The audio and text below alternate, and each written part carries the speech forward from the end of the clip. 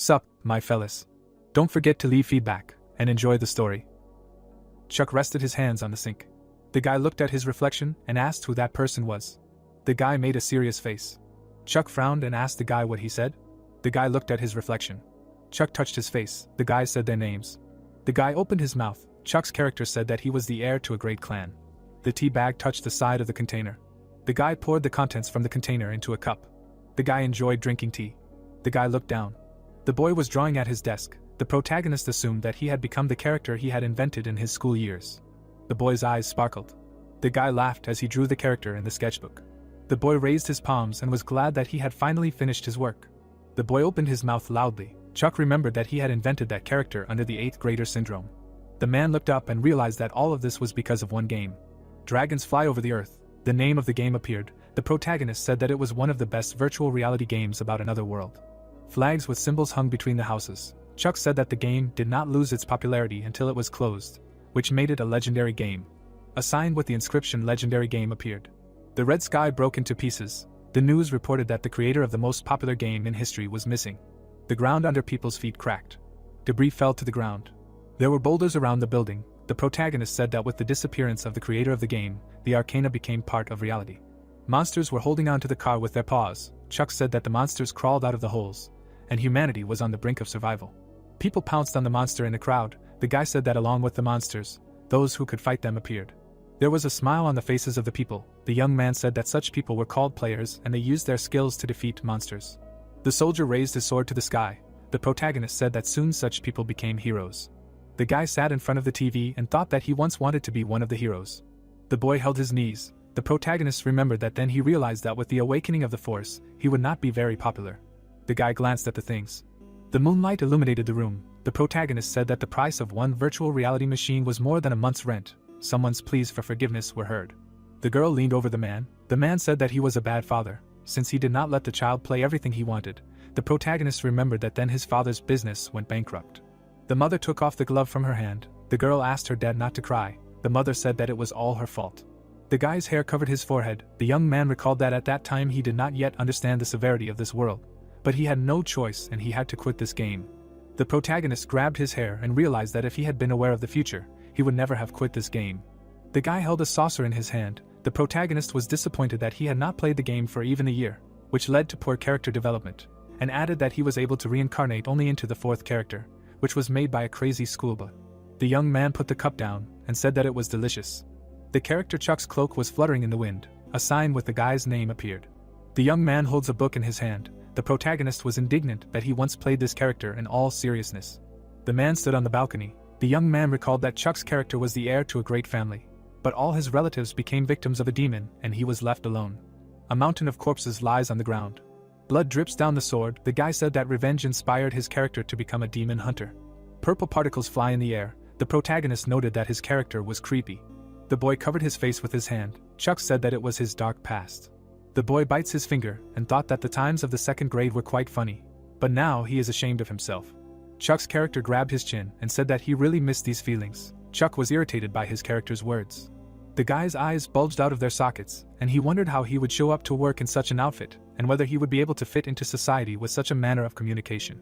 The guys held glasses in their hands. The boss asked the guy who he thought he was, dyeing his hair white, and added that in general the boy's appearance was strange. Chuck splashed liquid from the glass at the boss. The boy's pupils narrowed and he realized that he couldn't do that and would be sued. The young man put his hand on the table and said that nobles don't bow their heads to everyone. The protagonist noticed that his thoughts were different from his character.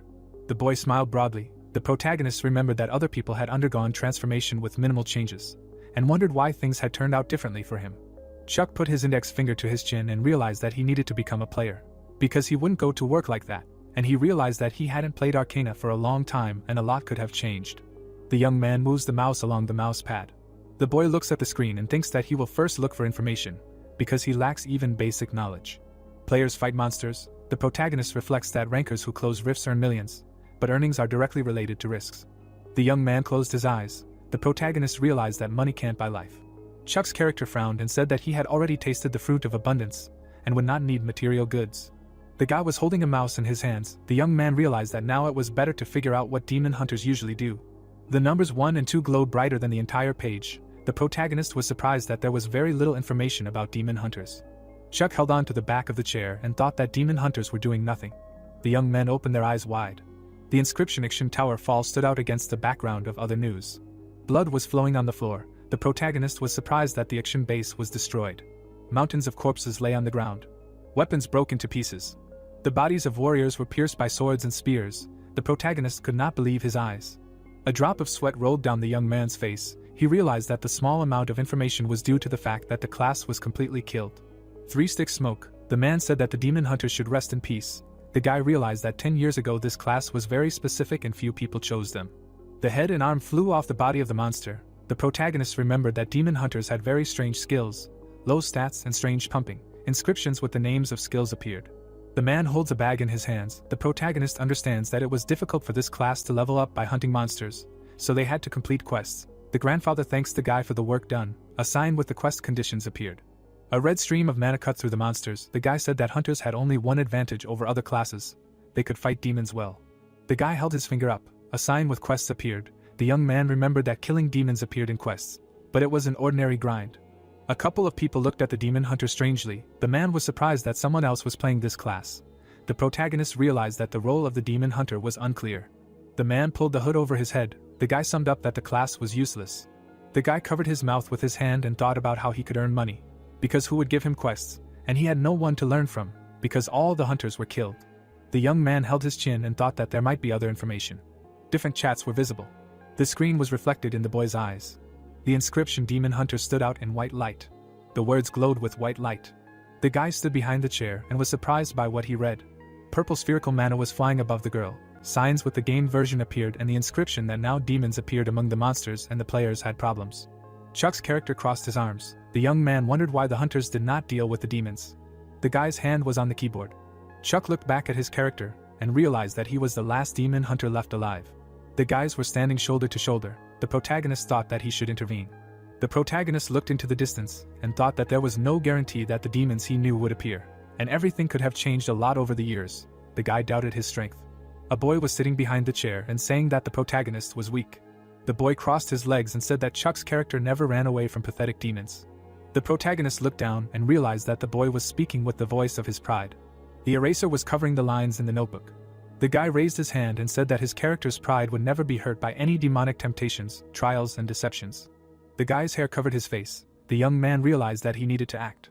Chuck's character closed his eyes and said that these thoughts were useless. The guy stood in front of the blinds and said that there was no reason to worry. There was a news monitor hanging on the building. Piles of corpses lay near the entrance to the subway. A hand held another hand. The light illuminated the room. The guy said that the monsters should consider it an honor that he would personally send to hell. The building was washed by streams of red. Several years had passed since the Great Cataclysm. The guy holds a cup in his hands. Many things were lost, but people were able to get back on their feet. People are smiling, the streets are alive again, and everyone has adapted to the new world. The guy is hanging in the air, but there is always darkness next to the light. The demon holds the boy on strings. The negative emotions of the people who have gathered together again became excellent food for the demons. Veins bulged on the guy's face. The warrior pointed his finger up. The man thought that this time he would choose these guys. The guy fell to the ground. The guy is holding a phone in his hand. Someone said that the last participant was late. Steven pressed the phone and asked everyone to wait another minute. A sign with the player's name appeared. The guy raised his eyebrows. The young man was walking towards the guys. The guy opened his mouth and noticed that everyone had gathered. Steven extended his hand forward and introduced the group members to Chuck. Chuck looked away. The guys got acquainted. The world was divided into 2 parts. The protagonist thought that this was a rift, and learned that this is how the players see him. The guys are holding phones in their hands. The young man realized that ordinary people cannot interact with the barrier. Hair covered the forehead of Chuck's character. The guy realized that he would be the same if he had not awakened. The barrier cracked into pieces. A sign with the characteristics of this rift appeared. The protagonist realized that this rift was suitable for levels of 40. The guy was illuminated by a light from above. He thought that this place was well suited for his level. Players were standing at the top of the stairs. The protagonist recalled that the average level of those attacking the rifts was 200.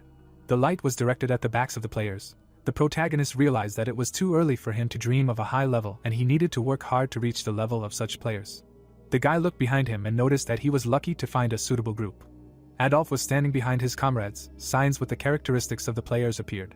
The guy clenched his hand into a fist and said that there was already another group inside and the guys could come in a couple of minutes. A table with information about the guy appeared. The young man's gaze was directed into the distance. A table with the degree of destruction appeared. The sky was cracking into fragments. The protagonist recalled that when the degree of destruction reaches 100%, monsters enter the world, and players can freely enter and clear them. The guy attacked the monster. The young man summed up that only players can stop this process. The guy clapped his hands and called everyone forward. Chuck hid behind his character and thought that everyone was so friendly, and he wanted to say something. The girls were fighting with the protagonist. He remembered that he was able to survive thanks to daily sisterly battles, and it was not a problem for him to cheer someone up. The guy extended his hand and said that the guys had nothing to fear as long as he was with them. Chuck wondered what he was saying. People were standing with their backs to Chuck and discussing Knowles. Blood flowed from the guy's mouth, and he decided that he would not say anything more. The sign on the pole broke. A notification appeared that said that people entered the food warehouse. There were pieces of walls and ceiling everywhere. A group of people were standing at the top of the steps. The girl opened her mouth and said that she did not see a single monster. Stephen lowered the group and said that there was another group in front of them. The guy smiled and said that there was nothing to worry about and they would have their share. The crowd was inspired by the words of the young man. Chuck was standing behind the people. The guy made a serious look and realized that something was wrong. The monster bared his teeth. The leader asked his comrades to prepare for battle. The fighters rushed into battle. The guy's hair covered his eyes. The guy frowned and counted the forces of his allies. The group attacked the monsters. The guy thought that the tank did not protect the group, but only attracted more monsters. Adolf flew away after the blow. The protagonist thought that the attacking tank had to go on the defensive, and the magician deals the main damage, and was surprised by the current hunting methods. The guy crossed his arms and realized his uselessness. The girl said that the enhancement would end soon. The guy looked out the window with the inventory and realized that he had big problems with weapons. There were several weapons in the inventory. The guy concluded that it was better for him not to get involved in the fight. The arrow was aimed at the guy. The guy made a tense face. The young man saw many monsters in the darkness. The monsters rushed into battle. The guys repelled the enemy attack. An arrow flew at Adolf. The young man said that there were too many enemies. A wound appeared on the guy's face. The guy asked the leader for help. The crowd ran to attack. The guy glanced at his comrades. Blood was pouring from the young man's wound. He asked Stefan to go back. There was a cry that Alistair was in danger. A monster with a sword rushed at the guy. The blade of the sword almost touched the guy's face. A beam of mana pierced the enemy. The monster lay on the ground with an arrow in his chest. The guy held a bow in his hand and made a speech about training these dogs. Stefan thanked Chuck and was surprised by the guy's speech. Chuck's character's face was shining. Chuck thought that he himself would not want to say that. Adolf fought a crowd of enemies. Monsters shot from bows. Monsters with swords ran to attack. The girl hugged the staff and asked what she should do. Chuck told her to calm down and pulled the bowstring, adding that the girl should use a strong spell, and he would deal with the enemies that appeared himself. The arrow flew straight into the monster's body. The guys wondered how much longer they had to wait. The girl replied that everything would be ready soon. Blood gushed out of the monster from the guy's sword attack. A magic circle appeared in front of the girl. She cast a spell and asked everyone to disperse. The monsters were attacked by fire. The monsters exploded. The guy took cover behind the wall. The girl leaned over the ground and asked if Chuck was okay, to which he replied that she had better take care of the others. The monsters' bodies were burning in the fire. The guy's face went cloudy. The young man was surprised that he could take the arrows back. A sign with an arrow appeared. The girl gave Adolf a healing potion. The guy thanked her. The leader's glasses reflected the flames of fire. The guy hit Stefan in the chest and asked him what he was doing. The guy opened his mouth wide and asked why the leader didn't help them, but just went and led them into a trap. The guy made a serious face. A smile appeared on Stefan's face. A broken lamp was hanging from the ceiling. Laughter was heard. The lamp was swinging on the ceiling. The guy grabbed his stomach and laughed loudly. The guy frowned and asked the leader what he found funny, and noted that the guy's name was worth nothing without his brother. The lamps were hiding in the ceiling socket. Chuck grabbed the guy by the shoulder. The young man was surprised by the disappearance of the fire. Chuck's hair covered his forehead. The leader repeated the guy's words. Stefan's face grinned. He said that the guys were funny, and added, "How can you not laugh with a bunch of fools?" The girl opened her eyes wide. Signs appeared that reported that a natural enemy was detected. Chuck lowered his head and claimed that the leader was a demon. There was a demon standing behind the guy. The hero exhaled heavily and asked if his interlocutor was a demon. The guy in glasses smiled evilly and exclaimed that he finally figured it out. A notification appeared that the natural enemy skill was activated. The blonde hero looks at the demon. Adolf extended his hand to Chuck and said that this could not be. He clarifies what he is talking about. The brunette blinks nervously and asks how Stefan can be a demon. The brunette steps back in fear. Adolf opened his mouth. He does not understand where everyone disappeared to. The brunette turned his head. The girl tries to free herself from the plant on her neck and asks for help. Angela extends her bloody hand to the hero and screams for him to help her. The girl grabs Adolf. Stefan confidently walks towards the heroes. A notification appeared that the demon's gaze fell on Stefan. Too low mental resistance. The brunette screams for him not to approach them. Notifications popped up that say that the demon's gaze fell on Adolf, and his mental resistance is too low, as a result of which he has a negative status fear. Adolf screams for help. Stefan, adjusting his glasses, says that they are trembling with fear in the illusion that they created for themselves. The blonde runs and says that people are like that. Chuck grabs Stefan by the throat. Stefan exclaimed that the hero needs to understand that he will kill not only him, to which the man in the business suit, putting his weapon away, mentally declared that such armor cannot be pierced in the forehead and a weak spot must be found. The guy in glasses swung his sword and asked if he would attack him. The blonde swung his knife. A notification appeared that the active skill is a natural enemy. Chuck thrust a knife into the opponent's back. A notification appeared that combat power increases in the fight with the demon. Stefan, smiling, turned his gaze to the opponent. The guy in glasses, having repelled the enemy's attack, shouted that he was stupid. Chuck dodged the attack. Stefan exclaimed that all people are hypocrites. Stefan smiled evilly and said that a minute ago he was so friendly, and now he is a blade. The blonde slowly walks away from the opponent. Stefan cries black tears. Chuck stopped. The fair-haired guy cries and mentally says that his opponent cut him, wonders if he is an ordinary person and understands that it is silver. Chuck approached the opponent and tells him to stop chatting. The blonde turned his head towards the opponent and said that he does not talk to his prey. Stefan brought his hand to his face. A sign appears with a question mark asking where everything went wrong. Jack extends his hand to Stefan and shouts his name. The guy with glasses looks up. The long-haired guy asks his interlocutor why he is flying in the clouds, and clarifies whether the wounds hurt a lot. Jack sighed. Stefan said that he was just distracted. The long-haired guy exclaimed that he told him to avoid dangerous rifts and adds that he should forget. The guy with glasses scratched the back of his head. Jack told him to quit this business. He added that he should join his guild of analysts. Stefan mentally declared that he just did not want to be a loser. The muscular man waves his hand and asks what his name is, if he is Jack's older brother. The man in the brown shirt put his hand on the guy's shoulder and said that he heard that his brother dealt with another boss. He added that the guy should convey his congratulations to his brother. The man in glasses smiled. The guy in the brown shirt said that he always has to try harder so as not to disgrace his brother. He clarified whether he was definitely the older brother and whether they were brothers at all. What did he even forget in the rifts? And added that he must listen to his brother, otherwise he would die. He just wanted to be someone his brother could be proud of. The demon extended his hand forward and said that he would help. Stefan raised his eyebrows in fear. Stefan smiled and said that he could just watch. A notification appeared that the demon's gaze fell on Stefan. The guy in glasses looks forward in fear. A notification materialized that mental resistance is too low. Stefan tries to get out of the demon's shackles and asks what is happening here. A notification materialized that a negative possession status is occurring. The blonde guy runs and says that we need to go forward.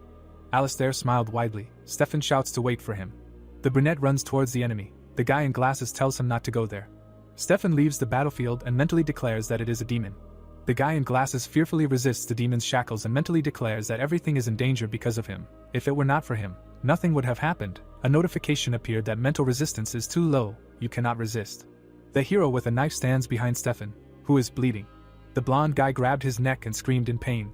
The blonde looked at his opponent. The guy in glasses screamed that he was in pain. He added that his opponent was a crazy idiot who would finish him off.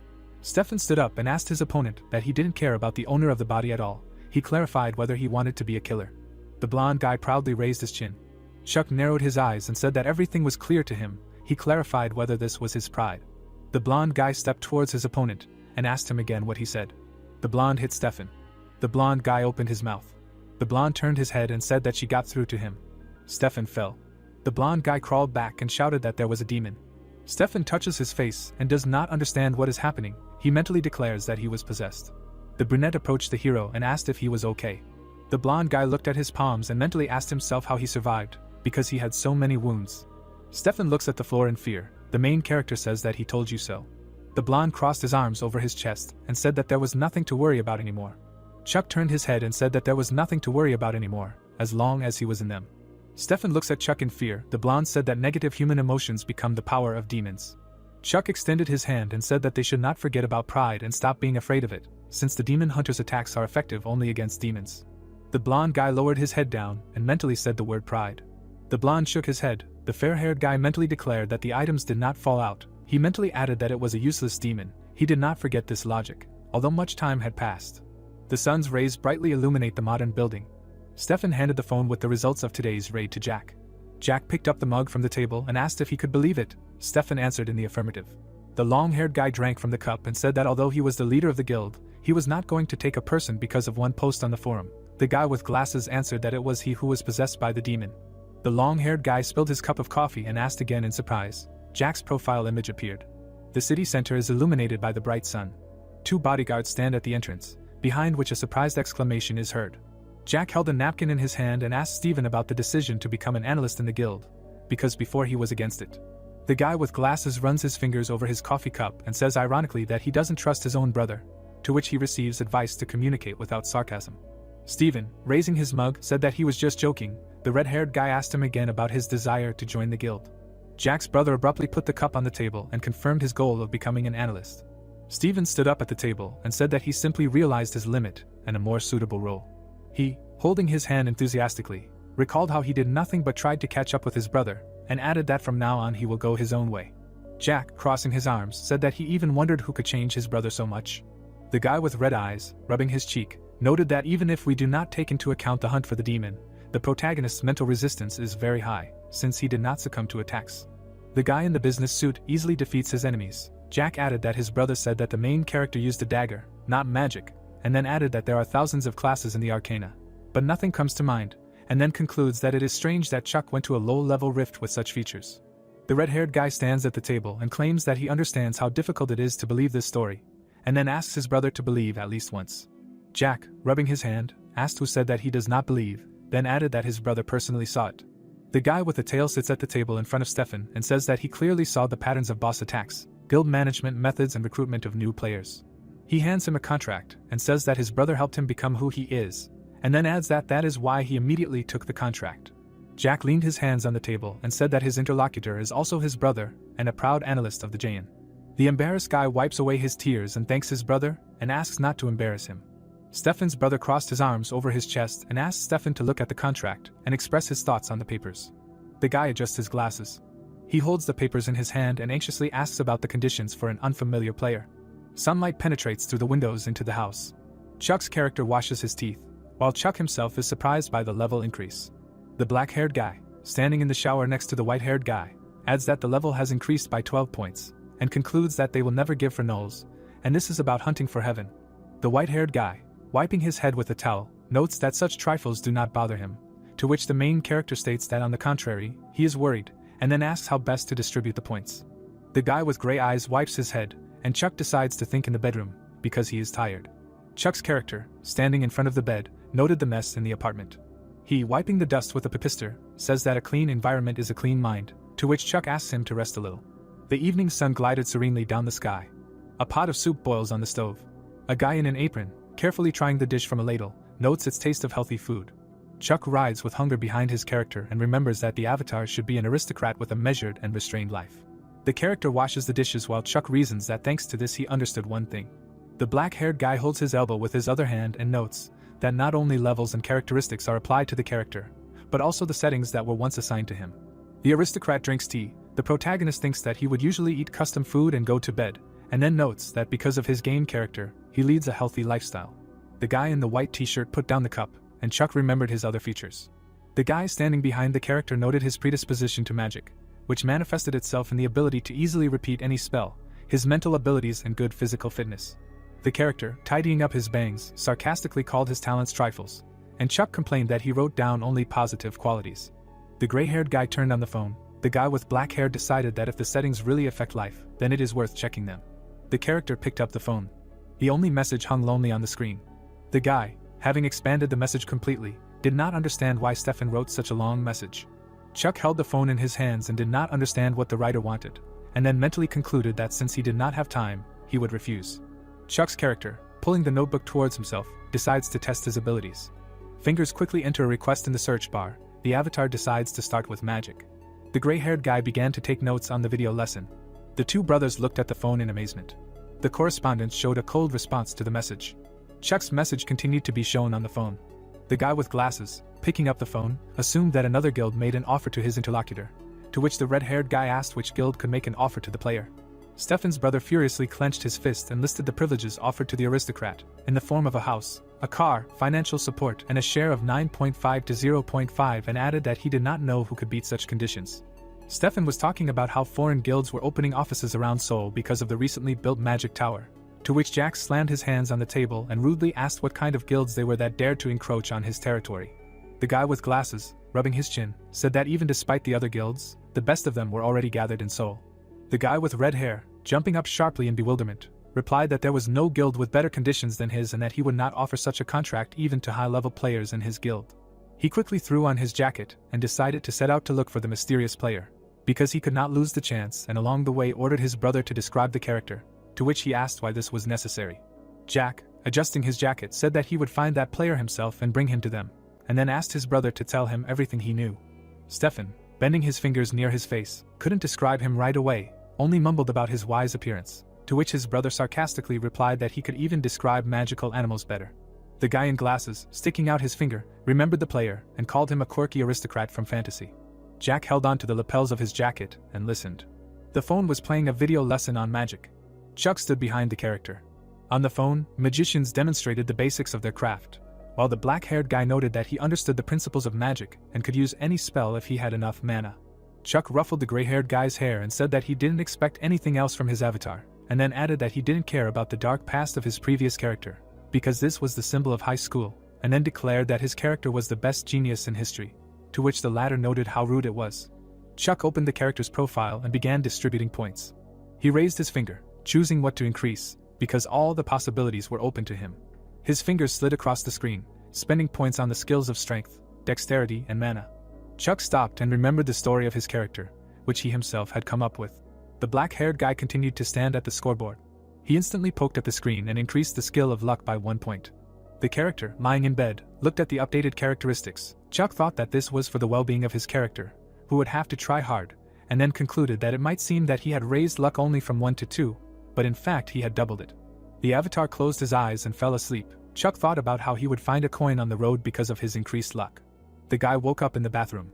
He and Chuck were looking at the new message. Chuck, his mouth open in surprise, rejoiced at the luck that had brought him something more. The board showed a new class quest offer. The system suddenly flashed, announcing that it was a class quest, a prelude to counterattacks, and the hero asked if this was really the class quest he was thinking about. Chuck looked at his desktop in surprise, thinking that after the appearance of Arcana in reality, quests became very rare, and the reason was simple, because they did not have many NPCs who could give them out. The hero looked thoughtfully at the screen and thought that even a regular quest was a rarity, and here was a class 1 right away. Chuck looked at the search bar on his laptop and thought that simple Demon Hunter class quests were pretty weird. The guy looked at the screen in confusion. Chuck, intently reading the headlines of the article about the first-rank paladin named Guyver, thought that he knew about it. An image of a man holding a magic ball appeared. The protagonist thought that a class quest was a quest that was only given to one person from the entire class. The laptop screen showed many articles about a new first-rank paladin named Guyver, and the protagonist said to himself that this alone was enough to make all the news, because these quests were so amazing that they could allow any player to become one of the best. The curtains for the windows blocked the sunlight, and the protagonist added that if you look at it sensibly, there was no chance that a class quest would be given to a player with level 67. Chuck clicked his computer mouse and declared that this meant something. The protagonist looked tiredly at the monitor and said that as he thought, there were no demon hunters left except him. Chuck, calmly looking away from the screen, thought that this made sense. An image of ancient towers appeared, and the protagonist thought that action was the base of all demon hunters. The protagonist, looking up at the huge towers, thought that it sounded cool, of course, but the reality could be shocking. The branches of the bushes rose up the cliff, and the instructor cordially welcomed the soldiers to action.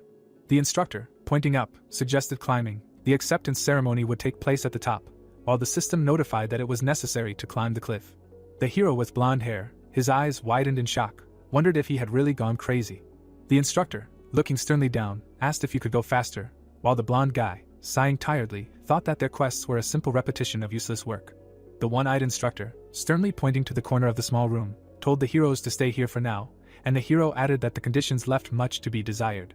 The players turned around cheerfully and shouted that the cafeteria was where they came from, because it was time for them to eat, while the system notified the hero that he had to go to the cafeteria to eat. The instructor angrily shouted at the newbies to move faster, because if they couldn't handle even that, he would kick them out, and the protagonist said that the NPCs were constantly yelling at you. Chuck, hanging his head wearily, thought that anyone would give up in such terrible conditions, and added that demons penetrate the human mind, so training was needed that would make him stronger, because the 8th grader syndrome was getting worse. The guy, decisively pressing his finger on the screen, thought that now it was in the past, and added that first he needed to see what the point of the quest was. The protagonist, thoughtfully looking at his character. The hero was actively searching for information on his laptop. Anti-Arcana United Headquarters, Korean branch. The tall glass building of the company's headquarters was illuminated by the evening sunset. The office workers were sitting in their small work areas, and the protagonist thought that to cope with the chaos and damage that had occurred after Arcana appeared in reality, an association of former game developers had been formed. The office workers were chatting animatedly, and Chuck thought that they were reacting to every update that was reflected in the real world, collecting and analyzing information for the players. Chuck thought ironically that in other words, this was a company with overtime, and the guy at the office desk stretched and exclaimed that this damn Arcana was already boring him. The employee, leaning back in his chair, asked his colleague named Sunbae if he thought the update would come out this week, since it was already late enough that it was unlikely to come out, while his colleague, narrowing his eyes thoughtfully, replied that they could only hope. The employee, looking at his interlocutor intently, declared that this Raymond was so creepy and asked if he was updating the website and the game content by himself, adding that he was terribly curious as to how that was possible, while his colleague sternly ordered him to stop chatting and press the refresh button on the page. The dark-haired office worker, narrowing his eyes analytically, said to himself that as soon as an update appeared on the website, reality also changed. The employee, leaning back in his chair in shock, exclaimed that an update had appeared, while his colleague, astonished, asked what that meant. The employee, frozen in confusion in front of the screen, wondered if this was true and added that it simply couldn't be. The employee stood up in delight on his chair and exclaimed that there was an update, while his colleagues responded animatedly that it was serious, and one of them, resolutely heading for the exit, said that he was heading to write a resignation letter, while the boss strictly ordered to turn off the phones, because journalists would start calling now. The boss, insistently pointing, asked what he was doing in order to turn off the phone, while the employee, surprised, thought what this was. The system, suddenly flaring up, announced the appearance of a new demon, a new rift, as well as the fortress of the Count's family, the territory of the Count's family, and the vicinity of the territories of the Count's family. An image of a huge grey werewolf appeared, and the system reported new monsters and bloody bandits. The player, with his eyes widened in shock, exclaimed that he was level 430, the strongest player was at 403, and asked what kind of broken update this was. The player, looking at his laptop screen in confusion, said that an ordinary group of rankers couldn't handle this, to which his comrade replied that it was even worse, because even a guild or an entire association couldn't handle this level. What about the magic tower, if we asked the NPC for help? The player, desperately looking at the screen with the image of a vampire, exclaimed that about the magic tower, because if we asked the NPC for help, the situation could stabilize, to which his comrade replied that they wouldn't do anything until the tower itself was under threat, explaining that this was precisely why they wouldn't help now. The office worker hopelessly put his hand to his forehead and said that this was truly an impossible task, because they were simply suggesting that humanity die. The protagonist, looking at his screen, hopelessly declared that it was all over, adding that this rift would be broken.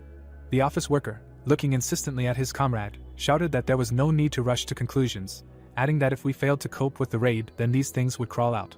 The player, looking angrily at the monitor of his laptop, exclaimed that for the bastard Raymond, human life was just a joke, adding that the previous updates were feasible, but this was destroying the balance, declaring that he simply could not believe it, adding that only a real miracle would save them. The system, having displayed in detail, announced that the class quest prelude to counterattack was beginning, explaining that the time had come for the dear last demon hunter to counterattack the enemy, explaining that the starting condition defeating the demon had already been fulfilled. Chuck thoughtfully sipped tea from his thermos, and wondered why everything was happening like this in his life. The hero sipped more tea, and the system reported that in the process of training his weakened body, today's goal to run 20 kilometers was completed, and the hero asked himself if the quests were really as strange as an action. The protagonist, looking tiredly at the seller in the store, thought that his entire mortal body was shaking, and asked himself if it was possible to immediately give such heavy loads, while the seller politely asked if the hero would take a bag, and Chuck refused. A hearty sandwich lay on the protagonist's snow-white plate. The protagonist, looking disappointedly at the food, thought that he couldn't even cook a sandwich properly, adding to himself that sometimes you need to try to change your appearance, ordering himself to stop scattering crumbs from the sandwich. Chuck, looking at the screen with satisfaction, clicked on one of the notifications. The hero looked at the screen with the tasks and thought that he liked this feeling of completion, while the system notified him that today's training was over, and the hero added that if it were not for his pride, he would have given up long ago. Chuck, disappointedly putting his body to bed, thought that the stupid quest was finally over, and added that now he would definitely get a good night's sleep. An old woman with her grandson were drying red peppers on her balcony, and the protagonist thought that he could not wait for the next quest. The blonde protagonist confidently pulled himself up on the horizontal bar. His body suddenly trembled from powerlessness, and Chuck cursed in displeasure. Chuck's face was absolutely calm, while his hero's face was twisted in horror. Chuck thought it reminded him of action, and the system notified that in the process of training the weakened body, Today's goal was to run 20 kilometers, do 1,000 push-ups, do 500 pull-ups, and also do 300 burpees. An image of all the protagonist's previous challenges appeared, and he tiredly thought that this was just a repeating quest, wondering if they were completely crazy, since a whole week had already passed.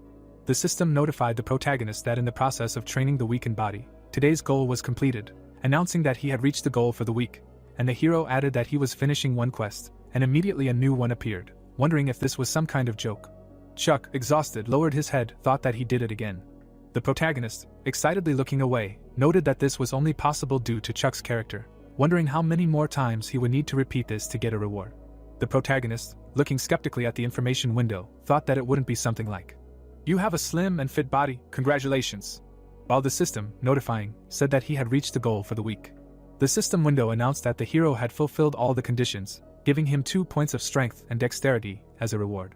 The protagonist, looking at the screen in amazement, wondered if these were really stat points, asking himself if they would be wasted. Chuck, looking enthusiastically at the system window, thought that stat-enhancing items were usually insanely expensive, adding that it would take millions to even get 1 point, and he got 4 points without even leveling up, saying that such news could even drive one crazy.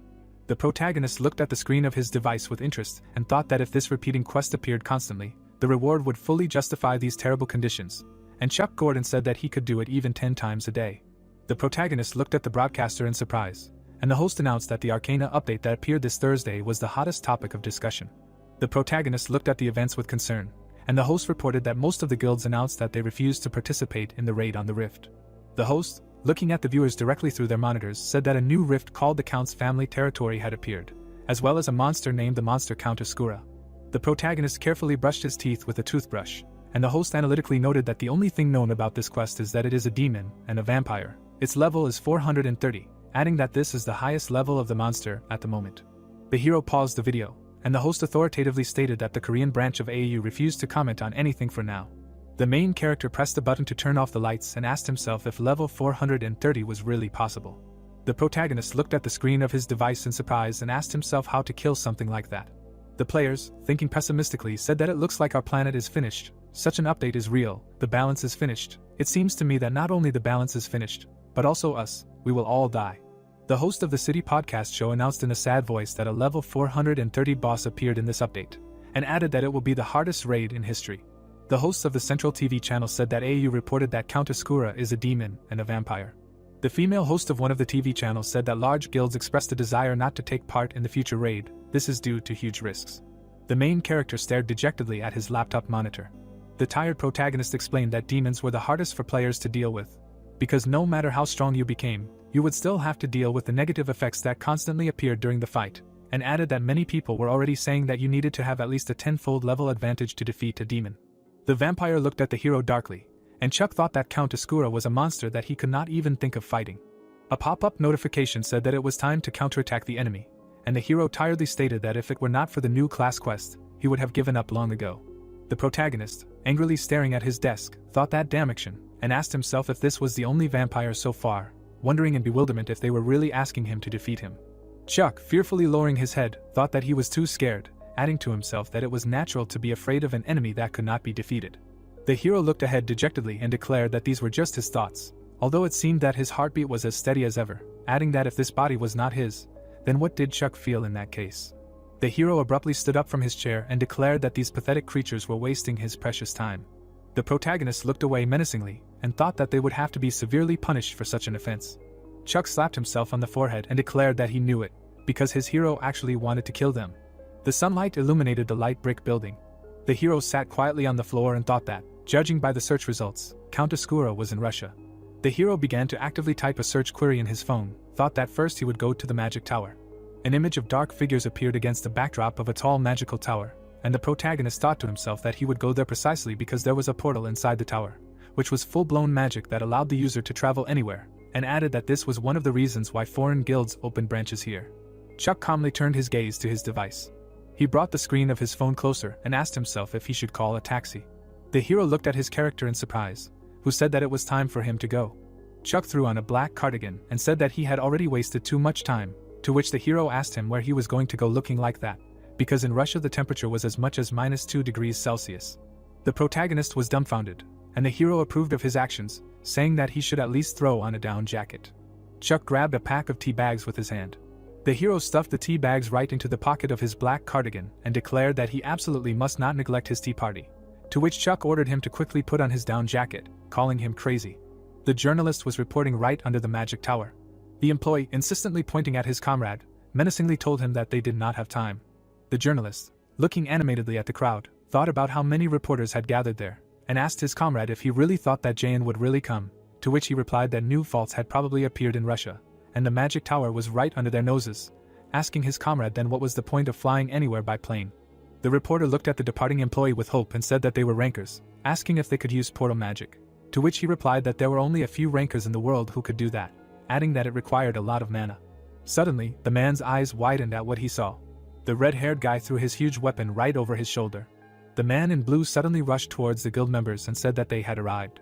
The guild members made their way through the crowd of reporters, and the journalists vied with each other in asking questions, asking if they were really going to raid the new rift, adding if they were planning to share information with other guilds and why they decided to start before everyone else. One of the journalists, pushing his hand with a microphone through the crowd of journalists, asked the guild master if Jayan had already found a way to defeat Count Asura. The guy in the suit asked the reporters with a disgruntled voice to ask these questions a little later. The red-haired warrior named Jack quickly raised his weapon and confidently declared that he did not know how to defeat this count. The guy in the suit awkwardly raised his hand up, declared that there had never been a time when they entered the rift fully prepared. The reporters filmed what was happening with their large television cameras in surprise, and Jack admitted that they were going into the rift first only to get ahead of their competitors. Jack, looking sternly at the reporters, said that they were not going to share information, and added that everyone said that this was for the sake of saving the world. The reporter looked at the guild member with frozen eyes, and the red-haired warrior said that if they were serious about saving him, then they should challenge the rift and see everything with their own eyes, and not watch from afar. The reporter looked away excitedly and exclaimed that the Shining Guild had appeared and ordered his fellow reporter to grab their equipment. The reporter, persistently running closer to the new guild, asked Ms. Camilla to look here, and kindly asked Rox, the Shining Guild master, to look here for a second, while the system displayed and notified that it was Rox, the Shining Guild master. The man in the black suit looked at Rox excitedly and shouted at him that they would have to walk from here because of the crowd, and the reporters insistently asked him to look at their lenses. The man in the white jacket condescendingly smirked, thinking that it was Jayan, rude as always, and Rox mockingly said that they were just worried. The guild members moved on and the leader thought that all the big guilds were rushing to Korea because of the magic tower and their place was getting lower and lower. Jack looked at the situation with displeasure and thought that they were probably betting a lot on this raid. He leaned over to his comrade and kindly asked him not to worry. The guy in the black jacket put his hand on Jack's shoulder in a friendly way and said that they didn't need to rush and suggested to try to do it slowly and carefully, to which the red-haired guy said that he could always be relied on. He threw his sword over his shoulder and asked what about that guy since he said he would contact him, to which the guy in the suit replied that he was planning to change the terms and call, but suddenly there was an update. Jack looked at his friend with hope and said that that guy was strong and asked his comrade whether he thought he would go into the rift or not. The bus was shaking along the road, and the hero wondered if they were meeting in a magic tower.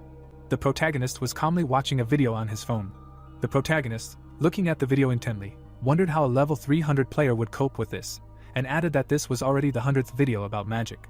Chuck nodded with satisfaction, thinking that he now fully understood the process.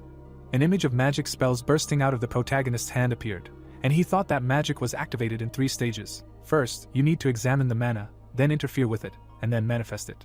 Suddenly, the protagonist's palm caught fire. The guy sitting next to him was amazed, thinking that it was fire. The public bus driver, looking sternly at Chuck in the rearview mirror, shouted that you can't use any spells on the bus, because it's dangerous. The protagonist, confused, put out the fire, said that he didn't think it would work, because he had full control over the flames, and added that he would stop if the passengers were consumed by terror, and thought that he had enough of pretending to be tough. Chuck, calmly looking at the stats, thought that he had learned new skills thanks to the video, saying that he was a little nervous about what they would be, adding that it was useful anyway.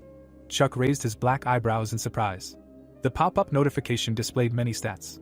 Chuck, puzzled, squinted, thought that he had no magic skills, although they usually appear in the stats window immediately after you learn them. The bus arrived at the stop, and the protagonist thought that maybe this was some kind of bug. The gray sky was covered with clouds. Rain clouds were gathering over the city. The protagonist looked up. An image of a huge hall with a magic crystal in the middle appeared, and the hero thought that this was the magic tower, or rather, its main hall. The protagonist, squinting thoughtfully, thought that the external appearance was very different from the internal structure. Chuck looked up cautiously. The main character, looking in amazement at the blue magic window, thought that this seemed to be the very portal. The hero stared at the portal, fascinated. Chuck, looking at the portal in amazement, thought it was a strange feeling, as if he could understand portal magic. Chuck reached out his hand to the blue portal and thought, no, it seemed even simpler than the fire magic he used. The employee, accidentally pushing the protagonist right into the portal, shouted for the Jayan Guild to come here, because the analysts would soon hold their meeting here. The guy, confused, turned around, asked if he had pushed someone into the portal and apologized, while Jack angrily shouted at him that he needed to watch where he was going. The red-haired guy, looking at the employee with irritation, said that he was ruining their reputation and suggested firing him, while his assistant named Steven fearfully apologized and explained that the guy looked like Chuck. Jack, looking at his comrade with authority, ordered to begin the briefing, while the assistant readily answered that he definitely had. Steven, pressing the button on the remote control to turn on the presentations, officially explained to the audience that, as they already know, the new faults are in Russia. An image of the diagram appeared, and the hero said that everything looks something like this, adding that this is the outer circle of the fault, the outskirts of the territories, has hundreds of different entrances. The guy in glasses, raising his hand with the remote control up, said that the inner circle of the Count's family's territory has about 30 entrances, and the last, central circle, the fortress of the Count's family, is the abode of Count Asura. The audience looked at the speaker in bewilderment, and Steven seriously said that judging by the analysis of the current and past faults, in the event of a breakthrough, with a high probability, the fortress of Count Asura will appear in their world. Huge magical cracks appeared in the sky above the mountain range. The reporter, professionally addressing the camera, said that he was in Russia near the new fault. This place is already flooded with reporters and players. Kidri, enthusiastically greeting the viewers, exclaimed that he was on the line directly from Russia, adding that he was now near a new rift. Kidri, gesturing animatedly to the camera, said that, as the viewers can see, there are a lot of cracks here, how cold it is. In any case, he, Kidri, will please them with funny content. Kidri persistently suggested that the viewers look at the rift, which is right next to him, while a stranger approached him. Kidri swung at the white-haired stranger and told him to mind his manners. Kidri, looking at his opponent in confusion, said that he found this rift first, while the stranger coldly ordered him to step aside. Chuck, threateningly leaning towards Kidri, warned that while he still had patience, he could still step aside. Kidri, frightened and dumbfounded on the spot, said that he was just cold, and asked to forgive him for his ignorance. Chuck calmly looked at the rift. The protagonist, looking thoughtfully at the rift in the air, said that he had finally come to the rift of the outskirts of the territories, and a pop-up notification informed the hero that these were the outskirts of the territories. The monster's head flew off from its body, and the hero said to himself that he hoped that it would be warmer further on. The girl ran away from the falling body of the monster. Ani, turning around, heard someone desperately screaming, asking her to wait. The girl in the white hat, tiredly catching up, said that she understood that their level was higher than 300, but asked not to run away so quickly, while her comrade indifferently answered that she should forget about it, because it seemed to him that she was simply looking for death. How cold it was. The girl turned around abruptly, and the other character sternly objected that it was not right to speak like that and that he should address her formally, and the first one, agreeing, said okay, while the system, notifying, displayed that it was Ani, level 348, player rank top 100, berserker and part-time leader of the Berserker Guild. Leonie Bellucci, grinning angrily, asked what he said and added that he should stop annoying her. The narrator, commenting, noted that words were pouring out of her mouth that were better censored. The system, solemnly notifying, announced that the hero had entered the territory outskirts rift, adding that the appropriate levels for this were 240 or even 270, and the degree of destruction was 97%. Chuck, looking around, thought that this place was called the territory outskirts. The protagonist shivered and thought it was even colder, adding that it was a good time to hunt, as his rage was boiling up.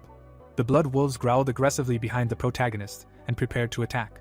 The system notified that the blood wolves were level 230, and a crowd of wolves pounced on the protagonist, and he worriedly thought that he was only level 67.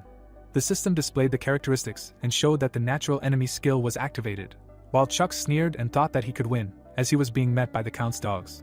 The protagonist looked coldly at the wolves and said that they had chosen the wrong master. The protagonist materialized a sword in his hand. The protagonist sneered and said that he was very kind, so he would help ignorant creatures. Chuck, looking menacingly ahead, promised to give the wolves a taste of the fear of becoming prey. The system suddenly announced that a vampire hunt had begun. The player sat down tiredly over the dead wolf. The red-haired girl cut the monster in half and screamed about how much shit was in them. The bloodied guild members looked at Ani in surprise and suggested that she calm down a bit, and one of the players said that everything was as usual with the girl. The red-haired lady, out of breath, looked at the dead wolf. The animal's bloody muzzle was lying on the ground. The player, tiredly wiping his sweat, said that so many had been killed and they still weren't ending, while his comrade calmly replied, "Come on, not that many."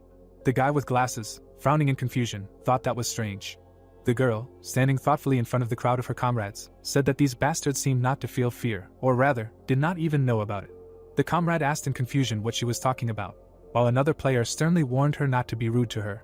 Ani, hesitantly continuing, said that everything seemed unnatural. The girl, pointing her finger at the rest of the guild, asked if they had ever noticed the wolves whining or howling in pain. The guild member in the white hat honestly admitted that, to tell the truth, she had not noticed such a thing. Ani turned around worriedly at the sounds behind her. A white light appeared behind the rocks, and the girl wondered what kind of howl it was. The player, looking analytically into the distance, said that it was not an ordinary howl, adding that it sounded scared. An image of a snowy forest edge appeared, and a member of the Berserker Guild noted that the wolves had not howled since their attack, and asked what had happened there. Leonie, resolutely running in the direction of the sounds, offered to look and find out, and ordered to follow her, while her comrades confusedly exclaimed that wait, and agreed to move forward. The protagonist pulled the bowstring of his bow. Chuck, concentrating on the arrow, thought that he felt something mana in the tip. The protagonist, critically looking at the magical aura surrounding him, thought that the arrow was not the best, but it was possible to study the mana, interfere with it. The protagonist lit his arrow right in front of his eyes and thought that then he just needed to manifest. Chuck, having successfully used magic, released his fire arrow from his weapon. The wolves carefully moved forward. Chuck confidently released another burning arrow at the enemies. Ani, leaning tiredly against the tree trunk, looked at what was happening. The player, stopping in amazement, asked what it was. The girl looked at the protagonist sitting on the stone and asked what the hell was going on here. Chuck, elegantly sipping tea amidst the flames, was calmly resting. The guy behind, shocked by the scene, exclaimed that it was a fire arrow, a magic skill, and Ani, in turn, menacingly asked who this idiot was. The girl, looking at Chuck with disbelief, asked if the suit and shoes were really in the Rift Raid, clarifying that he was drinking tea amidst the flames. The player, pointing his finger at the protagonist, suggested that maybe he was a streamer. The girl glared at the protagonist, and the player explained that streamers were those who broadcast from rifts, adding that he must have been following some guild and got left behind, while his friend agreed that it sounded plausible, and the girl furiously called the protagonist a dumb bastard. The player, running up to Chuck in concern, shouted that it was dangerous here, adding that civilians had no business here. The hero looked displeased at those who were bothering him. The protagonist continued to calmly sip his tea. The red-haired girl, frowning in offense, asked if the protagonist had ignored her. Ani, angrily jumping up to the protagonist, shouted that if they were talking to him, he should listen. The player, pointing fearfully, warned that something was going on there, calling the guild leader. The girl turned around worriedly, and her comrade shouted at her to run away. A crowd of monsters was approaching the scene, and the hero shouted that there were enemies coming. The players activated their defenses and shouted that there were too many of them, wondering where they even came from. The bloody bandits raised their huge swords. Ani parried the blows of the enemies and ordered her guild to take positions. The heroes activated their protective shields. The player turned to his comrades and shouted a warning to be careful. Most of them were armed. The girl fiercely parried the blows of the monsters and thought that it had gotten better. Ani made many blows with her sword and shouted to her guild to worry about themselves. The player, desperately shouting, said that the enemies were above. The girl calmly looked at the situation. The players, shocked, assessed the situation, exclaimed what the hell was going on here. The bloody bandit pulled the bowstring straight at the heroes. The player, looking anxiously at the opponents, said that there was a whole crowd of them, adding that they were surrounded, and asked the guild leader what they would do. The girl turned around at the protagonist, puzzled, and asked why he was still here. The protagonist looked at the mug of tea and thought that now was not the time for tea, and told himself to run away. A huge monster with a piercing scream was approaching the heroes. The girl looked at the approaching enemy in fear. A cloud of arrows materialized in front of the guild. The protagonist looked at his mug. Chuck, looking tensely at the magical signs, thought that he needed to examine the mana inside the thermos, and then interfere with it and manifest. The protagonist, concentratedly thought that in order to use the skill, mana coverage was required, which he would not be able to handle at his level, and in case of a mistake, he would simply turn off when trying to manifest. The boy looked at his mug and thought that if his spell was not a skill, the events would develop differently. The hero was blown by a magical wind. The mug flew up from his hand. A magical aura appeared in the air. The girl raised her hand in front of her in fear. Ani, looking ahead, realized that the danger had passed. The player, looking ahead with alarm, thought why nothing was happening. A huge rock towered in front of the heroes. Ani, looking at the wall in amazement, asked what kind of skill could create a wall of such a size. What was this? Alchemy. She had never heard of such a thing. Chuck, calmly turning around, said that it was not a skill. The girl turned around in surprise, and the boy confidently said that he had not used a skill. The hero, solemnly looking at the girl, said that he had used real magic. The players were chatting animatedly, discussing how to create such a large wall with alchemy. Who is this? Is it really an alchemist? Because before they thought that alchemists were ordinary artisans, and wondered where he was from. The protagonist looked at his hand and thought that it turns out that you can change the shape of objects if you interfere with mana, adding that this really looks more like alchemy. The players looked back with alarm. The man assessed the situation in surprise. The player, shouting anxiously, warned that enemies were attacking from the other side. The protagonist, grinning ironically, thought that it seemed that tea drinking would have to be postponed. Ani looked resolutely at the protagonist. The player, shouting militantly, ordered to attack and attack them. The girl, sternly addressing Chuck, told him to stay behind them. The protagonist confidently raised his hand to attack. The hero materialized a bow in his hand, and the girl asked if it was really a bow. The player, desperately shouting, said that a healer was needed here. Another player, looking back in fear, realized that he would not have time to dodge. An explosion thundered. The player, shocked at the situation, asked if he really did it with one shot, asking if they had such strong archers in their guild. The protagonist pulled the bowstring again. The girl, looking at him in bewilderment, asked if he was really an archer. The player, puzzled, continued, asking what kind of wall was that, so he was an archer. The protagonist released a burning arrow from his bow. The monster, shocked by the fiery arrow, made a piercing sound. The players looked at what was happening in confusion, and Ani asked herself, wait, a mage? No, with a bow, and alchemy too. The protagonist looked forward desperately, and the girl asked him who he was. The players were animatedly discussing what had happened. The player turned to the leader and said that they had inspected everything, adding that they had found no more enemies. Ani nodded with satisfaction and said that it was a great job. The girl, looking at Chuck with irritation, thought that this bastard was annoying her, because he went into a dangerous rift in such an outfit, and he also couldn't answer questions normally. Chuck was calmly drinking tea, and Ani thought that he didn't look tired at all, that he was keeping it all in. The girl, looking at the protagonist with displeasure, honestly thought that she was embarrassed to admit it, but without him they could have died. Chuck brewed his tea, and the girl thought with embarrassment that he looked good, but she should thank him for his help, because he looked like a rancor, but she didn't remember anyone like him. Chuck continued making tea, and Ani was upset that he would ignore her anyway. The girl shuddered in fear. Leonie, embarrassed by his gaze, wondered why he was staring, asking herself if she had been staring for too long, adding that it was not because she liked him. Leonie, nervously biting her finger, wondered why he was not looking away, probably wanted to invite her for tea, and added that if he shared, she could drink a little. The girl meekly squatted down, and the protagonist called out to her. Ani turned around sweetly and asked what he wanted. Chuck, looking coldly at the girl, said that she could stare as much as she wanted, because his tea was not for her. Ani looked at the hero in shock. Drones cut through the air above the forest. They flew high above the trees. The reporter, turning to the camera in a professional manner, said that this was Arcana today, in Russia, right in front of a new rift. The man looked at the screen in confusion, and the reporter said that he was in Russia, right in front of a new rift, and that the whole world was glued to their screens, because they had never seen a boss of this level before. The girl turned to the reporter and asked if the rift was really called the outskirts of the territories, to which he agreed and added that it was one of 3 that had appeared in this update. An image of a mountain from above appeared, and the guy added that there were hundreds of such rifts, and they needed to be cleared to get to the next level. An image of Dek and his friend appeared, and the reporter said that Jayan and the Shining Ones were clearing them right now, and asked who would be the first. An image of the Shining Ones guild appeared, and the reporter said that the guild that cleared the rifts faster than the others would definitely gain worldwide fame. The man tensed up in front of the screen. A guy with a coffee in his hands looked in and offered the director a cup of coffee. The director told him to come in faster, and the guy asked why it was so dark in there. The man turned to the guy with displeasure and asked what was going on with the rifts. Were there any new videos? And the guy replied that only the Shining Ones were doing it faster than the others. The director drank his coffee and said that they needed to get ready near the rift, because they would take an interview right after they came out, to which the guy replied that it would take them forever. Suddenly, the guy in the hat was taken aback. The reporter said that they would continue, and the guy ran past him. The reporter, embarrassed, turned away and said that the director's assistant ran in front of the camera, probably because he needed to go to the toilet. The director climbed out of his tent and enthusiastically shouted that they had cleared it. The first rift had been cleared, ordering them to run after it. The reporter asked uncertainly who did it, to which the director replied that he did not know. There were many trees, it was not visible from the drone. An image of snow falling in the forest appeared, and the reporter shouted for everyone to run faster. The guy ran quickly through the forest. He suddenly turned around uncertainly. The director asked what he saw, and asked if he filmed it, and asked which guild it was, Jayan or the Shining Ones. The guild members came out of the rift, and the director received the answer that it was Berserker. The reporter asked incredulously, could it really be Berserker, who only had 32nd place in the ranking?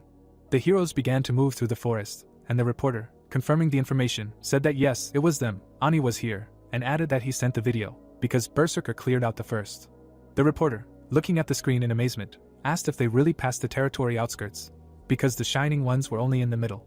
Chuck adjusted his tie, and the reporter said that these guys seemed to be almost unharmed. The reporter, puzzled, pointed at the protagonist, asked if he was Korean. What? Berserk is a European guild, and where did he come from? The reporters, running animatedly to the scene, shouted that here, this is the Blue Rift, the first cleanup. The director pressed the headphones to his ear, and the reporter said that other reporters were running here, and said that he would try to get an interview, to which the director said that he did not understand what happened. Chuck languidly turned his head, and the reporter politely apologized. The reporter, persistently addressing the protagonist, asked if he could interview him, since he looked like a Korean, and asked what his connection was with the Berserker Guild, specifying what happened inside the rift. He came out of the one that was cleared, while Chuck coldly ordered him to step back. The reporter looked ahead in confusion and apologized. The protagonist, with a menacing glare, added that he should step back before his patience ran out. The hero began to move forward, while the reporter exclaimed in fear that he was frozen. The reporters enthusiastically surrounded the main characters, calling Ani for a few words, since she is the leader of Berserk. The reporters congratulated the guild on their first cleanup, adding that no one expected it to be them, and asked how they felt, specifying whether there were any differences from other rifts. The guy, tiredly turning to the annoying reporters, told them to calm down a little, and the girl said that she was not giving comments. The player, perplexed, turned to Ani, asked her if he could answer questions, to which the girl resolutely replied that they should ask that bastard questions. The reporters held out their microphones, and the guild member excitedly objected, since they were the first to clean up, and they should at least answer questions. The girl, angrily looking ahead, said that she had nothing to say, since that idiot pisses her off, since he was the one who went through the rift and cleaned everything. Ani looked around and asked where he went, to which the guy with glasses replied that the protagonist had already left. The girl's eyes widened in surprise, and the player explained that Chuck said they needed to go home for a while, to which the girl was loudly surprised. The crowd stood and someone was perplexed that he just up and left. The red-haired girl raised her hands and shouted that she gave up and wanted to give him the interview, and he just up and left, and added that it was a big part of clearing the rift first. The crowd asked Ani to calm down, because the protagonist probably had an important reason. The man looked at the blue glow, and in the background, a girl shouted that there could be no important reason to refuse an interview that would change the value and status of the guild. The guy turned the camera and shouted that a blue rift had appeared. The group looked in one direction and they realized that this was the second clearing. The squad exited the rift and everyone realized that this was the Jayan Guild. Jack is standing with a sword and someone asks him for a comment. The man is standing in front of the red-haired man and congratulating him on second place. Ani is standing in front of his squad and Jack realizes that they weren't the ones who cleared the rift first. The girl leaned over and said something. The crowd looks at Ani and is shocked, trying to figure out what she said and if it was recorded. The Jayan Guild camp. Two guys are eating noodles. The girl leaned over and said that Jayan isn't the only strong guild in Korea. Steven looks at the screen and can't believe that she could say such a thing, and Jack adds that she glanced at him and said that crap. The bespectacled guy is stirring his noodles and is surprised to think that those were their first words after clearing the rift, and how they were able to overtake them at all, and remembers the girl's words that Jayan isn't the only strong guild in Korea. The man hands the noodles to the man in front of him and shouts what could be so good about this berserker, and who else can compare to Jayan, and adds that he has lost his appetite because of all this. Steven is sitting on the couch and says that Uni met someone strong in the rift, from Korea. Jack thinks it might be the Mythology Guild. The man leans over in rage because of Steven's words that mythology is still in the rift, and tries to understand who she was talking about then. The guy with glasses looks ahead and tries to figure out who can be stronger than the Jayan Guild, and he remembers only one person. The sun shines on the building. Water falls on the guy. The protagonist stretches out his arms and says that a hot shower is the best, and adds that moments like these are what make life worth living. The protagonist wipes his face with a towel and thinks that it would be nice to lie down. Chuck is standing behind his character and asked if this is what he thought. The guy holds a pipidaster in his hands and says that a lot of dust settled in the house while they were gone, to which the protagonist asks him to at least rest a little. Water drips from the tap. Chuck drinks tea, and the protagonist says with surprise that this crazy guy also cooked food. Chuck opened the system window. The hero, touching his chin with his hand, assessed the loot and summarized that nothing useful fell out. The guy raised his finger and noted that the level went up by 19 units. The protagonist sat down on the floor and said with disappointment that it was not that much for clearing a high-level rift. The guy looks ahead and understands that it was dangerous. Chuck took a stance. The hero realized that magic requires less mana than skills and adds that only thanks to this he could use it many more times. Chuck stands with tea and notes that his mana regeneration is too slow. The guy raised his hand, and the protagonist realizes that they did not have the right equipment, and remembers that the Demon Hunter is a class with advantages that do not concern skills. The protagonist touched his chin and thinks that if it were not for that group, it would have been difficult, and adds that he would have thanked them if he knew who they were. Chuck sits on the floor and says that he is weak. The protagonist looked away in horror and remembered that his character could not just accept it. If someone underestimates him, he proves it wrong, If he is overestimated, he becomes better and makes the overestimation a reality. Chuck looks gloomily, and the hero does not understand why he remembered that passage. The protagonist raised his head and said that the next goal would be the Count's territory. The protagonist got up from the floor and said that there was no time to relax and added that he cannot rely on magic alone and that combat skills are necessary. The protagonist looks at Chuck in surprise, who says that he has found an object suitable for research. Ani runs with a sword, and the protagonist remembers that other players were fighting nearby, and the most noticeable was a girl with short hair and 2 blades and wants to try to repeat her movements. The guy stretched out his hand forward and asked Chuck to stop right now. Chuck looks at the system window with the task and says that there is no escape from the base. The guy stands with a plate in his hands and says that he will start training only after washing the dishes. The moon illuminates the city. The blonde guy runs along the bridge. Chuck runs, and in his headphones, the radio host says that despite the late hour, there are a lot of listeners. The guy stops, and the host interrupts for urgent news. A man in glasses is sitting at the table and says that at the moment 95% of the outskirts of the territories have been cleared and that the territories of the Count's family will soon become available. The second man raised his hand and added that according to the information received, the progress of the destruction of this rift suddenly jumped to 60%, although it is not even open yet. The guy is holding a selfie stick, and the host continues to broadcast that at this rate the rift may soon be broken through and experts are very worried about it. Jack is holding the monitor with one hand. The man is clutching a toothbrush in his hands and does not understand where these 60% came from and how this is even possible. Steven adjusted his glasses and explains that the time for clearing is reduced if there are strong monsters in the rift. The guy looks at the monitor, and Jack says that the monsters have really become so strong, to which Steven adds that more information is needed. People are standing next to a snow-covered tent. Arcana today's camp. The man slams his hands on the table and shouts that there must be a reason and that monsters cannot become stronger so suddenly. The guy in the hat is sitting at the table and says that they will not even know the reasons if even the guilds have not figured it out, and the man adds that they need to find out about them. The black-haired man presses his hand to his head and notes that this is no longer a question of the company's success. The monsters are standing on human corpses. The man says that if the rift opens, the monsters will get out and then all the players and civilians will die. The hand holds a phone with the news. Chuck stands and understands that this has never happened before, so it is logical that they do not understand anything. The guy looks ahead and adds that this information was only an action and they should hurry. The man and the wolf stand between 2 outstretched hands. Chuck says that vampires are creatures that share power with the help of blood. Count Asura divided his power between the monsters of the outskirts of the territories, and after the death of the monsters, it began to return to him. The protagonist opened the door and continued that Asura began to pour the returned power into the monsters of the Count's family's territory, and that is why they became stronger, and the progress of destruction accelerated. The hero touched his chin with his hand. The protagonist looked ahead and began to think about the raid on the Count's territory. Chuck stood up and said that there was a chance that the rift called the Count's family fortress would immediately collapse after the raid began. The protagonist raised his hand and said that Count Asura was not worthy of the title, so just Asura.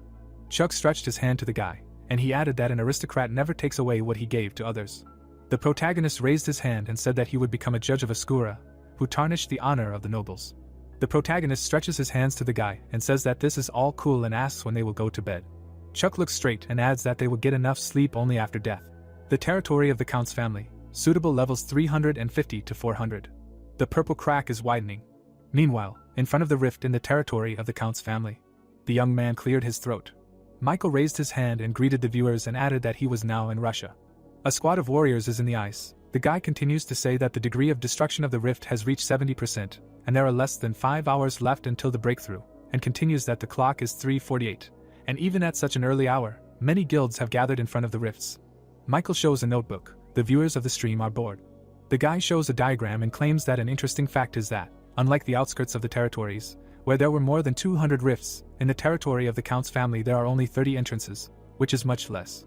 He turns the notebook to the next page and states that since there are fewer passages, several guilds will be competing for one rift. Michael explains that experience and loot are distributed depending on each person's contribution, so it is important which guilds enter one rift. Stefan passes by the guy. The young man continues to say that they can see a competition between 2 guilds. The hooded boy begins to look for Stefan. The brown-haired guy greets his guildmates. A squad of warriors stands. The archer says that he has finally arrived. Jack asks if he learned anything new. Stefan extends his hand and says that he tried, but competition cannot be avoided because there are too few rifts, to which the red-haired guy replies that he thinks everything will be fine if they are not shining ones.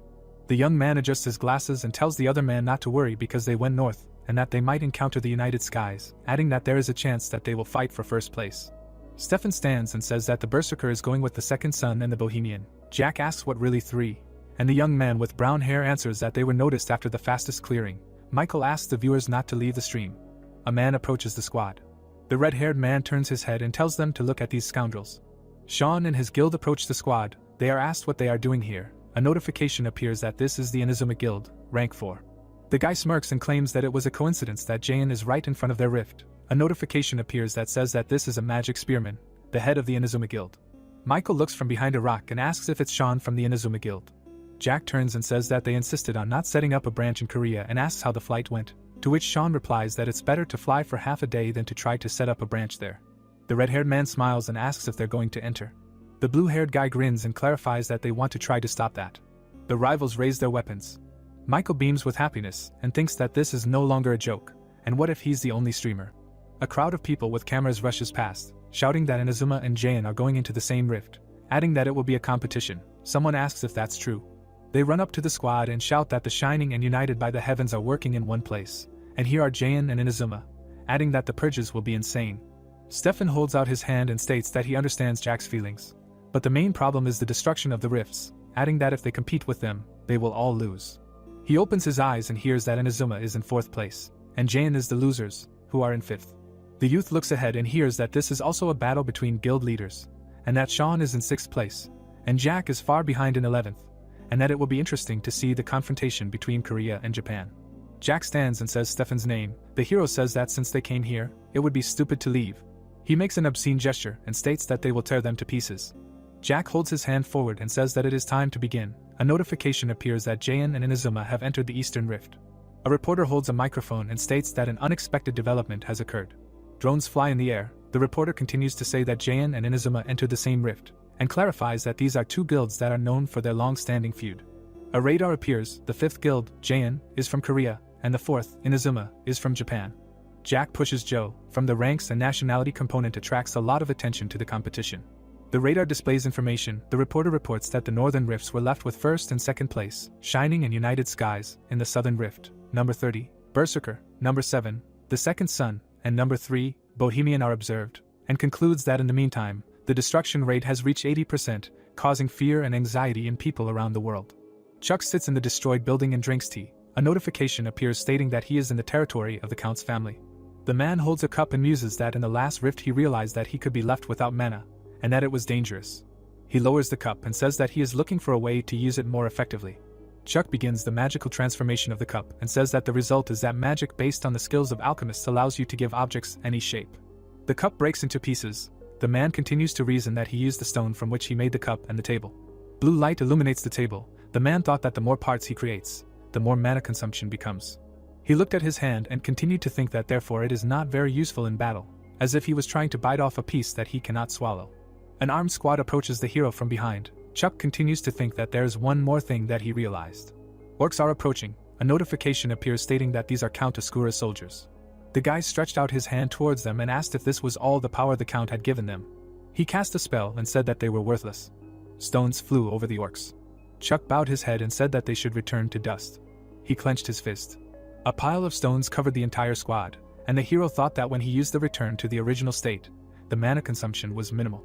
The guy stood with an outstretched fist and said that he would call the spell reverse magic, after which the protagonist asked why add so much pathos. Meanwhile, somewhere in the depths of the Count's territory, the orcs were standing against the backdrop of tall columns. The soldier turned around. Jack struck. The soldiers prepared to attack. One of them rushed at the hero. Jack smiled. He pulled the sword out of the ground. The guy struck with a backhand. Jack and his squad stood in the middle of the corpses. Jack looked ahead and thought that there were only a few of them. On the way to the place they killed no more than 10, and that was too few. A hooded figure appears and reports to Jack that Inazuma is in the same situation. Emma removes her hood and states that it doesn't look like they had that many more monsters. Jack asks if that's the case with them too. A group of warriors approaches. The figure states that they started out in different directions and still didn't meet anyone, asking how that's possible. Sean turns to Jack, who turns his head. The Inazuma Guild Master looks away slightly and says that it's very peaceful there, asking if they think the same. The mage turns away and asks if they're on his tail, and Jack asks why Sean is talking to him like they're old friends. The spearman approaches the barbarian and states that he has no idea why he hates him so much, adding that he's upset to the point of wanting to kill him, to which the boy offers to try.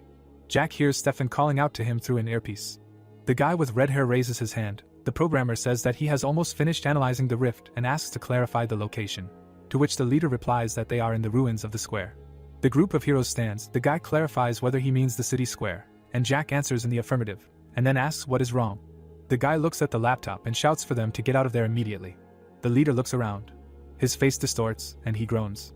A squad of Count Asura's level 350 knights is approaching. He turns to them and is surprised that these are not just soldiers, but knights and curses. The red-haired guy holds a weapon in his right hand and shouts that there are enemies all around. The dark-haired man holds a spear behind his back and thinks that this means cavalry. Jack says that everyone should prepare for battle. The young man with red eyes gritted his teeth and said to himself that the riders on the plain are becoming much stronger, and added that even with tanks on the front line, they will be defeated and he does not know what to do. Sean stands behind Jack and tells him that the long-haired guy will have to cover him. The riders fly into the attack and the guy in red armor screams that there are also enemies behind. Two guys and their partners stand surrounded by riders and the young man with red eyes said that they are approaching from all sides.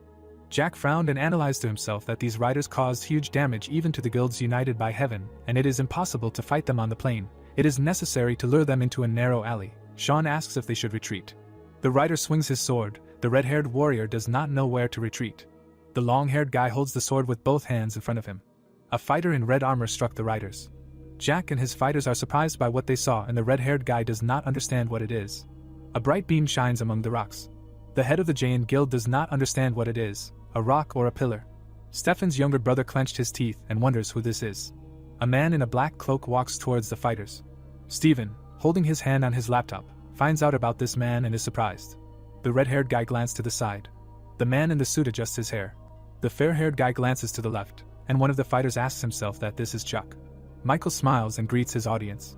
The young man in the green jacket holds a magnifying glass in his left hand and tells his viewers that he was a little late while he went to the toilet, and offered to continue following the Jain Guild. Through the magnifying glass, the stream host looks out for traces of movement and suspects that these were left by Jain. Michael holds a magnifying glass in his left hand and is surprised. A young man in brown gloves holds a phone in front of him on a selfie stick and is pleased that his viewers still know more than he does. Hearing some sounds, he turns around. The streamer rushed forward and said that he is right now. Jack and Sean look up in surprise. Guildmaster Jain stands in front of the fighters and says that there are stone pillars all over the battlefield. The dark-haired guy glances at Chuck and thinks what kind of monster this is. The man in the suit put his right hand in front of him and reasons that without a single movement, with one spell, the entire field was covered in stones. Sean frowned and thought about how much magic the fair-haired guy has, especially in pants and shoes, without any military equipment. Chuck looked straight ahead. The dark-haired guy added to himself, "Who is he anyway?" One of the fighters holds a sword and calls the master. The horsemen charge forward and the man in iron armor says that the enemy is breaking through the stone pillars. Jack looks straight ahead in surprise. A crowd of warriors passes among the stone pillars. The red-haired guy notices that the stone pillars immobilize the horsemen. Stefan's younger brother grabbed his face with his hand. The head of the Jain Guild removes his hand from his face and says that they will save words of gratitude for later. A notification pops up that the barbarian's unique skill, Berserk, increases attack power and reduces damage. The rider holds the horse by the belt. Jack swings his sword and says that with this skill he can resist them. The attack of the long-haired guy flies right between the rider's eyes. The blow of the head of the Jain Guild flies in different directions. Sean takes his weapon aside and says that this is their chance to sweep away everyone in their path. The fighters attack the horsemen. Sweat runs down Michael's face. The fair-haired guy's hand is covered in a blue aura. The young man in the green jacket thinks that some awesome support or mage appeared. Chuck extends his right hand forward. The streamer thinks that it is something more. The protagonist squeezes the fingers of his right hand. The broadcaster says that it is reverse magic. The stone pillars are enveloped in a blue aura. The young man in the hood is shocked that the fair-haired guy single-handedly confronts the entire cavalry. Michael holds the phone on a tripod and asks the viewers if everyone saw this and adds that he does not understand whether this is happening in reality or not. The guy in the suit, standing over the defeated enemy, puts his hand to his cloak. Chuck takes out a dagger enveloped in a blue aura. The protagonist, holding the dagger, looks down. The blonde guy's cloak flutters in the wind and the guy in the suit says that he feels sorry for the durability points. The guy in the cloak glances down. The blonde man holds a dagger that is covered in a blue aura and thinks about what would happen if he changed the dagger's mana and gave it a different shape, and then returned it to its original state. Then maybe the durability would be restored. An image of a stone turning into a cup and vice versa appears, and Chuck continues to reason that when he turned the stone into a cup, an ordinary stone turned into a very durable cup, and then he gave it its original form, and the cup turned back into an ordinary stone with no durability. The protagonist glances at the dagger and says that if the transformation can actually restore the original state, a sign appeared that said that the silver stiletto has low durability, but is capable of delivering a fatal blow to an opponent. Blood splashes. The guy in the suit thinks that it is quite possible that the window that said the level up flew out. Chuck restored the dagger to its original appearance, and was glad that the durability was really at the same level and now he doesn't have to pay for repairs. Jack, holding the sword in his hand, glanced to the side. The fair-haired guy is drinking tea against the background of happy fighters. One of the warriors tells the red-haired guy about this man, to which the head of the guild, Jayan, puts his hand to his face and declares that he knows and heard. Sean, with a grin on his face, turned his head to the side. Stefan's younger brother says that when he saw him in person, greed woke up in him, and adds that he can't let him go, especially now that the guys from Inazuma saw him. The protagonist holds a cup in his hand and thinks that 10 against 0 is great, and then concludes that he needs to think about it, and there is nothing more to add. The guy in the suit looked away after hearing someone's voice from behind. Michael walked up to the protagonist and greeted him, then added that he was running the channel. The blonde guy looked down. The streamer asked him if he could do an interview. The dark-haired guy smiled and asked the blonde guy to listen. A group of people walked up to Chuck and complimented him, asking if he was Korean or Japanese, if he was in a guild, and if not, what about their guild. People were asking the blonde guy his name, if he fought alone, when Jack pushed them away to approach the guy. The red-haired guy extended his hand to the person in front of him, said hello, and said that he had heard a lot about this guy, and added that he was Jack, who was in the Jayan guild.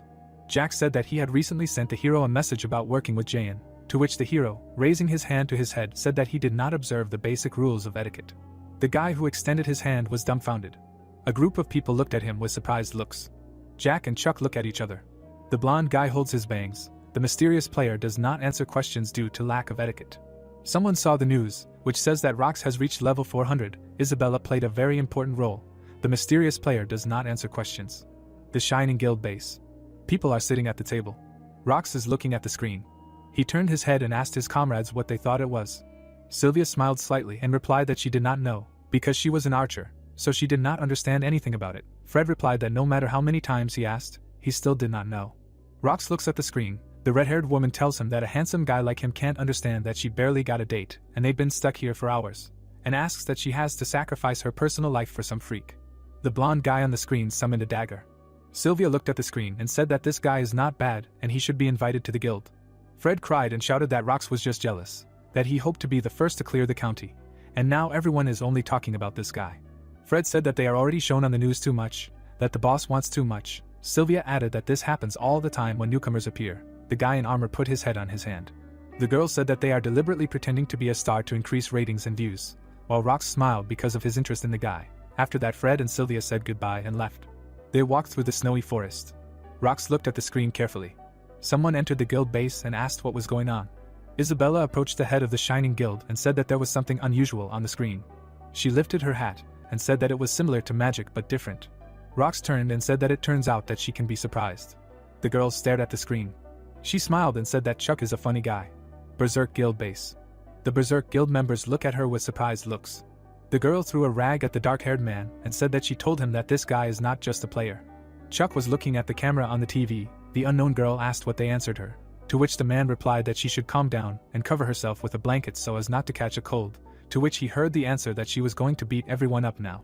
Inazuma Guild base. Sean put the phone to his ear and was told, "Why?" He smiled and someone continued to say that since this happened, it was necessary to get Chuck, to which Sean replied that he would definitely complete the task. The guy with dark hair adjusted his headphones and said that they had listeners again today. Rox smiles and waves. The guy with short hair says that after the rift, the county where the Shining and United by Heaven guilds met was cleared, that the Shining were the first to clear the dungeon without any incidents. One of the teams is sitting by the fire. The guy with glasses continues to say that the Count's Citadel remains next, that the rift is currently 72%, that players from all over the world have gathered here and are preparing to begin the action. One of the team members leaned his sword on his shoulder. The dark-haired guy continues to report that this time the rift is quite dangerous, that the players are feeling nervous, which has not been observed before. Tall buildings are burning in the city center. The guy continues to say that the rift of the Citadel can lead to the complete destruction of Russia. A mysterious force rises to the moon. The dark-haired guy said that they can only wish good luck to the players. Chuck holds the phone in his hand. The guy talks about today's news about the players. The guy with silver hair adjusts his tie. The dark-haired guy asks people to look at the shot of Chuck standing in a long coat with a business suit underneath, indicating a complete lack of weapons. The other news anchors looked at him in surprise and said that indeed, there was no equipment visible on his arms, neck or behind his ears, that this guy probably needed magic items to fight like that on the battlefield. Chuck looks at him with a serious look, and the anchors say that maybe he has some hidden techniques. That's why he didn't use equipment. The young guy looked at his phone and said to himself that he doesn't have any. That's why he didn't put anything on. The young anchor raised his hand and said that it was impossible to believe that Chuck installed stone pillars with just a movement of his fingers, and asked everyone to listen to the opinion of the expert Jacob. The rift specialist put the microphone to his mouth and started saying that he assumed that Chuck had immobilized the opponents and immediately changed the landscape, thus saving the Jain Guild in Inazuma, and the guy said to himself that he simply had nothing else to do. Chuck, pressed against the wall, stands calmly. Jacob continued saying that he calmly watched the guilds, thus saying that now it was the guild's turn to show what they were capable of. The rift specialist added that it was amazing to worry about the lives of other players in such a dangerous situation, and Chuck said to himself that he simply ran out of magic powers, so he let the other guilds attack. The silver-haired guy turned around. His second personality said to himself that it was good that they didn't say anything about his bad character and lack of manners, that then he remembered the trophies that he managed to get. A strange aura emanates from the necklace. The guy continued that these are rare items that he is holding in his hands for the first time. Chuck looks at the necklace and says to himself that such items are called demonic, that if you remove the curse, there is a chance that the effect will appear, that in other words, it is a lottery, and thought that there is too much difference between the probability of good options appearing and spending money to remove the curse, so most players throw away such items. The guy pressed the system panel and thought that there is another way to use cursed items. The guy looked thoughtfully and remembered the exorcism skill, that it is one of the demon hunter skills, making a sacrifice during an exorcism session. Chuck, cutting the enemy with a dagger, added that usually such a skill was used to attack demons without harming the one he possessed. The mysterious necklace releases a red glow, and the guy added that if there is a victim, everything happens differently, that an invitation to the demon is carried out into your mind. Chuck smirked and thought that it was similar to the method that demons themselves use on people, that there is, of course, a chance that the demon will enter the body if the psychological strength indicators are low, but it can help him in the battle. The phone vibrates. The guy looked at the phone in confusion and thought why Steven was calling him. He took the phone and wondered if it was because he was rude to them in the past. Chuck wrote a message, thinking that if he picked up the phone, they would grumble at him, especially since he had urgent matters. The guys look at the screen in surprise. The phone is lying down. Chuck sent a message. One of the guys said that this had already happened, and then added that this was some kind of déjà vu. Jack turned his gaze back. His assistant said that the rift was not cleared yet. The red-haired guy looks at the screen and said that he wanted to apologize for his behavior and offer normal conditions. Jack looked away from the screen. Chuck stands surrounded by people. The red-haired guy says that etiquette was not observed. They answered that he is right. It was more like a bazaar. The fair-haired guy frowned, tired because of the use of magic, but the guys thought that he was shaking with anger. Jack took the phone in his hand and said that nothing can be done, since he does not answer the phone, that now the Count of Asura is more important. He began to scroll through the news and asked what the percentage of destruction was, whether this percentage reached 83, he was told that they have 10 minutes, and then they can begin preparing to penetrate inside. The room began to shake. Jack quickly turned and asked where this earthquake was coming from. The assistant looked anxiously. Sounds about breaking news were coming from the TV. A mysterious force is blazing around the castle. The news said that there was a sudden rift in the Count's citadel, that at the stage of 80% of destruction, for unknown reasons, a sudden rift occurred, that Russia urgently recommends that ordinary citizens leave the surrounding areas. Wounded people are sitting on the ground. The news says that this is an emergency, that after the rift, the Count's citadel appeared on Russian territory, that the number of dead is more than 200 people. People are fearfully looking at the sky. The news continues to say that the United States and the European Union advise Russia to close the borders. An incomprehensible creature was guarding the entrance to the castle. Jack said that this is the Count's citadel. The players stood in fear. Chuck looked towards the castle and said that it did happen after all. The people turned their gaze towards the guy and said that this is not the same one shown on television. Chuck went to meet the enemy. The mysterious creature sat in an expectant pose. The guy looked at the enemy with disgust and said that this is some kind of lousy statue. Chuck entered the territory of the Count's citadel. Chuck stood right in front of the stone gargoyle, while the others said that he entered the territory of the Count's citadel. Menacingly looking straight ahead, the boy noted that this is some kind of lousy statue. Being right in front of the entrance to the demon aristocrat's estate, the protagonist asked that this is really called a citadel. With displeasure looking straight ahead, Chuck stated that although this is luxury for a lousy vampire, while his inner voice thought that after all, the fortress of the Cloudy clan from his dark past was 10 times larger, and even if this is not his personal home. Hearing all this, the stone monster was very angry. The boy looked straight at him menacingly, while inside he was scared and realized that he heard these words. Immediately after that, the gargoyle rushed towards him. The wounded knight and watched this and were very scared, not understanding why the statue moved. While they watched the demonic monster swinging its blade, they said that this man was in danger, because it was a huge statue more than 10 meters, and they needed to help him. While the warriors thought that they should run, the protagonist looked menacingly straight ahead. A moment later, the gargoyle was about to strike him directly with its sword. Noticing this, Chuck made a gesture with his fingers. Then the stone monster was instantly destroyed, which greatly stunned the others. The members of the Shining Guild watched everything that was happening from the side, stunned. Looking ahead, Sylvia asked what the sounds were, while Fred noted that they were coming from the citadel. The red-haired woman folded her arms across her chest, noting that it sounded very similar to the sounds in the video. They were then very scared when Jessie flew up with magic, asking where she was going, because they were going inside, so there was no need to make unnecessary movements. At this time, the sorceress created magical platforms and bounced off them, while her allies continued to call out to her. At this time, the wounded knights were very dumbfounded, not understanding what was going on. Looking straight at Chuck, who had the remains of a stone statue in front of him, the warriors could not believe that he had just smashed this monster with one blow. The boy was adjusting his tie, saying that the materials, quantity, and depth of even its shape were some kind of lousy statue, and wondered why they even put such trash in the center of the garden, and his inner voice noted that it was good that it was just a stone, because he had already broken so many of them that this one was quite light, and he did not understand whether he was responding too harshly. Suddenly, the protagonist turned around, hearing an unknown cry there. At the same time, the knights ran past him, saying that the guard was destroyed, so this was their chance to go inside. At this time, Chuck was looking straight at the system notification window, while his inner voice thought that the murder of the guard was some kind of signal, and their fighting spirit suddenly rose. In this very notification from the system, there was information about the discovery of a class quest, where it was necessary to feel the fear of the victim, and the boy who saw this was very surprised. After stating that there was no time to think, the protagonist walked forward, and his inner voice wondered if this was the condition for entering the citadel, and did not understand what the victim's fear meant. Then Chuck walked straight into the Count's palace, and his inner voice suggested that he think first, because he would not be caught so easily, asking how he was going to feel fear, because Count Arthur was level 430, and he was only 100, to which he replied that he was a demon hunter. Hearing such an answer, the boy's essence did not understand what would happen next, while he confidently looked straight ahead. Finding himself in the middle of an unknown room, the protagonist assumed that this was a banquet hall. Suddenly, Chuck noticed something in front. Right on the wall, he saw paintings depicting a vampire. While his inner essence trembled with fear, the boy said that something was wrong with these portraits. At this time, in another place, someone slammed his sword directly onto the floor. It was Jack, who was looking ahead with displeasure, and the system was notifying that the Count's stronghold was currently being infiltrated by the Jane Guild. Standing right in the middle of the incomprehensible room, the red-haired man was very displeased, and his older brother was asking if he was okay. While healing magic was being used on him, the guild leader replied that everything was fine, and it was just a little difficult to breathe. Looking straight at the paintings hanging on the walls, Jack noticed that after they entered this corridor with portraits, he felt like someone was watching him. When the red-haired man added that he felt like one of those fucking demons was watching him, Steven, who heard this, was very surprised. A moment later, the commander of the operation said that the problem was in the portraits of demons, which greatly stunned the members of his guild. Hearing him, the barbarian ordered all the paintings to be burned, when suddenly the sorcerers used their magic circles of fire.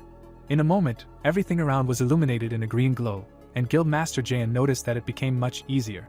Looking at the screen of his laptop, his older brother noted that he was thinking why most of the players had gone back before, and realized that this castle was full of traps. Then he added that the statues, portraits and furniture, absolutely all of this gave a strange feeling, and now he understood why the Shining Guild did not enter through the main entrance, while Jack, who was listening to him, grinned maliciously, thinking that the level of the dungeon was not a joke. Staring menacingly ahead, the red-haired man thought that no matter how barbarians they were, vulnerable to the features of his class, but even at the entrance there was already such pressure from some paintings. Looking at the dark corridor directly in front of him, Guildmaster Jayan wondered what awaited them ahead. At this time, Chuck seriously looked straight ahead, talking about the portraits. A moment later, he walked forward with an angry expression, saying that they were simply awful, and asking how one could still have dinner surrounded by such ugliness, noting that one must have a good appetite for this, and his inner voice thought that he was being too harsh.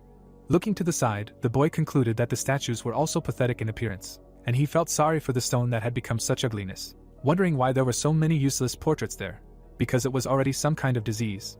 Clutching his head, the protagonist added that the structure of the castle was also just a nightmare, and too many all sorts of passages and branches, and even a dead end at the end of the corridor, and if at least a little brain activity was used before building the castle, then this man's head was given to him for the sake of balance and decoration, and his original personality. Listening to all this, asked if he really came to a real estate office. Suddenly, Chuck noticed something right in front of him. The boy stood right in front of the stairs that led up. Then the protagonist grinned maliciously, suggesting that it seemed to be there. Looking straight at the huge door, Chuck stated that a foul smell was coming from there. Immediately after that, the boy climbed the stairs, while his true self thought that according to the diagram, this was the center of the citadel, and his grand fell intuition was telling him something. The protagonist continued to slowly climb up, realizing that this was where Count Arthur was. Fixing his menacing gaze forward, Chuck thought that, judging by the silence around, the other players had not yet managed to get inside. At that moment, Jessie appeared right above his head, saying that she had found him.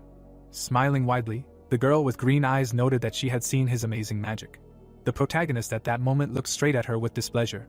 Holding her hat, the witch asked that it was him.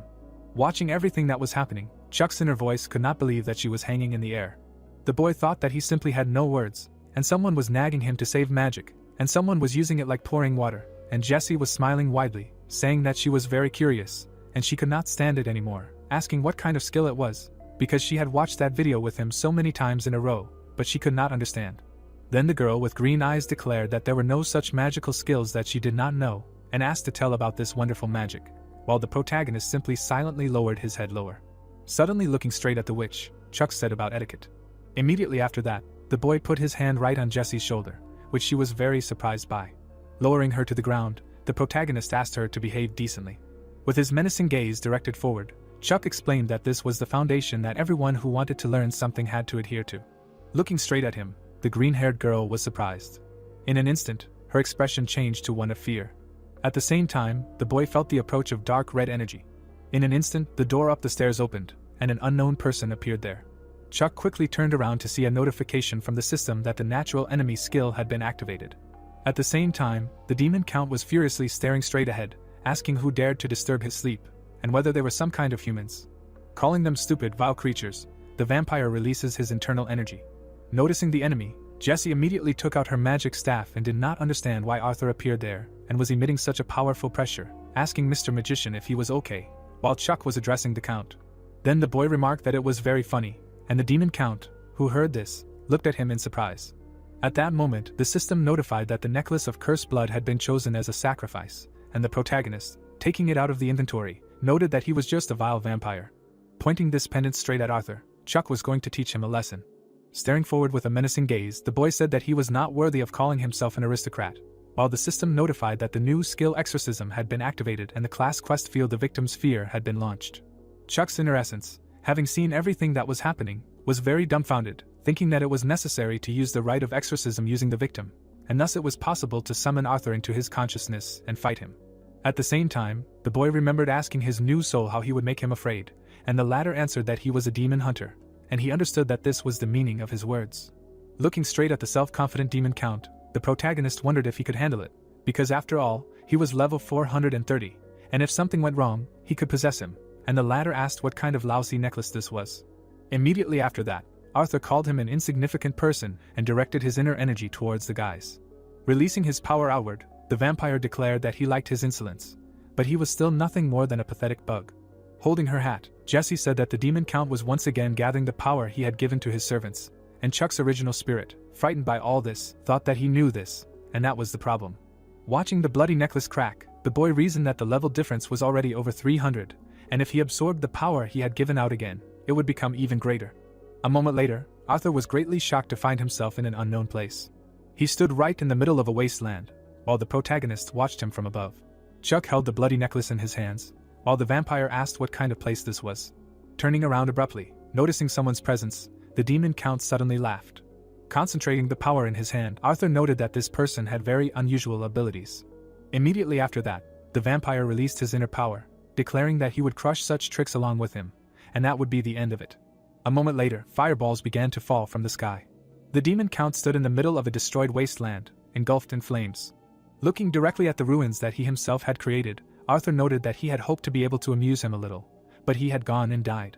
Then the vampire added that, as he had said, he was just a pathetic little bug, and the boy suddenly grinned maliciously, asking if he really thought so.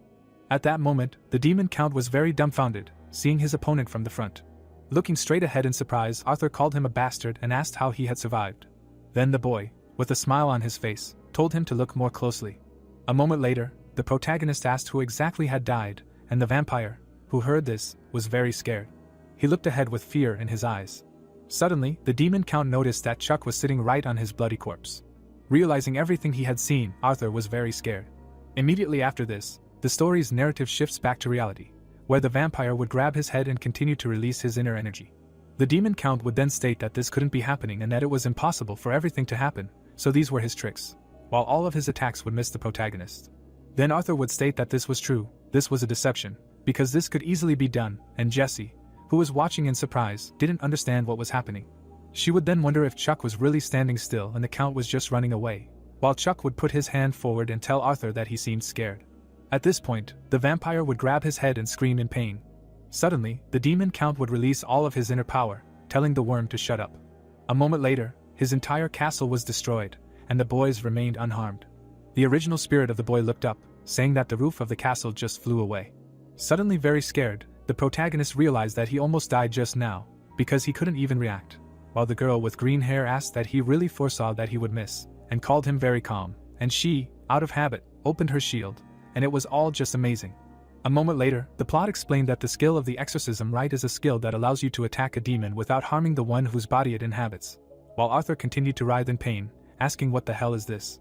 Then the plot explained that when used by the victim during the rite, another effect can occur, and this is an invitation of the demon into the mind of its prey, while Chuck imagined in his head how the demon hunter stretches his hand straight towards the vampire, and the vampire asks him to leave him and take this one away right now.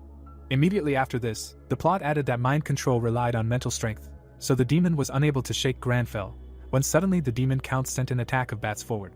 At this time, Chuck looked straight ahead in shock, thinking that he did not expect such an effect, and the witch standing next to him asked what was happening.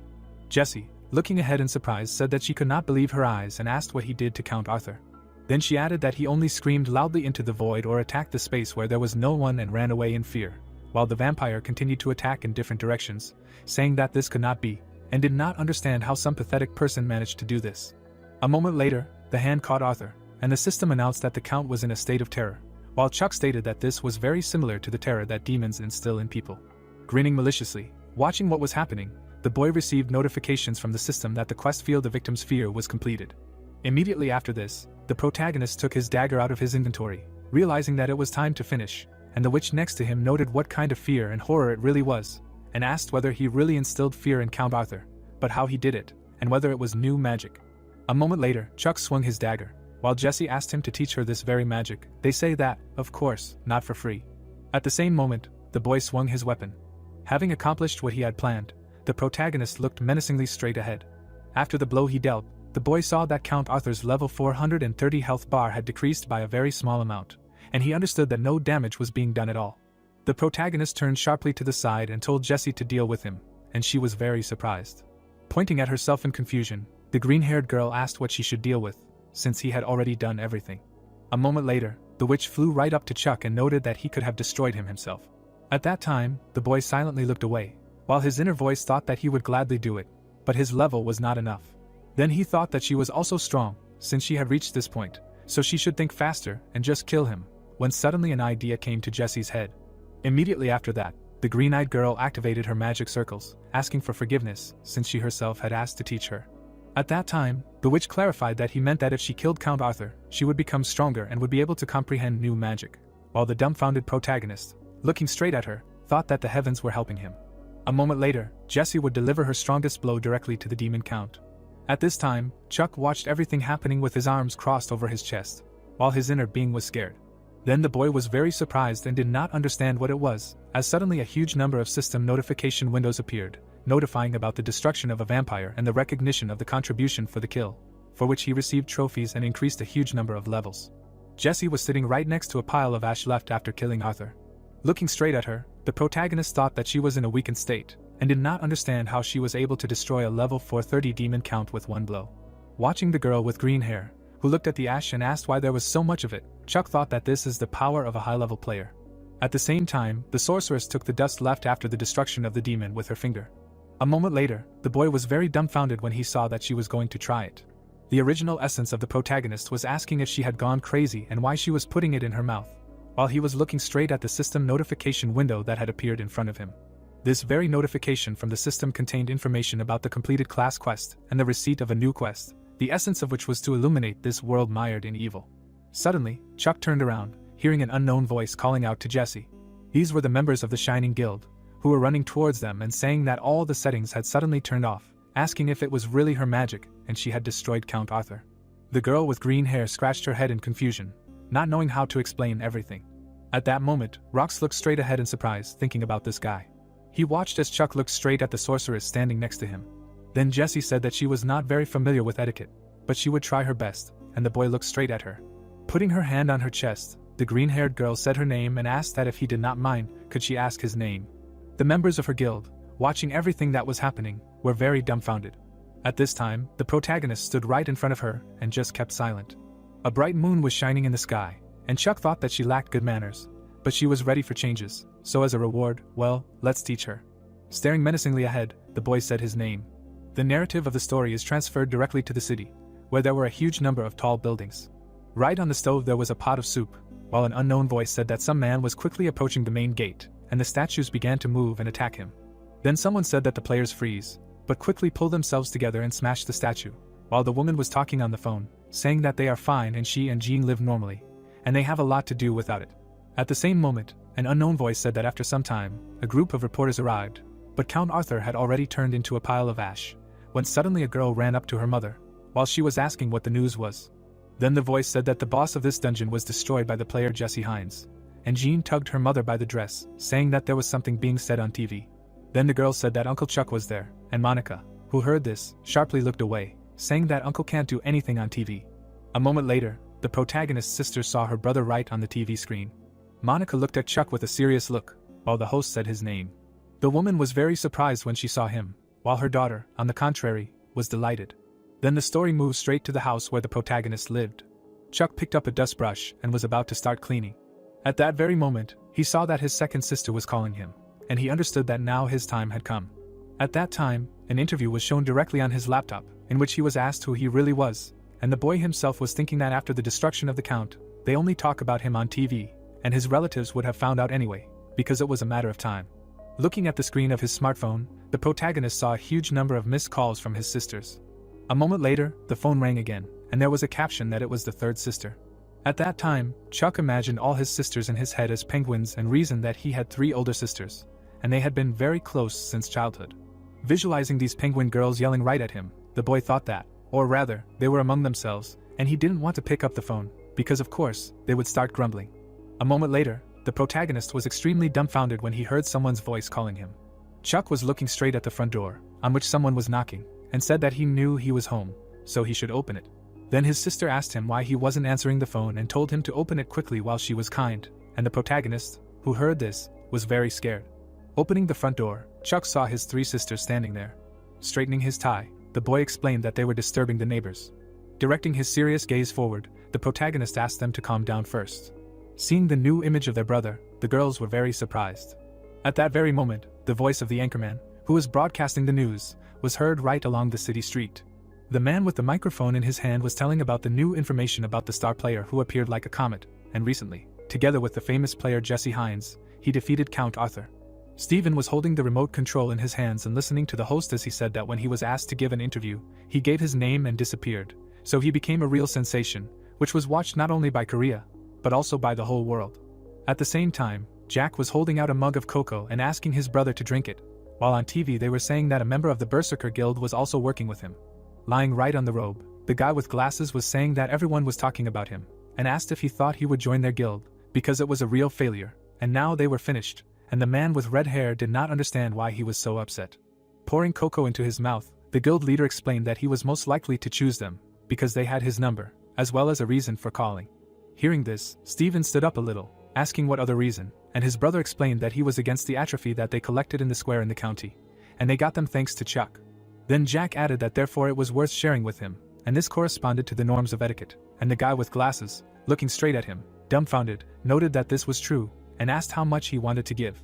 Tightly squeezing the mug in his hand, the man with red hair said that this was all serious, and even if they did not manage to hire him into the guild, they should do everything to be remembered by him. While breaking the glass with his hand, the guild leader noted that it was necessary to make 10 out of 0 for this. A moment later, Jack said that they needed to call him right away, which greatly shocked his brother. After what happened, Stephen swept up the glass shards right from the floor and told him not to break anything there. At the same time, the boy's phone began to ring. Jonna was braiding her uncle's hair, when suddenly he turned to the sisters.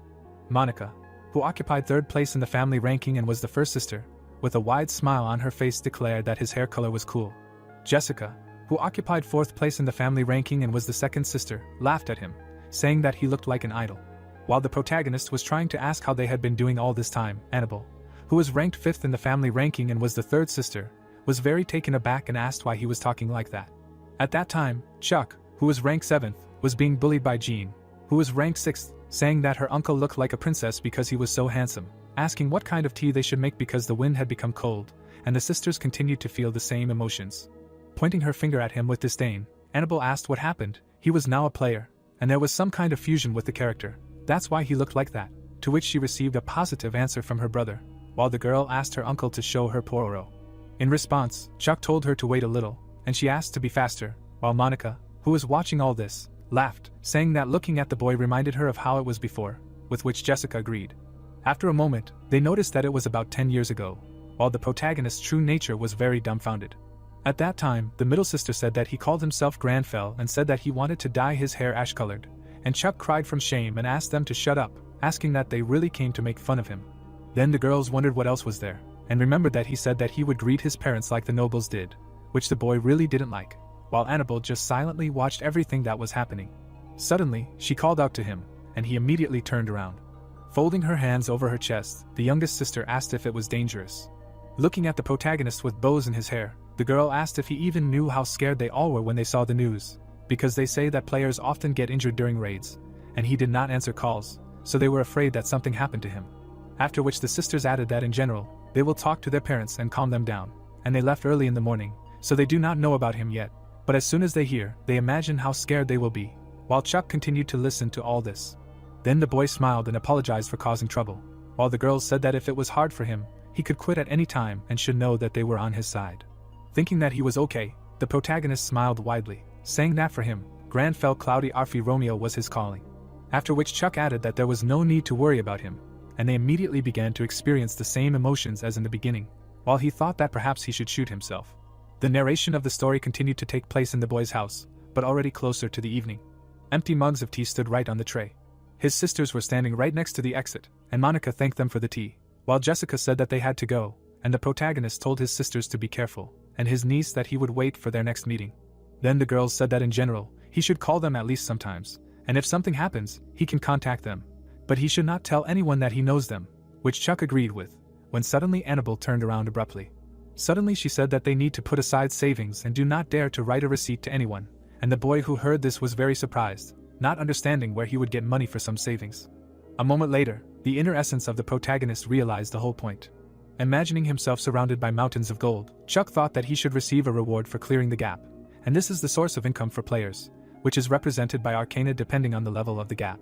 Picking up his smartphone, the boy reasoned that, to be honest, the developer company fell apart, and they say that the director gives out money from his own pocket, and he always wondered how much it is. Opening his deposit account, the protagonist was interested in how much, 10 million, 20 million or more than 100 million. Immediately after this, the story moves to a huge building in the middle of the city, to the branch of the Shining Guild in South Korea. Sylvia hugged her friend and asked if she really didn't know anything. Waving her hand, the woman with red hair explained that they say that she and this Chuck destroyed Arthur, and asked if she really didn't know who he was, to which she received a negative answer.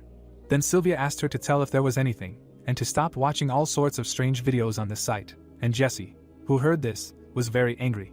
A moment later, the girl with green hair released her inner energy and turned to her friend. Looking straight at her menacingly, the sorceress asked her not to disturb her, because she needed silence to concentrate. After everything that happened, Sylvia waved her hands, saying that she would not disturb her and would not ask anything more, so there was no need to look at her like that. As she walked away, the red-haired woman noted that she was somehow boring and did not understand why she was looking at her like that, thinking that this was how they greeted her in Korea. At this time, Jessie noticed something on her laptop screen. Watching the video, the green-haired girl saw a notification that she had received a reward for clearing the rift. Suddenly, the narrative of the story was transferred directly to Chuck, who was looking at the screen of his smartphone, and his inner being was very dumbfounded. The boy looked at his deposit account and could not believe that there were 110 billion won there. Then the protagonist thought with a puzzled expression that the trophies left by Count Arthur alone were enough, and this developer must be a real rich man, while his new appearance said that it was simply unworthy to be happy about some money.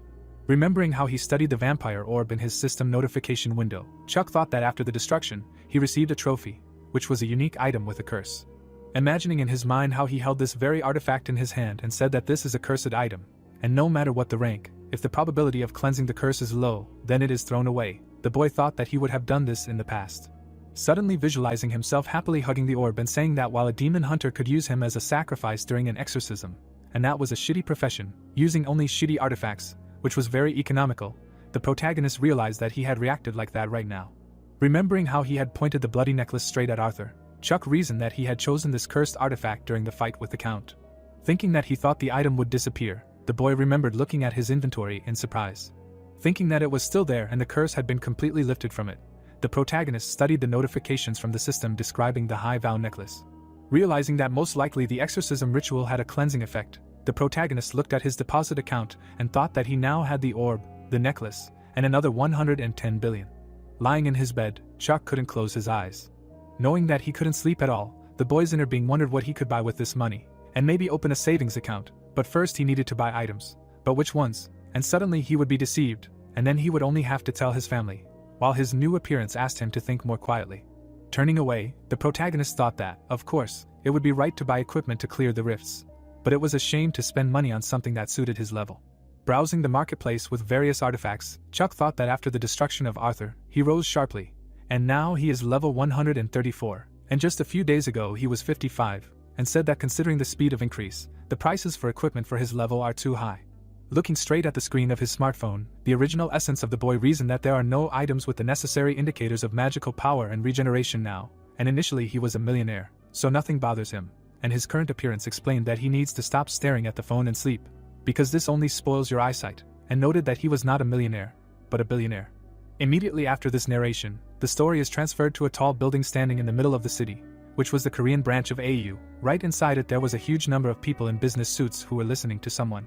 A man in glasses showed a demonstration on the screen, saying that you need to look closely at the screen, and if you look closely at how the rubble turns into stones, then the use of spells will become undoubted. The man sitting at the table was asking what kind of spell it was, when suddenly another man jumped up from his seat, asking what kind of nonsense it was, because it was impossible to make such huge stone pillars with spells, because there was a limit to magical power. Then the people started arguing with each other, saying that the spell was definitely visible there, but it was impossible according to the laws of magic, and poking each other with the fact that they worked in different departments, so they had their own opinions, while someone silently watched them. Haim held his head, thinking that he was very tired, because wherever he went, they talked about Chuck, and his friend asked if he knew anything. Adjusting his glasses, the company employee asked if he was really there too, and explained that if he didn't know, then he certainly didn't, and Sam noted that it had been very difficult lately, because friends and relatives asked him to tell them secrets. The man with black hair was tiredly explaining that there was no person with that name in the Arcana database, and it was unclear whether it was a real name or a nickname, so everything was annoying, and his colleague was saying that it was Thursday after all. Looking straight at his laptop, Haim noted that as soon as the update appeared, everything should calm down. A moment later, the two were very stunned, noticing something in front. Immediately after that, the guys saw notifications about the game update and the appearance of a new location. Suddenly, the plot took us to a forest inhabited by mythical animals, and told us that this is the island of Asura, and in the times when Arcana was a game, this area was referred to as a treasure island. Showing us a huge number of different plants and crystals located there, the plot explained that no one had yet managed to find, but on this island grew precious stones that no one in the world could compare with, and now this island has appeared in reality. At this time, the reporter, holding a tablet in his hands, said that this was news about the latest update of Arcana, and said that along with the appearance of the island of Asura, regular conferences of magicians would be held from this week. Then the host said that experienced mages would gather, discuss important issues that would help in developing magical skills, and this was the first conference since the appearance of Arcana in the real world, which aroused considerable interest in the society. While Chuck listened to all this, watching the news on his phone, the boy continued to look at the screen of his smartphone, as reporters asked Miss Jessie that she really came there because of the island and whether she planned to protect the tower together with the protagonist, and she answered that she came to take part in the conference of mages, and does not give interviews.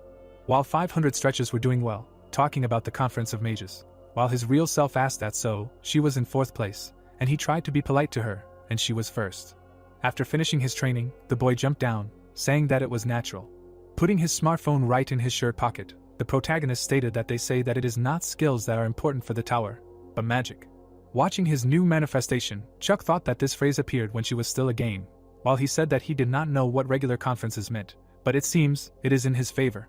At the same moment, the boy put on latex gloves on his hands. Having started to wash the dishes, the protagonist declared that they would move out as soon as he finished his dishes, and his original essence did not wonder that usually they did not do this right away. Then the narrative of the story moves directly to the Tower of Magicians, around which a huge number of people gathered. Inside there were also a huge number of sorcerers. At this time, a girl was sitting right on the floor. It was Claire, an experienced mage of the Tower of Magicians, who was happy that the conferences had finally resumed. At this time, the guy was saying to go faster and was going to be the first, when suddenly he was told to look back, and behind him was an experienced sorceress, who was interested in what the result of the research was, and what kind of report this time would be Mr. John's. A moment later, this same guy was very scared, seeing that Claire was behind him. The experienced sorceress continued to sit boredly. At that moment, the guy asked what it was, and said that he was in pain, and his friends laughed at him, noting that it seemed like he was in too much of a hurry to Asura. Then the guys asked if he really decided to enter the wall, and he said that he had disgraced himself, and asked to help him up, while the girl watching this from the other side of the wall called him an idiot. Suddenly, someone told Claire that you can't call her names like that, and she was very surprised. At that moment, a sorceress passed through the wall, who said that this was the magic of the illusion created by the owner of the tower. It was Jessie, who was looking straight at her friend, explaining that it was difficult to pass through without an invitation. Noticing the girl with green hair, Claire was very dumbfounded. At the same moment, the guys in the Tower of Magicians watched in surprise, while the experienced sorceress said that in fact even experienced magicians had a hard time bypassing this magic, and she was wrong, so she asked for forgiveness, to which she received the answer that there was no need to apologize to her. Climbing straight up the magic stairs, Jessie asked if she was really going to show the way today, and showed her invitation, and Claire explained that she was trusted to accompany the hunters to the Crystal Hall. Checking the invitation of the girl with green eyes, the experienced sorceress said that she was the last hunter who was invited to participate, and all the guests from the list had already arrived, so she was going to go in with her. Looking ahead, the sorceress asked if this was true. Then Jessie suddenly asked if she could wait there for a bit, which surprised Claire greatly. The green-haired girl looked straight ahead with a serious expression, stating that she thought there was one more person coming to this conference that needed to be met. At that moment, the story's narration shifted straight to Chuck, who was looking straight ahead with a displeased expression. Standing right in front of a huge magic crystal, the boy was thinking that this was the mage's tower. The protagonist stared menacingly ahead, thinking that for some reason every time he came there, he didn't like everything. Trying to get through the huge number of people there, Chuck thought that it was too crowded. The boy continued to make his way through the crowd of people, thinking that there were a lot of them on normal days, and that they probably all wanted to get to Asura Island today. Suddenly, a man pointed his finger straight at the protagonist, saying that this was that very man. Hearing this, the other adventurers began to confirm that it was that same Chuck, while he, looking at them with displeasure, remembered that he was shown on the news. Immediately after this, a huge number of people lined up around him and asked if he was really going to the island and asked for an autograph, which he was very unhappy about. Grabbing Chuck right by the bag, the guy with green hair said that he was his fan. Pointing his finger at him, the man asked for only one photo, and then he would not bother him anymore, and the guy thought that there was no need to pull him by the bag. Menacingly looking straight at him, the protagonist asked him to leave, arguing that there were tea bags in there for 501 apiece, which he bought in honor of his salary. Hearing this, the guy with green hair was very surprised, while Chuck, looking at him, did not understand how one could speak so rudely to a person he saw for the first time. Suddenly the man started shaking, saying it was cool, and the original essence of the boy reasoned that there were people who would be disappointed in him because of Granfel's terrible character. He would be given even more attention. A moment later the guy with green hair declared that it was cool, and he heard Chuck cursing alive, and the others also asked to say the same to them, while the boy listening to all this was extremely dumbfounded, realizing that nothing worked on them. The protagonist was surrounded by a huge number of people, realizing that he needed to quickly hide from them somewhere. Suddenly Chuck noticed a wall right in front of him, thinking that it was somehow different. Thinking that it seemed different, the boy rushed towards it with great speed. At this time the protagonist reasoned that he had some kind of strange feeling, when suddenly he disappeared, and the rest of the people looking straight at the wall said that he just walked through it. At that moment, Claire was very confused. Chuck was standing right above her, breathing heavily. The boy grinned maliciously, noting that this was amazing illusion magic, worthy of praise. Chuck followed right behind Claire on the magic stairs. The experienced mage of the magic tower looked straight at the boy in surprise, wondering who he was. Flipping through her notebook, the pink-haired girl thought that all the hunters who received an invitation had already arrived, and no matter how much she checked, there were no new people on the invitation list. Menacingly looking straight at her, the protagonist asked if there was really a problem. At that moment, Claire remembered how he approached her, and explained that there was no problem at all, and asked what he said that he wanted to participate in the conference. The boys continued to climb the magic ladder, when Chuck gave a positive answer, and the experienced mage of the Tower of Magicians asked if he had an invitation, to which she received an affirmative answer. Embarrassedly looking straight at the boy, the girl with pink hair thought that this could not be, and such illusion magic is used only by the owner of the tower, and without an invitation card even magicians cannot just pass, let alone a person. Puzzledly looking at him, Chuck's true essence did not understand what was wrong with her, and maybe she had a fever, and his new appearance asked that without an invitation participation is impossible. Waving her hands, Claire explained that this is not the case at all, and in the rules there is a clause that a person without an invitation can take part in the conference if he passes the illusion magic. The experienced mage of the magic tower, very embarrassed, said that he was the only one who managed to do this, and did not understand whether to admire or be surprised, thinking about it from a scientific point of view, while Chuck repeated that this was indeed a very good illusion magic, worthy of praise. The boy continued to move up the magic ladder, and while his inner voice said that he could really personally touch this magic, and wondered when his level would be at the 1000 mark, would he be able to do something like this, and roughly understood what the principle was there, so all that remained was to add magical power. At that moment, Claire said that here they were, and the doors opened right in front of the protagonist. A moment later, the guys found themselves right in the conference hall. Looking straight ahead, Chuck heard an unknown voice that greeted them in the crystal zombie. He then stated that this was a place of lofty knowledge, and the pink-haired girl who heard his words smiled widely. Imagining in his head the people who looked around in shock, the boy thought that when Arcana became reality, its inhabitants, who were neutral characters inside the game, also moved to this new reality. Imagining in his head the image of John using magic against the background of the magic tower, the protagonist reasoned that among them there was one person who had great influence, and this was the youngest magician, who was called the future successor of the magic tower. At this time, the hat on Jesse's head said that he absolutely lived up to the nickname of a genius and understood the situation the world was in, so in order to take action, he used all his knowledge, becoming the organizer of scientific conferences, where new achievements in the field of magic were expressed, and the girl noted that she was very bored. At the same moment, the hat, dissatisfied with the behavior of its mistress, noted that John had just explained to her how great he was. She called his report boring, to which the sorceress replied that she could do nothing if she was bored and wanted to sleep, and even if she listened, she still would not understand. Then Jessie explained that her only skill was magic, and she did not understand anything about research and interventions in it, while John spoke, standing right behind the podium. Then the girl with green eyes said that, nevertheless, being in such a majestic place of knowledge was the highest honor for a magician, and if not for the quest, she would have skipped, while the great magician looked away, suddenly noticing something. A moment later, John asked what was really boring, and the sorceress, hearing this, shuddered in surprise. Looking straight ahead with a menacing gaze, the great wizard explained that the magic tower was summoned to the world of hunters for a certain reason, and to be honest, it was not only the tower that was summoned, but also the worldview, that is, you can still encounter a phenomenon called renewal. John also added that their magic was not entirely familiar to them, as well as the difficulties they were experiencing in understanding their science, but it was necessary to combine efforts to reveal this reason and return their world without unnecessary conflicts. Then the words of the great wizard echoed throughout the conference room, who stated that therefore the topic of the report at this conference would be related to science, and in it he observed the possibility of developing magic, which surprised everyone else. A moment later, John created fire magic in his hand. Looking at the cloud of flame in his hand, the great wizard used fusion and explained that this was the name he gave to a new type of magic, and this was a new flash resulting from the harmonious fusion of science and magic.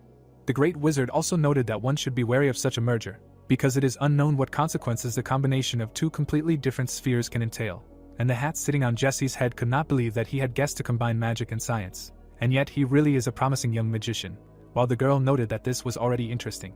Directing his serious gaze forward, John explained that for this he needed the help of hunters. At that moment, people right in the conference hall thought that this was a new quest, and this was very good, because lately they were worth their weight in gold, but they did not understand why the system notification window did not appear. Then John said that if they had any questions, when he suddenly stopped abruptly. Then the great wizard saw that Chuck, sitting right in the middle of the conference hall, raised his hand. Confidently looking straight ahead, the boy addressed the magician and explained that there was an error in his just shown research. Then he asked him what he thought about it, and John, who heard this, was very dumbfounded. At this time, all the people there looked straight at the protagonist and could not believe that he decided to point out the Mogu's mistake, and did he really understand the essence of his research, while the sorceress looked at him with admiration, glad that this master had come. The rest of the adventurers in the conference hall were very disappointed, saying that this was a scandal, because John himself had been asked a tricky question by the Mogu, and with his character he would not just remain silent. While people did not understand who he was, the species had never seen him before, the great wizard silently looked straight ahead. Looking straight at Chuck, who folded his arms across his chest, John asked what was superfluous in his words. Looking ahead with displeasure, the great wizard asked if he could hear the reason why he thought so. Hearing this, the rest of the people wondered if this person had really understood the question, and the boy, looking straight ahead, was explaining that everything was very simple and he felt the difference. Pointing his hand directly at John, the protagonist was saying that magic and science were two completely different spheres, and that this difference had manifested itself during their fusion, which had led to a waste of time. Creating a sphere of fire in his hand, Chuck noted that he had once experienced the difference between skill and magic. Seeing this, the great wizard was very dumbfounded. John was standing right behind the podium and thinking that this couldn't be true, that it had taken him so many months to activate it, and he did it so easily and felt the same thing, being an ordinary hunter, while the people in the conference room couldn't believe that this was exactly the same flash that the sorcerer had shown, when suddenly someone noted that he had seen this person somewhere. In a moment, people realized that it was that same Chuck, while he, looking straight ahead, asked what was really him, using centrifugal force during the interaction, and noted that the process itself looked clumsy, but the result was not bad. At this time, the real essence of the boy, happily looking at the created sphere of flame, noted that initially he spent too much magical power on the flash, but now that he used centrifugal force, the effect is much better, while the rest watched him in surprise. Making an expression of unprecedented joy, the protagonist realized that he did not come to the conference in vain, while the rest present there said to look at his smile and asked that he really found all this so funny. At this time, John lowered his head down and, after a short pause, addressed Chuck directly. Hearing his name called, the boy looked forward in surprise. Immediately after this, the great wizard, putting his hand on his chest, asked if he could take part in his research, when suddenly a system notification window appeared with a new quest. Pointing his finger straight to the consent button, the protagonist could not believe that he had received a new flash, and a quest at that. Once again making an expression of unprecedented joy, Chuck understood that he really had come there for a reason, and the others thought that he had such a face as if he had won. Immediately after this, the narration of the story is transferred directly to an island surrounded by water. The waves slowly rolled right onto the shore. The girl smiled widely, asking if this was really the island of Asura, and declared that it was very cool there. The warrior walked straight to Ani, asking if this reminded her of Arcana, because then they were full of dreams and anticipating new connections, saying that if she had known, she would have taken a bikini with her. Hearing this, the head of the Berserker Guild, like an enraged dog, asked if she really came there to relax and why she even needed a bikini. Looking at the huge number of people on the beach, the girl with red hair noted that there were too many of them. At that moment, Margot approached her right and asked what kind of mood she was in again, calling her a cutie, and Ani was very angry, thinking that she had gone crazy. Watching everything from the side, the guy with glasses noted that she was brave, and his ally standing next to him said that there really were a lot of people, and he assumed that there would be bloggers and reporters, but he did not think that the residents of Arcana would come too. Looking ahead in surprise, the man in the yellow shirt asked where he saw those very neutral characters, and the guy with a mustache said that they were there. Looking straight at the knights dressed in armor, the Berserker Guild member noted that they were the Lionheart Order, which the system also notified. Looking at the man standing near the tree, the black-haired guy noted that, judging by their figure and muscles, they were shadow mercenaries, which the system notification window confirmed. Looking straight at the people wearing cowboy hats, he added that there was a hunters' union ahead, and the system was just notifying about this. At the same time, Margot hugged her friend, saying that everything was correct, and Usura Island was known as a treasure island even in Arcania, and Ani noted that this was true, and they all probably came there specifically for treasure, and probably didn't even know about the rift. At the same moment, the girl with red hair, like an angry dog, said that her head was simply splitting, because now she would have to compete with some neutral characters, while her watch suddenly rang, and her friend said that the guys from the tower had not arrived, so she needed to think positively. At the same moment, Margot asked who it was, and the head of the Berserk Guild looked straight at her watch, saying that there was one person, and asked if the conference had really ended already. At the same moment, the girl said right from the watch that it was incredibly cool, and said Chuck's name, and Ani, who heard this, asked what was wrong with him.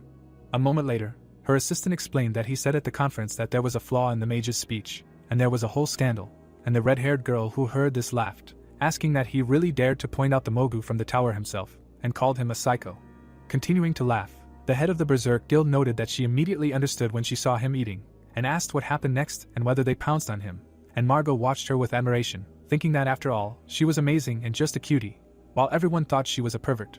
A moment later, Ani was very surprised when her friend the sorceress said that the mage acknowledged his comments, and he bowed his head and even gave him a quest, so everyone was just on their ears, because Chuck left with a new task. At this time, the boy was reading information directly on an unknown scroll. John put his hand on his chest and said that if there were any substances needed for research, he should write them down there, and he was going to do everything possible to get them. Chuck's true self, hearing this, could not believe that he would really do everything possible, while his new form took a pen in his hand, going to write something down. Then the boy thought that since he himself suggested it, then he would ask him to get what was needed right now, and made an expression of unprecedented joy on his face. Immediately after this, the narration of the story is transferred directly to the Tower of Magicians standing in the middle of the city. We are transferred to the very top floor, where John was standing right in front of the elders of the tower. The great wizard bowed, asking the 5 stars and the noblest magician if they called him. The old man sitting right on the chair called John the young morning star of the tower. Looking straight at him, the head of the magic tower declared that he offered one hunter to do research together. Looking straight at the great magician, who lowered his head down, the old man declared that the Tower of Magicians does not interfere in the affairs of hunters, and he broke the rules of the tower, asking why he made such a mistake. Then John, confidently raising his head, explained that the hunter Chuck understands the basics of magic, and it was also noticeable that he distinguishes them. Then the great wizard said that his abilities in magic can be of great help in the current world situation, so they will no longer have to just watch the violation of the rules, and the head of the magic tower said that he is the magician of the tower. Immediately after this, the old man, sitting straight in his chair, explained that magicians make their own decisions and are responsible for them, and he knows this better than anyone else. At that moment, the head of the magic tower declared that he respected his decision, but asked him to remember that he will personally have to answer for it, and John, who heard this, was suddenly surprised. Finally, he added that if he had nothing more to say, they would talk later, and he could leave, when suddenly the doors leading to the exit opened. Coming out of this room, the great wizard looked straight ahead with displeasure, saying that they were just old idiots. Holding his head, John thought that they were talking about some kind of responsibility, and did not understand how they dared to talk about it when they themselves were in an illusory world and ignored reality, not understanding how much longer the owner of the tower intended to remain silent. At that very moment, a joyful Claire ran up to him, calling out to Mr. John. Noticing her, the great wizard asked what she was doing on this floor, and the girl with pink hair, sparkling with joy, explained that she was looking for the things Mr. Chuck asked about and was just about to take them to him. Then John told her to give them to him so that he could take them himself, and Claire, hearing this, was very upset, saying that this was not necessary, and he was busy, so she would take them herself. Looking straight ahead, the great wizard noted that there was nothing wrong with this, because he was going to him anyway, and he needed to check something. Surprised after hearing this, the girl with pink hair thought that if she checked, then okay, and gave them to him. A moment later, the narrative of the story moves to the doors made of gold. Chuck was reading a book, being right in the magic library. John, sitting right in front of him, showed the artifacts, saying that these were the items he asked for.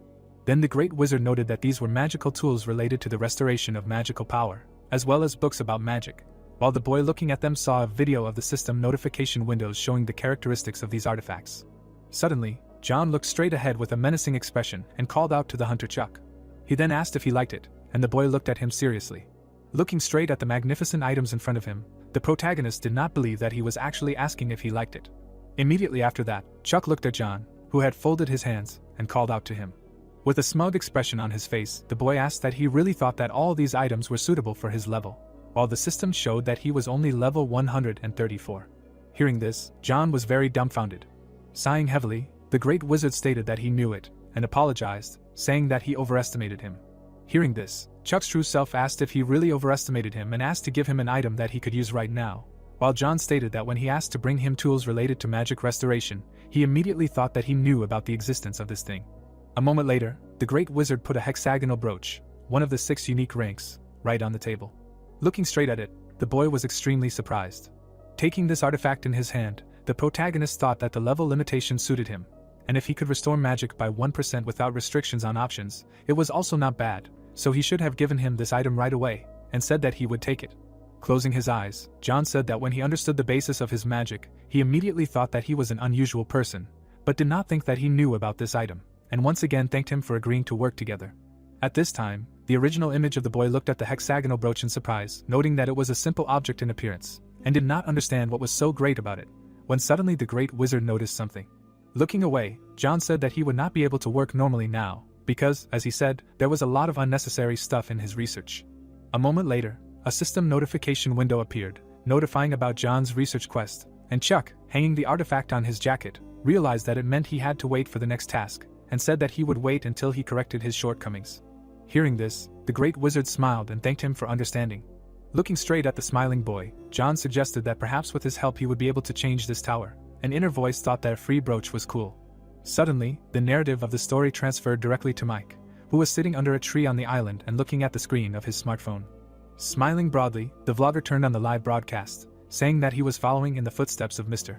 Chuck, and greeted everyone, noting that he was sitting in front of the portal to Yusra Island and waiting for the master. Looking straight at the huge number of people passing through the portal, Mike noted that there were many other players there, and he believed that Mr. Chuck was about to arrive. Looking straight at his smartphone in surprise, the vlogger asked that didn't they know that the main character always appears last, and was going to wait for his idol until the end. Suddenly, an unknown man in a mask appeared right behind Mike. At that moment, his face was shown directly on the live broadcast of Mike's channel, and people wrote different comments. Looking furiously straight ahead, Dexter said that this Chuck was everywhere lately, and called him a rising star. Recalling the news headlines with the image of this killer, Mike mused that after the Arcana became a reality, new faces appeared and they did everything for their goals and were constantly at the center of incidents, especially the one who was said to be the most brutal of them, visualizing how the news wrote about the disappearance of players. The video blogger reasoned that the players entered the rift with this gang and disappeared without a trace. At the same time, Dexter hugged the boy, who was very scared, and wondered why he suddenly began to show interest in Mr. Chuck.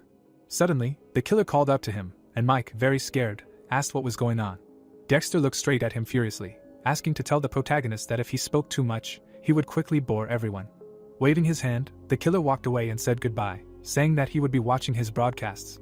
At that moment, Mike looked straight at the screen of his smartphone, where the plant manager asked what would happen if Chuck really could clear the island alone.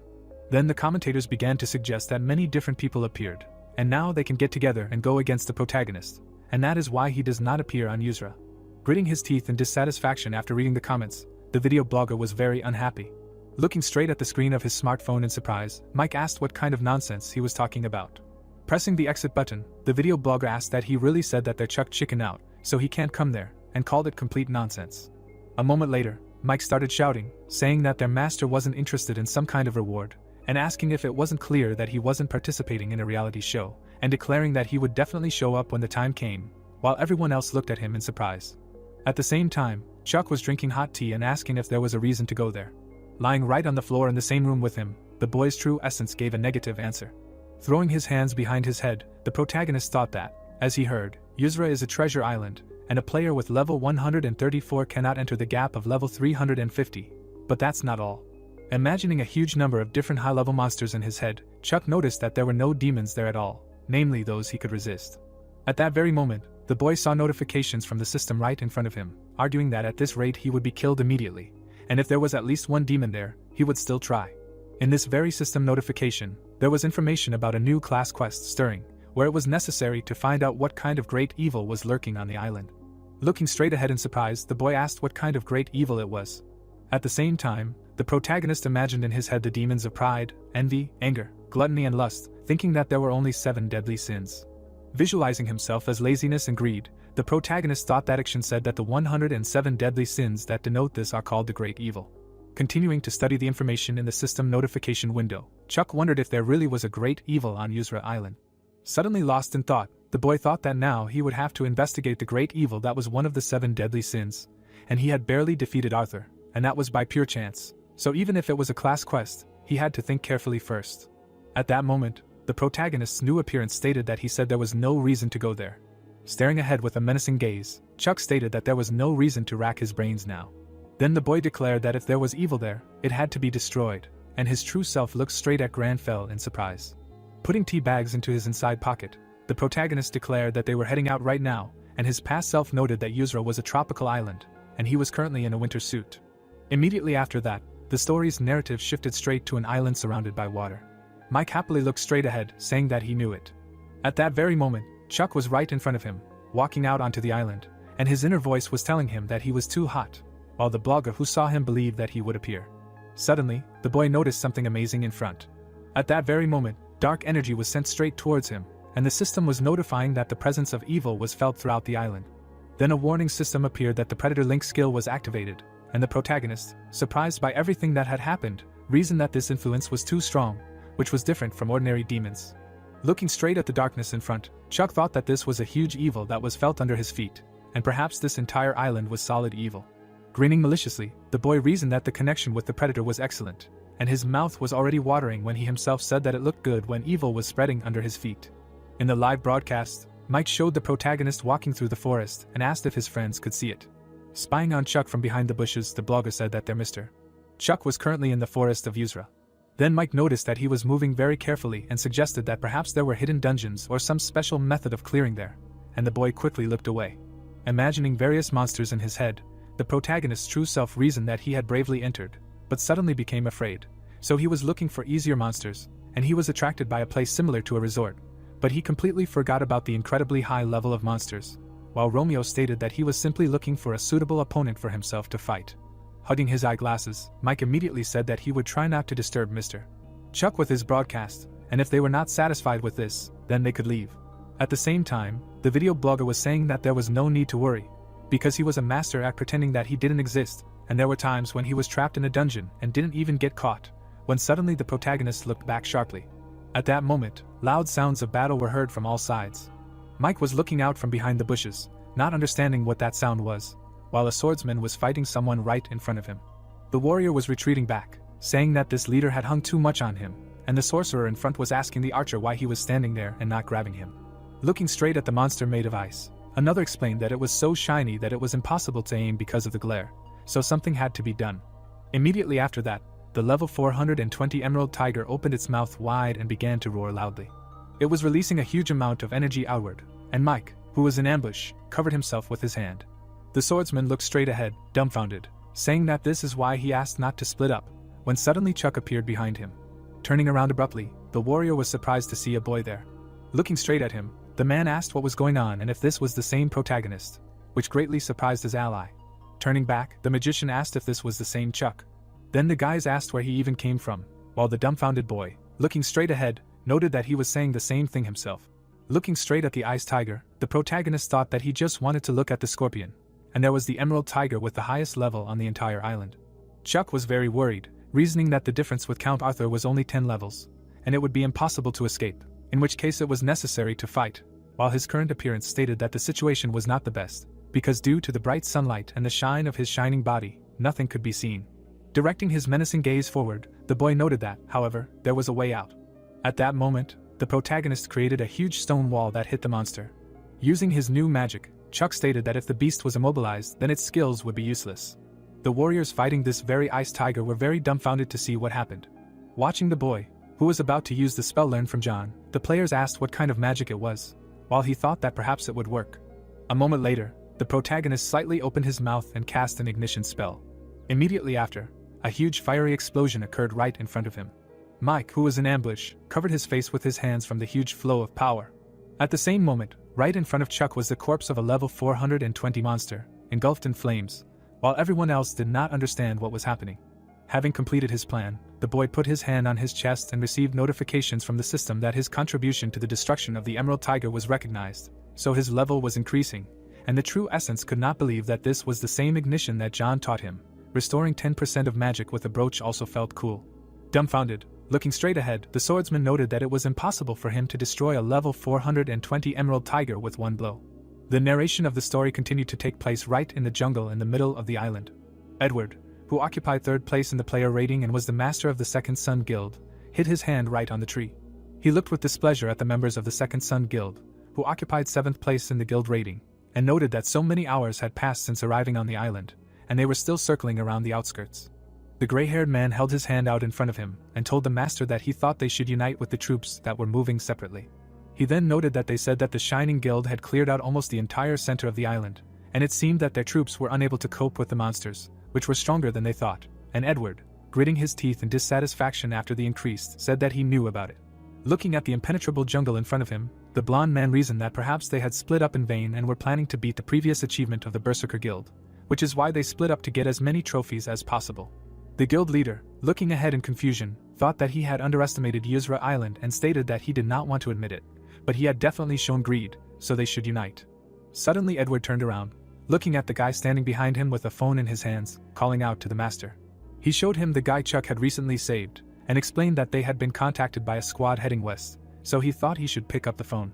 Holding his head, the blonde man noted that he was just about to call, and announced that they should unite, so he was heading to them, and the person on the phone said that this could not be allowed, and that they would better come to them. Then the swordsman announced that this route was completed, and Edward, who was dumbfoundedly looking straight at the screen of his smartphone, asked what he was talking about, and asked him to explain it in plain language.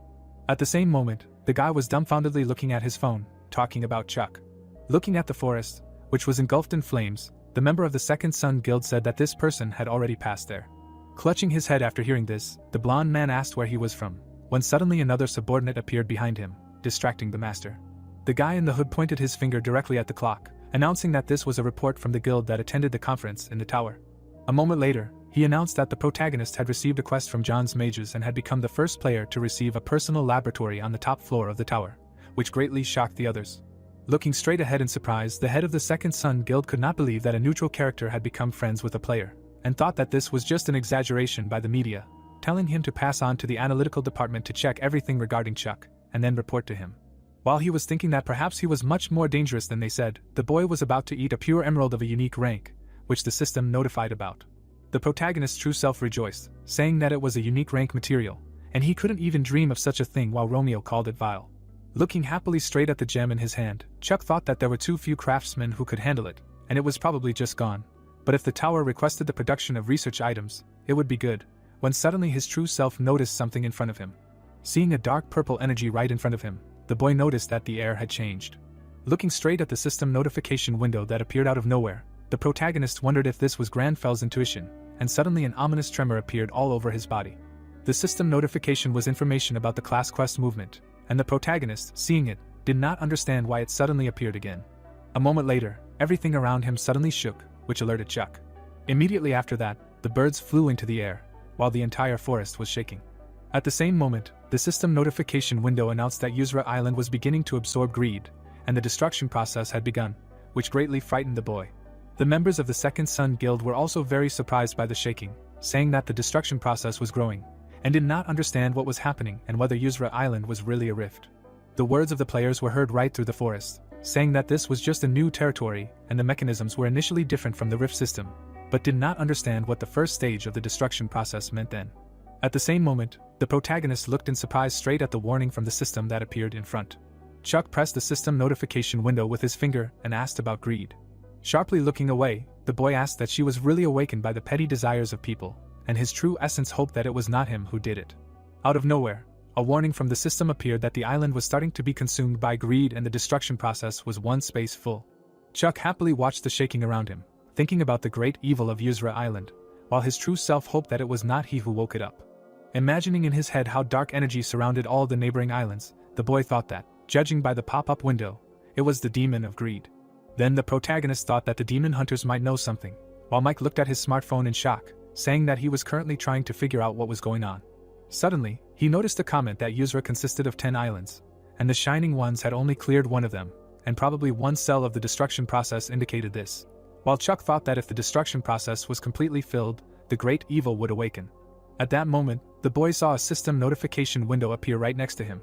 Thinking that he knew it, the protagonist looked at the system notification window with the class quest stir. Hearing an unknown sound, Chuck turned around sharply, thinking that it was good that he did not need to destroy it, but to prevent it. At this time, the members of the Berserker Guild were fussing and declaring that they said that the Shining Ones cleared one island and found treasures. So they really did, and there were only 9 left, and if they did not hurry, they would get nothing. Then the guys shouted that they also had to get at least 1 treasure before everything was destroyed, and the guy, looking menacingly to the side, reasoned that this was a normal reaction. Watching the players who were under the influence of dark energy, the protagonist thought that at this moment all the players on the island were thinking the same thing as they were. Visualizing the man stretching his hand forward, Chuck realized that in order to stop greed from reaching the treasure, he had to let go of his own desire. As he reasoned that it was impossible to convince all the players of this, the boy heard the voices of others echoing right through the forest, about the guild arguing among the ones who had originally come there. The protagonist's true self was very scared and did not know what to do. At that moment, Romeo declared that there was only one way, which greatly surprised Chuck. The boy directed his menacing gaze forward, declaring that he would take all the treasures for himself. The protagonist's true self was very dumbfounded, looking straight at him. The story then shifted to the second island of Yusra, where a rift was appearing in the sky above. The Shining Guild squad was looking straight into the system notification windows. Looking straight ahead, Fred asked Sylvia what she thought about the process of destruction, and she explained that it was obvious, and Yusra consists of 10 islands, and in the process of destruction there are 10 cells, one of which is painted over. When the woman with red hair explained that it filled up immediately after they found the treasure, so it was a countdown, and asked Rox if that was true, and he, grinning maliciously, confirmed her words and asked if they had heard the report from Jesse. Looking in his direction in surprise, the man with brown hair asked that he was really talking about the report that Chuck received a quest in the tower and went to the very top floor, and Sylvia noted that Jesse was very nice, and her eyes sparkled when she mentioned the protagonist, suggesting that there was something between them. At that moment, Fred asked the red-haired woman to be more serious in this situation, and she noted that someone like him, who rented an entire hotel and then got rejected, could not understand what made him so angry, while the head of the Shining Guild, who was watching all this with a smile, noted that this Chuck was rising quite quickly, which could be dangerous. A moment later, the knight asked what they thought and whether they would be able to defeat him if they went against him, which greatly stunned his subordinates. Puzzled, looking away, the brown-haired man said that he would like to do without switching if possible, and Sylvia asked that he was really joking, because now the Rock Guild alone was already making his head spin. Then the girl with red hair added that especially Jessie will not stand aside, and perhaps she will rise up against them, to which Fred agreed, noting that she did nothing bad to them, and Rox, who turned for his head, noted that this was true.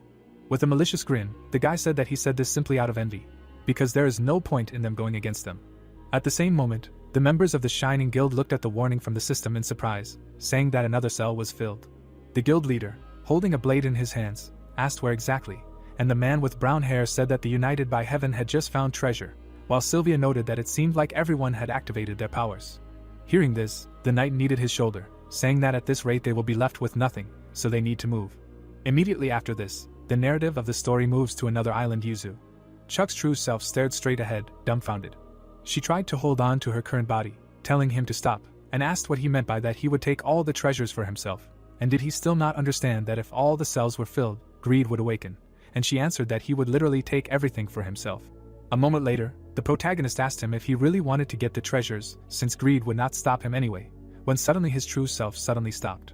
Chuck saw a Knight of the Lion Order right in front of him. Looking straight at the man in beautiful armor and the flag fluttering behind him, the boy noticed that they belonged to the Lion Heart Order. At the same time, Chuck's true self said that she did not think that she would meet the best order of the Arcana era there, while Romeo smiled and looked straight ahead, saying that this was the commander of the Lion Heart Order. When the boy said his name, Oliver looked forward happily. The knight standing right behind him noted that this was impudence and asked to show respect to the commander, and the latter stopped him with a hand gesture, asking the adventurer if he could ask his name. Then the protagonist put his hand right on his chest, saying his name, and noted that he did not expect to meet the Order of the Lionheart there, until his true essence understood what kind of speech it was, like in a historical film. Looking straight ahead, Oliver noted that he felt that he was very different from the other adventurers. Suddenly, the commander of the knights noticed something. He was looking straight at the brooch hanging on the protagonist's collar. When Oliver said it, Chuck was very dumbfounded. A moment later, the boy abruptly jumped to the side from the unknown with a blow of magic. After what happened, the Lionheart Knights looked ahead in surprise, asking if it was a meteor, while the assistant commander asked if he was okay. A moment later, Kevin was greatly surprised when he noticed something in front of him. Looking straight at the huge turtle monster, he declared that it was the owner of the island. The monster opened its mouth wide, while the system announced that it was a huge turtle with golden fangs of level 450. Seeing it, Oliver made a hand gesture, telling them to prepare for battle, while his subordinates asked why such a monster with the highest level was the owner of Yusra. Noticing how the monster's eyes glowed brightly, the commander of the night squad said that he was going to launch a meteor. A moment later, the huge turtle roared loudly, while Oliver ordered everyone to take their positions. Kevin gritted his teeth in dissatisfaction, noticing that their opponent had incredible power. At that moment, the knights told the commander that nothing was visible because of the meteorites, and they could not approach the enemy while the monster was raising its paw. Noticing this, the commander of the knights was very surprised.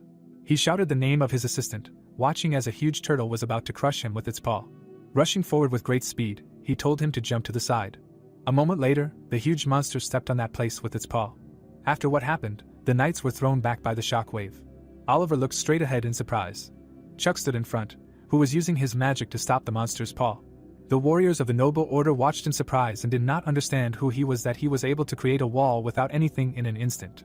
Holding the assistant commander in her arms, and the knights asked who he was, and the boy replied that now is not the best time for introductions. At that moment, Oliver noticed something amazing in front. A huge turtle destroyed the fortifications created by the protagonist. Then the soldiers shouted that a meteorite was coming again and they needed to take a defensive position and shoot upwards, while Chuck's true nature was very scared and stated that he had increased the wall's strength to the maximum and spent too much magic power, and if it weren't for the brooch, he would have already fallen without strength. Looking away in confusion, the boy understood that he needed to save his magic and let the Lionheart Order fight. At that moment, Oliver drew his blade and addressed the adventurer with the magic tower brooch. Turning back, the protagonist heard the commander of the Night Order thanking him for helping him and his subordinates. Putting his hand on his chest, Oliver swore that if he helped them in this battle, they would never forget his kindness. Hearing his words, Chuck's true self imagined the Knight Commander asking him to get on the bus and was going to give him money for the ride. The kid thought it was cool, and Romeo, with his hand right on his chest, noted that monsters must be fought accordingly, and if he needed help, he would be happy to provide it. Mike, who was watching everything from behind cover, was very impressed. The vlogger was filming Chuck communicating with the Lionheart Order on his phone and thought it was just incredible. Smiling widely, Mike asked his viewers if they could see it, and stated that he swore an oath on his heart, and it was definitely not an illusion. While the huge turtle was destroying everything around, the vlogger said that it was dangerous to come closer because of the owner of the island, but it would not affect the view of the battle, so he asked for their understanding. At that moment, Oliver, putting his hand forward, addressed the Lionheart Knights. Then he gave the order to attack in the name of honor, and the warriors pointed their blades straight at the majestic monster. The soldiers ran right past the boy standing in place, while their captain explained that his weak points were his head and team, and first you need to knock it over, then the top will become visible, so first you need to hit the legs. The Knights of the Order shouted loudly the order of their head, while Kevin looked in surprise at the adventurer standing in front. Continuing to watch him, Oliver's assistant thanked him for saving them from the attack of the owner of the island, but the commander swore an oath to him on his heart. Looking at him with contempt, Kevin reasoned that this is the most reliable oath that is brought only to the Emperor, and apparently, for him it is an empty sound. The Knight of the Order did not understand why the commander did this, while the protagonist menacingly looked straight ahead and simply remained silent. At this time, the warriors of the Order of the Lionheart attacked directly at the huge turtle. The knights were attacking the monster's legs, saying that they were doing it in the name of the lion. Then the order was given to take it down, aiming for its legs, while Chuck, who was watching everything, was amazed at this order. The boy was dumbfounded, looking straight ahead, not believing his eyes. Watching how the turtle did not feel any attacks from the knights, the protagonist realized that they were much worse than he thought. Clutching his head, Chuck reasoned that the Lionheart Order was far from weak, but this was not good at all. Watching how the owner of the island trampled them with his huge paw, the boy thought that they were used to fighting at close range, and the reserve troops were just standing behind and waiting for their turn to attack, wondering how long it would take them to completely defeat the enemy. Suddenly, a system notification window appeared right in front of the protagonist.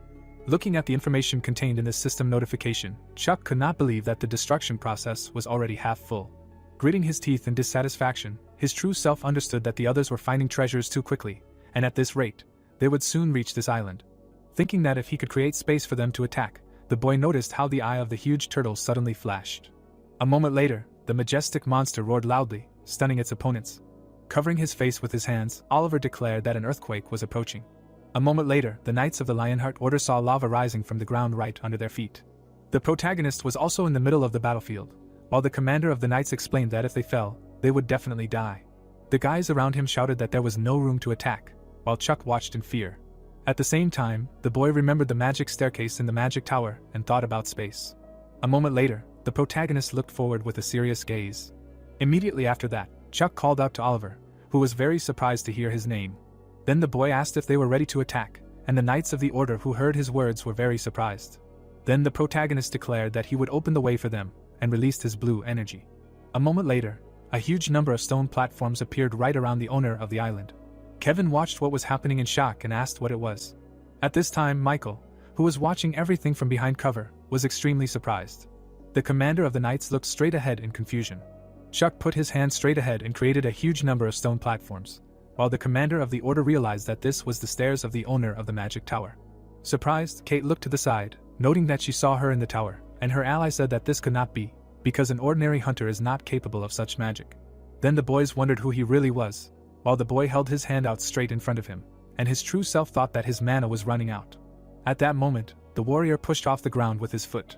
It was Oliver, who declared that the way was open, and ran forward at great speed. Looking straight at the displeased expression on the owner of the island, the commander of the order ordered not to miss this chance. Then he said that we need to quickly put an end to this battle, when suddenly all the warriors rushed straight towards the giant turtle. Oliver swung his blade to strike. A moment later, the commander of the knights completed his attack, destroying the enemy. Immediately after that, a system notification window appeared right next to Chuck. Seeing the information in it, the boy was very surprised. The protagonist could not believe that Commander Oliver was refusing to contribute to the destruction of the giant turtle with golden fangs. A moment later, another system notification appeared, which contained information that Kevin followed his commander's example. Chuck was looking at the huge number of system notification windows, which were notifying that the players had conceded the contribution to the destruction, and therefore he was gaining many levels. At the same time, Oliver came up to him from behind and told him about his brooch. Holding a blade in his hands, the man in armor explained that it was one of the gifts that the Emperor had given the tower in the distant past. Then the commander of the knights announced that they owed him the lives of many warriors, and the boy just looked away. A moment later, The protagonist was very surprised when all the members of the Lionheart Order knelt before him. Oliver, closing his eyes, said that the Lionheart Order remains with him, the owner of the brooch, Chuck. Immediately after that, a system notification window appeared right next to the boy, notifying that the giant turtle with golden fangs had been destroyed with the highest contribution. Then, out of nowhere, a cloud of blue energy appeared. Noticing this, everyone present there was very surprised. The protagonist's true essence looked in surprise straight at the cluster of blue energy, saying that it was the island's treasure. Watching the magic ball, Chuck wondered what he should do and whether he could take it for himself. But if he took it, the great evil would awaken, and if he didn't, another person would, and then the great evil would awaken anyway. A moment later, the boy was very dumbfounded, noticing that the system notification window showed information that 6 cells were already filled. Then the protagonist called out to Granfell, saying that he should think about the island's treasure while he was taking it into his own hands. Noticing this, Chuck's true essence was very dumbfounded. The boy was scared, calling himself a crazy idiot, and asked if he even knew about the consequences, because now the great evil would awaken and it would be the end for everyone, while Romeo was absorbing this blue energy. The protagonist, looking straight ahead with a menacing gaze, declared that for Granfell, Cloudy, Arfie, Romeo, wealth is fleeting. The Knights of the Lionheart Order watched in amazement as Chuck pondered what it was like for him, who was born the heir to a great family and had experienced all the delights of wealth. At this time, Mike looked straight at his phone with admiration. Thinking that the feeling of greed was unfamiliar to him, the boy held a tiara of blue energy in his hand. Joyfully looking straight at it, the protagonist said that the way to prevent greed from swallowing the treasure was very simple, and it was necessary to take it without any hint of greed, while the system notified that he was receiving the treasure of the island. Chuck's true essence realized the reality that he had succeeded, and recalled the events of the past. Immediately after this narration, the story is transferred to another jungle of the island. An unknown man was looking straight through binoculars. He watched the protagonist, saying that he had finally found Chuck. With a huge number of corpses behind him, Dexter told him to collect all the remaining treasure. At the same time, the exhausted knight said his name, calling him a pathetic killer. When he said that he would not leave this just like that, Dexter cut off his head. The shadow of the killer towered right above the corpses of his victims. Holding a bloody dagger in his hands, Dexter saw the system notification windows notifying that he had killed the player, and his karma points were increasing. Looking directly at the crystal in his hand, the killer stated that it would be more convenient for him to take them from him in one go, while the system announced that he had collected 32 trophies in addition to the emerald. Chuck looked straight ahead and thought that for his character, wealth is fleeting. The Knights of the Order were also watching him, and they were very surprised while the boy was arguing that for him, who was born the heir of a great family, and had experienced all the delights of wealth. Being in ambush, Mike was delighted, seeing everything that was happening. While the protagonist understood that the feeling of greed was unfamiliar to him, a tiara of blue energy appeared right on his hand. Joyfully looking straight at it, Chuck declared that the way to prevent greed from absorbing the treasure is very simple, and it is necessary to take it without any hint of greed, while the system notified that he was receiving the treasure of the island. All this was watched from the side by a video blogger, who was about to burst into tears of happiness. Continuing his live broadcast, showing the protagonist and the Knights of the Order there, Mike asked his dear viewers if they saw this, and the master received the treasure of the island, and the speed of destruction did not increase at all. Zooming in on Chuck's image on his phone, the vlogger claimed that he remained so calm, without even moving, and there was really not an ounce of greed in him. At this time, the boy's true essence looked straight ahead with displeasure. Looking at the broken crown in his hand, the protagonist wondered if this old thing was really a treasure, and it didn't even have a description. Suddenly, Chuck saw a system notification window, while his essence was thinking that this was probably a joke, and soon all the greed would disappear. Hopefully not all treasures are the same. In this very notification from the system, there was information that the Lionheart Order had joined his team, and the characteristics of these warriors were shown. The boy's true essence wondered what this was and what kind of team this was, while Oliver, standing in front, asked what he hadn't told him. Putting his hand on his heart, the commander of the Knights declared that they were ready to go with Sir Dude. At that moment, the protagonist remembered how they had knelt before him and Oliver had said that their Order of the Lionheart would not forget the kindness of the brooch's owner, and he could not believe that he had really meant it. Chuck wondered what he thought he had meant, that he would not attack him when they met, and the commander of the Knights, looking straight ahead, declared that he had saved their lives and had shown a pure heart, in which there was no thirst for treasure. Putting his hand on his heart, the great knight said that he did not know his goal, but swears that at least there, on the island, they will become his sword and shield. Hearing this, Chuck's true essence was very dumbfounded and could not believe that this was reality. Looking at the list of team members, the boy could not believe that no matter how limited the island was, the best order in the Empire should not follow him, because they had too big a difference in levels. Grinning, the protagonist thought that the monsters there were just as strong. Imagining in his head that he would now be able to fight these monsters, Chuck declared that it was necessary to quickly move to the next island. Immediately after this, the narrative of the story is transferred to the jungle on a completely different island. Dexter was sitting right on a tree branch and silently looking through binoculars. Suddenly, the killer heard someone calling him directly on the radio.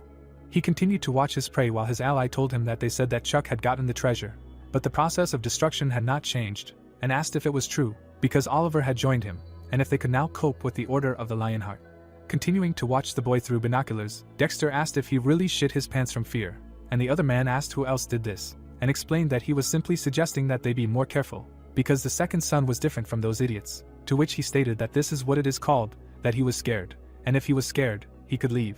At that moment, the killer looked furiously straight ahead, declaring that he had already prepared something for them, and as soon as they got into the boat to sail to another island, he had to snap his finger, and a deadly poison would spread throughout the boat. Looking through the binoculars directly behind the protagonist, Dexter noted that when they inhaled him, they would all end. At the same moment, Chuck looked menacingly to the side, while the killer was saying that they would kill him first, and then check whether he had treasure or not. Dexter did not even have time to understand anything, as his head was cut off.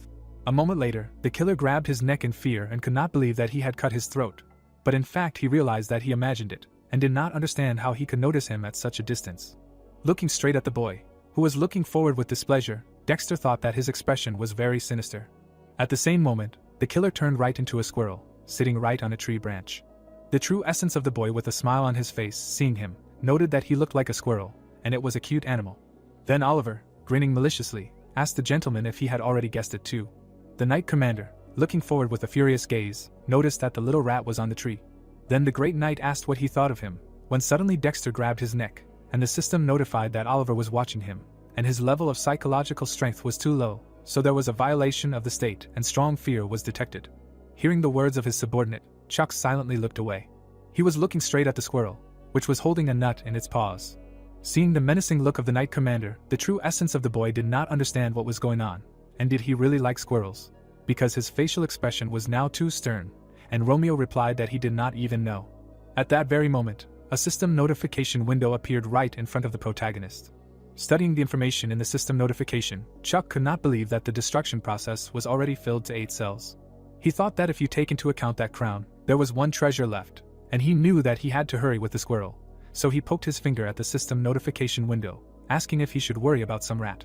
With his serious gaze directed forward, the protagonist declared that he had to hurry, and thought that he was still glad that he had managed to prevent the awakening of the great from leading the destruction process, which could not be completely completed. Looking straight ahead, he obeyed the order of his master. At that very moment, the voice of a man calling out to Dexter echoed across the island. At this time, the killer was holding his throat in fear, while his ally asked if he could hear him. Dexter was shaking with fear, while the man asked why he had suddenly gone silent. The killer seemed to be plunging into a dark abyss, and did not understand why Chuck left him alive and why he felt sorry for him, or whether he was not worthy of paying attention to him. Still holding himself by the throat, Dexter thought that the reason simply did not matter. Taking off his mask and crying, the killer said that he was washing his hands and mentally thanked them for sparing him. At that moment, his ally was with his friends and asked what kind of nonsense he was talking about, and Dexter explained that they, too, if they wanted to live, should not touch Chuck. The man looked dumbfoundedly straight at the screen of his smartphone and wondered what was going on. At the same moment, the guy with the mohawk standing next to him asked Harvey what happened, and he threw the phone on the ground, saying that this idiot abandoned him. The man screamed in frustration, saying it was like a curse and so much had been invested in this, and that freak Dexter said the only thing that could help was hydrovenom, so he took out a personal loan, while his ally tried to calm him down. Harvey glared at him, asking why he had to calm down. The man grabbed the guy with the mohawk by the shirt, noting that he was fine because it wasn't his money. The muscular man pushed Harvey away, telling him to stop, asking why he was so worked up, because it wasn't like him. Immediately after that, the man unleashed his dark energy, asking where he was getting worked up, noting that they were the calm little rats, wondering why that was. Harvey then said that they were in the same gang, asking how much Dexter had paid them, and his allies didn't understand what had happened to him, asking him to calm down so they could talk it out. At that moment, the man looked straight ahead furiously, asking how much of his money they had agreed to take for themselves. At that time, Chuck looked at the birds flying above in surprise. Oliver looked in the same direction, asking if something had happened. The boy turned around abruptly, explaining that it was nothing special, while he himself did not understand what was happening. Several system notification windows appeared right in front of him, notifying that the influence of a great evil had spread throughout the island and the natural enemy skill had been activated, and the protagonist, who saw this, reasoned that they were just ordinary notifications, no different from those that were when he first arrived on the island, and began to feel it even more. Suddenly stopping in place, Chuck thought that it looked like the intuition of a demon hunter was sending him a warning. Fixing his menacing gaze forward, the boy realized that the demon was somewhere nearby. At that moment, Harvey pierced his ally with a blade. Shaking with pain running through his body, the man with the scar on his face called his ally a traitor and said that he knew he was obsessed with money, but not to that extent. Looking straight ahead menacingly, the man asked what kind of nonsense he was talking about, while the system announced that he had killed another player. Holding a bloody dagger in his hands, Harvey claimed that they were the ones who first conspired with Dexter to take his money for themselves, while the system announced that he was getting a gold raft and 62 other trophies. At this time, a frightened Mike watched everything happening from behind a tree, and the man claimed that they started it all. Then the video blogger looked back with fear in his eyes. At the same moment, Harvey seemed to turn into a demon, saying that he just got what was his. Someone is running. Michael runs in horror and realizes that it is a murder. He runs through tropical bushes and thinks that this means that the rumors that he killed people in the rift were true and hopes that he did not notice him while the commentators discuss what is happening. The redhead trips over a root and thinks about what will happen if he is noticed, specifically that he is finished and that first of all he should get away from there. He looks at the floor in horror. The blonde catches him while he realizes that he is falling, and the second asks if he is okay. Robert looks at him and asks if monsters are chasing him, to which he realizes that the Pathfinder League has caught up with him. The man in the hat smiles and notes that most likely the guy in front of him is scared and urges him to sit here and rest, and he thinks that even a psychopath who kills his comrades for money will not go against the Pathfinder League if he wants to remain a player. Michael nervously scratches his head, agrees and thanks them and understands that now everything will be fine with him and that he is saved. Drones inspect the area. The man in the headphones smiles and notes that he is starting the Arcana program today and that right now viewers can see the last view of the island on the screens. Against the background of the clot, he continues that the local state is divided into 10 islands and that on each of these islands a treasure was hidden and that the method of finding these treasures on each island is different. People are fighting, and the man says that this may well be a hunt for the owner of the island, namely a monster with a name, or a search for fragments that will ultimately need to be collected together, and the system notifies that a guild called the Shining Ones found the island's treasure, and that the League of Pathfinders did the same. And the voice continues that with the help of different methods guilds and leagues were able to get these very treasures. The drone flies and the voice says that they finally caught up with the last island with treasures and that players and guilds are gathering here now. The announcer shows the Shining Guild and states that they have just arrived at the scene, while the red-haired one notes that their guild master is too ambitious, and the blonde one replies that it is all for the good of their guild, and the announcer asks if they have found their 2 treasures in the western part yet, adding that this is the greatness of the number 1 guild. Jack frowns, and the voice continues that they are proud of them and that there is information about a guild called Jayan and that it found a treasure in the eastern part, and turns to their guild master and asks if he understands that he should not jump over his head and that he just needs to earn contribution points, to which he receives in response that he should not worry. The man stands with a halberd while he continues about the Inazuma Guild, which is located next to the ladder, and that they were on the same island as Jayan, but did not have time to find the treasure, to which he notes that they are acting important, and his comrade notes that they will still have a chance, to which the voice notes his displeased expression. In the background of Ani, the announcer says that their competitors are following them, namely guilds called Berserk and Second Son, and the girl screams at him to let her go before she kills him, and the second asks her to put down the sword and not be stubborn, and the blonde notes that she is still just as indomitable. The announcer smiles and asks which guild will find its last treasure here and asks to subscribe to their channel. The man does not finish what he wants because he is very surprised. Jack is taken aback and the dark-haired man recognizes the man in front of him. The members of the other guilds are no less taken aback by something. Someone is walking in plate armor. The soldiers stand while the announcer is taken aback that the Lionheart has arrived. The blonde looks ahead and hears that this can't be, that such an unexpected turn of events has occurred and that the strongest order in the world has appeared in the arena, and he says that he can't believe it. Jack sullenly hears that he knows that the head of the leader named Oliver is about level 600, and he asks if he's imagining it. Uni tears his hair and says that he's going crazy and that this is generally against the rules, while the announcer wants to name the head of this order. Chuck straightens his tie. He looks at him and shouts that his name is Chuck. The blonde looks confidently and the voice continues that all the rankers immediately paid attention to him, because his look speaks of his complete confidence that he will find the last treasure. The dark guy notes that he feels uneasy about all this. He hides behind the saint and notes that of course he knew in advance that they would look at him like that, but he didn't expect such a large-scale effect, and the announcer continues that the order called the Lionheart is headed by Chuck and that they can well make large guilds worry. The guy frowns and turns to the second one with the words that he saw this Korean in the county and asks who he is, to which he receives in response that they first need to be careful not to become enemies with this guy. The red-haired one looks pleased and says that she will say it right away, but no matter what happens, she refuses to fight Chuck, because she only has one life after all. Chuck looks at the dark one with displeasure, and he asks someone to stop looking at him like that because he is very uncomfortable. He looks around and thinks that if everyone around suddenly finds out that he is actually a simple weakling, they will say that he is a crook and bury him alive for this. Oliver shouts his name. The blonde looked at him in fear. Something flashes. Jack asks in horror what is happening and why lava suddenly started coming out of the ground. The crack is growing and people are shouting for everyone to run for cover, and someone else that they should change their equipment to anti-fire, and others that they need to increase their resistance to fire, and someone else notes that they should do everything faster if they want to stay alive. The blonde looks ahead in horror.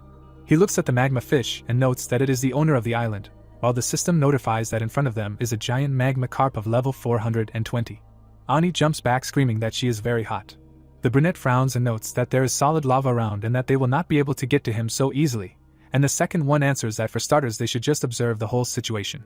The carp is bathing in lava while someone gives the order to report all casualties to him, and someone else yells at those without firefighting gear to step back and that tanks and melee fighters should also change their gear, but to throwing ones. The fish gets shells and someone notes that his lava wall blocks any ranged attack and someone else wonders how they can even fight something like that if they can't even get close to him. Jack attacks with his sword while the announcer still asks him not to jump above his head. A drone flies by and a voice from it yells that it's a carp and that a giant lava carp suddenly appeared. Against the background of a lake of magma, he continues that even through the screen they can all feel the heat from this lava. Oliver tensed up while he continues that the rankers can't get close to the monster because of its lava lake, while he asks if he's okay and receives in response that he has no problems. The blonde guy looks at him with displeasure and continues that he is very happy to hear this, and that he simply has nothing to justify himself with, and that he said that he would become his sword. But he himself cannot even come close to the monster attacking him. Chuck smirks. He frowns and notes that he should not worry about it. The blonde guy holds out his hand and says that he would not have brought him here without a plan. The man in armor turns around. He looks at him in horror and wonders if the man smirked in such a situation. The man continues that he does not understand how. The blonde guy continues to hold his hands, and the man does not understand what kind of way Chuck came up with to deal with him. The blonde guy looks down and decides to use magic by dividing it into 3 stages. Against the background of magical seals, he gradually uses search, interference, and manifestation. The carp hisses at him, and he continues that the lava around this carp is not even a skill, just a part of nature. The guy in armor is still terrified. The system notes that in this case, for Chuck, this lava is a little different. Jack is taken aback and notes that this cannot be. The lava scatters and the voice continues that for him, this lava is nothing more than scattered stones, and someone wonders if he raised the lava into the air. The 2 announcers do not know what to say to them. Rock smiles and wonders where such a strange person came from. The light one is happy to clean up the lava, and the dark one notes that the mana is running out, and calls on his sword to hit rather than just stand there. The drone flies among the lava and shouts that it is incredible that the lava is just floating.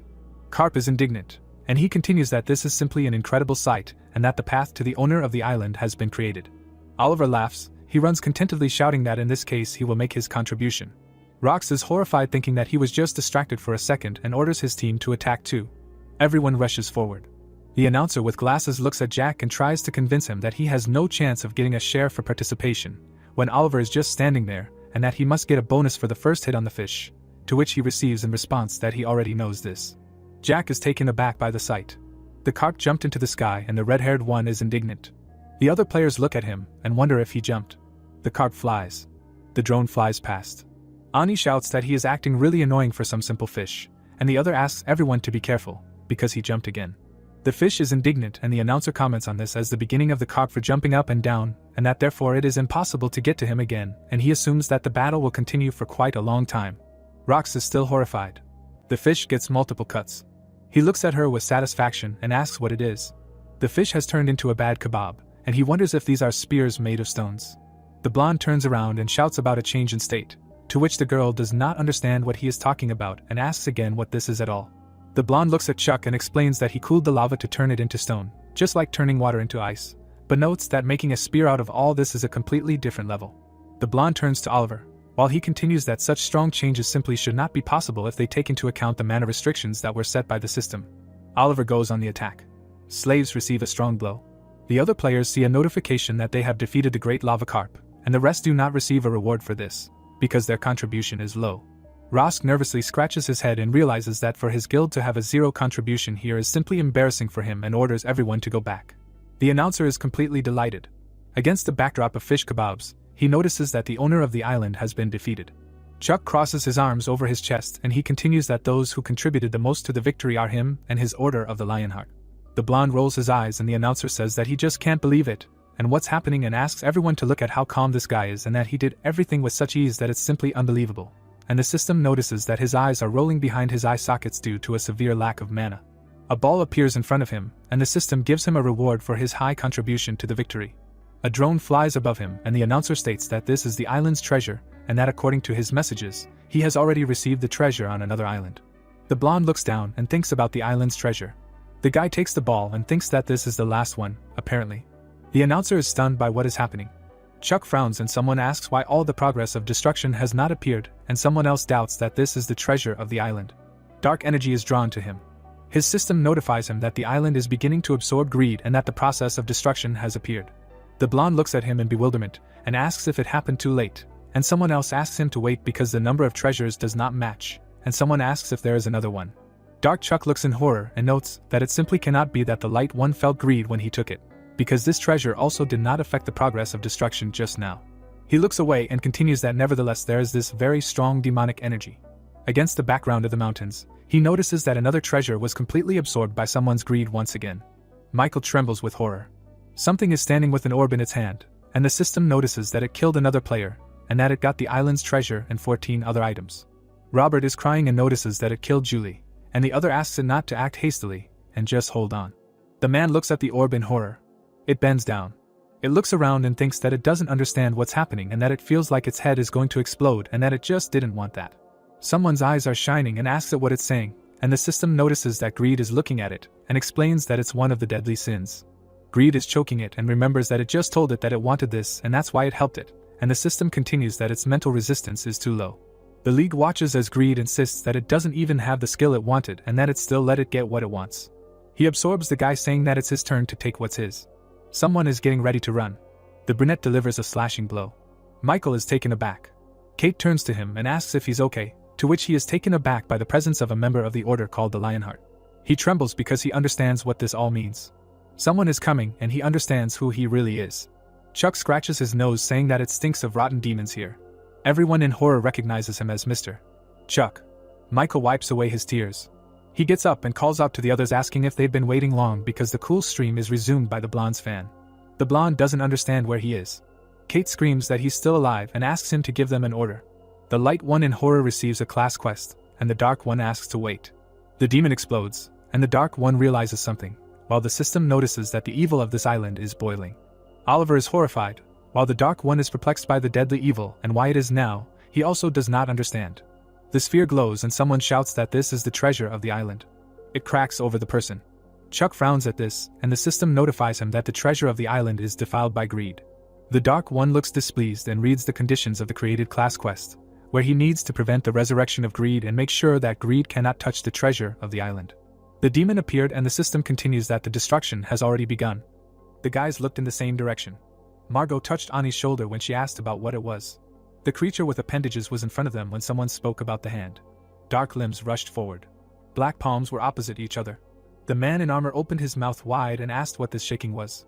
A black substance enveloped everything around when someone cursed and asked what was happening. The frightened guys were sitting in front of the monitor when one of them exclaimed that the islands were merging into one, and the other remembered that it said something about destruction. Something appeared from a crack in the ground. The building was shown from above when someone shouted that something was rising in the center of the united island. The protagonist and Oliver looked up when the latter said that it was incredible. A majestic palace appeared in front of him. The guys in armor looked in one direction when someone reported that a castle made of gold appeared right in the center of the island. Then they repeated his words, asking if this was all.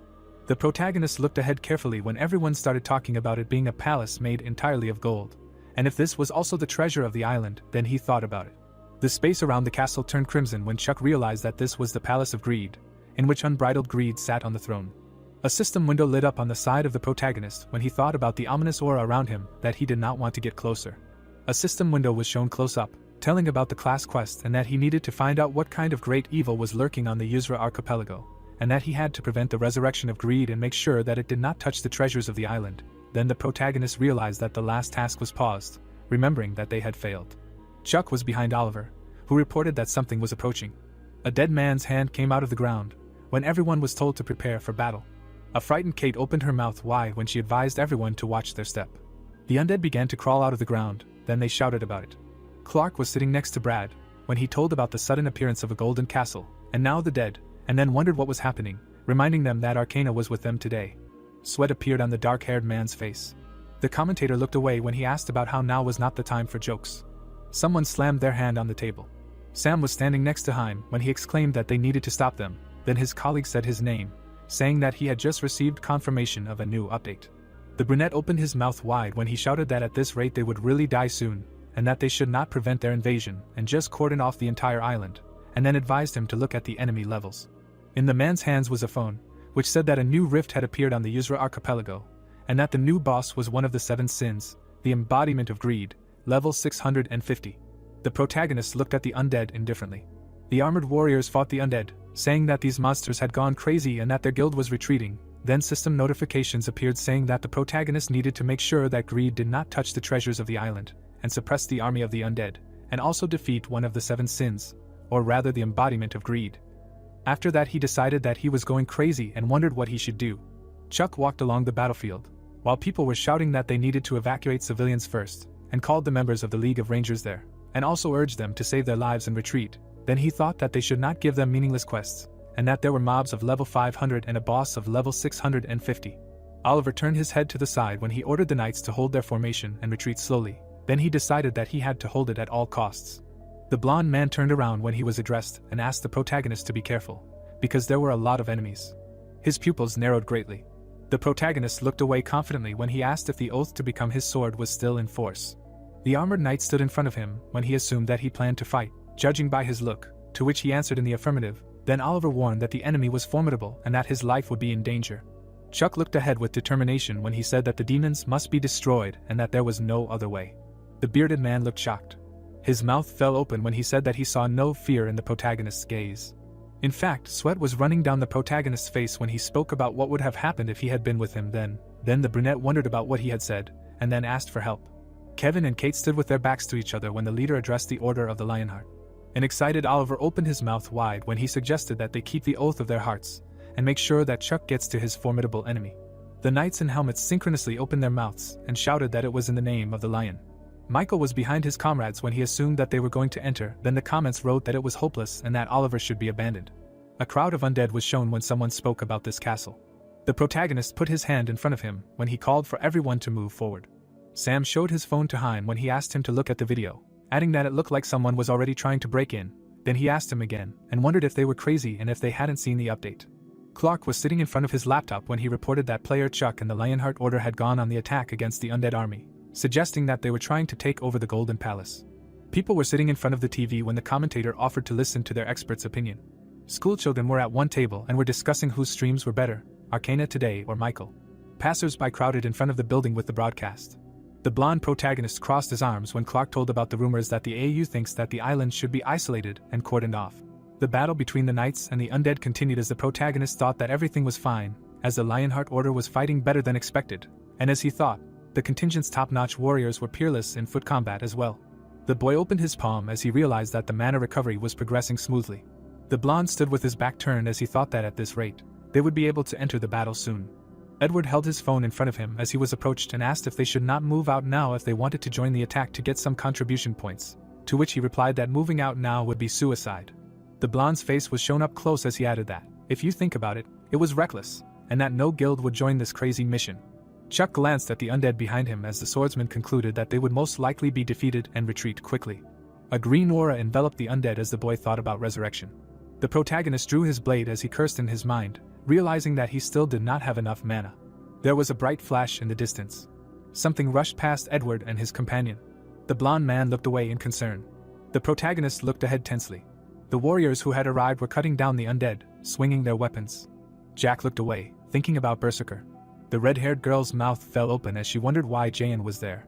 A crowd of people ran along the ground as the announcer exclaimed that there was an unexpected development, and that the Jayan and Berserker guilds had followed the player Chuck and entered the Golden Palace. The guy in the suit was in front of Jack and Ani, who asked him what he was staring at. Then Margot asked her to be more polite. The protagonist touched his shoulder when he thought about whether they would really help them, and when Clark said that it was an interesting coincidence that both guilds had a history of cooperation with this player in raids. The blonde guy looked down arrogantly when he said that they would help him. Then the protagonist called him crazy and asked what he was talking about, because you need to ask with respect, after which he added that he would not ask nicely anymore, Then Chuck decided that he had gone crazy. The players were surrounded by the rest of the people present. Ani glared angrily when she answered that she came to help anyway, because they owed them a debt, and he was still a scoundrel. Then her friend politely asked her not to stare like that and to express herself more decently. Jack slung his weapon over his shoulder as his companion turned to him and said that this was their chance, and that he had to impress this guy, and he replied that he understood. The guild leader stood behind the protagonist, who thought that they looked angry. The cloaked knight turned to the dead. Kevin opened his mouth wide as he exclaimed that they were reviving. Jack turned his head to the side in worry as he called them the cursed undead, asking the priests to quickly cast a blessing and protection, reminding him that in order to completely destroy them, God's help was needed. The blonde placed his hand on Ani's shoulder as the protagonist thought about all the deposits being taken away and that it would be good if he could somehow strengthen the Lionheart Knights, and he told the girl that they also needed a blessing and protection. The blonde player extended his hand to the shocked Ani, saying that he had no tea to give her, and then asked her to give him a buff. Then Chuck apologized to her. A blinding light appeared above the knights. The winged creature was behind the guy with the staff, when someone exclaimed that the Jain priests would support them, and that the protagonist could fight in peace. Then the system notifications appeared, saying that God's blessing was with them, and that their combat ability against the undead was increasing dramatically. The red-haired girl looked away worriedly, when she said that they had made it first, and that she was going to buff them too. Then a comrade standing behind Jack informed him that they had done it. The armored warriors rushed forward, shouting that this was great, and that fighting with a blessing was a different matter, calling on everyone to destroy the monsters. The long-haired Jain leader cut the dead man down, exclaiming that it was not worth it, and that it was nothing. When the protagonist said that he would remember his virtue, he was then asked about what kind of buffs he wanted.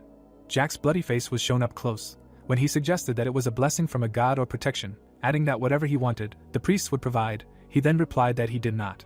The blonde boy looked away with a piercing gaze, when he replied that he believed in something as absurd as a god. The surprised red-haired man stood behind Chuck, who asked himself to shut up. Oliver looked towards the protagonist. Sweat was pouring down the blonde man's face, when someone said his name. The man in the white cloak clutched his head. His eye was shown close up. A blinding white silhouette appeared in front of him when he thought about not believing in God anymore.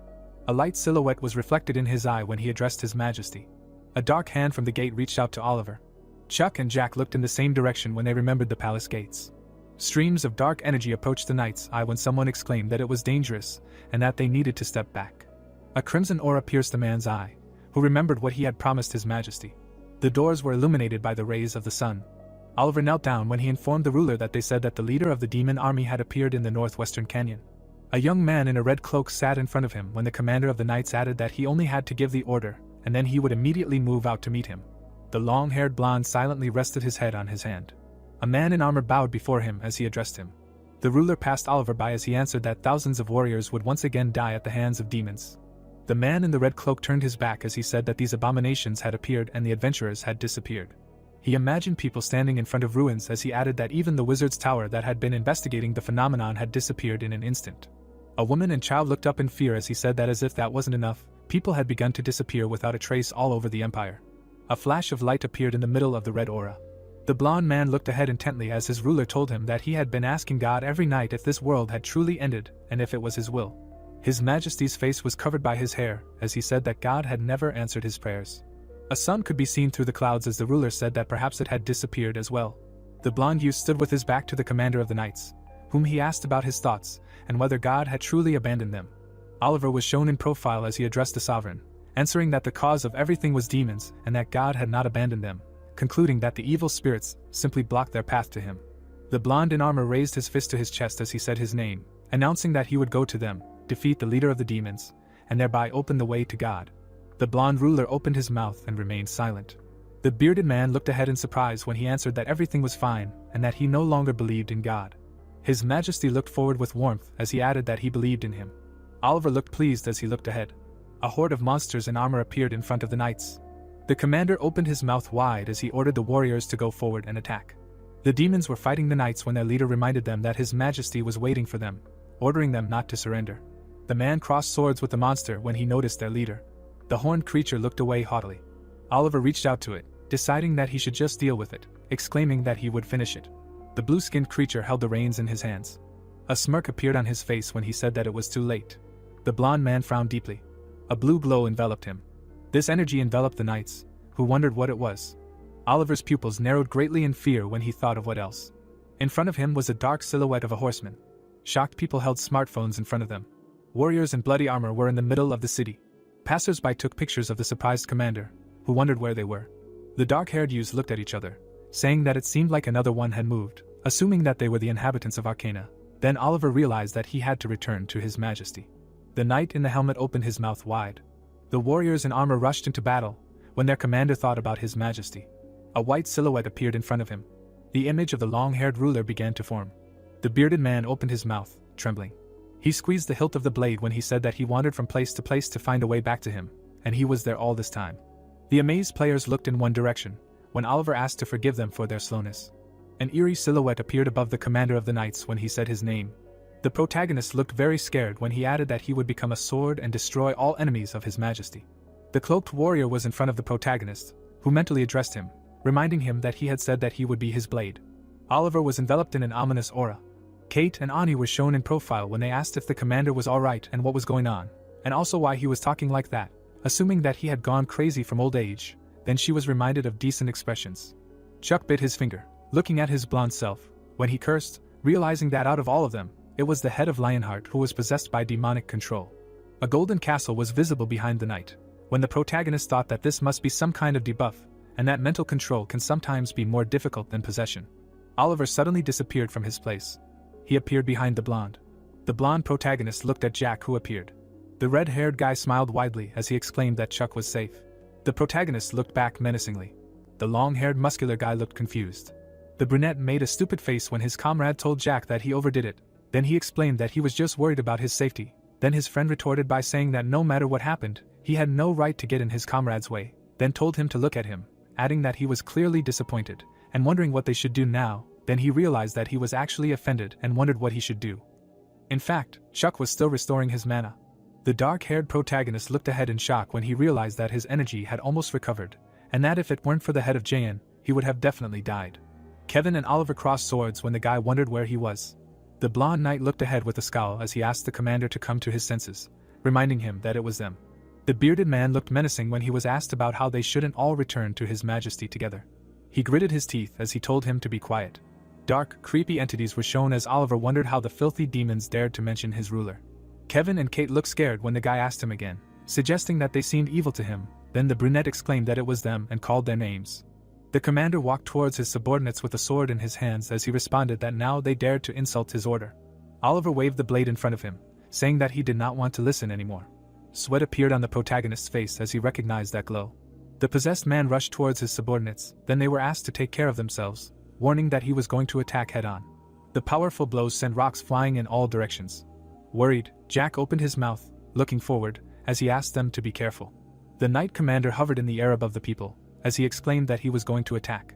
He moved forward in lightning speed. The blow created a depression in the ground. The red-haired head of Jayan plunged his sword into the ground, as did Ani. The eyes of the scarred man flashed. Oliver rushed past the warriors present and his subordinates. He raised his sword up, leaning forward. The knight commander struck the ground. Streams of energy were sent in all directions. Drones flew over the rubble. Ani sat in front of Margot, who asked how she was, to which she replied that she simply tripped.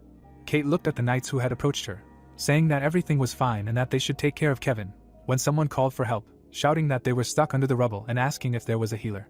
Jack was holding on to the blade stuck in the ground when he thought about how he was just a monster and how he looked more like a disaster than a man. Then a comrade turned to him and asked if he was hurt anywhere, to which he replied that he was not. The head of Jayan opened one eye when he said that everything was fine. Suddenly, his eyes widened. Margot, Ani, and Kevin looked in one direction in surprise. Michael and the guys in hats looked confused. Someone's palm was open. The guy in the suit stood in front of the warrior with the blade. Then someone exclaimed that this was incredible. Kevin and Kate looked amazed when they thought about him stopping their furious commander with a single gesture, wondering what kind of power was that. The protagonist looked ahead in confusion when comments were shown about him not even blinking an eye, and how he knew he was incredibly strong himself, as well as how his awesomeness had broken all boundaries. Romeo looked ahead with blank eyes when it was explained that this was a stance that asked not to be hit. Oliver looked ahead in horror, asking what was wrong with him. The protagonist and the blonde looked surprised. A white male silhouette was shown when the knight wondered why among this blurry horde of demons, he alone seemed clear. Romeo looked ahead seriously, thinking that he did not know.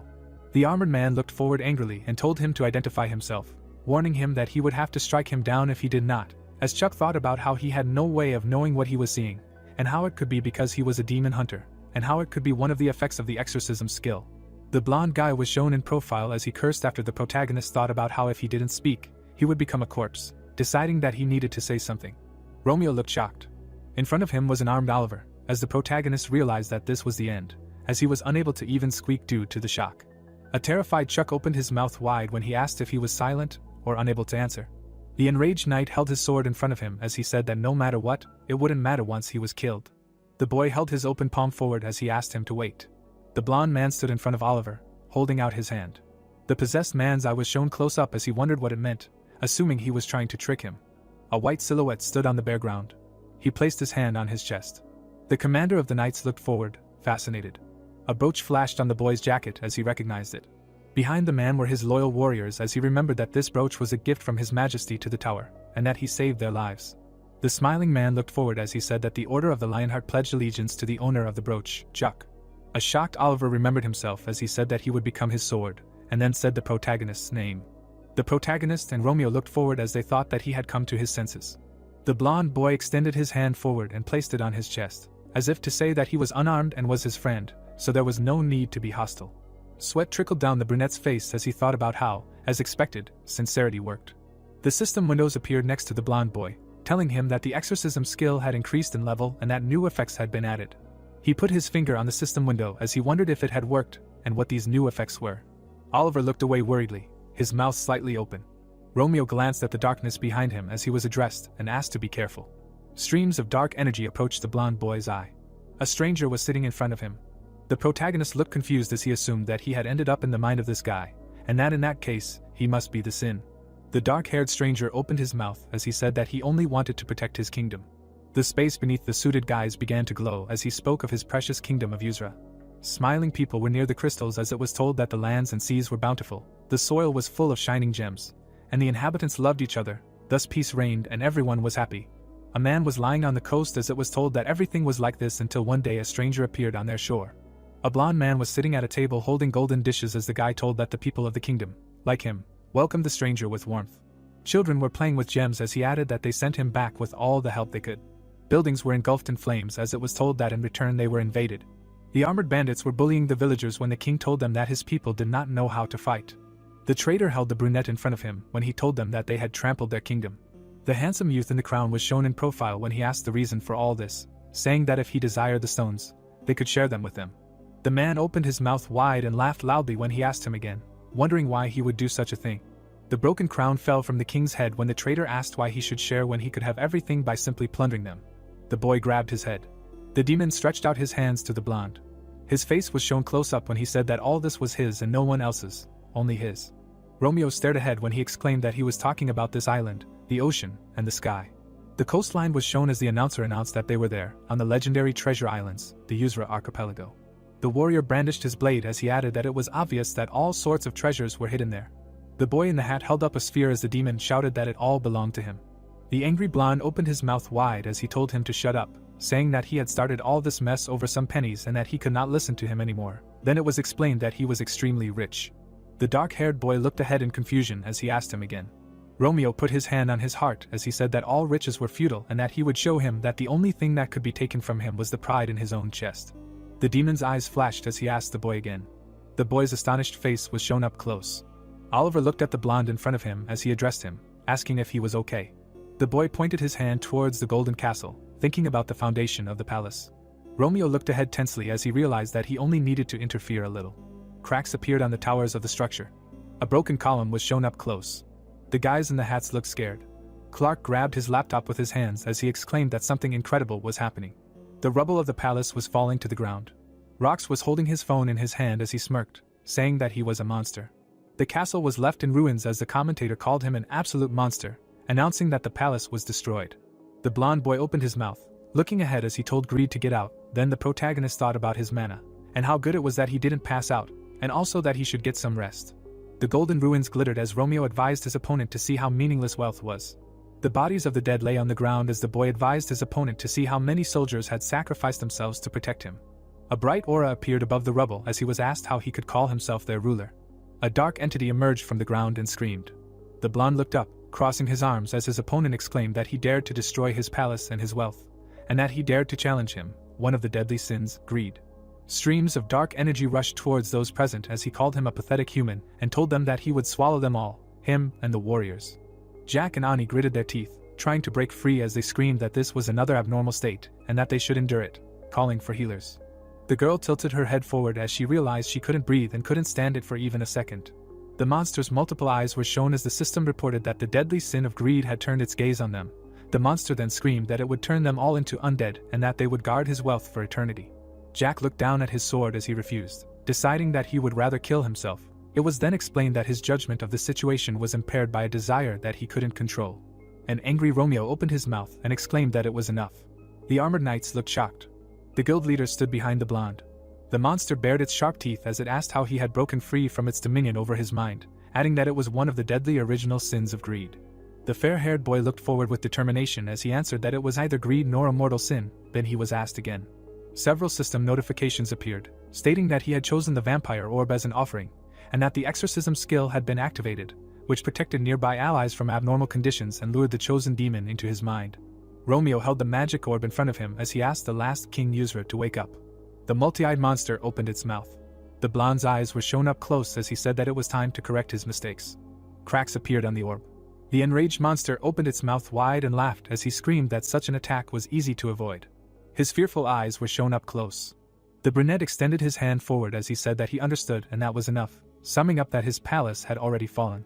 The monster's eyes were blinded by a bright light as he turned to Oliver, saying that he had betrayed him. The monster's body was torn apart in front of the guy in the suit. Michael's mouth dropped open in shock. Clark and Brad stared at the laptop monitor. Sweat was breaking out on Edward's face. The blonde guy was shown from above as the announcer exclaimed that he did it. The man with the headphones looked worried as he said that Chuck just didn't know when to stop. The dark-haired stranger knelt down as he wondered who it was. The last king of Israel was sitting in front of Romeo as Clark announced that a man had emerged from the remains of the original sin. The black-haired guy looked at his hand in confusion as he asked about the location and how it happened, since he had just killed himself along with the deadly sin, assuming that it was the one who stood up to greed. The blonde guy was presented with a bunch of system windows saying that he had leveled up. Then he thought about how he couldn't hear him at all and how it would probably take a year to check if there was loot.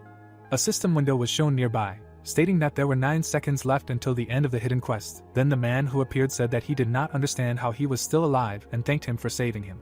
Romeo's pupils narrowed greatly when he noticed the time-limited quest, wondering what that was and thinking that it was certainly great.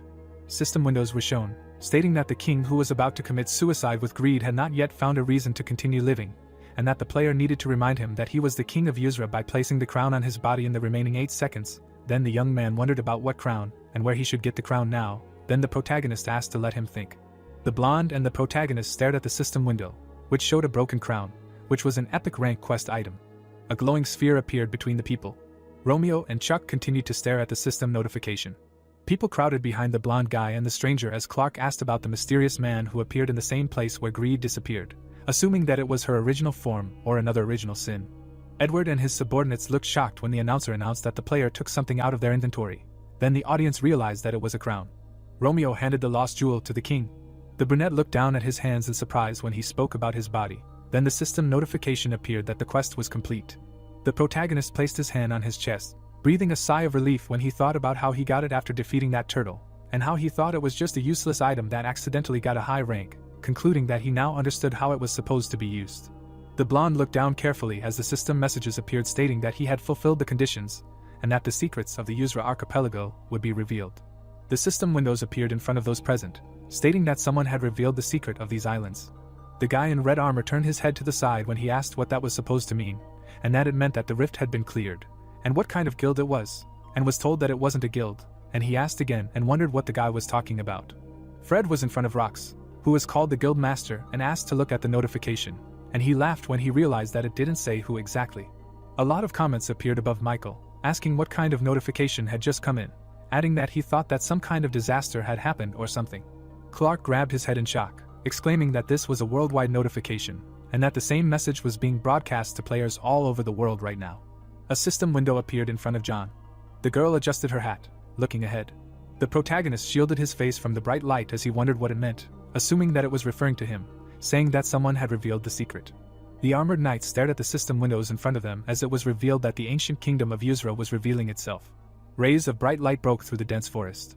The man turned his head to the side, looking at them. Golden buildings appeared among the forest. Kevin and Oliver looked up as someone exclaimed that a historical site was rising from the ground. The commander said that it was incredible. In the distance, multi-story buildings were visible. When the man said that this was the ancient kingdom of Yusra, then a system notification appeared that a new region had been discovered. Clark looked away in fascination, when Brad behind him wondered what it was. The man in the blue kimono was in front of the audience, when the commentator told them to point the camera at the man, saying that he would take pictures of the views later.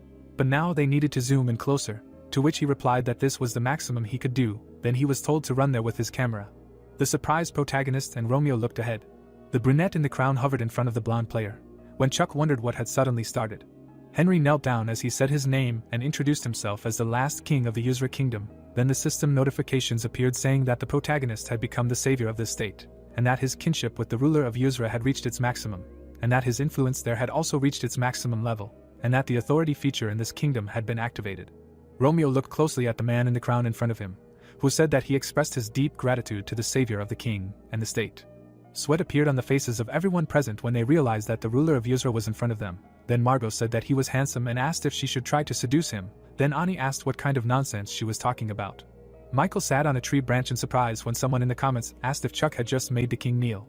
The protagonist looked ahead in confusion. Henry was sitting in front of him when he called him a respected savior, asking if he could know his name. The protagonist was standing behind Romeo, worried, when he thought about not letting his guard down, and how even though he was the fallen king of an ancient kingdom, he was still a king, so he should be polite. The blonde boy's mouth dropped open when he said his name, and the people present looked shocked at how disrespectful it was. The brunette with the crown closed his eyes when he replied that he understood, and that his name would be remembered for generations and generations to come. The players present looked surprised when they realized it was a formal speech, with Ani saying that it should be the other way around, and that he was acting crazy with everyone, and Jack saying that he didn't say anything. Henry was shown in profile when he was reminded that when he was inside greed, the savior told him that it was time to correct his mistakes. The protagonist was tugging at his hair near Romeo when he asked him not to repeat his words. The king of Yusra turned his head to the side, admitting that when he heard this, he decided to destroy himself along with the deadly sin. Behind him was the silhouette of a man in a red robe when he added that he saved him and returned his crown to him.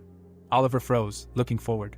Henry's face was shown close up when he asked the guy about the reason for doing this, and what he expected from him, the king who destroyed his subjects with one mistake. The blonde looked straight ahead resolutely. Clouds were floating above the dense forest and ruins. Edward quickly ran forward. When asked about why they were doing this, he ordered them to stop whining and move faster. The blonde opened his mouth wide when he explained that this was the first national level update in the history of Arcana, and that a new area had appeared on Earth, and it was El Dorado Yusra. He imagined treasure chests when he thought about how this country had an unimaginable value in the old days, and how there were numerous cities and villages waiting for them there, as well as rare monsters, hidden treasures, and the resources of the land itself. The subordinates ran after the blonde guild master, reminding him that when they wanted to go, he refused, to which Edward replied that he was scared then, and he thought about how it would definitely bring in a huge amount of money if only they could restore it, and how he should grab his chance while he could. The king stood with his back to those present. Romeo silently looked ahead. Henry looked away as he began to speak. The blonde looked forward seriously, his mouth slightly open as he said that he believed that it would be the right choice to restore the kingdom of Yusra. Then someone asked him again, wondering if it was possible and what would happen if it was. The dark-haired king looked surprised. He looked away sadly as he asked about who would follow the ruler who had once already turned his back on his subjects. A serious Romeo was shown in profile as he answered that it depended on how he behaved in the future, and then turned to him, saying that in order for him to regain his pride by correcting his mistakes, he would help him. Henry parted his lips in shock. He smiled, closing his eyes as he said that it was as if he was reading his mind. The protagonist was standing behind the blonde man, thinking that it was all written in the quest window, when a notification appeared about a hidden trial called the Kingdom of Yusra and how the awakened king wanted to correct his mistakes and revive his kingdom to regain his pride. The dark-haired boy put his hand on his chest when he said that he would do so if he wanted it. Then someone interrupted him, loudly shouting that it was so. The players present turned around, looking at the people who had arrived. The out-of-breath Edward smiled widely when he exclaimed that such a great kingdom as Yusra must be restored, and that they, the Second Son Guild, would help in any way they could. The blonde man stopped between Jack and Ani and apologized when everyone recognized him, calling him impudent and assuming that he was trying to make money. The guild leaders turned away from him. The blonde boy's eyes were closed as he exclaimed that this must be Chuck and that he had heard a lot about him, and he thought about how he was the one in charge of the situation and that he needed to get to know him. Edward grabbed his hand as he said that it was nice to meet him and that all of them in Second Son were his fans. A handshake was shown as the boy introduced himself by repeating his words. The guild masters looked ahead in surprise. The blonde boy stood in front of the player with a smile. Sweat appeared on his face as he realized that the atmosphere had changed. Romeo was shown half-turned as Edward cursed in his mind, thinking that he had done something wrong. The players present were watching them. Oliver stood behind the blonde guild master as he asked about his manners, while Jack thought about how he had just been rejected and Ani wondered about the impudence of this. The blonde pursed his lips in frustration, realizing he was about to fall asleep when he laughed, saying that it seemed like he was too rude, and asking why he grabbed his left hand. Edward extended his hand, asking to be allowed to reintroduce himself, then stated his name, telling him that he was the guild master of the second son, which was ranked 7th in the world. Then the protagonist thought about how he couldn't cross his eyes, guessing that he had used too much mana, and that he had destroyed an entire palace and performed an exorcism ritual. Concluding that fatigue was catching up with him, and that he might pass out. Romeo turned away from him, deciding that he needed to get home and sleep, and then turned to the king of Usra. Henry looked ahead carefully. The blonde player's mouth was slightly open, as he said that he had a proposition for him. Michael's face was sweating as the comments asked him what it meant. Edward looked very nervous. Clark and Brad were eating popcorn. Clouds were floating above the Berserker Guild HQ building. The headlines of articles about the restoration of Usra and the failure of the second son guild master were shown. The blonde boy reached out to the player. Margot opened her mouth wide. Ani did the same, throwing her head back and laughing loudly. The brunette was watching them from the side as he asked who wanted ice cream. The man was standing behind Aton as he asked what was wrong with them, assuming that they had finally gone completely crazy, so Aton replied that they must have posted an article about Edward screwing up in public. The red face of the guildmaster was shown as he was asked again. Then the chat under the video was shown, where they wrote about how he had no shame at all. The brunette stood near the girls, laughing loudly with them. The tall buildings near the JN Guild headquarters were shown. On the web page, there was a picture of Edward under the title about his disgrace continuing, and his old posts were found. The guy with glasses hugged Jack when he praised him and exclaimed that they did it. The young man hung on the muscular player when he shouted that he was very proud of his brother for getting the quest to restore the Usra kingdom. Then the guy retorted by saying that he just did everything as he was told. Then the guy wondered how he should express all this joy. The two guys watched them when he decided to kiss him, to which Jack retorted. Then the brunette asked about what was wrong with those two and if the quest to restore Usra was really that cool. The brown-eyed blonde looked away as he explained that he wasn't just cool, and that it was the first kingdom to appear after Arcana began to renew itself in reality, summing up that once the reconstruction was complete, its value would skyrocket. They watched Jack as he tried to fight off his brother, as he added that he was sure there were a lot of people trying to get along with the kingdom, and that Edward was one of them. The crowd of players ran forward, shouting Chuck's name, when the announcer announced that his value was astronomical, since this was the first national update, and that the kingdom of Usra was also known for its natural resources, and had great potential, and that the nearby regions would be useful for leveling up, since monsters respawned in them, and that there might be an update for the store or auction site later. Concluding that if you became influential enough and became related to this country, you could get the title of aristocrat after the reconstruction. The dark-haired men were shown in profile when they asked to be added to the Usra restoration quest, saying that they were from the military guild and were excellent at digging, and then wondered where he was, and someone exclaimed that they were sure he had turned there before. A crack appeared in the wall. Romeo appeared in the passage. Behind him was the exhausted protagonist who realized he was exhausted. The blonde looked away carefully as the protagonist thought about how he wouldn't make it home in all this chaos at this rate, and that maybe he should go to the mage tower instead. The blonde boy noticed the curly hair. Next to him was a girl hanging upside down who called his name, and exclaimed that she had been waiting for him. Then the system reported that her name was Jessie, and that she was the 4th ranker in the Shining Guild. Chuck's mouth dropped wide behind Romeo as he cursed, realizing he thought he had seen a ghost. The blonde held her hat in her hands as she was told that she was going to teach everyone a polite Korean greeting and that they should first take off their hats in front of older people. The girl looked forward in amazement when it was explained that she was then to clasp her hands together in front of her. Jessie tilted her head forward when it was explained that she was then to bow slightly, keeping her back and neck straight, and say a greeting. The blonde was in front of the player when she asked how he was doing. Romeo looked angry. He looked forward from under his brows when he replied that it was very polite, thinking that he was tired. The blonde was sitting in front of the girl when he said that he didn't have any tea with him, and then asked her to sit down, adding that it turned out that the missile couldn't reach the mage tower. Smiling Jessie was in front of him when she exclaimed that it was good, and that it would be bad if a missile hit them, saying that she could stop it too. Then Romeo replied that she could say whatever she wanted, when the protagonist wondered what kind of nonsense she was talking about. The blonde's eyes were closed as the sorceress told him that she had some questions about magic and that she had watched a lot of videos about him, and it turned out that he was extremely skilled in research, interference, and manifestation, and was able to copy the spell of the Supreme Mage on the first try. Then he realized that he was tired, and Chuck thought about how today was a very long day, and that he had a lot to think about. Especially the deadly sin of greed, because he said that he was the original sin, but did not know that his skill was exorcism. After that, the girl added that her teacher also said that he was more than a genius. Then the protagonist concluded that a demon of such an order should have recognized the hunter, and that it could not be any other way. Jessie winked when she asked if it was true that the power he uses is magic. The blonde silently looked at the player in front of her. Romeo sat with his arms crossed over his chest when she called his name. His calm face was shown up close. The green-eyed blonde opened her mouth slightly. There were bruises under the boy's closed eyes when he made a noise. The sorceress lifted one finger. The girl climbed onto the table in front of the player. Her finger touched his eyelids. Romeo's eyes widened. There was a note on the table in front of him. An arched window was shown when he assumed it was a dream. The piece of paper was weighed down by an inkwell when the boy wondered how much of it was a dream. Romeo held the note in front of him when he thought about how he really looked tired and how he even fell asleep right in front of the person, and then said that it was a bit indecent of him. Suddenly, a system window popped up in front of him. The notification was shown in close-up as it became clear that it was about John's research quest, and that the tower's archmage wished to reach new heights in the study of magic with him, so he needed to prove himself and convince the senior mages. Romeo touched his eye as the protagonist thought about how he wondered what the calm before the storm was, and how it couldn't have happened that the mages in this tower would accept a researcher so easily. Besides, in fact, he just got this position thanks to John without deserving it, so he expected that there would be some kind of test. The protagonist inside him opened his mouth wide, yawning as he wondered why today of all days, since he was very sleepy. The blonde player was sitting in front of the doors when a knock was heard, then he asked the visitor to come in. The brunette opened the door when he answered that it was him. John's eyes were shown in close-up as he said that he was in a hurry to meet him because he had something to tell him. A sleepy Romeo sat in front of him at the table when he answered that he knew why the high mage was there. The blonde boy's mouth dropped open, looking ahead when he said that he needed to prove himself. The dark-haired man looked ahead intently when he wondered what was wrong with his hair, and then apologized, explaining that it was because of his shortcomings that people did not trust him. The blonde man put on his jacket, standing in front of him, when he answered that it was not him who lacked something, but himself who was wondering about the lack of sleep. Then he asked him again. Romeo looked away resolutely when he told him to lead the way, saying that if they did not believe in him, then he would make them do it.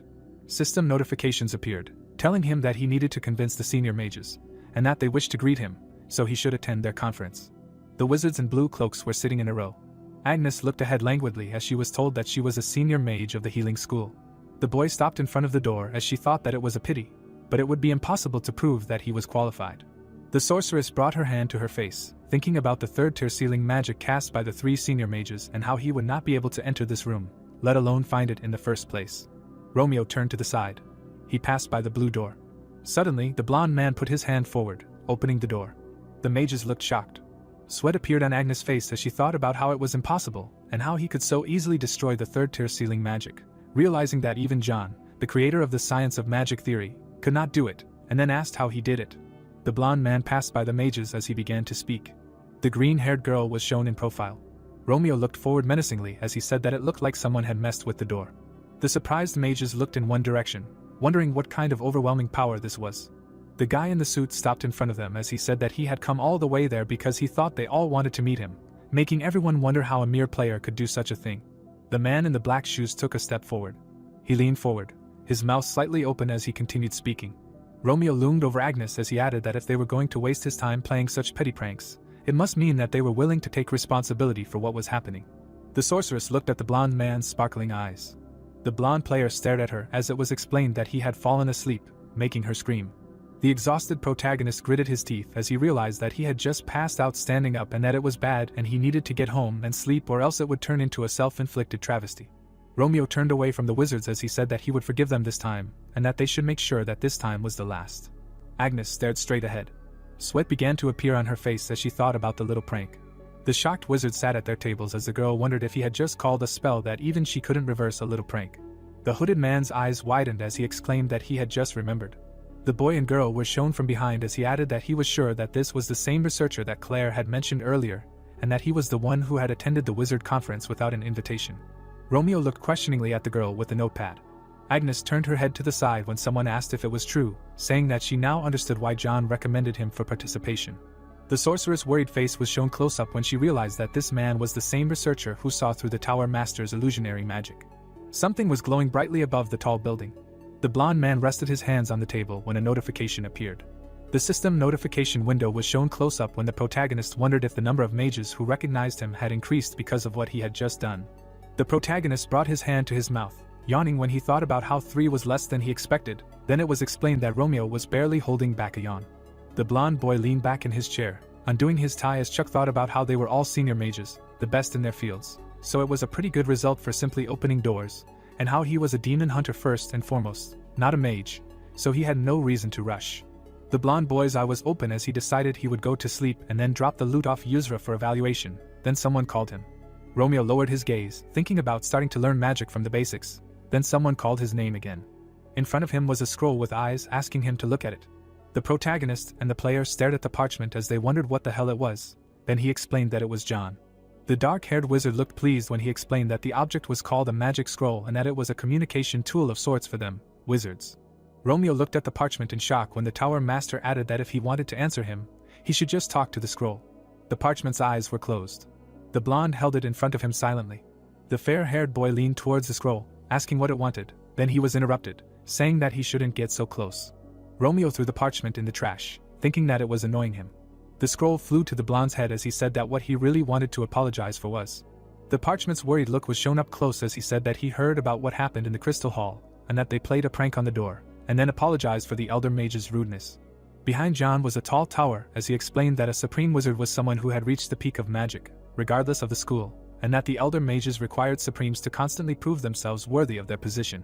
The girls blocked the boy's path as the protagonist thought that it was similar to how bullies in school fought for their supremacy. The protagonist closed his eyes, thinking that this must be very tiring for him. Romeo looked away attentively, and replied that it was not something he should apologize for. When John explained that this was not a new case, and that he was tested because he could not prove that he was good enough and that he was very sorry, then Chuck thought that from the point of view of the senior mages, it all looked like the main bully of the school took an exchange student and made him his right hand.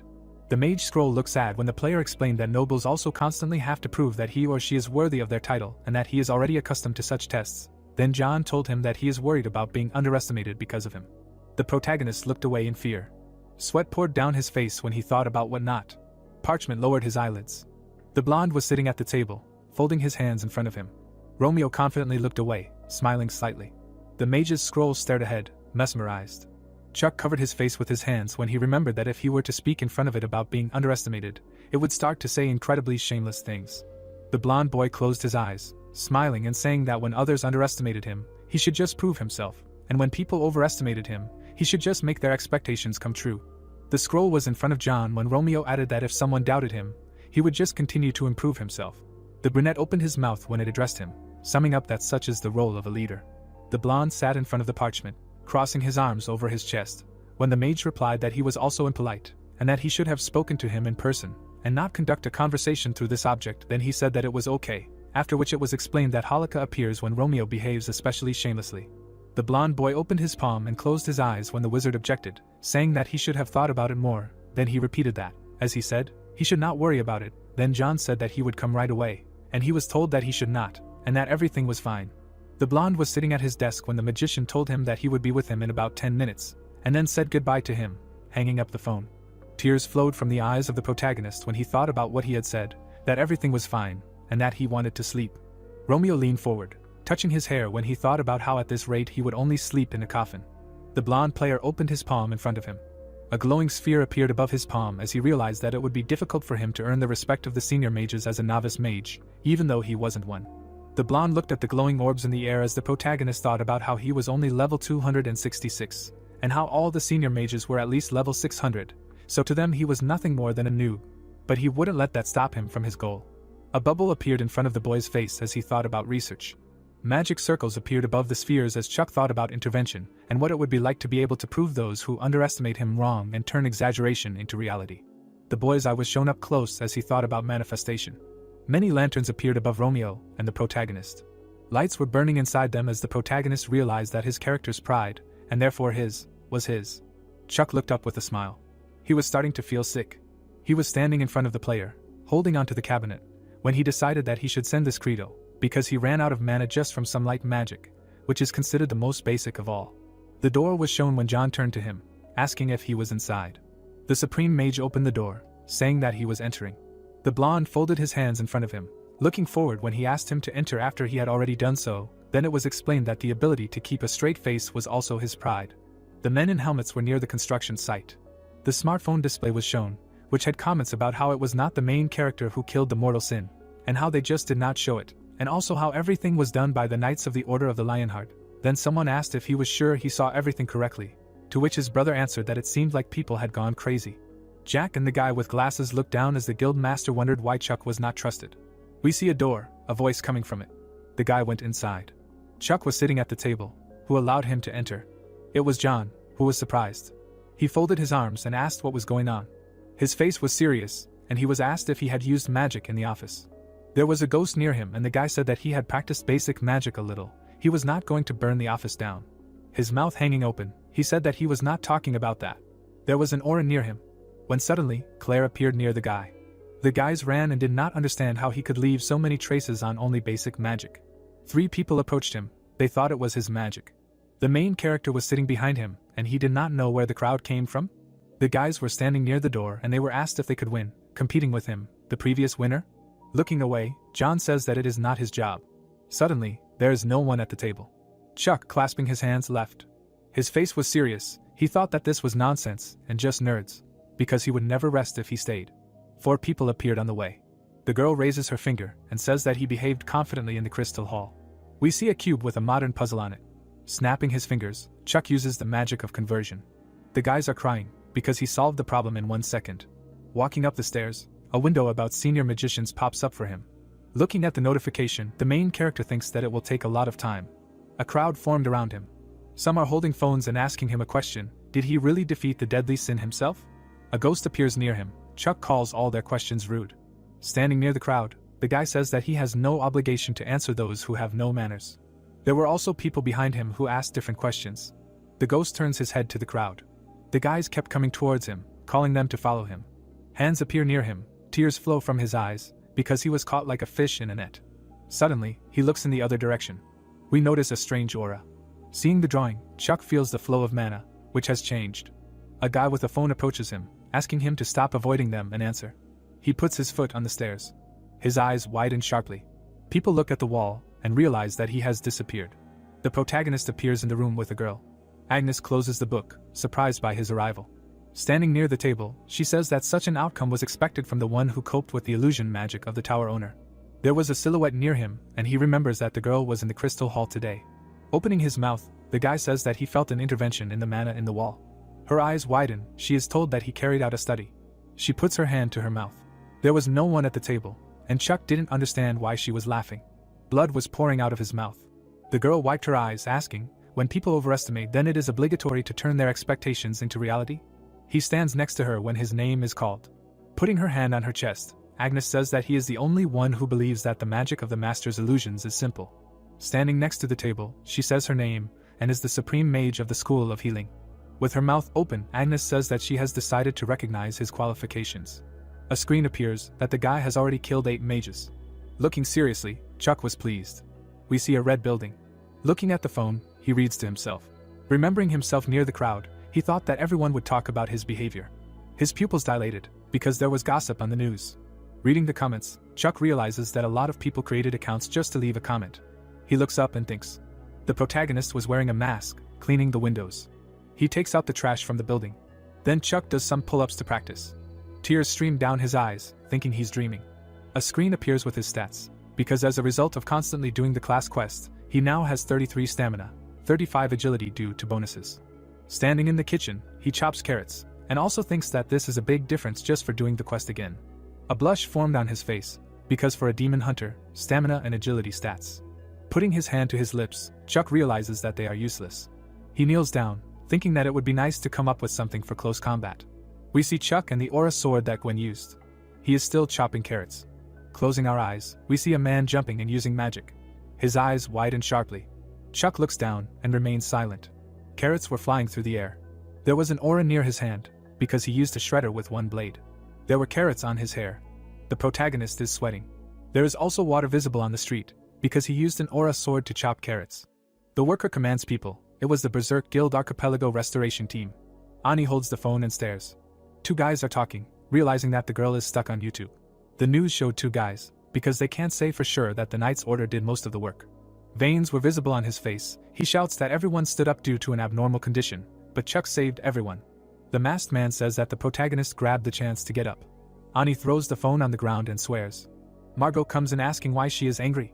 She folds her arms and says that the losers continue to talk nonsense about what happened with the deadly sin. Opening her mouth, she is told that Chuck won. Her cheeks turn red when asked if she cares about how they treat him. The man holds a drink and says that his guild master has a crush on him. Holding a shovel, Margot says that it is just gossip and everything will calm down. It is better to talk about good things. Taking off her hat, she is asked if she remembers what was said about issuing titles if the influence level is raised. She is kneeling. It was a ceremony of resolution, because their points and kinship in the kingdom will raise points. Uni stands near the boys, because then even the Shining and the Second Son will have to treat her with respect in this kingdom. She thinks and thinks that the boys would be in the ground. A blush formed on her face. She smiled. Margot tugs her cheeks while she asks her to stop. Looking down, the girl thinks that the quest to restore the Uzrek kingdom really became an opportunity for them. We see different crosses, because treasure islands have appeared, where it is possible to extract arcana resources without entering the rifts. Even just the rights to develop one mine would be extremely valuable. The protagonist is standing next to the guy, and we do not know why he gave this opportunity. She scratches her head and understands that the guys owe him even more. Chuck is below. While Ani was at the fortress, she was wondering when he would invite her for a cup of tea. Holding the phone, we see that his contract was extended. He turns it off and sees the time. There was an aura near him, because everything turned out great, but the lack of control is very bad. The guy is lying on the floor and freezing. Because his health decreased as a result of using the aura sword, he passed out for 6 days.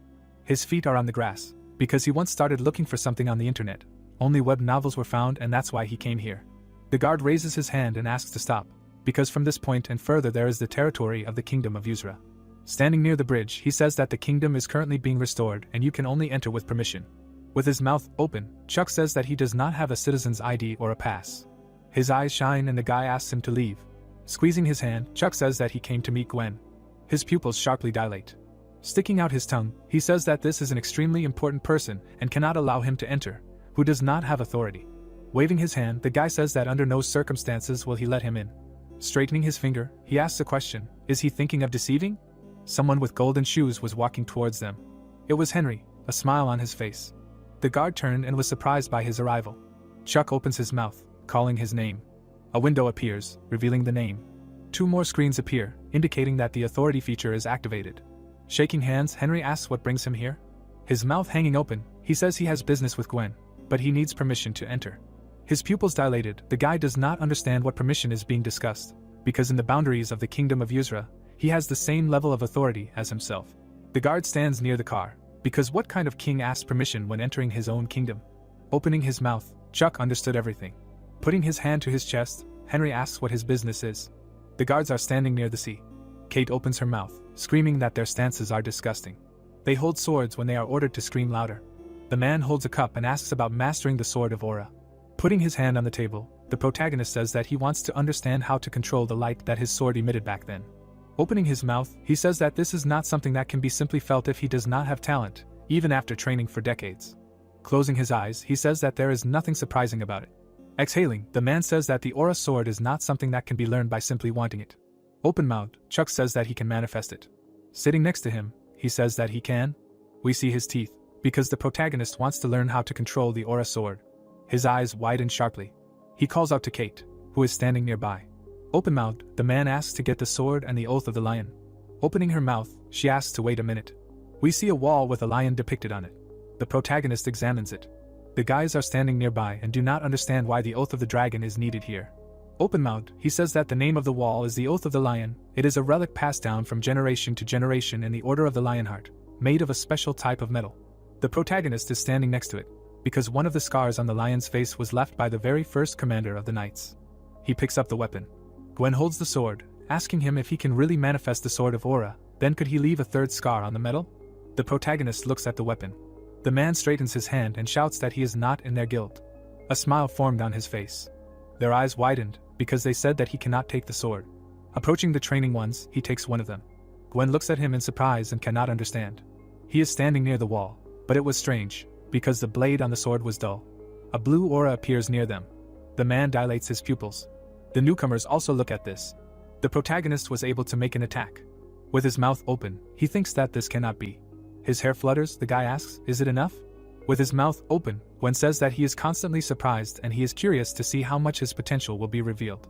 He looks at his hands, offering to start training now. Chuck squeezes his hand on his chest and is told to train himself better. Standing next to him, he asks to start with the basics and let him learn from the guys. Turning away, the protagonist agrees. People are standing on the beach. The guy looks at him, thinking that the magician is going to learn how to wield a sword, and also gain the favor of the commander. Closing his eyes, he thinks that he was not satisfied with treating him with respect. Kate opens her mouth and says that she is an instructor who will be responsible for training from now on. Looking the other way, she thinks that she will make him work like a horse. The protagonist changes into their uniform. The girl bites her lower lip from his muscles, and then decides to start training. She takes a sword in her hands and says that the basics of swordsmanship are formed from how to hold the sword. People are holding weapons. One of them is told that the left hand should be in front. The protagonist is also holding. Behind him he is told that the right hand should tense only at the moment of impact. We see a man holding a sword. He raises his weapon. His pupil has sharply dilated. Chuck makes an attack that causes the wind to rise. The boys are surprised by this sight. Their hair stands on end from this. Holding his head, he is told that he imitated Gwen's movements. Keith opens his mouth, remembering the lion. Because it was impossible, he just showed the technique of wielding the commander's sword, the final stage that the Knights of the Order strive for 10 years. Looking at the weapon, Chuck says that it is very useful. Gwen stands nearby and watches. Smiling, he thinks that this is a talent given by God, surpassing even him. It would be a shame if he buries it, being a mage. Henry comes up to him. The boy, gaping, heard that his savior came to him to learn the aura sword, so he decided to watch. Turning his head, he says that the sand can cause problems for the savior's respiratory tract. The guards behind him are surprised. They put on masks and ask if they want Chuck to get tuberculosis. Raising his hand, Henry says that the sun is mercilessly beating down and the savior can faint from sunstroke. The guards behind him are surprised by these words. They pull out trees to plant near the beach. Standing next to him, Gwen could not imagine that he was so concerned only about the first lesson. Putting his hand on his chest, he accepts this advice. Throwing away the rag, it seems to him that he has relaxed too much lately, and will also undergo training with the recruits. The guy is sweating and doesn't understand what the commander is doing. The man approaches him and asks to participate with them. Chuck opens his mouth and says that he is always glad. We see a palm tree and Romeo says that this is a great idea. Their eyes began to turn red. People are still training. She was awkward with the knight commander. Evening came, we see a building. Someone knocks on the door. Open-mouthed, he allows them to enter. A man entered their lab. Matthew sits and writes on paper. He was the man who raised black magic, which was considered non-standard, to its current position. Looking up, he asks what's going on. Coming to the table, the guy says that one of the items is related to black magic. There is a red ball on his table, as well as other items. Looking into the distance, Matthew asks to bring him the magic parchment, because he will personally evaluate the items. Night falls on the beach. The training was over, the people felt killed. They lay down on the bed. One of them called for their mother. There was no one on one of the beds. We see a hand that squeezes a metal pipe. The protagonist trained his body, although his muscles ached. Blood poured from his mouth. Romeo understands that he reached the limit during the day during training. We see Gwen, who is running 20 kilometers, but was happy to start exercising for the first time in a long time. 3 screens appear, because he has reached the necessary conditions and will be given a reward. A window appears with his characteristics. Because of it, fatigue was removed. Chuck looks at the screen and studies. A bird flew to him with a letter. The letter had a face. It says that this is a senior mage and is here to let you know about the results of the assessment. Opening his mouth, the protagonist asks to say. We see a red ball. This is a vampire sphere with a minimum level of 400. Opening his mouth, he says that the vampire sphere is a magical tool used by demons and must be rented for research. Looking seriously, he says that he will allow rent. We see an emerald. There was no minimum level. There was also a silk koi scale. When used to create an item, some effects will be transferred. Folding his hands, he realizes that he has never heard of aesthetics. With his mouth open, the protagonist says that he will not be able to rent silk scales and wants to ask to use the emerald to create jewelry and silk to create a scarf. The letter is still near him, asking to take into account that if he wants, the items will be put on a high price tag. The sheet of paper is picked up. Opening his mouth, he says that the price does not matter, wanting to see the best result. His eyes lit up from these words. Opening his mouth, he understood everything. The protagonist lies on the bed, saying goodbye to him. The letter flies near the nightstand, understanding that the man has already fallen asleep. The letter says to meet him. Further it says that he will wait in the hanging gardens. We see a golden building. Everything happens in the morning when everyone is asleep. There was no one on one of the beds. Someone was running in the desert. The protagonist exhaled. He was training his body. An owl flew over him with a piece of paper. Frowning, the paper said that if he had a message that he left and caused dissatisfaction, then he asked for forgiveness. There was no one on the bed. Chuck did not see anything. There was a note on the table. Matthew cast a spell with his hand and said that if he did not see anything, then everything was fine and he wanted to respectfully ask to meet. Opening his mouth, he said that it would be difficult. Standing near the bird, he said that everything would be difficult. We see his lips. His gaze was calm, because this is a test, the first outside scientist of the Tower of Magicians, and he wants to understand whether he has the etiquette and manners befitting a senior magician. Opening his mouth, Chuck said that it was difficult. Frowning, he asked when he would be free. Romeo stands behind him, and the protagonist says that he has a free morning in 2 days. After that, the bird flies away. Gwen folds her arms, watching this. The sun was shining during morning training. The guys are training, holding swords. With his mouth open, the man says that he has nothing more to teach him. With his mouth slightly open, he is told that the guy is at the stage where he needs to achieve enlightenment in real battles. Frowning, the protagonist asks if he is sure. He had yellow eyes. Gwen says that he underestimates his abilities. Holding the sword, the protagonist agrees. He looks down and thinks that the aura sword is different from skills. Like the magic he learned before, it is an ability that can be mastered regardless of class. His pupil dilated, because he feels the flow of something different from mana through his body. Kate and the guy notice the light. The guys also turn their heads. Gwen's face began to form a smile. There was an aura around his sword. Romeo opens his mouth and realizes that the aura sword is an ability similar to magic. After using research and intervention, the aura of the sword stabilized. Walking up to him, Gwen says that even after yesterday's training, he practiced this morning, there is no reason why he should be able to control the aura sword. A blush formed on his face, because he never imagined that he would be so clean. Air came out of his nose and Gwen asks if he will follow him on the path of the sword until the very end. Chuck turns around and apologizes, because he did not plan to dedicate himself exclusively to the sword. With his mouth open, he says that if a sword meets on the path he is on, then let it be his. The man beams with happiness. Waving his hand, he hopes that they will meet again. The boys turn around, thinking that the way to master the aura sword is with a diligent attitude. They begin to train harder. Kate looks down, because she has never heard of a person who can master the sword of aura in one day. Near the light there are 2 people.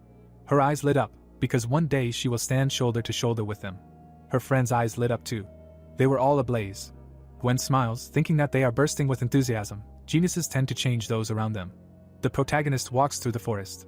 Romeo looks out from behind him. He thinks that the low-level monsters are over. When suddenly, he looks in the other direction. A playful leopard appears near him. The ghost gets scared and grabs him by the hair. His eye lit up, because the monster dared to bare its fangs in front of him. Holding a sword in his hand, he decides to teach a lesson. The girl stands near the dead animals. Kira holds the swords, asking where they went. Turning her head, she does not understand where so many monsters came from. She stands behind a tree and watches. The protagonist is standing nearby. There was an aura around him, because adventurers who know how to use the aura sword are not lying on the road. The monster's eyes were glowing. Smiling, Kira thinks that they had to slow down to avoid running into the leopard, but thanks to the fact that he grabbed it, they can quickly reach the kingdom. We see her face, she asks for forgiveness in her mind. Raising the sword, she shouts that when they move to the ground, their pathetic lives in the Arcana ended. Walking along the road, she laughs, because if they achieve something worthwhile in Yusra, she can even become an aristocrat. Romeo grabs his head. He is standing near the beast, because he uses the aura sword, but there is a difference of 74 levels between him and the enemy and, unlike that time with the mortal sin, the natural enemy does not activate. We see what could have happened. The leopard could have simply killed him. They were serious, because it was better than before, but the sword of aura still absorbs a lot of power. The monster opens its mouth.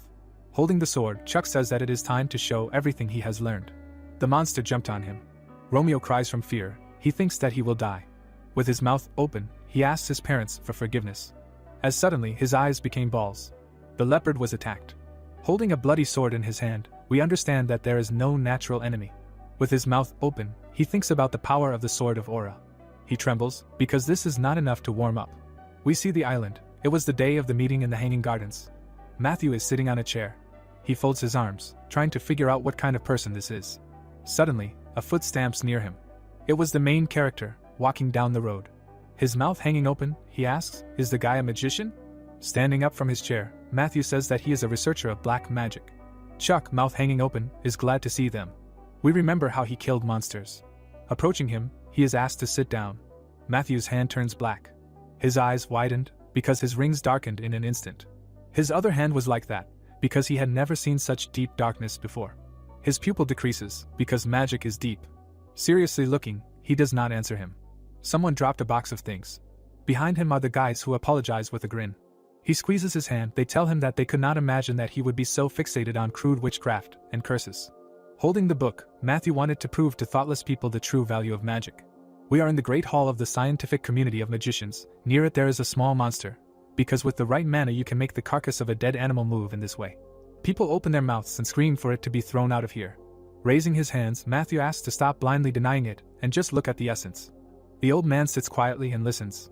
With his mouth open, he asks a question: what does he want to call this direction of magic? Raising his head, Matthew thinks about the president. With his mouth open, he calls it black magic. The guy is sitting at the table, because after this, other magicians also began to accept black magic, but the glory did not last long. He grabs his head, because he believed that he could solve the problem of interference in the universe with the help of black magic. But several years have passed, and he has not advanced in research. There was a red aura near the tower, because after several years, the Tower of Magicians appeared on the earth as a result of interference in the universe. The man is standing on the balcony, because he could not do everything alone. Chuck was in black silhouettes, because he could not imagine that someone with such a strong sensitivity to black magic could exist outside the arcana. With his mouth slightly open, he thinks that together with this guy they will be able to overcome the limit of research into black magic. Sitting at the table, Chuck asks a question: does the light that his rings emit somehow relate to their conversation? Closing his eyes, he says that he can afford to allocate only 1 hour to him. Raising his hand, Matthew asks for forgiveness, because these rings determine sensitivity to black magic. With his mouth open, he is told that this is a different kind of magic that uses mana different from the usual. A golden bird appears near him. On the other side was a spider, because black magic uses inner darkness as a source and is a slightly different force. Near Chuck was a monster, because this black magic is created in the heart of the caster and especially depends on his past. The deeper and darker the past of the caster, the more powerful his black mana. Turning his head, he asks about his past life. His half-face turned black. Romeo grabs his head and turns off the sound, because they were talking about his past. Holding the cup, he thinks, what kind of magic of public humiliation is this? Closing his eyes, he thinks about Romeo's dark past. Letting go of the cup, he says that it is quite unpleasant. Putting his leg down, Chuck says that his etiquette includes intruding into the history of other people at the first meeting. Matthew puts his hand on his chest and says that due to his frivolity, he made a mistake. Closing his eyes, he says that he will report this to his superiors and elders, who will apply official disciplinary measures. With his mouth open, the protagonist accepts the apology. Sitting on a chair, he says that an inquisitive mind is a virtue of a scientist, and he cannot help but like a scientist devoted to his duty of researching black magic. The sun shines on Matthew. Approaching him, he is told that since black magic uses a type of mana different from the existing one, it must mean that even in a state of depleted mana, it is possible to use it. He wants to take him by the shoulder, asking if so, how about starting a path of studying magic with him? We remember Gwen, who also asked. Looking at the screen, he understands that the number of mages has increased. Leaving him, Chuck says that he will contact him later. We are in the Tower of Mages. The protagonist is sitting with a book. A piece of paper appears near him. It says that a new message has been received. Romeo squeezes his hand, because all the senior mages followed Matthew's example and recognized him. 4 windows appear, because he received a reward, and a new function in the Tower of Mages is activated. He raises his hands in happiness, because now everything is in his hands. Removing the note, the protagonist says that nothing has really changed. There was a screen near him. Romeo's eyes widened sharply. We see the palace, because the nation of Arcana appeared for the first time in reality. An incredible amount of capital is invested in the kingdom of Yusra. People are sitting at the table and telling this. With his mouth open, the man says that this is a wise decision made with an eye on the future. Jack stands next to the guy and listens to the fact that the Jain Guild has already risen from 5th to 3rd place in the guild ranks. Haim is sitting at the computer saying that he only thinks about how to repay the main character. The man looks into the distance, because this is the only reason why their guild rank has skyrocketed. We see a monster next to him, because if it were not for him, his brother might not exist. The news commented on everything they know. Squeezing his hand, Jack suggests that they should finish the Yusra restoration quest properly. The computer says the rank of the Jain Guild. Sitting next to the guy, he says that this time even a member of the National Assembly has spoken out. People are standing near the coins, because the members of the National Assembly have a lot of free time. Haim was serious, thinking about mythology. There is a golden badge on the jacket. The man is half naked, there was a purple aura around him. Nearby is a girl, from whom the aura emanated. Bella holds a glass, calling on the phone. With her mouth open, she asks to cancel plans for tomorrow. On the other phone was the protagonist. Licking her lip, she thinks what to tell the member of the assembly tomorrow. Her hair turned white, an enemy appeared. She tells her to tell her that she went to the kingdom of Yusra. We see the Tower of Magicians. The protagonist pokes the screen. Turning his head, he notices that he is being called. There were messages from his sister. Drinking a cup of drink, Chuck thinks why she is writing to him. A piece of paper appears near him. Taking it in his hands, he thinks that it is from the Tower of Magicians. The sheet had a smiling face. With her mouth open, she tells him that she sent the parchment because he did not answer. Then she is pushed and another piece of paper appears. Chuck was in a daze from the notes. The protagonist runs away from them. We see a golden building. This is the palace of the Asura archipelago. Henry opens his mouth and laughs. He drinks tea and is told that he came here because he needed peace and quiet. Sitting at the table, Henry says that this is what it means to become a partner in the scientific work of the Supreme Mage. Thus senior mages express sincerity. Exhaling, Chuck says that he does not take bribes, especially when they are presented as an expression of sincerity. Raising his head, he laughs and says that this is like him. There was a strange aura around him. They ask him if he saw the new video from the Jain Guild. There was a call from his sister on the phone. Taking the mobile device in his hands, he asks for forgiveness. Annabelle frowned and shouts that it is enough. A girl appears near her, and her sister asks her to wake up. Their angry faces were similar. Smiling, Chuck thanks them. He puts his phone aside and sits at the table. The protagonist lowers his head and asks for a place to rest. Chuck asks for a regular room with his mouth open. We see a house in the woods. He opens the door. His face was not visible. There is a jacket on the hanger. Chuck takes off his tie. There are things on the board. He sits down on the couch and picks up the phone. The screen offers to turn off autocorrect. His face was calm. Chuck thinks that he should sue them for filming without consent. The sun shines on the house. We see his face. He understands that something is wrong. With his mouth slightly open, the protagonist reflects that he has already felt this way. He puts on a mask, because it is dust. People were walking around the Asura archipelago. 2 guards are standing near the tent. Jack raises his finger. Pointing to the graph, he thinks, "What is this?" Haim exhales, explaining that this is all because the Mythology Guild has spread rumors again. Putting his hand to his face, he thinks that the boys are trying to tell him that they should share the quest to restore Asura before they get drowned even more. Someone approaches the guard. Raising his hand, the man asks what he wants.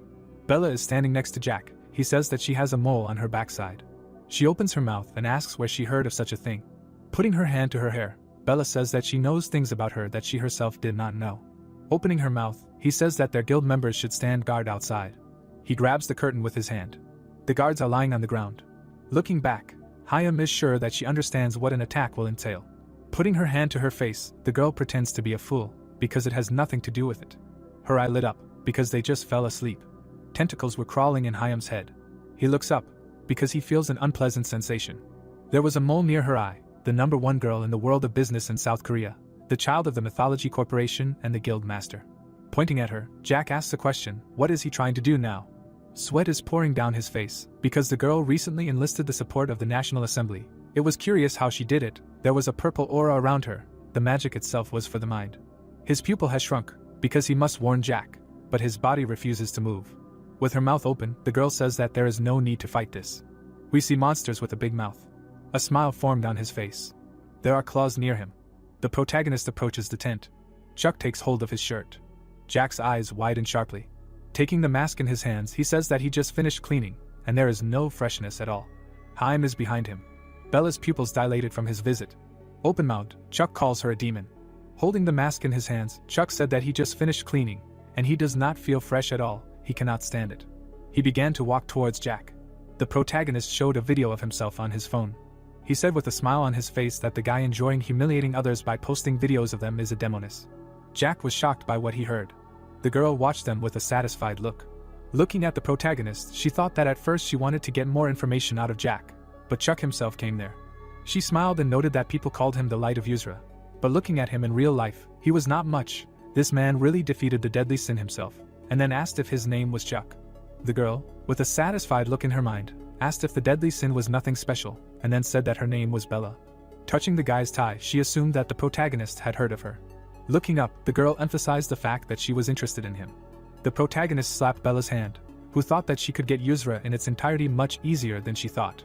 The dumbfounded girl looked at her swollen hand, while Chuck said that Guildmaster Jack was completely incomprehensible.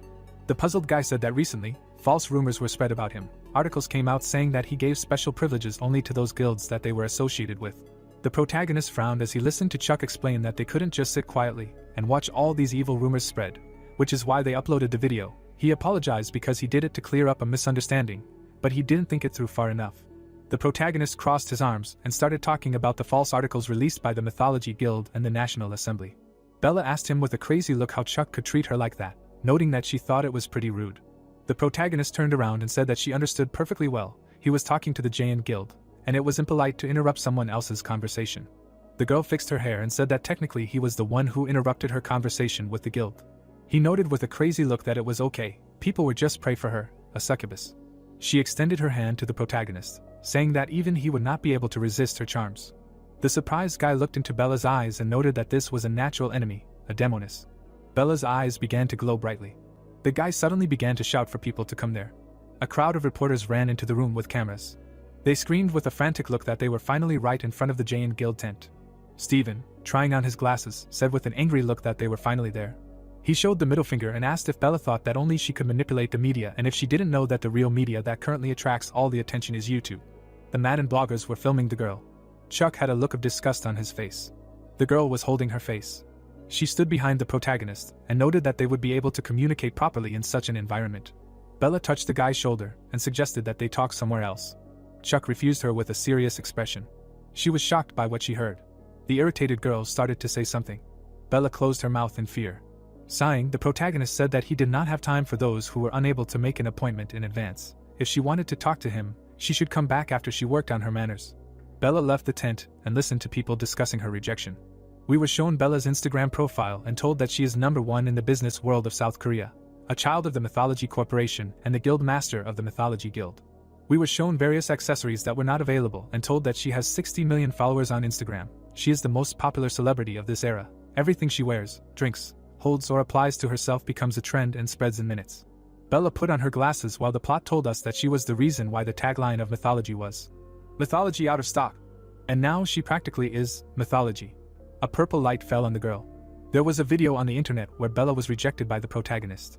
Looking at the phone screen, she wondered why her seduction did not work with Chuck. Looking around the room, she began to say that she did not ask him for making a fool of her. She heard a voice from the reflection that asked her to stop. Her eyes began to glow.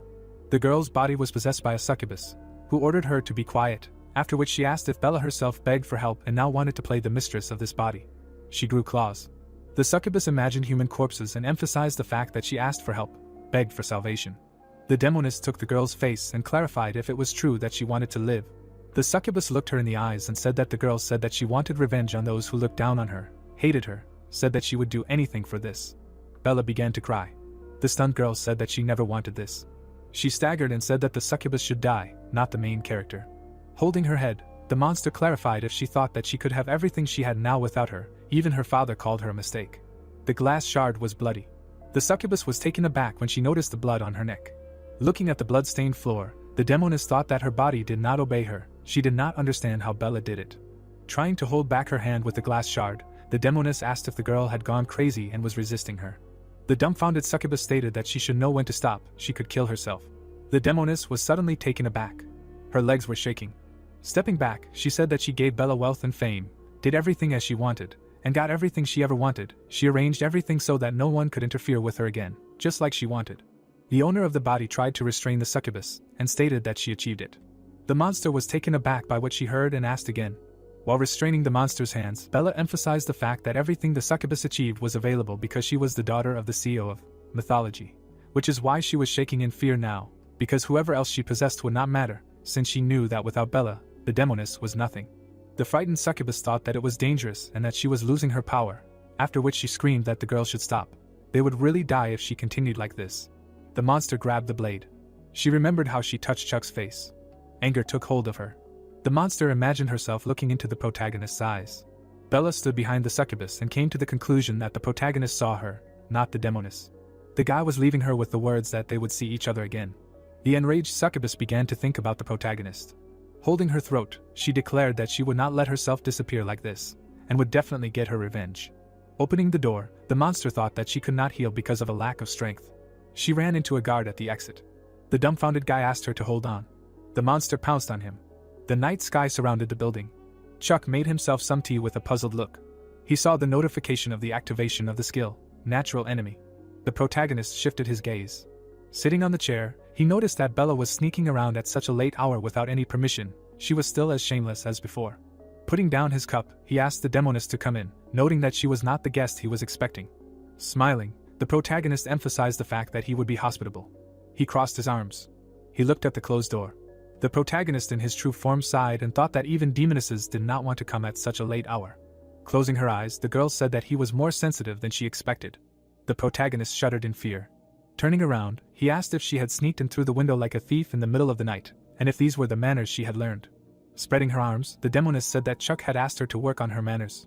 Touching his face, she apologized, noting that she had forgotten, and the protagonist thought that he did not see Bella's silhouette as before. Frowning, he said that he did not see the girl. Smirking, the succubus clarified what he was talking about, because she was there. He was taken aback when the succubus asked if he meant the dead girl. The demoness remembered how Bella had injured herself, and told him that she was dead because she suddenly wanted to stab herself like some crazy person. Apparently she died of shock because she couldn't feel her anymore either. She asked with a crazy look, what else could you expect from such a stupid girl? Frightened, Chuck thought that it couldn't be that Bella was dead. Taking a step forward, the succubus asked if he wanted to know something interesting. Approaching the protagonist, she noted that the girl had died because of him. She said with a satisfied look that Bella continued to talk nonsense, something about how he was the only one who saw her. The protagonist remembered seeing the girl behind the demoness. The succubus presented an article from the internet, and emphasized the fact that she was illegitimate. The woman stroked the girl's head. Little Bella's face was happy as the monster said that the first article came out when she was 8, she didn't have to do anything to get the media to pay attention to her. The girl's photos were posted on the internet, taken on the sly. The boys watched her and laughed. Looking at the documents, the man said that although she was a mistake, he could not afford to leave a child without parents, so he would take her in. The demoness stood in front of him, and laughed loudly. She cried out with a satisfied look that then, after a couple of years had passed, she awakened the abilities of a hunter, and he made her plow like a horse in the rifts. The monster imagined corpses on the ground, and said that Bella did everything her father wanted because she wanted to be loved. The girl imagined an article in which the man said he was proud of his daughter, after which the succubus cried out that Bella wanted to convince all those people who underestimated and hated her. Each person pointed a finger at her in disgust. Standing in front of the protagonist, the demoness said that in the end, this girl turned out to be an empty space. Chuck listened with a serious expression to Bella saying that she believed him for a long time, because he believed in her. The furious protagonist ordered the succubus to shut up. The monster was taken aback by what she heard. The guy, enveloped in powerful energy, asked if the pathetic demoness wanted to talk to him, noting that her impudence knew no bounds. The succubus read that she was experiencing horror that she was unable to cope with, and wondered why he looked so dangerous. The girl began to tremble when the protagonist ordered her to run. Enraged, Chuck noted that he did not talk to his prey. He was suddenly taken aback. Looking around, the protagonist thought that it was strange, because he did not sacrifice anything, but moved. Turning around, the guy noticed a running boy. Looking at him, the protagonist wondered if this was Romeo. His gaze fell on the boy's happy face. Clutching his chest, which was suddenly pierced by pain, Chuck came to the conclusion that this was the palace of Romeo's mind. Holding his chest, he mentally asked what this sudden pain in his heart was. He noticed an adult Romeo in front of him. The protagonist looked at him. There were many corpses lying on the ground among the pentagram. The surprised protagonist came to the conclusion that this was a memory. He noticed streams of dark energy, and thought that this is how Romeo felt in the past, as if he was experiencing the same thing because of their synchronization, the same rage that made him take an oath to end all the demons that would cross his path. The dumbfounded succubus trembled with fear. A powerful aura surrounded him. The demoness, terrified to horror, listened to the question of how she dared to insult the pride of a man. Having created a powerful cloud of mana in his hand, the guy noted that she dared to laugh at the one who risked her own life to pay her debt, at the one who did not lose her pride, despite the fact that the dishonest demoness used the dirtiest methods. The monster tried to step back. Chuck created magical blades. He pointed his hand at the demoness, who bowed her head. The protagonist directed an attack at her. The protagonist's face was serious. Having lowered himself to the girl, he asked if Bella could hear him. He calmly noted that he saw her pride. She lowered her head. Tears were streaming down her face. Pointing his finger to the side, Chuck said that it was too late, she should go home and cry there. The celebrity lost consciousness. The puzzled guy looked at her. Frowning, he thought that Bella stabbed herself. He did not see the wound, but it was still logical that she passed out after that. Kate burst into the room and called him. She screamed with a stunned look that they went on patrol because they felt the presence of a demon. Kate was shocked when she saw Bella. Turning around, Chuck listened to Kate apologize, because she did not know that he was with a lady and had no idea that he was going to rip the blanket off her. Obviously, it would be strange if someone like him was not in a relationship. Confused, Kate said that whatever it was, they would soon leave. Kevin ran out of there screaming that the protagonist was an idiot. Stretching out her hand, the girl screamed for him to wait for her. The door to the room opened. The protagonist sat down on the couch. He thought with an exhausted look that this day would end someday. A notification about a class quest popped up in front of him. Frowning, The protagonist mentally asked what it was, noting that he had a bad feeling about this. The night sky surrounded the building of the AAU branch in Korea. The guys were sitting in front of the monitor. They were reading the update notification that they would soon come to them with a new region. Northern City Permafrost. Sam, with a happy face, said that this was an incredible event. Permafrost was the largest metropolis of Arcana, and stores and forges would open there, to which Haim replied that this update would allow them to breathe a sigh of relief. An enthusiastic blogger was shouting that the update with the metropolis had finally been released. Holding the microphone in front of his mouth, the guy said that they had come to the viewers with news about the update coming to the northern city, Permafrost. Articles on the internet were full of discussions about the update. Chuck was surprised by this. Looking at the projection about the class quest, in which you need to attack the Demon King, the main character asked about Permafrost. The stunned protagonist sat behind Romeo and said that everyone else needed to know, they should leave a comment on the Arcana pages. The boy remembered how in the days when Arcana was a game, he was training as a non-demon hunter and a man stood in front of him and said that the Demon Kings were powerful. Looking at Romeo, he noted that they were not just powerful, but extremely powerful, and there were a lot of them. They had a ranking system. Few demon hunters survived a clash with even the lowest-ranking Demon King. The man handed him a thick book and noted that the boy should prepare. It contained the names and descriptions of the Demon Kings they knew about. He asked him to memorize them with a satisfied look. Closing his eyes, Romeo said that it was a significant time that allowed them to gain valuable knowledge. Looking at the phone screen, the protagonist thought that at least this was useful now. Life is so unpredictable. He wrote a message that he proclaimed to everyone to make every effort to prepare before entering Permafrost, where the threat of the Demon King awaits them. Chuck threw the phone away, thinking that he didn't take it seriously either, so he didn't care. He fell onto the bed next to Bella and thought that Permafrost was a huge metropolis. Nothing too bad would happen. Even the Demon King couldn't do everything he wanted. The update was going to be big. The protagonist happily emphasized the fact that he first needed to look at the items he ordered from the Mage Tower. She was asking a lot for custom-made items, but it didn't matter, because he was sure everything would be fine. The protagonist started rolling on the floor in shame and disgrace, screaming that he couldn't sleep because of this stupid post. The bird held a package and said that it was a delivery from the Mage Tower. Flying away from them, she said that people were ordering contactless delivery now, and Chuck was only making his job more difficult. Opening the order, the protagonist thought that whatever. This is his order, now he does not have to stomp all the way to the Tower of Magicians. He held the ring in his hands and read that it restores stamina when hit. The interested protagonist wondered if there were any other conditions, if he just needed to be attacked, and he would begin to restore health, adding that as expected from the Tower of Magicians, they made an amazing item. Looking at the phone, he thought that it must be expensive, and it seems to him that some other healing item with similar conditions was priced at $1 billion. He took another item and read that it was a shawl made of koi scales. It increases affinity with the fire attribute, increases the chances of evasion, opens the characteristic, aesthetics. A powerful light struck him. Sweating, Chuck thought that he had just experienced an exorcism. It seemed to him that he had just seen a masterpiece.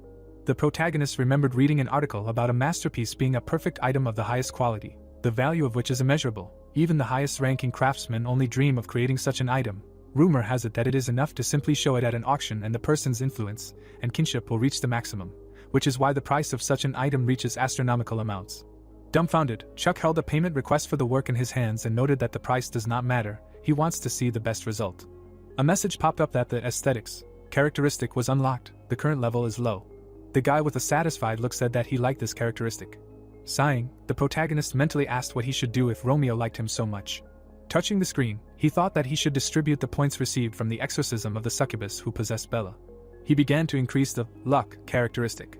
After reading that his luck was now 5 units, the protagonist came to the conclusion that now there was only one thing left, to hope that everything would work out.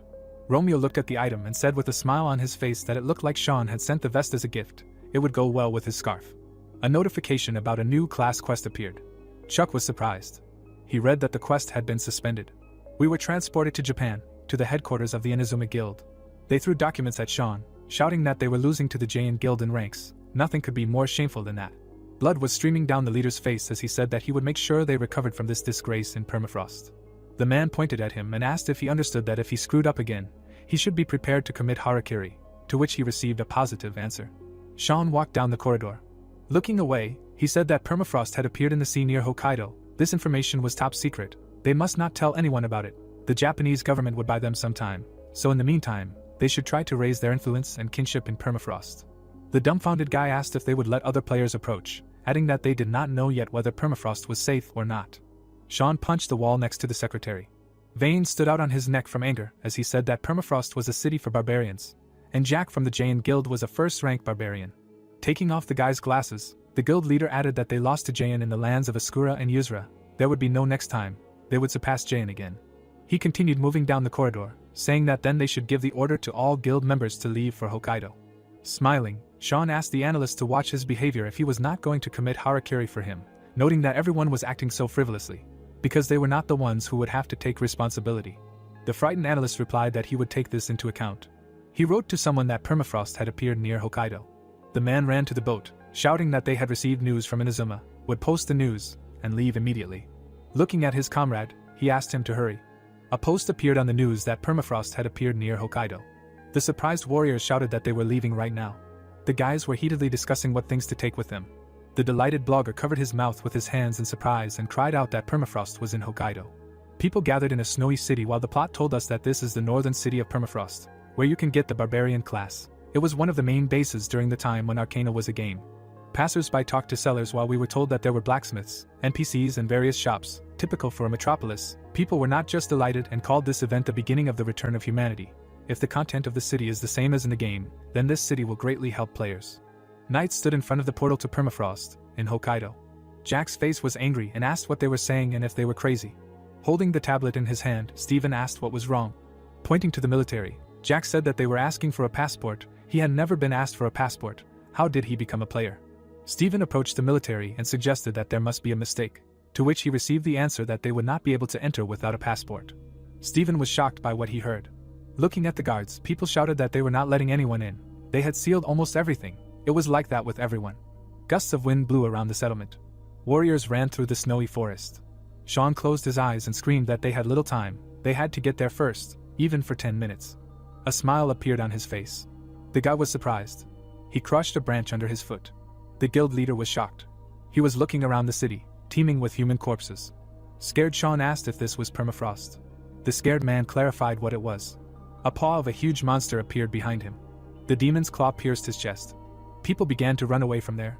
Sean's face was distraught. A huge demon with glowing eyes appeared in front of him, while the guy thought that there was no need to be afraid of harakiri. We were transported to Chuck's residence on the Yuzra archipelago a few hours earlier. Bella was still asleep. She had dreamed of the protagonist defeating the succubus in her body and waking up. Jumping out of bed, the girl wondered why she was still alive when she lost consciousness, and whether she had embarrassed herself too much. Looking at the protagonist's back, Bella thought that she had cried uncontrollably when he said that she was amazing and now owed him her life. But she didn't know how to answer for all the inconvenience caused. Chuck's face was thoughtful. He was reading the quest description, which said that if the bar was empty, the quest would fail, after which the protagonist assumed that the Demon King had begun to act. Closing his eyes, he noted that he needed to go. The embarrassed girl stood in front of him. Frowning, the protagonist asked if she had woken up yet. Bella looked down and said that first of all she was grateful to him and sincerely sorry for all the inconvenience caused to him, and he also saved his life. She said with flushed cheeks that this debt meant that she would pay by any means, even with her dignity. Chuck noticed that Romeo was holding an envelope with a payment request. He began to kneel with happiness and think. He raised his luck. Prayers generally work strangely, but this is incalculable wealth. It was written on the document. The production was free. The surprised protagonist assumed that it was because of that new function, noting that he adored Jack. Chuck turned around when Oliver knocked on their door, after which he allowed him to enter. The man was surprised when he saw that the protagonist had a guest. He assumed with a smile on his face that the rumors about Kevin burst into tears after the protagonist rejected him were true. Henry entered the room, saying that he had something to discuss with their savior, and the knights escorted him there. The girl, looking pleased, apologized for the late introduction. Placing her hand on her chest, she introduced herself as Bella from the Mythology Guild, greeting King Henry and Commander Oliver. The men looked at her with a smile. Extending his hand, Henry stated that he understood that it was late and apologized for intruding, but he had come for his wise advice. The girl, surprised, wondered what was going on and if the King of Yuzra was asking for advice. Henry approached him and said that a resident of Arcana had recently settled in Yuzra, wanting to start a new life. But in the past his behavior in Arcana left much to be desired, so he wished to entrust his fate to the savior. The king looked away, adding that if Chuck did not mind, he would bring the man there. Turning around, the protagonist addressed the girl. The embarrassed Bella replied that she was listening to him. Standing before her, the protagonist stated that she should now return home and establish in writing how far Mythology was willing to go for the good of the kingdom of Yuzra and bring the recording to the next meeting. A message about a class quest popped up. The girl looked down and wondered if the next meeting meant they would see each other again. She suddenly looked up. The guy's face was dumbfounded. He started to leave there, saying that he had to leave immediately. Taking off his jacket, the guy said that he was heading to permafrost. Surprised, Oliver asked him to briefly explain what kind of sudden business he had there. Frowning, Chuck said that the Demon King had arrived. He looked at the projection of the quest. The guys were standing in front of the portal. Enraged, Jack slammed his fist on the table and screamed that he ordered the soldiers to get out of the way, because something was wrong there. Looking at the guard, he said that Joe and the guys had already spent some time in permafrost. The knight watched the angry Jack. Holding his head, Rock said that he had not intended to interfere to avoid embarrassment, but now he felt uneasy too. He asked with a smirk on his face if the soldiers were correct in their understanding that this was a violation of the AU agreement, noting that if they were unlucky, this incident could become an international issue. Jack was dumbfounded, thinking it was an American. The soldiers began to move as ordered, when they heard that they had to retreat and leave their positions. The warrior raised his tablet, shouting that a recording had arrived from a drone that had been sent to the permafrost. Rox was shocked. He was looking at the footage of demons killing members of the Inazuma Guild. Sean listened to the government's plans to send bombers, and with a serious expression, told them not to do such things and not to interfere with the players' actions. The guy smirked, thinking that the rift was in an accessible area, they could use modern weapons, but they would also be killed. His comrade was killed by a powerful blow. The dumbfounded guild leader called out to him. Sean couldn't move and watched the guys. His face was scared. The demon appeared in front of him. Rox released a stream of blue energy. The demon was cut in half. A powerful blow was heard. Jack grabbed the guy by the collar and called him a stupid coward. Grinning, he noted that Sean was punished for behaving so dishonorably, and he was going to leave him, so he should thank Chuck. Looking at the mountain, Sean noticed the silhouette of a man and asked if this was the protagonist. The protagonist stood with his arms crossed. He calmly told the guys to move out. The enthusiastic guys said that it was Chuck. The Knights of the Lion Heart rushed into battle. A fierce battle with monsters began. The protagonist turned his gaze. Examining the corpses of people, the guy thought that this, according to them, was the historical permafrost. An angry Chuck turned to the Demon King. Holding his face, he noted that this was pathetic and ridiculous impudence. He would meet a proper end. Oliver stood behind him and thought that since the protagonist said so, he believed that the Demon King had appeared in permafrost. But he did not expect that the city itself would be in such a bad state.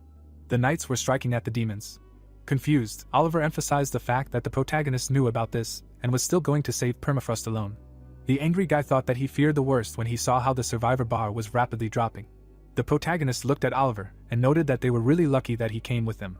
We were transported a few hours earlier to the protagonist's residence. Putting his hand in front of him, Henry said that this would not do. Looking at him, he said that he did not doubt his abilities. But the Demon King was a great danger. He definitely could not allow him to leave alone. They would organize fighters soon, so he asked to postpone his departure. The man added with a serious look that His Majesty was right. Chuck's life was in danger. Frowning, the guy emphasized the fact that demons must be exterminated. Someone's life was not a reason for delay. Oliver was shocked by what he heard. He remembered how he had already heard the words that exterminating demons was the only way out. Holding his face, he noted that the main character had always been like this. The guy was furious. Putting his hand on the hilt of the sword, the man said that he promised to return to His Majesty after exterminating all the demons in the world and become his sword in this world. The commander of the knights put his hand with the blade on his chest. There was a slight smile on his face. Standing in front of the protagonist, he noted that thanks to Chuck, his tired spirit had risen. Since his will was strong, he would continue to be his sword. Closing his eyes, Henry said that he was calm as long as Sir Oliver was with him. The protagonist looked at him and asked who would accompany him then. Bella left the house saying that she would take on this role. Bowing, the girl added that she had created so many problems for His Majesty and Chuck and Yuzra, so she wanted a chance to improve. Henry, looking pleased, said that they were now ready. Looking at the guys, he said that he hoped for the safe return of the Savior, and wanted him to bring peace to permafrost. Stretching out his hand, the protagonist said that he had no choice but to respect his will. He touched the knight's shoulder. The dumbfounded guy asked to hurry. The red sky surrounded the southern gate to the city. We were shown the guy's current location relative to the city. Sean glanced at the mountain. Looking at Jack, he clarified what he meant by thanking Chuck. Looking away, the guy said that he only meant that as soon as the protagonist passed through the portal, he immediately said that the main task was to save the survivors. The Japanese was shocked by what he heard. He grabbed his face when he heard that they were just guys desperately trying to curry favor with the protagonist. Saving the survivors was not that bad, so there was no reason to disobey. Continuing to cover his face with his hand, Sean thought that even their homeland, Japan, wanted to finish them off along with the permafrost, after which he noted what idiots they were. Looking at the guy, he added that they were their competitors. Examining Chuck's face, he thought that this was expected from the Knights of the Lion Heart. Sean's gaze fell on the corpses of the demons and noted that they had quickly cleared the area in front of the city gates. The title of the strongest knights in the empire belonged to them by merit. Thanks to them, they would be able to enter the city sooner than expected. Oliver was suddenly surprised. The protagonist began to release streams of blue energy. Rox was stunned. He suddenly looked at the city. The guy presented a plan of the city, on which they were near the western gate. Fred was out of breath and asked where they were going, adding that they had long passed the city gates. Looking up, Rox said that he saw one funny post on the Arcana forum. It was some nonsense about permafrost. There were less than 10 views. The same user continued to post the same thing. Blue flashes shone above the city. Looking at the girl, the guy emphasized that usually he would have simply ignored it and forgotten, but today, right after leaving the portal, someone said exactly the same thing as in that post. He imagined Chuck coming out of the portal and saying that the Demon King was in the permafrost right now. The protagonist held out his hand and said that those who wanted to run could run now, but those who were going to fight, their main task was to save the survivors. Wind currents swirled through the forest. Michael ran through the forest and shouted that he had been waiting for the permafrost update so much that he had spent the whole night looking for information. He suddenly stopped. Looking at the glow, Rox noted that he thought that Chuck was weaker than him, but he was very wrong. The guys were shocked. The guys looked at the magic spheres and asked if this was light magic. The protagonist held out his hand and thought about intervention. The guy opened his mouth and noted that this was not so, these were bubbles. A powerful layer of aura surrounded the protagonist's hand. Surprised, Michael raised his head. The girl raised her head, holding her hat. A powerful stream of energy hit the city. The sorceress lowered her head and said that these were beautiful magical traces that were unforgettable. All the mages around thought the same. Rox, dumbfounded, said that he was completely wrong. The gates began to collapse. The warriors were frightened by what they saw. The gates began to crack even more. The city gates were destroyed. A message about a common quest appeared in front of the players. The guys began to look at the notification. They read that permafrost had fallen into the hands of the Demon King. They needed to free the city. Valor would be rewarded. Rox, smiling, said that this was a common quest, as stated in that post, after which he said that he really decided to just pass by the city gates. After all, during a siege, the city gates are counted as a significant contribution. He presented the layout of the city and said that there was nothing to catch near the southern gates. They ran through the forest, while the leader shouted that they needed to hurry to the other gates. Gusts of wind surrounded the forest. Stones lay on the ground. Oliver watched the people from the mountain and said that this couldn't be happening. He noted with delight that Chuck was truly amazing. He had never seen such a siege in his life. The main character's face was angry. Looking around the passage, he thought that the unpleasant aura was getting stronger after the destruction of the gate. He was sure that someone was inside. Jack raised his head and screamed that they would immediately go on the attack after the command. He noted with a smile on his face that the protagonist could not worry. They would give him all the contribution points. Looking at him, Chuck loudly ordered to stop. A horde of demons pounced on the guy. Someone calls out to the red-haired man, to which he turns around and asks what he needs. The undead grab him. The bespectacled man calls Jack. Chuck frowns and understands that he is about to be dragged behind the walls and calls for the knights. Kate flies to help. She cuts through the undead. Jack is taken aback. He stands in horror against the background of splashes, while she suggests that they continue the offensive.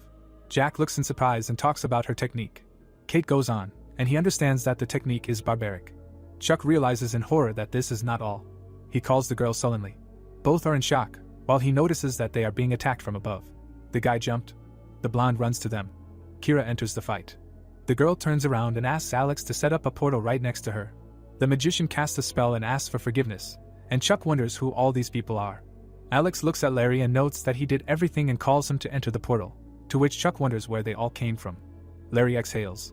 He jumps, while the guy reasons that they are not from the magician's tower at all, but the old one used portal magic. The portal spins. Something flies out of it. Larry lands. Chuck holds his hair, while the magician notes that everyone around can see that the portal is pointing downwards, so they should not be afraid, but use it for their own pleasure, and the blonde agrees with the magician and suggests going on the attack. Chuck looks ahead and calls for the knights to follow Gwen and figures that he will most likely fly down and die if he goes through the portal, so he will prefer to jog a little. The team strikes the undead. Chuck sees notifications from the system that all three, Alex, Larry and Kira, are giving him their battle contribution points, and wonders why and what for they are doing this. Kira passes by and corrects her voice. Gwen turns around and hears that she is pleased to meet him. All three are standing in front of him, and she clarifies if he is the commander, because she is part of the reinforcements that were sent by the king and that she is the captain, introduces herself and notes that she can't wait to join the battle shoulder to shoulder with him. The blonde looks pleased and replies that he is glad to hear that His Majesty has sent them reinforcements. Gwen turns her head and says that despite all this, he is not the one in command here. He points to Chuck in that direction and notes that he is the one in command, to which she is pleased. She thinks about how the famous Chuck is the commander, and that it's great because if he meets him here, he can earn bonuses in the future. Chuck frowns and remembers that she once asked him for forgiveness because she is in no way obligated to save him, and said goodbye to him. Kira fell to her knees while Chuck looks at the screen and wonders if they already have 35,000 contribution points, and that he has no idea if that is a lot or a little, and wonders if they jumped because he opened the gate. Chuck imagines a frosty area and notes that this is the eastern gate of permafrost, and that they are behind the castle gate.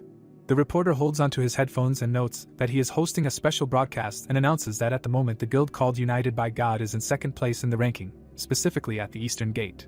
He imagines a diagram. Chuck looks at the title of the quest and hears that the general quest to liberate the permafrost has begun as soon as they enter the territory. He looks at the live broadcast and notices that at each of the 4 gates of the castle, each guild is in the heat of a heated battle.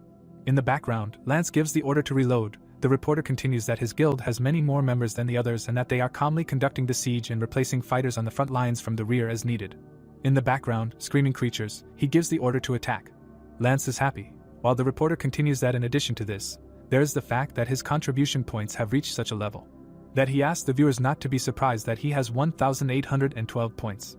In the background, the guild master continues that he has the most points out of all the players who have made their contribution points public and asks what the viewers think about how the positions in the guild rankings will change after the siege. Lance looks at the volleys and thinks that the castle siege is an event he has been waiting for a long time and notes that the Shining Guild can and is capable in individual fights. But when it comes to an organized siege, they are not even fit to hold a candle to him. Lance looks at his progress and is proud. He is delighted to note that no one has ever scored so many points during a siege and that he will become the ruler of the permafrost with such a number of points, and shouts that everyone must go on the attack and continue the offensive, and that the whole world is only at their feet. Chuck looks to the side and realizes that he has almost 36,000 and the number continues to grow. Chuck's squad goes forward to the southern gate of the permafrost. The blonde crossed his arms over his chest, thinking that he was afraid to go here simply because there could be potential traps along the way. But he notes that it's good that the Shadow Mercenary squad volunteered to explore the area through the portal first, while Kira hopes that he didn't recognize her and that he doesn't hate her anymore. Chuck turns to her and talks about the Shadow Mercenary squad. He imagines the full team and continues that it is formed from several elite specialists under the command of Captain Kira and that they will carry out the received task by all available methods and that they are also known for not paying attention to the ethics of their tasks. Chuck thinks about the king and continues that he assumes that he was talking about them then, and that he is only better off because help has arrived, and the red-haired one hopes that he will not want to take revenge on him for not helping him during the battle with the leopard. The blonde hears that the magician has addressed him. Alex stands next to him saying that he looked around using the portal, and that it can promise that no one is hiding near them. The old man frowns and continues that he also suggests that they still shouldn't go straight through the gate because there are enough traps on this path to instantly kill the dragon. Chuck is taken aback while he continues that this is very strange because when he tried to create a portal inside the gate, some powerful force did not allow him to do this. While Chuck realizes that he is talking about the power of the Demon King and replies that he understood everything and that this means that they need to find another way to get in. Kate puts her hand on her chest saying that she knows a secret passage into the permafrost. She looks at him saying that under the permafrost there is a huge shelter for evacuation and that underground passages permeate the entire territory. Chuck thoughtfully hears that one of the entrances is located near the castle walls and that she is sure that most of the survivors are like that too, to which Jack shouts that he knew it was her. Jack smiles and says that he just thought his sword technique resembled a barbarian one and asks if she is from the permafrost, to which she answers positively and realizes that she knew that he is a barbarian. The red-haired man looks at her and says that he is glad to meet her and that he only knows about the entrance for barbarians and clarifies that there is no secret entrance nearby, to which she also confirms that this is so and that they just need to go that way. Jack turns around and asks Chuck not to worry because everyone in the permafrost is familiar with the basics of evacuation and that the shelter under the city is as huge as the catacombs under Paris. The red-haired man looks at him and notes that he is sure that all the people are there, to which the blonde agrees, and he insists that he follow them. The guy frowns. Chuck sees that the survivor's scale is empty and that if it is completely empty, the quest will fail. The plot moves to the cracked building. Jack is standing at the gate and calling Chuck. Chuck frowns and asks why the entrance is in such a place. Jack holds out his hand and explains that there is a spell on it so that only the permafrost and warp dwellers can see it. He looks at the bars and continues that the spell is working fine and the door looks untouched so he is sure everything is fine. Chuck is stunned when the door opens. Jack is horrified. There is a pile of corpses in front of them. Jack is furious. The redhead is shaking while Chuck notices that there are signs of a demonic ritual. They see symbols on the wall. Chuck puts his hand on Jack's shoulder saying that someone summoned a demon here. Chuck sees a notice that he has entered the permafrost, and that this is the town that has turned into hell. His men are sorting through the corpses. Kira is horrified and perplexed by his order to pull out all the corpses and asks herself if he has completely lost his mind, because she does not understand why this needs to be done now, because they do not even know when the Demon King's army can attack them. Alex rubs his hands and says that this is exactly why they are standing guard, to which she refuses to stand guard, because they need to quickly go into battle and finish everyone off and then they can go home, and the current task is just a waste of time. The girl nervously whispers in the old man's ear asking what they did that the king hated them, because it seems to her that he slipped them a short match, to which he laughs and notes that she would not have said that if she knew how to look at magical traces. Alex looks ahead and explains that they should just be patient, and in due time they will all find out what the comrade in the suit has planned. Chuck is horrified. He looks at the knight. Dark Chuck wonders if he died defending the passage and that he is terrified, while another knight informs the others that there is a passage here too. Kate approaches him, and he pays attention. The girl looks down and thanks him for giving them permission to take out the bodies, because the soldiers whose homeland is the permafrost, including herself, thank him and that she does not know how to repay him for this debt. Chuck looks at her and realizes that her homeland is the permafrost, and wonders how he should console her. She is stunned when he replies that even if this were not her hometown, it would be wrong to neglect the soldiers who died in battle. The blonde dryly notes that he must preserve the honor of the knights in any case. He frowns and continues that he will do this even if it leads to his death. The girl is surprised. Chuck turned away while she was inspired by speeches about honor, and Dark Chuck was indignant about this consolation, to which the guy himself continued that she should not think that he did this because of her, and that she should not worry. Chuck sees the point counter that has exceeded 41,000, and the guy is perplexed by where the contribution points came from during this time. Chuck receives notifications about points and wonders if members of the Shadow Mercenaries are fighting outside, but immediately denies the hypothesis, because they would have told them about it. The knight runs up from behind and says that they found an underground area while they were carrying bodies out of the opposite passage. Against the background of the emblem, he asks him to follow him, to which Chuck is perplexed by what kind of underground area this is. The knight runs and notes that they are going this way. Chuck is taken aback. There are many hanged people in the center of the room. Kate looks around as the knight continues that they check the other passages as well and that they all have the same picture. Chuck grits his teeth and explains that these are summoning circles that are made using blood and bodies. Chuck clenches his fist and thinks that in order to summon the Demon King, a sacrifice must be made, just like something must be sacrificed in an exorcism ritual, and that all these summoning circles, starting from the entrance, and that all these bodies are connected together into one giant circle to summon the Demon King.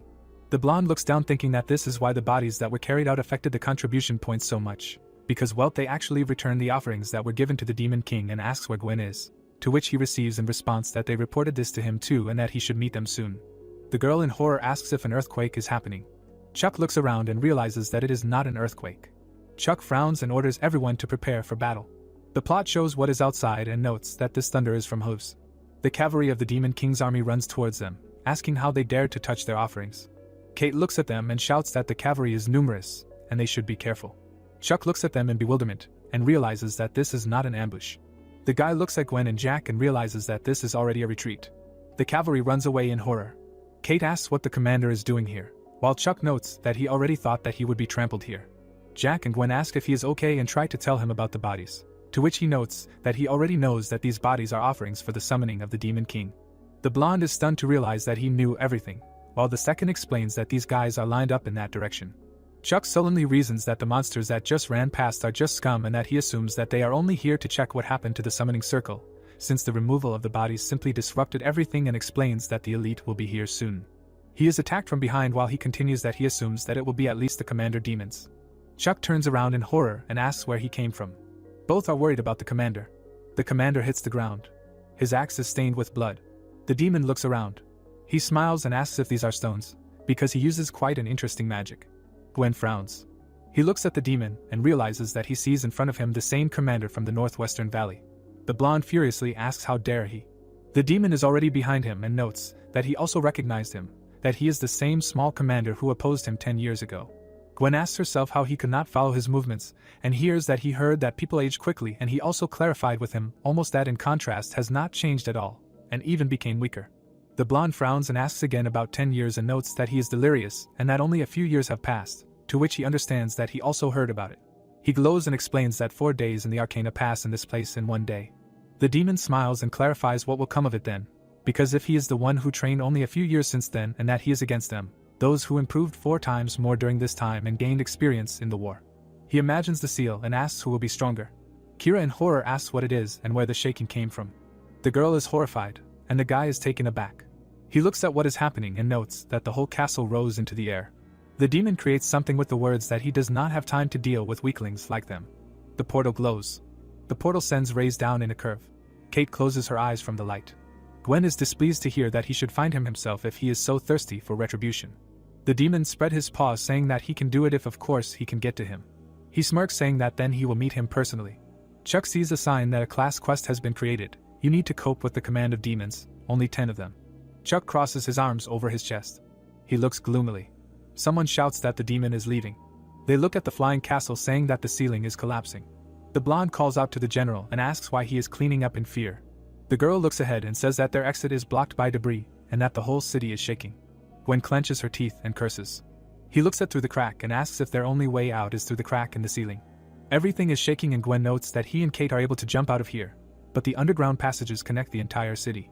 Against the background of the fire, he continues that if the catacombs are formed, the surface will also suffer significantly and that then the survivors will most likely be hit, and that in the worst case scenario, even if they return the permafrost, it will be completely destroyed. The blonde holds his head and wonders how they can stop the passages from completely collapsing. Jack calls out to Chuck. Chuck holds out his hand while someone shouts that it is dangerous and that they need to leave. The guy looks at the blue energy and thinks that he knows it is dangerous, as well as that he will not be able to hold the entire network of tunnels with his mana and that he might be crushed by a boulder now. Chuck lifts the stone and decides that he does not care. The blonde lifts everything into the air and someone shouts for everyone to take care of themselves. The guy held out his hand forward. Someone calls Chuck. Light hits the sky. Kira covers her eyes from the light. Gwen laughs and asks if it's that light again. The child looks out. The girl calls her mother and asks to see how light it is, to which she categorically refuses and orders her to quickly close the curtains, because if the demons notice them, they will be finished. The mother looks questioningly and asks what kind of light it is, because all the surviving permafrost are now in this room. Someone calls Kurun. The blonde opens the door and reports that they conducted reconnaissance outside and thus carried out his order and reports that all the demons who defended the southern gate are now dead. Kurun is stunned, while someone shouts that they are explorers. Chuck raises his hand, while someone shouts that the explorers have returned. Gwen frowns and says it's unbelievable, while Kate agrees and says she can't believe it. Jack asks how that's possible when someone thinks they know they can hold it all together with just their mana. Chuck frowns and says he doesn't care and won't run. He gets a notification that his aesthetic stat has been activated and that the aesthetics effect will be automatically applied to the target. Someone made of stone stands with a shield while Chuck remarks that it's time for Romeo to see everything. The people look at the stone golems in horror and realize that they are seeing warriors of the permafrost. Chuck frowns and thinks about the honor of those who wanted to preserve their homeland and tells them that he takes their desire to protect the permafrost to the very end on his shoulders, even if he may eventually suffocate under the weight of that desire. The stone statues stand in a row. Dark Chuck is taken aback and notes that the joke is cancelled because he can't handle it, and that he spent all his mana while creating the supports. He looks around and reasons that he certainly did a great job, but if it weren't for the hexagonal brooch that restored 10% of his mana, he probably wouldn't have been able to even finish creating these columns and that they would all have been crushed to death, and adds that he can't even believe that he created such cool supports. He looks around and understands that most likely the reason they became statues is because of the characteristic of his skill called aesthetics, that it simply adds aesthetics. He imagines it schematically and thinks that he doesn't need to strain himself too much for it to work, because it's practically a freebie for him compared to the times when he had to spend all his mana to create one cup.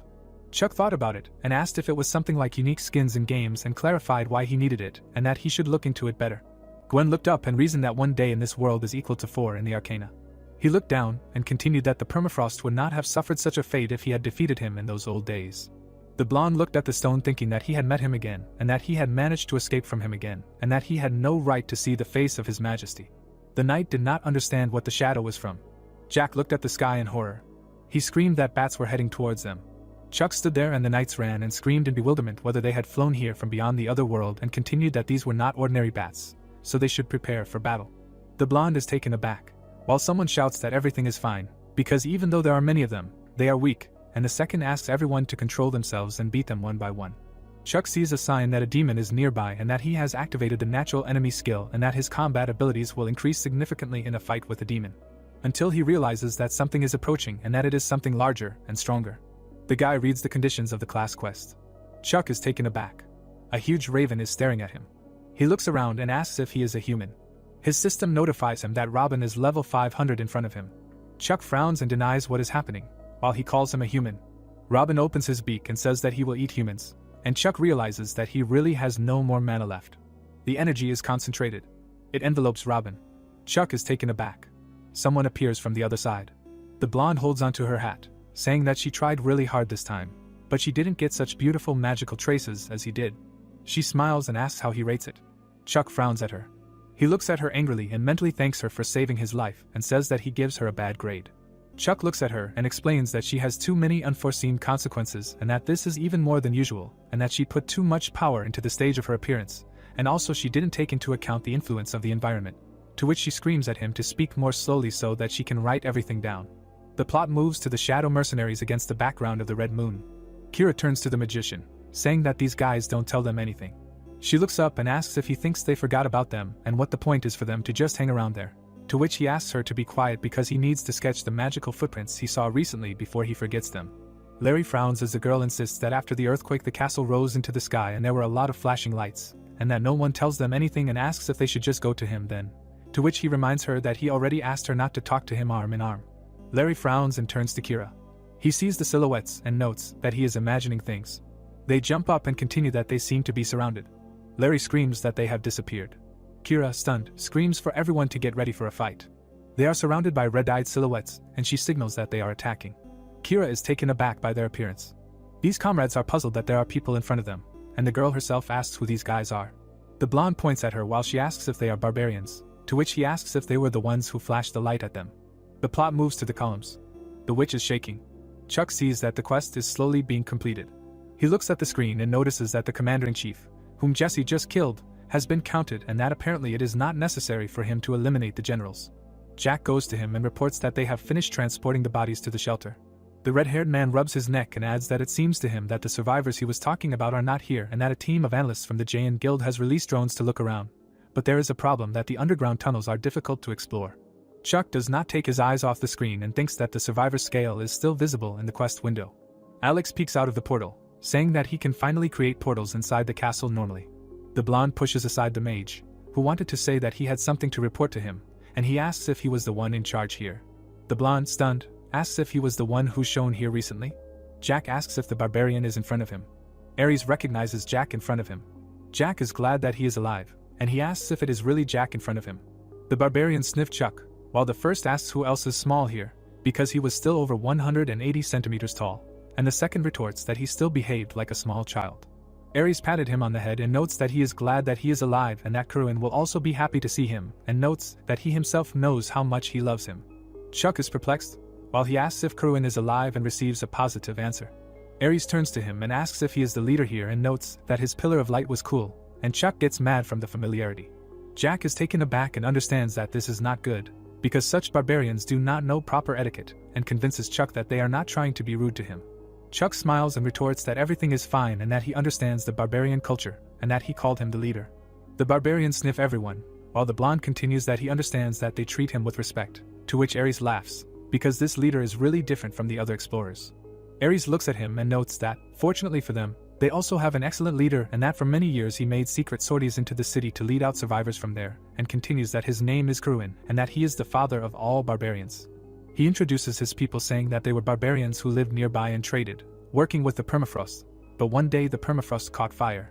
He remembers how they ran and continues that the wind then brought them a disgusting smell and an ominous aura, and that they then immediately ran into the permafrost under the command of Kuruen. Ares continues that what they saw then amazed them. They saw a wasteland, and he says that it was terrible. Flying creatures fly, and continues that generals in the form of birds flew everywhere then, and they squeezed the permafrost warriors in their claws, as if laughing at them, and demons, in the form of animals, hung the bodies of the permafrost inhabitants everywhere. Gwen feels incredible guilt. Ares looks at him and continues that their brotherhood fought the demons to save all the survivors, but the demons were too many and still too strong, and most of their brothers were killed and Karun was badly injured. Ares imagines the villagers and continues that after that they searched for survivors in the frozen ground and protected them for many years, but things got worse and worse over time, and that at some point they couldn't even start a fire, simply because these demons are sensitive to light, and because of this the survivors slowly died of hunger and cold. Ares thinks of the little girl and says that this is how they all slowly began to lose hope from fatigue. The mother hears her daughter asking to see how light it is outside and shouts for her to quickly close the curtains so that the demons do not notice them. She is then taken aback and notes that this is very strange, because all the surviving permafrost should be in this room. Ares then looked at the beam of light and was inspired. He remembers looking at it leaving the dark city. He smiles. Chuck crossed his arms and hears words of gratitude in his direction as an explorer, and in the direction of all the other explorers who fought with him. He spreads his arms and explains that he came to him simply to say all this on behalf of all the barbarians and inhabitants of the permafrost. Ares puts his hand on his chest and continues that if he, as the leader of the explorers, is going to defeat the Demon King, then his brothers, sisters and himself will fight shoulder to shoulder with him. He imagines the Demon King and says his name and that he is one of 72 and that he controls birds like his familiars. Ares sullenly continues that it is difficult for them to fight flying enemies, because they are barbarians and are used to fighting only on the ground. However, they are going to do everything so that he gets to the enemy, even if he has to make a mountain out of his corpses. Jack is taken aback. Chuck says that he refuses their help. Gwen is taken aback, as is Jack, and Ares asks if he refuses, whether it is because he will not fight or because he does not need them. Chuck sullenly retorts that it is not so and that he will defeat the demons, and is very glad that they are ready to help him. However, collecting corpses is not a hobby for him. Ares is taken aback. The blonde crossed his arms over his chest, saying that there are other priorities, and calls the magician. He looks at him and asks him to move all the survivors to the kingdom of Yusra and convey to the king a request to provide them with warm housing and food, and notes that he is sure that his portals can handle it. Alex looks down saying that he will do everything possible, and Chuck turns to Jack. The red-haired one responds and hears that he will go with them. Jack smiles and hears that it will be good if he and the Jain Guild can provide protection to the survivors during the evacuation, and besides, he is sure that he is worried about the fate of the barbarians he knows, to which he thanks him. Kira looks at Chuck and asks if he will go with them. Someone flaps their wings. Chuck smiles and replies that he has unfinished business. The bird says that traces of Robin's aura led him here and asks if he killed him. Chuck tells them to leave with a smile. A portal opens. The inhabitants of the permafrost shuddered. Ares waves his hand and says that everyone should be ready to leave, while someone wonders why he is with the researchers, and Alex notices that he is opening a portal to Yusra. Jack looks ahead and Ares shouts that he will explain everything later, and someone asks if this is the legendary island. Jack sees a class quest window about the secret technique of the barbarians. The red-haired one is puzzled by the fact that this is a class quest, and notes that only one person in each class can get a class quest, and asks why now. He is taken aback. Jack sadly asks where Karun is. Ares replies that he should be on a sortie. Jack immediately ran out the window. Ares runs after him shouting where he is and that it is dangerous to go there. He runs down the street and denies the facts he does not believe. He calls out to him. Jack remembers Karun. He remembers how he asked him again about the secret technique of the barbarians and clarifies whether this is what he wanted, to which he asks again whether it still exists. Karun laughs and asks what he should do, whether it was worth teaching him or not, and he trembled. Karun laughs out loud and notes that he should grow up another 40 years, to which the second asks again about 40 years. The red-haired man counters that it is too long and asks to teach him right now, but is refused. He sees the peaks and calls out to Karun. He sees him impaled on a sword. Jack looks at him in horror and realizes that he has died and that is why he was given a class quest. The bird mocks. He looks at it and notices that there is one more disgusting ground creature left. Jack looks at it in grief and anger. He sees a notification that his leader has left this world, and he, as a new young leader, should show his wild nature. The monster with wings flew straight to Jack. Noticing him, the commander of the demon army, the hell bird, was very surprised. While the red-haired man cried in grief, the demon said that there was one more disgusting ground creature left. At that moment, a system notification window appeared, notifying about the class quest secret barbarian technique. Seeing this, Chuck was very dumbfounded. Oliver, who was standing next to him, asked the master if he was okay since he didn't look well, and the boy replied that everything was fine, and didn't understand what this ominous feeling was from, and assumed that something had gone wrong. At that moment, a hell bird was right in front of him. Looking straight at this demon, the protagonist saw a notification from the system that this was the commander of the demon army, a hell bird with a level of 500. Looking straight at his master in shock, the knight commander said that there were too many enemies around, and all of them must be the commander general and demons, so if he could, he should create a ladder for them like last time so that they could deal with them, and the boy who heard this gave a negative answer. Looking straight at the huge number of demon birds in the air, the protagonist declared that the heavens were their domain, and he would bring them down. Pointing his finger straight at him, the unknown demon asked if he really thought such an unchanging creature like him could bring them down to the surface. Holding his blade straight out in front of him, the majestic knight declared that they were going to attack. Holding his hand out in front of him with the energy gathered in it, Chuck mused that the fact that they were walking towards the light must mean that they were sensitive to it. Realizing that in that case it would definitely help, the boy released his blue energy outward. A moment later, the demons were greatly surprised, while the system announced that the commanders of the demon army, the Hellbirds, were stunned. Jesse watched all this in surprise, asking if he had just stunned the monsters with light magic, and the boy, continuing to cast his spell, understood that it worked, and was going to continue. The protagonist stared straight ahead menacingly, thinking that he needed to bring them down to the ground so that the knights could fight, and needed to use the magic lightning that Jesse owned. Questioning if that was how it worked, the protagonist sent the lightning straight towards the demons, while the system notification windows announced that he had defeated the commanders of the Hellbird demon army, for which contribution points were awarded. The green-eyed girl stared straight at him in surprise, unable to believe that one spell was enough for him. After everything that had happened, Chuck stared at his hand in surprise, saying that he didn't expect to kill them so easily, and didn't understand when he became so strong, or if these demons were just vulnerable to electricity, while the sorceress, admiring him, stated that she expected this from Mr. Chuck, and it was very elegant, and she learned a lot. At that very moment, the boy saw a notification from the system about completing the class quest with 6 out of 10, and understood that there were still 4 left. Looking straight at the piece of land flying in the air, the protagonist thought that he was somehow uneasy, and hoped that Jack was okay. At that very moment, he turned around. Right from the portal behind him, a frightened Ares was coming out, saying that the man with red hair had not returned, and the old wizard was explaining that they had finished evacuating the civilians, but the barbarians could not calm down. Throwing his hands out to the sides, the barbarian leader declared that he had rushed off alone to look for Kruin and still had not returned, and that he had never been so late on sorties, so 100% something had happened. At the same time, a puzzled Alex noted that, from what he could see, they were quite reckless, and Chuck, looking straight ahead, asked which way the head of the Jayan guild had gone. At the same time, the Hellbird was lifting its opponent straight off the ground. Blood was dripping from his feet. The demon army general was holding Jack by the neck. Looking straight ahead, Hunter laughed, asking if he really tried to defeat him alone. Then the Hellbird noted that it was presumptuous and stupid, and the man with red hair gritted his teeth in dissatisfaction, thinking that he could not raise his hands. At the same time, Jayan was discussing in the guild what it meant that the commanders were so strong, and did not expect it to be so difficult, while the demon grinned maliciously, asking if he would beg for mercy like all land creatures, and explained that then, perhaps, he would spare him if he tried. Hearing this, Jack laughed, saying that barbarians never give up and they die fighting. Smiling widely after his words, Hunter noted that he had more than enough impudence for a weakling, and called him stupid, although what else could you expect from an earthly beast? Looking straight at Kruin, who was impaled on the stake, the Hellbird noted that the cur over there was also like that. Looking straight at his old acquaintance, Guildmaster Jayan listened as the demon commander told him that he was stupid enough to enter the battle doomed to defeat, and squealed like a pig. Looking straight ahead with displeasure, Jack asked him not to laugh at Kruin. Hunter concluded that weaklings like them should run with their tails between their legs and beg for mercy, squealing something like a plea for forgiveness, so he ended it like that. Hearing all this, the red-haired man clenched his fist and repeated once again that there was no need to laugh at his friend, a warrior who had fallen in battle, and told himself to raise his fists.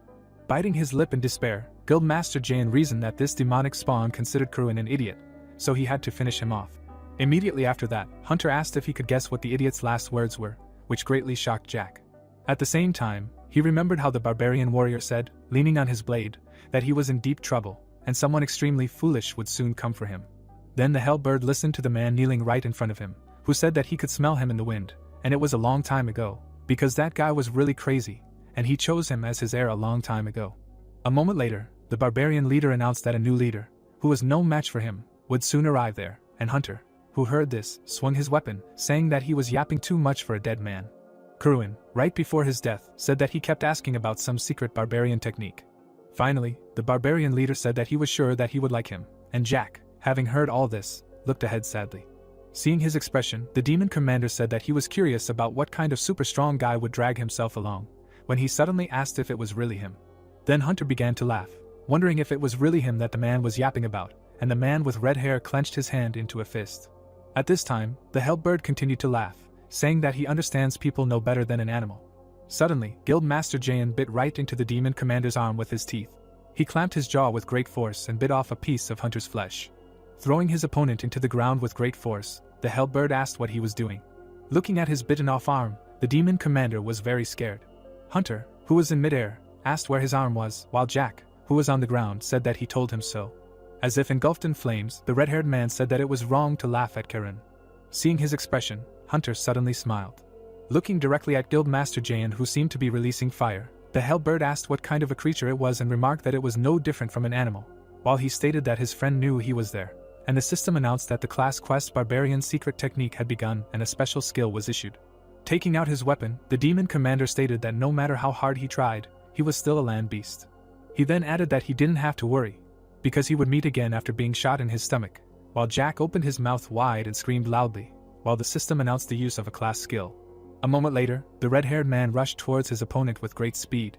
With a deft swing of his hand, he managed to tear out Hunter's heart. After receiving damage, the Hellbird bled out. Looking straight at Guildmaster Jayan on the ground, the demon commander didn't understand why he was moving at all differently than before and what kind of oppressive feeling he was feeling. Jack suddenly disappeared from his place while Hunter realized that he would be captured if he got close and he needed to fight at the maximum possible distance. A moment later, the red-haired man was right behind the Hellbird and declared that the wings were driving him crazy. Immediately after that, Guildmaster Jayan grabbed the demon's wing with her hand. With a deft movement of her hand, he managed to tear off Hunter's wing. Looking at his opponent in fear, the Hellbird called him a mad bastard and asked him to let go. At the same time, Jack looked at his opponent with a furious expression. When Hunter thought that he could no longer hold on, someone pierced the red-haired man's body. It was the commander of the demon army, the level 500 Hellbird Amiken, who asked if his ally had become addicted to walkers. Watching him throw Jack's body down, the demon commander replied that he had simply let his guard down for a second. A moment later, the red-haired man landed right on the ground. While Guildmaster Jayan opened her eyes with her last strength and thought that this was the end, the Hellbird said that a problem had arisen, and therefore they needed to quickly sort things out there and leave. Seeing two demon commanders right in front of him, Jack apologized to Karun, suggesting that he was probably still far from becoming a worthy leader, and his recklessness was probably a problem for Mr. Chuck as well, so he wanted to apologize to him as well.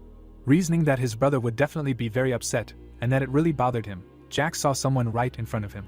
The red-haired man looked ahead in surprise, not understanding what was happening. Guildmaster Jayan rose slightly from the ground and asked Chuck, who was standing in front of him, how he got there. At that time, the Hellbirds in the air did not understand who he was. At that time, the boy was adjusting his tie. The protagonist looked straight ahead menacingly and stated that he knew what had happened. Chuck looked straight ahead menacingly, adjusting his tie. Looking straight at him, Jack asked how he got there. Looking down, the red-haired man stated that he was ashamed and thought that this was disgusting, and that he valued formality and manners above all else, and now he was fighting like a wild animal. At that moment, Oliver ran up to them, asking the protagonist and Jack if they were okay. Then the red-haired man abruptly looked away when Chuck stated that he already knew everything that had happened. Looking straight at the demon commanders, the boy explained that analyst Steven was extremely worried while they were talking about looking at them, calling them just a bunch of earth creatures. Seeing that the guys were gathered together, the Hellbird said that they saved him time in searching for them. Immediately after that, the protagonist with an emotionless expression told him to close his mouth. Amiken, looking straight ahead in surprise, asked what he just said. A moment later, his head exploded, which surprised his ally. Stunned, looking straight at him, Hunter was very scared and said that he did not believe what was happening. At the same moment, he was very surprised when his last wing was cut off. Then the Hellbird began to fall down. A moment later, the demon commander fell straight to the ground. Getting to his feet with the last of his strength, Hunter asked how he, a walking creature, dared to do this. Standing right in front of him, Chuck asked him that he really called him a creature. Looking straight ahead with a menacing gaze, the demon commander said that he was yapping and did not know his place. Putting his hand forward, the boy was going to see who was really the trembling creature. Looking at Hunter, who was trembling with fear, the protagonist was going to show him his place. Immediately after this, the story's narration moves straight to the island levitating in the air. The commander of the demon army, a Hellbird with an unknown level 500 name, used his sharp claws and made his way through the crowd of people. A moment later, he rose into the air with great speed, and Fred, who saw this, told everyone that he had flown again. Holding a weapon in his hands, a man with brown hair noted that he could not be hit while he was in the air, and Sylvia shot from a bow, saying that she would have to rely on rocks. Pulling arrows onto the bowstring of her bow, a woman with red hair said that she was covering them. Sylvia fired her arrows straight towards the demon commander, telling the guild master that now was the right moment. At that moment, the Hellbird smirked, stating that these were just pathetic arrows and that they were easy to dodge. A moment later, a blow from rocks landed right on him. After receiving damage, the unknown monster screamed in pain, and the knight landed right on the ground, telling Sylvia that it was well done. Seeing something fall right on the ground in front, Fred asked that they had finished him off, and the guild master ordered a situation report. Looking straight ahead, the red-haired woman explained that this is what the demon command is like, and the brown-haired man asked if there would be more of these monsters in the future, while Rox asked about the casualties and was told that 8 were seriously injured and 2 were lightly injured. At this time, the guy in the headphones was very dumbfounded, watching everything that was happening, and stated that this was a special edition of their TV channel about the permafrost, and right now Rox from the Shining Guild had defeated one of the demon army commanders. He continued to speak into the microphone that 10 people from the Shining Guild were injured in the battle. At the same time, Brad looked at his phone in surprise and did not understand what was happening, because at the moment, among the guilds participating in the siege, the Shining Ones are clearly ahead, and they even held an exclusive broadcast of the battle with the demon army commander. Watching the live broadcast of the TV channel he works for, the man with black hair did not understand why the number of viewers was falling. At that very moment, he received a message on his phone directly from the producer. Dumbfounded, looking ahead, Brad wondered what they were even talking about in the chat. Opening the comments under the video, the man with black hair saw that there was a discussion about Chuck. Puzzled, looking at the screen of his smartphone, the TV presenter was very surprised and did not understand what was happening. At the same moment, an unknown commentator suggested that the others check out Mike's broadcast, where Chuck was having fun with the demon commander. Seeing this message, Brad was very dumbfounded, asking if the commander of the demon army was really shaking in horror. The man with black hair turned on the live broadcast of a video blogger, in which the boy was stepping on a hellbird with his foot. At that moment, the demon commander tried to raise his hand. A moment later, he lowered it from exhaustion. Having finished with Amiken, the protagonist looked menacingly straight at the other demon. Seeing his stern look, the hellbird asked not to come closer and explained that he was wrong, so he asked for forgiveness. Immediately after this, Chuck slowly approached the demon commander. Hunter asked for mercy, and the boy, emitting energy from his hand, told this inhuman to cover. Trembling with fear, the hellbird declared that since he was groveling like that, he would spare him, and promised to never do anything again. Then the protagonist concluded that he does not talk to prey, and used his magic directly on the enemy. Mike watched all this with admiration from an ambush. Continuing to broadcast Chuck's battle live, the video blogger asked if they saw it, and he had already defeated 8 demon army commanders. At this time, Chuck was looking straight at his hand, and his true self was thinking that demon commanders differ in durability, and almost used up all his mana while trying different techniques, and he still did not want to die. Suddenly, an admiring Jesse ran right up to the boy, saying that it was amazing, and incredible, and he made various changes during the intervention stage to use the same spell in different ways, and going along with him was the right decision because she learned a lot. Immediately after that, Jack, barely standing, walked straight up to Chuck, and Chuck asked if he could move. Looking away in their direction with a guilty look, the red-haired man explained that thanks to him, he was alive. Then, the head of the Jain Guild noted that he was very ashamed, and he spat on his order to evacuate the survivors, and so disgraced himself later, while the protagonist looked at him with a kind look. Putting his hand on his friend's shoulder, Chuck explained that he could not be disappointed by someone who fought to preserve his honor, and said that he had seen his pride. A moment later, the boy now suggested returning to the shelter and joining the squad, while the green-haired girl standing nearby wrote down in a notebook that her idol loved pride. Suddenly, right in front of all the guys, a notification from the system appeared, which contained information that in the general quest Permafrost is transforming, the last commanding general of the demon army had fallen. At the same time, Lance looked up and laughed loudly, saying that they also defeated the commander of the demon army, and he was very proud of all of them, while the system announced that his contribution to the siege of the Permafrost was 11852. Standing right on the corpse of the demon, the leader of the Guild United by Heaven declared that the position of the ruler of the Permafrost was definitely in his hands, and it was necessary to begin preparing for the coronation ceremony, while his allies called him a wealthy man. Then the narrative of the story shifted directly to the man, who looked at his contribution to the siege of the Permafrost equaled 471992, and thought that the 2 remaining commanders of the demon army were defeated by other guilds. Suddenly, Oliver noticed an unknown person approaching them and said that it was him. Right in front of them was the wounded Count Stephen. Running straight up to him, the knight commander asked how it was possible that he had survived, and when he saw him, he couldn't believe that it was really him. Smiling broadly, the aristocrat said that he couldn't even think that Oliver himself would come, noting that His Majesty and the Empire had not abandoned them. Looking straight at Chuck standing next to him, Stephen said that he had also observed the brave deeds of this explorer, and noted that it was truly amazing. Extending his hand straight towards the boy, the aristocrat greeted the hero who had arrived to save the Permafrost, and explained his name. They say that he is the lord of this place. Having heard that he is a lord, Jack was very dumbfounded, stating that he had walked back and forth across the Permafrost so often and had never met him. Then the man with red hair asked why the lord had come there in such a terrible state, and the protagonist suddenly grinned. With his menacing gaze forward, Chuck said to stop this farce right now, while the system notified that the natural enemy skill was activated and his combat abilities were significantly increased in the battle with demons. When the kid called him the Demon King, Stephen grinned maliciously. At this time, Mike continued to broadcast, showing Stephen and Chuck, and asked the viewers what this was. The video blogger continued to watch the events from behind cover and was very dumbfounded. At this moment, Brad was very surprised, looking at the screen of his smartphone, and his colleague, taking off his headphones, asked what he was watching instead of their broadcast. Chuck looked menacingly straight ahead and said to stop this farce right now. Hearing this, the Demon King grinned maliciously.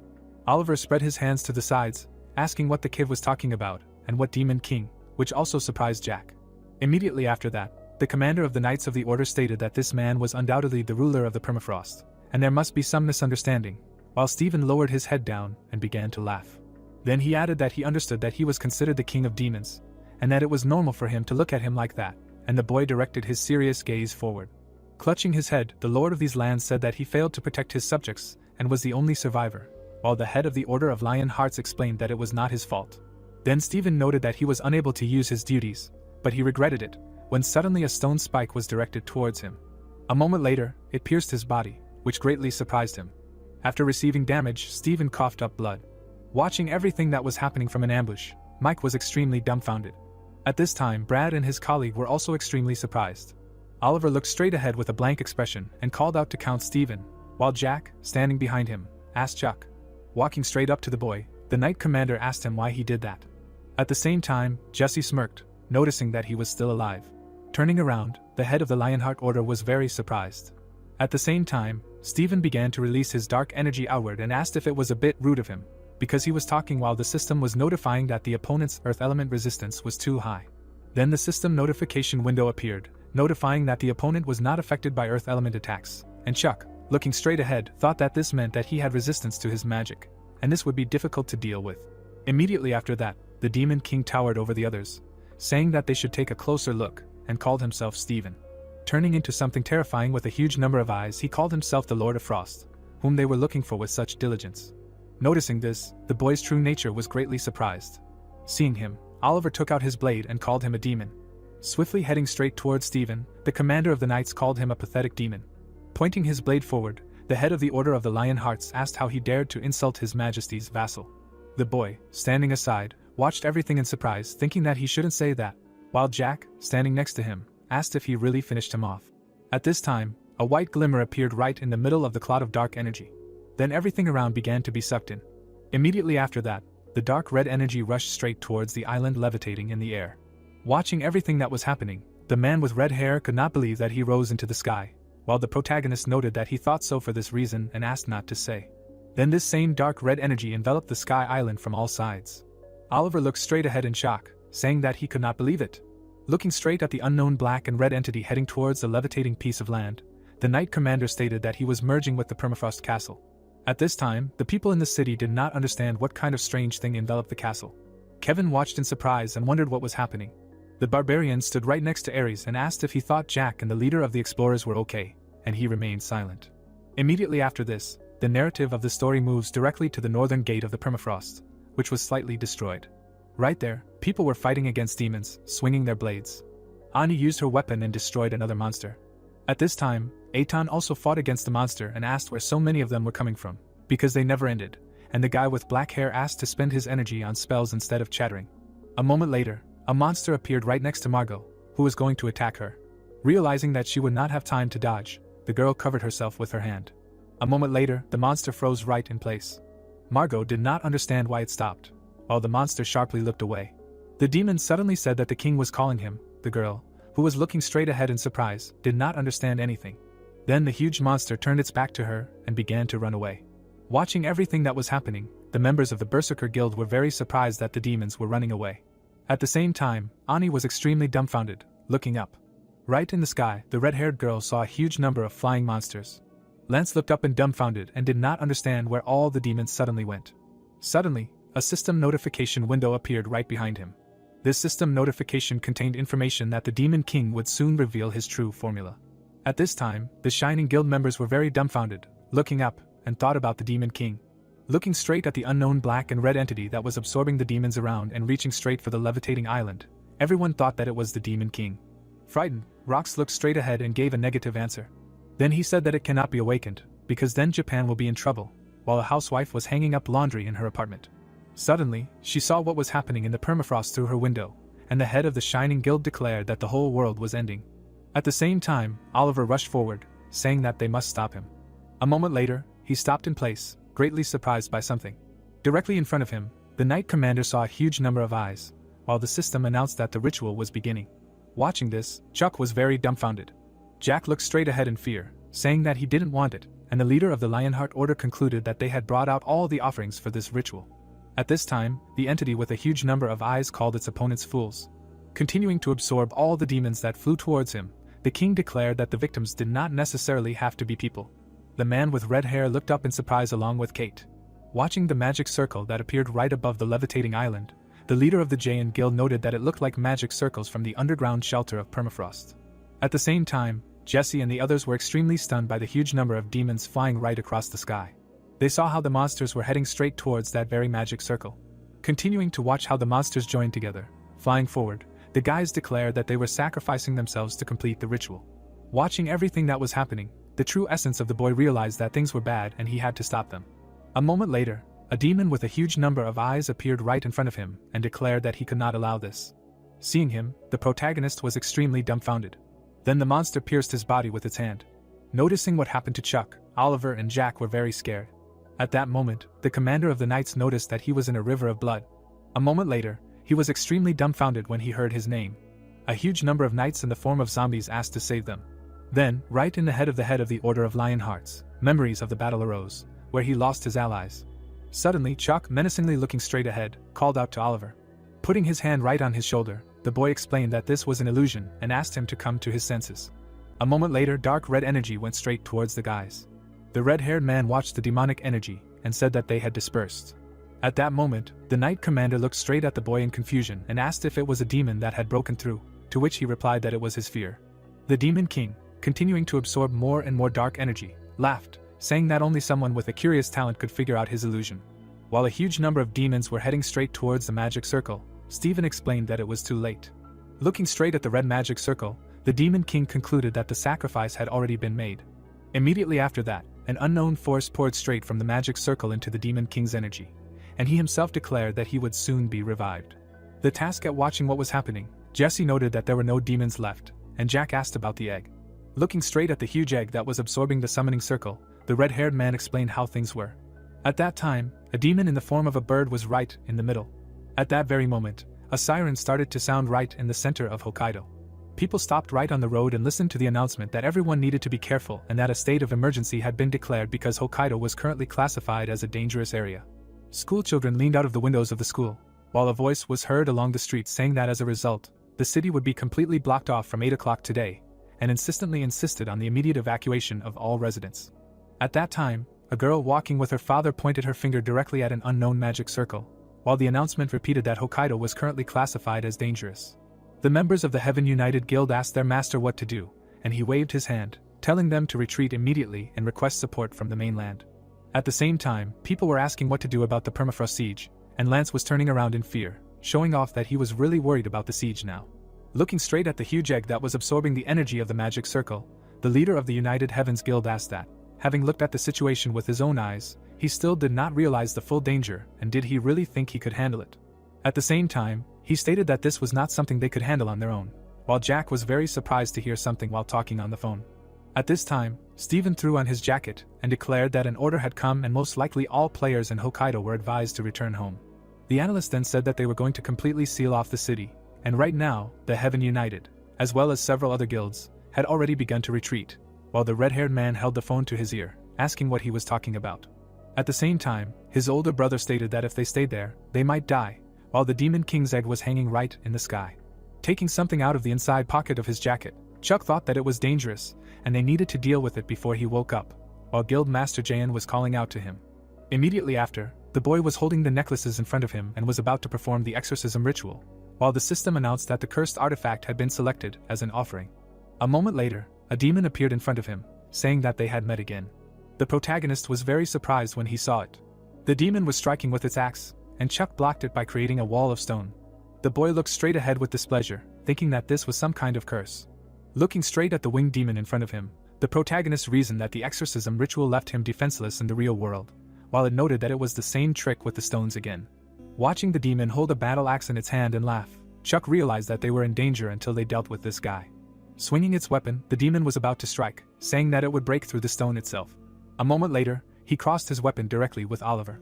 At the same time, the commander of the knights looked menacingly straight ahead. Noticing him, the demon grinned maliciously, noting that it meant he was still alive. Holding the blade straight ahead, the head of the Order of the Lionhearts declared that he said, "A day there is equal to 4 in Arcana." Tightly gripping the hilt of his sword, the knight said that after hearing this, he could not hold back his grief due to his own weakness. Releasing his blue energy outward, Oliver noted that he made His Majesty wait too long. The winged demon right in front of him lowered his axe down and began to laugh, saying that this boy uses quite a serious sword aura. Continuing to release his internal energy outward, the commander of the knights told Chuck to continue, because the battle with him can be left to him. The boy nodded his head approvingly after hearing this, declaring that since this was his reason, he would trust him. At that moment, the winged demon grinned maliciously, saying that this battle promised to be fun, and was also going to meet him with his blade. At that moment, Oliver waved his sword, saying that he would fulfill His Majesty's last order. Enveloping himself in his inner energy, the commander of the knights declared that he would do it right now. A moment later, the two clashed in a fierce battle. In his hand, the cursed necklace, Chuck realized what it meant. Now it was his turn, while the system notified that this artifact had been chosen as an offering. Seriously looking straight ahead, the boy read the notifications from the system that the exorcism ritual had been activated. Suddenly, the protagonist was extremely dumbfounded when he heard someone's voice asking if he was sure about this. Immediately after that, he sharply looked away. At this time, particles of energy began to separate directly from the egg of the Demon King. Then they flew in all directions, and Jack and Kate, seeing this, were very dumbfounded, as was Jesse. Watching how demons again appeared from these clots of energy, the guys assumed that they were resurrecting. Seeing demons with wings, they realized that this was the commander of the demon army. Dumbfoundedly looking straight ahead, the man with red hair declared that these were the generals they had defeated, and now there were 10 of them again. Hearing this, Oliver turned around with displeasure and asked that when their corpses disappeared after their defeat, this egg absorbed them with the help of a ritual. At this time, he was extremely dumbfounded. He heard a voice in his head that he was defenseless while the exorcism ritual was being carried out, and it seemed that they did not have enough fighters against the demon generals. The protagonist saw a huge number of eyes right in front of him, while the demon stated that he was certainly different and had the abilities of those people from Action, making him wonder if he knew about the exorcism ritual. After a moment, the dark red energy began to penetrate directly into Chuck's body, and the Demon King said that he would go even deeper, while the system notified that the possession effect was applied. The Majestic being asked if his mind could withstand this, and the boy gritted his teeth in dissatisfaction, reasoning that it was diving even deeper into his consciousness. At the same time, the dark red energy was directed directly towards the protagonist's true essence. Chuck was very surprised to see how this unknown force was already approaching him. The boy did not know what to do and simply looked forward in surprise. At this time, the demon with a huge number of eyes was watching everything that was happening, being in the protagonist's mind. A moment later, Romeo appeared right in front of Chuck and, holding his hand out in front of him, chased the monster away. Immediately after that, the system notified that the abnormal state of possession did not work. The boy continued to stretch his hand straight towards the demon with a huge number of eyes. With a deft movement of his hand, Romeo managed to push back the unknown energy. At the same moment, the Demon King's eggs flew into pieces. After what happened, Jack grabbed his head. The majestic demon looked straight ahead in surprise, saying that this could not be. Then the king declared that he was nothing more than a pathetic little man, whoever he was, and did not understand where such power came from, while Chuck looked straight at Granfell standing in front of him. The demon with a huge number of eyes declared that this was impossible, and did not understand what it was, watching these two. At that moment, Romeo stood there with an expressionless expression, and the Demon King noted that he had endless ominousness and deep darkness. When he said this, the man with white hair directed his menacing gaze forward. Seeing him, the monster with a huge number of eyes was very dumbfounded. Romeo pushed away the foreign energy right away from the boy. At that moment, the protagonist returned back to reality. Looking straight at the Demon King's egg, he declared that he had escaped. At that moment, a voice sounded right from the Demon King's haven, saying that this guy was dangerous. Sitting right inside the egg, the bird monster declared that he needed an even stronger body. Immediately after that, a huge amount of dark red energy rushed straight towards the Demon King's haven, while the system promised that he had revealed his true form. Stepping back a little from fear, Jack declared that he was born. At this time, Mike was watching everything from behind cover, asking if this was the Demon King. Looking straight at the ugly creature with a huge number of eyes, the vlogger noticed that it was incredibly huge. Holding the lady's necklace in his hand, Chuck thought that he wanted to escape, and they could not let him do whatever he wanted, until the system announced that this artifact had been selected as an offering. Intending to resume the exorcism, the boy closed his eyes until the system announced that the box with the devil's jewelry and the strangling tie had been selected as an offering. A moment later, a bright light flashed in the middle of the darkness, until the system announced that numerous offerings had increased the effect of the exorcism ritual. Then this same light began to gradually intensify. Breaking through reality right behind the Demon King, Chuck declared that he had found him. A moment later, the monster with a huge number of eyes looked back in fear. He was very surprised when the boy was tearing reality right in front of him. Looking straight at the protagonist, who was looking at him menacingly, the Demon King asked him not to come closer, not to get closer, and not to take a single step. At the same time, the revived demon commanders were very dumbfounded. The rest of the monsters were flying forward at great speed, getting ready to attack people. Looking straight at the sky, Jack declared that the commanding generals had taken action. At this time, the true form of the Demon King was addressing his warriors directly, asking them to protect him. Looking straight at Chuck, who was standing in the middle of the wasteland, the creature with a huge number of eyes declared that there was danger there. Pointing his paw straight at the city, the Demon King said that they needed to run away from danger faster. A moment later, he was destroying a large house with his paw. The creature with a huge number of eyes trampled several houses in the middle of the city. Kate covered her face with her hand, and Jack, doing the same, said that it was just a step. At this time, the guys in the studio were covering themselves from the blast wave reaching them and said that they were barely holding on and should retreat, because the vibration had reached even them. Watching as the Demon King was about to take another step forward, the people said that he was going again. At the same moment, the true Demon King flew back, asking who he even was. Looking straight at the protagonist, who folded his arms over his chest, the flying monster declared that no human could imprison the Demon King in a ritual while keeping his mind intact, but he could. At the same moment, Chuck looked menacingly straight ahead, while the monster did not understand who he even was. The true Demon King, with a frightened expression on his face, wondered what was making him shake in horror at the sight of him. At that moment, a puzzled Jesse ran straight up to Jack, telling him to wait, because one of the commander's flying demons had disappeared. At that moment, the terrible monster appeared right in front of the protagonist, and his subordinates, seeing this, called out to him. Then someone threw their spear forward. It flew straight into the demon commander, diverting the attack from Chuck. Seeing this, the red-haired man was very surprised. Looking straight at the guy who had just thrown his weapon, he asked if it was really Sean, and he asked him not to lose his vigilance, because 2 more were coming. Immediately after his words, Hunter and Amikan rushed forward with great speed. At that moment, someone kicked him right off the ground. It was Rox who thrust his blade straight into the demon and shouted to Sylvia that they needed to attack now. Hearing this, the red-haired woman immediately pulled a magic arrow onto her bowstring. In an instant, the 2 demon commanders were tied up with golden chains. At the same time, the Shining Guild Master asked why Chuck wasn't moving, and the green-eyed girl replied that he was using a skill and wondered what he was doing there. Turning around abruptly, the knight with the blade explained that he simply made the choice with the highest chance of survival, while Sylvia explained to him that they wouldn't last long. While the people from the city in Japan saw a huge monster on the horizon, Rox declared that now that the disaster that could destroy the entire world had awakened, no matter where they ran, only death awaited them. He then asked if the man from Inazuma had thought the same thing, and he just looked away silently. Standing right in front of the rest of the boys, the leader of the Shining Guild explained that this was why they were there. Looking straight at the focused Chuck, the knight added that everyone was there because they believed that he would somehow get out of this mess. Suddenly, the boys were very surprised when someone came up to them and said that they would also fight. It was Edward, who, holding his rapier in his hands, declared that he had been rude on the island, and this time they, the second son, would also join the battle, while the system announced that they were joining the party. Awkwardly scratching his head after everything that had happened, Sean hoped that he was not mistaken and was simply not the kind of person to leave unpaid debts behind, while the system promised that his guild had also joined the party.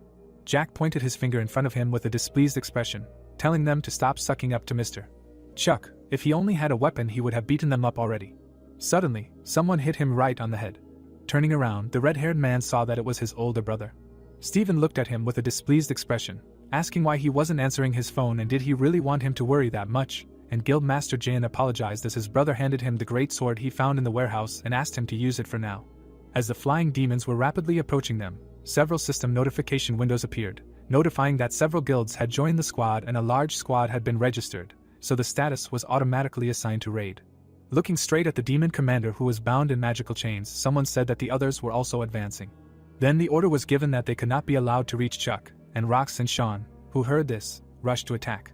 Jack ran straight towards the commanding general, saying that this was their responsibility. At this time, the boy continued to concentrate, using exorcism.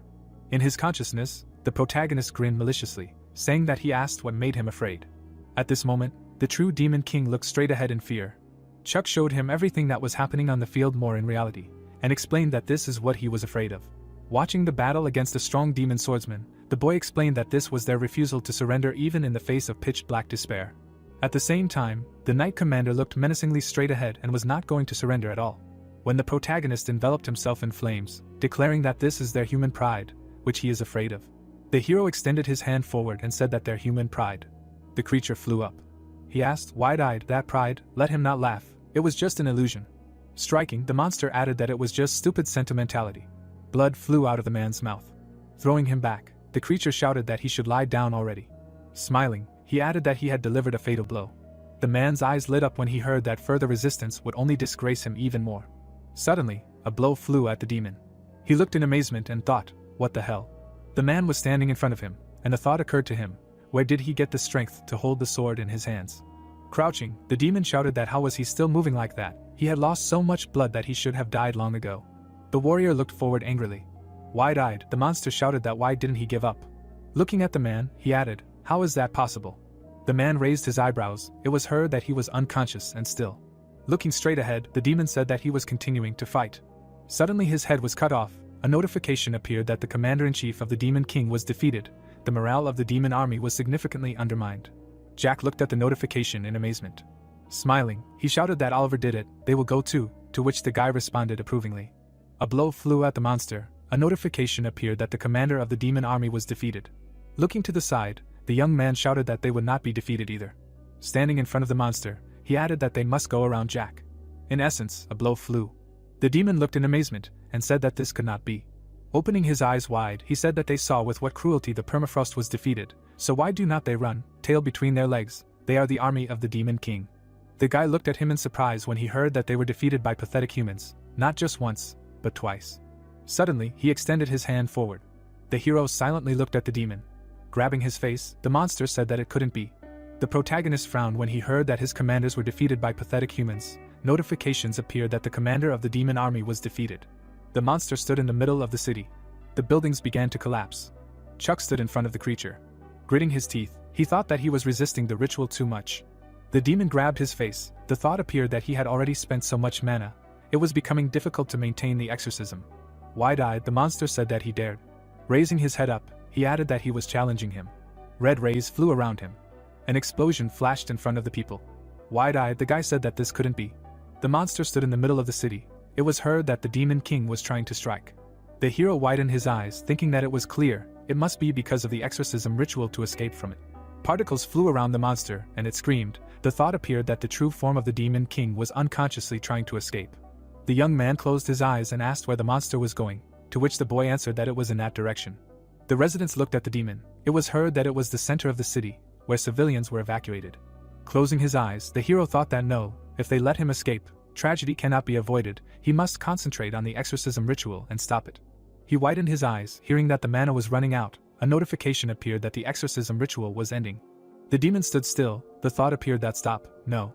The monster's head grew. The thought appeared that a curse, damn it. Standing behind the hero, the boy said that they have a source of magic. The man stretched his hand forward. It was said that using the inner darkness as a source of mana. The hero opened his eyes wide. He stretched his hand forward. A glow flew around the monster. The thought appeared that dark magic. The protagonist looked in amazement. The demon's body lit up brightly. It was heard that this darkness should not under any circumstances. The young man watched him in amazement. The guys raised their heads up. The hero stood still. The people stood on the ledge of the rock. The girl smirked slightly. The protagonist crossed his arms. It was heard that she was about to throw him over her shoulder and throw him down when it became too dangerous. Apparently there was nothing to worry about. Chuck stood in front of the wall. Notifications appeared that the Demon King was defeated. The quest to recapture Permafrost was completed. He returned hope to the northern city. Smiling, the guy said that breaking news, with the increased interest in the city of Permafrost, discussions of the reconstruction of the city and the empty government position became a hot topic. Sitting at the table, the teacher asked what he saw the video, to which the young man replied that he saw it from Richard, and the guy added that he probably already got 200 million views, so. The man held the phone in his hands, listening to the fact that at the site of the victory over the demon, a column of smoke has been rising for several days. He put the phone on the table. The hero raised his hand up. Closing his eyes, he said that home sweet home. The protagonist silently looked ahead. Smoke was flying among the city. It was said that after the victory over the demon, thick smoke rose over his remains. At the same time a new quest appeared. Chuck, looking at the notification, thought about the quest. The man stood still. A thought appeared that could this somehow be connected with Granfell whom he met in the Palace of Reason. Looking straight ahead, the hero thought that nothing could be certain yet. The Demon King's last words were disconcerting. The man frowned, and the thought occurred that this darkness should never fall into the hands of people. The news appeared, and the thought occurred that in a few days after Permafrost's return, a view of the Yusra archipelago opened up. There was a knock on the door, and it was heard that it was time for an examination. Entering the room, the girl asked how he was feeling. People looked at him in amazement. Oliver smiled and said that it was her. Taking a step forward, Bella shouted that she had said that he needed bed rest, that they might have cast healing magic on him, but the injuries were extremely severe, to which the man replied that it was nonsense, and the doctor said that he was making his job very difficult. Closing her eyes, the girl said that if he did not get better, she would not be able to look Mr. Chuck in the eye for shame, and the guy said that he was glad that he was in excellent health. Bella looked away and exclaimed. Closing his eyes, Henry said that yes, everything is fine, let them feel comfortable. Standing in front of the man, he added that he only came to give him a package from their savior, to which Oliver asked again. Smiling, Henry said that apparently this was left by the commander-in-chief of the demon army where he lost consciousness. He asked to give it to him since he defeated that monster. The man looked surprised, hearing that, and said that when he meets the emperor again, he will need a trophy proving that he has completely fulfilled his duty. Closing his eyes, he asked that he even thought about it. Chuck is such an attentive man. Putting his hand to his face, the man asked that nevertheless, where did he disappear to? A view of the shore opened up. The news came on. It was said that it had been a few days since the Demon King had been defeated. Life had quickly returned to normal, but many things had changed. The man slammed his fist on the table and shouted, "Damn it!"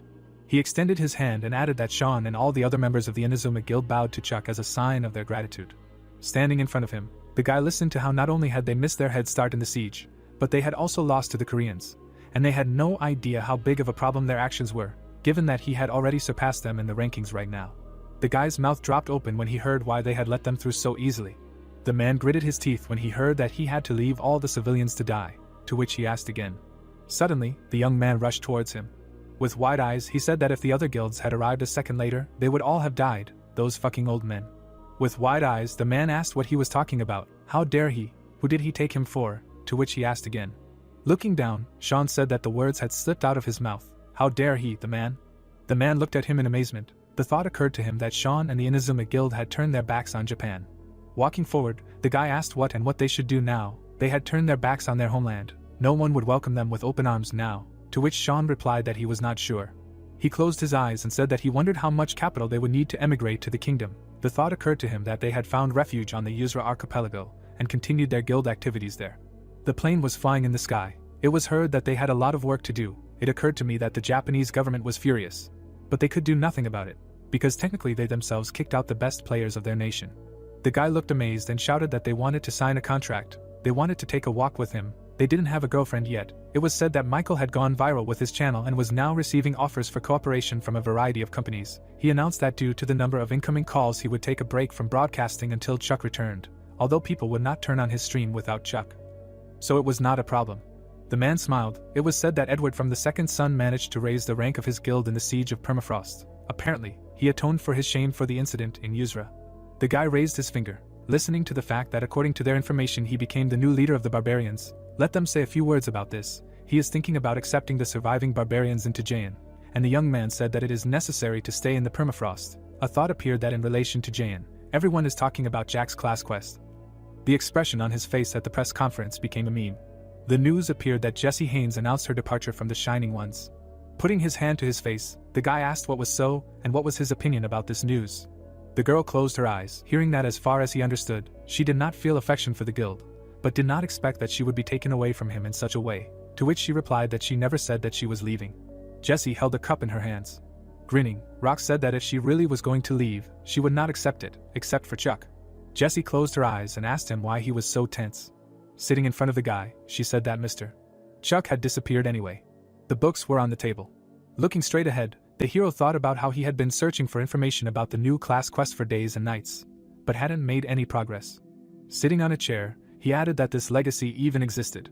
A call came on the phone, and the thought arose that besides that, the protagonist rejected the call. Messages were coming in on the phone. A call came on him, and the thought arose that why the hell were they texting and calling him so much? Putting his hand to his face, Chuck said that he was tired. It was time to turn off the phone or something like that. It was even worse than it was with Arthur. He wanted to visit the library of the Mage Tower, but it was too scary to go outside. Sitting at the table, the hero thought about the lack of progress in the class quest, the lack of a reward for the siege, and those last words of the Demon King. Putting his hand to his face, the hero thought that this darkness should never fall into the hands of people. Images of warriors appeared. A thought appeared that he always suspected that he was somehow different from other players. It seemed to him that his behavior should not change so much even though he synchronized with his game character. The man stood still. It was said that Plus Grand fell, whom he saw in the exorcism ritual. Search queries appeared. A thought appeared that he was looking for whether other players could their characters, But he did not find anything on this topic. This could be an exclusive skill of demon hunters. But even if so, he would not know about it, because he was the last of them. People looked at the child. A thought appeared that, in addition, if this was really so, then how did he manage to look into Granfel's past? Putting his hand to his face, the hero thought that he could learn something new about Granfell too if he dealt with the legacy. The protagonist looked away in surprise. A notification appeared in front of him.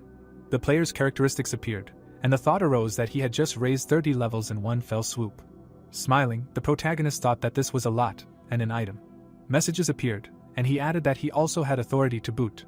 Chuck clenched his fists and thought that the fact that he had authority in Yuzra was already cool enough, and now he also had authority in Permafrost. A notification appeared, and the thought arose that something was left. The hero opened his eyes wide, and a message about a special quest appeared. Gritting his teeth, Jack asked what the ceremony of appointing a new ruler was, to which the guy asked again. Smiling, Rock said that he had a bad feeling. Sitting on the bed, the man asked that they were planning an appointment ceremony, and did not even tell him anything, to which the girl replied that this was not about him. The hero looked in surprise, hearing that he was the ruler of Permafrost. He grabbed his head.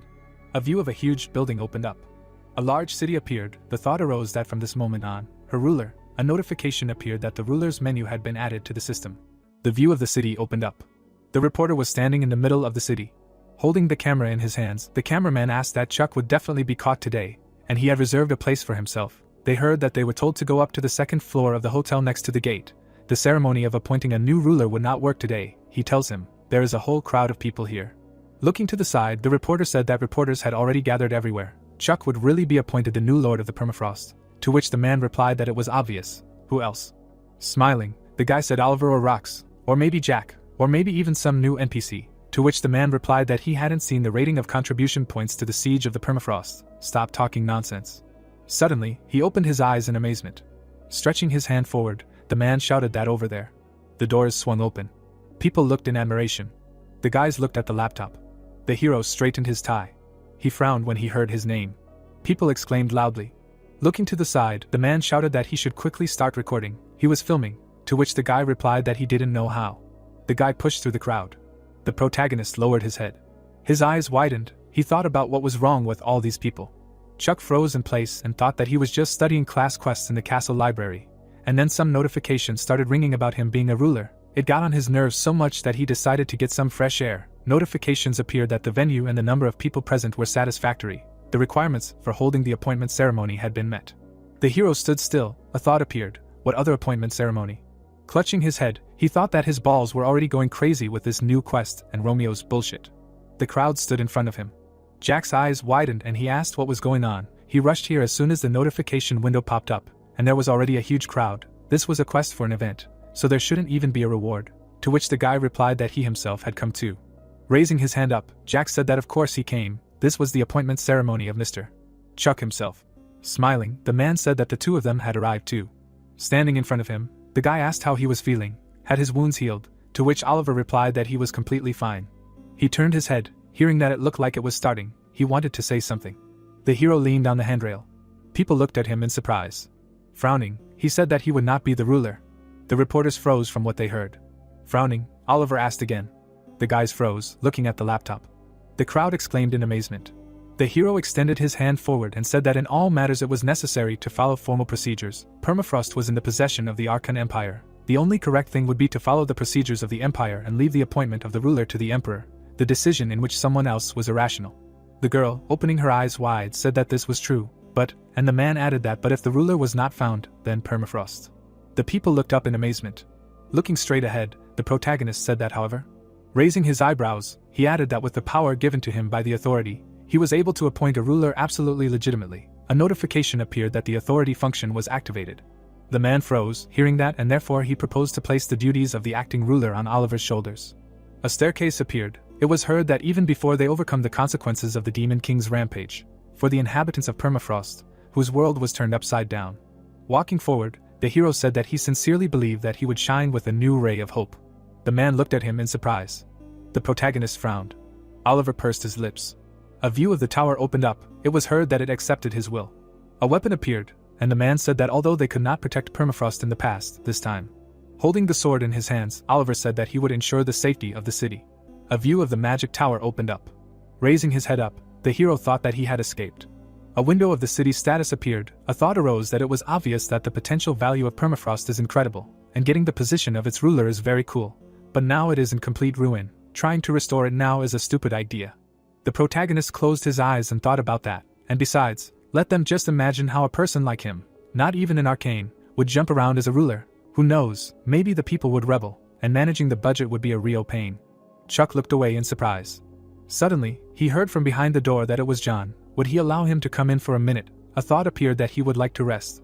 But if it was only for a minute, then perhaps it was possible. The doors suddenly opened. The guy looked down. Looking straight ahead, the hero thought that this would not be a minute. Looking down, John said that he heard the news. They say he stopped the descent of the Demon King in permafrost. And in addition to this, the position of ruler was transferred to an arcane. The protagonist frowned, hearing that both an arcane and also the best mage of the tower. He was incredibly ashamed. All he could do was say thank you, to which he thought it was strange. Chuck crossed his arms and thought that the Tower of Mages initially does not get involved in matters that do not concern them. Why did he bring up this topic? And also, what kind of tone is this? John closed his eyes and said that he came today only to express his gratitude. He would be grateful if they treated with understanding the fact that he is only able to present words of gratitude. A thought arose that such a feeling that he wanted to say that he wanted to help so much, but did not have the opportunity. Smiling, the hero said that he is sure that everyone has their own circumstances that cannot be talked about, and then thought that he should look at him. The young man stood against the background of the tower. A thought arose that the hidden circumstances of the Tower of Mages, because of which the mages cannot afford direct intervention. John does not agree with them, but cannot openly speak out against. The protagonist grinned slightly.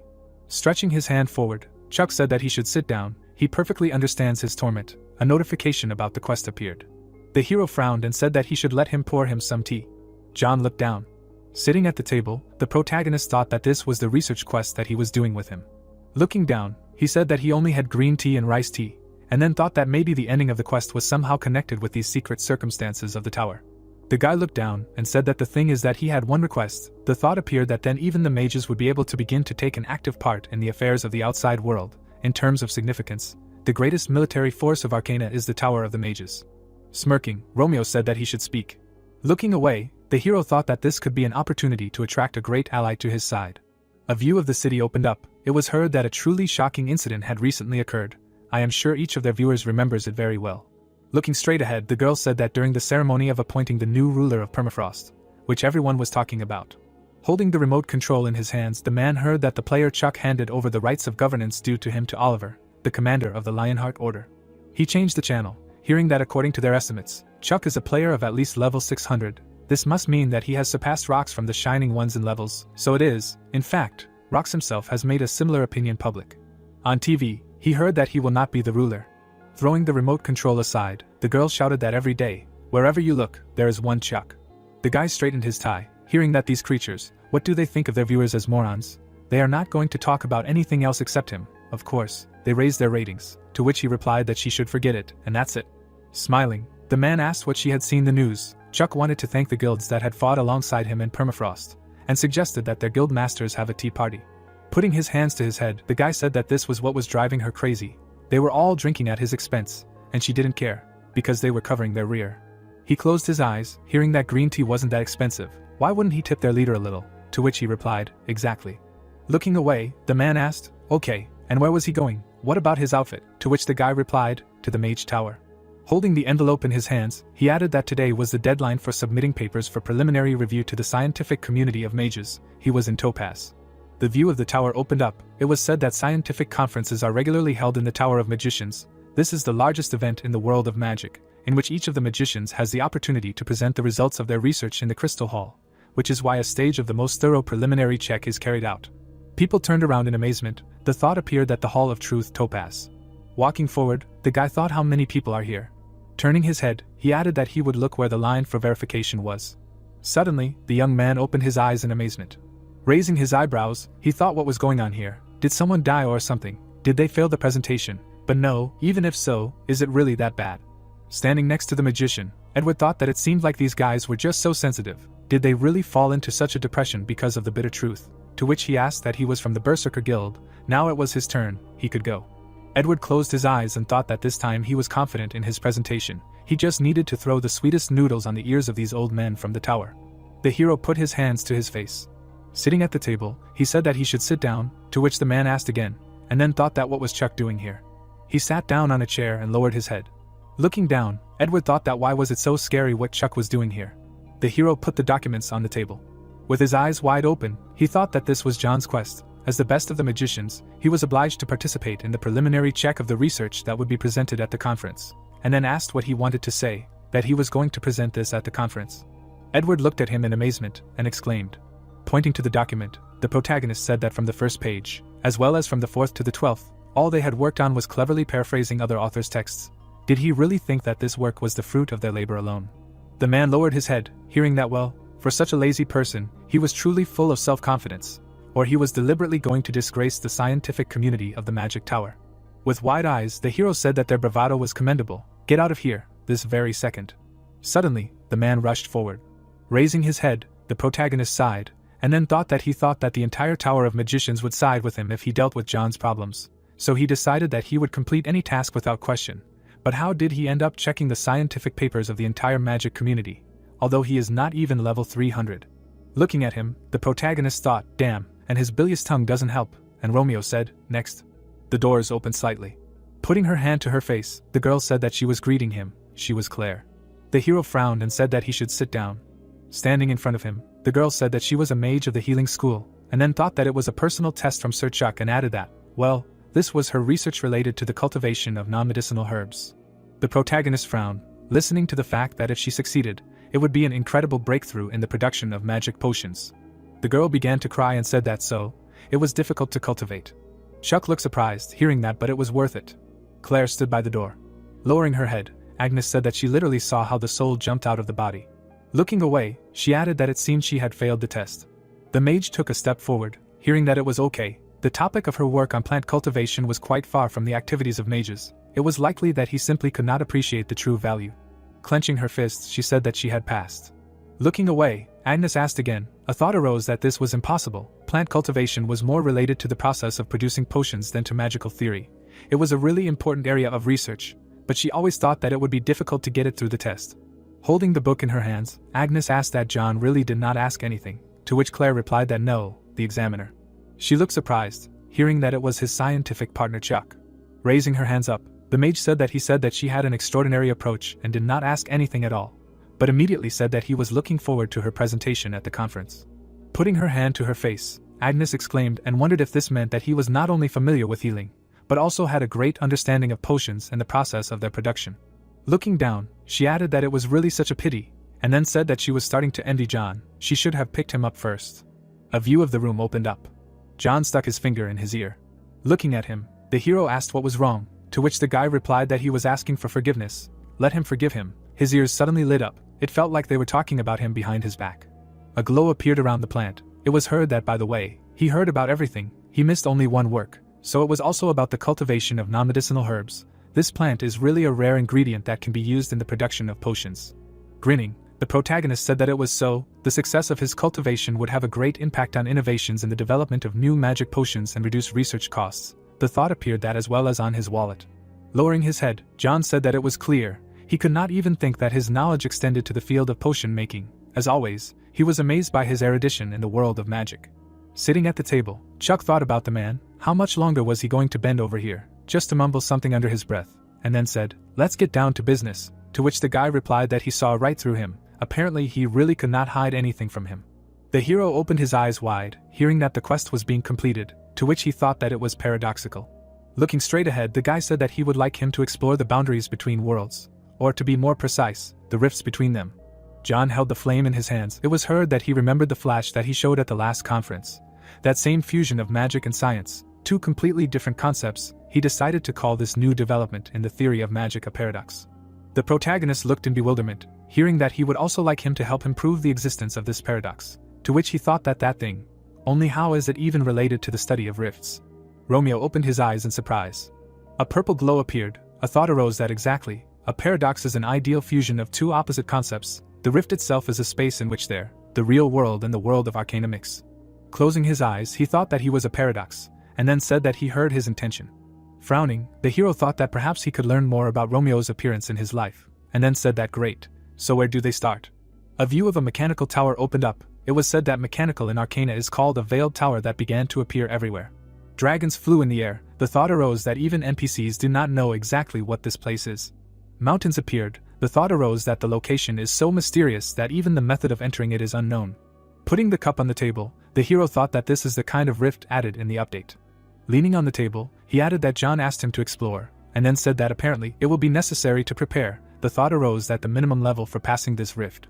Reaching out for the notification, the protagonist thought that the 400th, it will be extremely difficult for him with his 295th to run through it. Frowning, he added that accordingly, this difference needs to be covered with new equipment. Items appeared. The thought arose that when a cursed item is used in an exorcism ritual, the curse is lifted from it, and it becomes normal, so the cursed items he used in the battle with Gerald. Frowning, the hero thought that he would take a look, maybe some of them would be useful. A luxury item appeared. The thought arose that they have here. Wide-eyed, the protagonist thought that mana regeneration without any restrictions, this is awesome, and also improves aesthetics, two useful properties at once, and then shouted that this is a very cool thing. Let him quickly put it on. What kind of reaction is this? Holding the accessory in his hands, the hero thought that he should quickly take it and hang it around his neck. The items were lying on the table. The thought arose that okay, what's next? Grinning, the protagonist thought that the necklaces could only be sold, but the box was worthwhile. After all, an item that increases accessories, great, I'm sure it will come in handy someday. Holding the weapon in his hands, he added that there was also a sword that had fallen after defeating Gerald. Looking at the sword, Chuck thought that it had fallen from the Demon King, and in fact it wasn't that cool, but it suited him perfectly at the moment. He wasn't even trying hard, and it fit him like a glove. Looking to the side, he added that perhaps he could use the blade's aura more effectively with it. The hero looked in the mirror. Grinning, he thought that only a few months had passed since he had been stunned by the merger with Romeo. Romeo frowned, and the thought occurred to him that he wasn't so surprised by the unfamiliar face in the mirror. The protagonist stood still, and the thought occurred to him that he was his past, his shame. But he no longer burned with shame, looking at him. He grinned, looking at himself. Turning around, Chuck thought that he had already become a part of him. A view of the Yusra archipelago opened up. The sign of the immigration checkpoint appeared. People were sitting at a table. The hero's eyes widened and he wondered where such a huge line was coming from. Walking among the crowd, the protagonist thought about what and why the rift had to appear in Yusra, and then said that he should let him through. He slowly walked forward. Suddenly, the hero stopped, hearing the Inazuma Guild greeting Sir Chuck. The protagonist looked at him in amazement, and wondered why Inazuma suddenly decided to meet him. Walking towards him, the man said that it was an honor for him to meet him again. Sean grinned and asked that he had come to investigate the mechanical tower that had appeared in the Yusra kingdom. Looking at him, the protagonist said that he had heard that he had found refuge in Yusra. The guy smiled, saying that to be more precise, it seemed that he was just a refugee for now. Standing on the wall, the man shouted that he was here. Jack closed his eyes and shouted that he should wait a second, he would come down now to see him off. The hero raised his head, listening to the fact that he would take him exactly to the mechanical tower quickly and safely, to which he replied that he looked relatively healthy. The tower appeared in the distance. Walking through the forest, the guy said that so instead of Sir Oliver, who became the acting ruler of Permafrost, Jayan temporarily took on the duties of accompanying His Majesty Henry, to which the protagonist replied that it was clear, a rather pleasant outcome. Frowning, Chuck asked that okay, and he was still looking for shelter, to which Sean responded approvingly. Smiling, the guy said that he had already submitted documents for verification, but with everything that happened to Sir Oliver, His Majesty was insanely busy, and then there was the rift. Jack looked at him in amazement when he heard that they were working together with Jayan, filling the gap in the Lionheart Order's workforce. He should thank Henry, to which he replied that he was a bastard, he was talking to him in a completely different way. The tower appeared, he heard that he hoped his application would succeed, sincerely thanked him for the care shown to him, to which the guy replied that he shouldn't be fooled, this guy was a two-faced bastard. The man walked through the barrier. Standing still, the hero heard that they had arrived. Looking to the side, the protagonist thought that this is what Kvirenberg looks like inside. How this whole intricate system of gears fits into the landscape of Yusra is the very essence of the paradox. Turning his head, Jack said that the mechanical tower of Kvirenberg, he was also inside for the first time, only it was somehow empty here, although a bunch of players had already entered. Suddenly he shuddered in amazement. Looking up, the guy shouted that the floor had gone down somewhere, it was a trap, to which Sean asked what and he never shut up. The hero opened his eyes in amazement. Looking at the mechanisms, he said what it was. The gears were spinning rapidly. The mechanisms appeared. The blades were swaying from side to side. Looking to the side, Jack asked how this was possible. He saw so many traps for the first time. A glow appeared above, he heard, and what was it? It looked like a portal. Raising his head, Chuck said that the magical device, apparently, was created with the help of objects, and then thought that the technique was different, but in terms of skill, this portal was close to the one in the Tower of Magicians, and these traps, they are all made of silver. The insides of the tower appeared. The thought arose that this hall was designed to catch and kill demons, not people. Looking at the notification, the hero thought about what kind of place it was, and then said that it was a quest.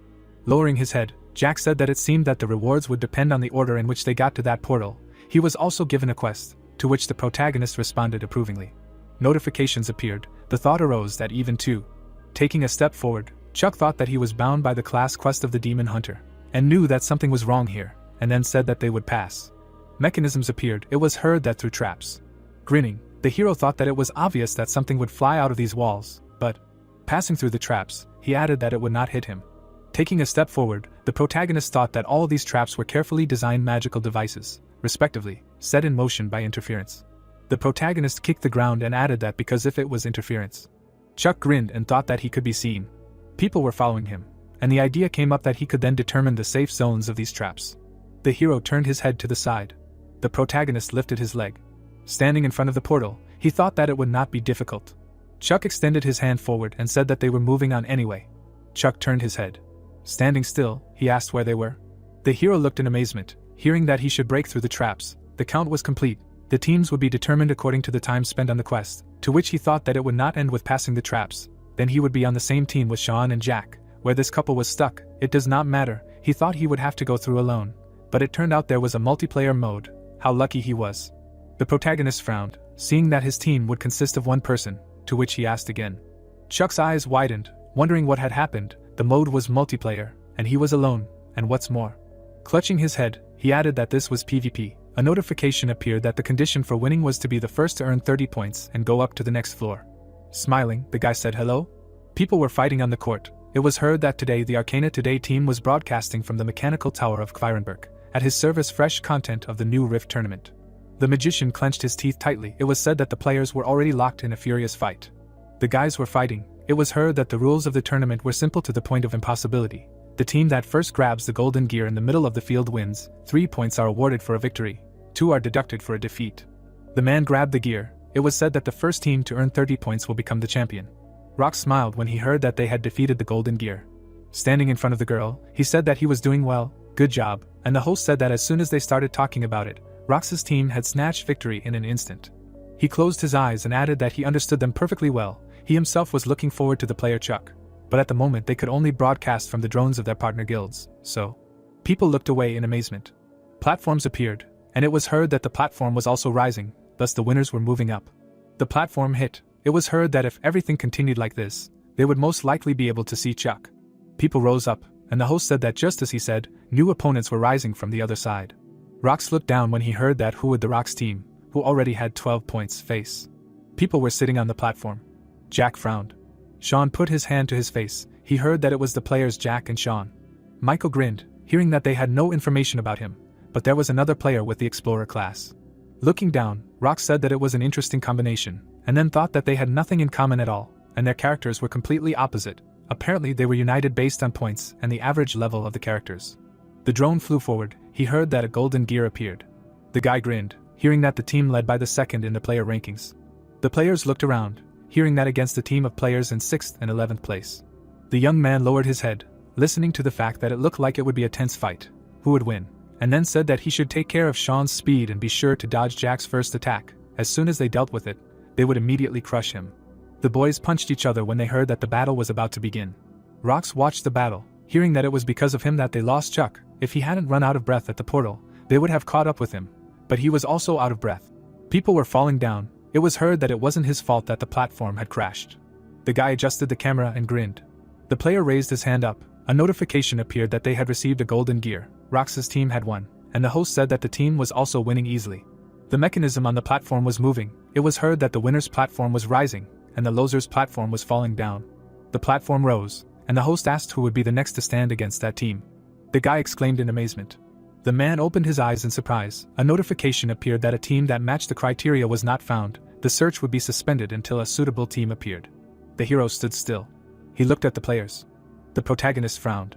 Rox asked in surprise, hearing that it was Chuck, and he was alone. He came on his own, to which he thought that he was alone, and he had 0 points. Jack raised his hand, hearing that apparently he would be the team's next opponent.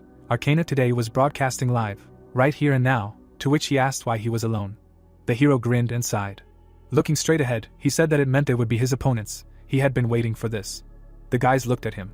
The protagonist stood still. A thought appeared that he had 0 points. Why were they the first to face him? Besides, he didn't have a team, and this bloodthirstiness, apparently it meant that he was not satisfied with the upcoming battle against small fry like them. Chuck frowned and thought that finally, the first match had to wait 2 hours. He almost fell asleep forever. A glow appeared around the gear. A thought arose that who would have thought that his first match would be against Jack and Sean?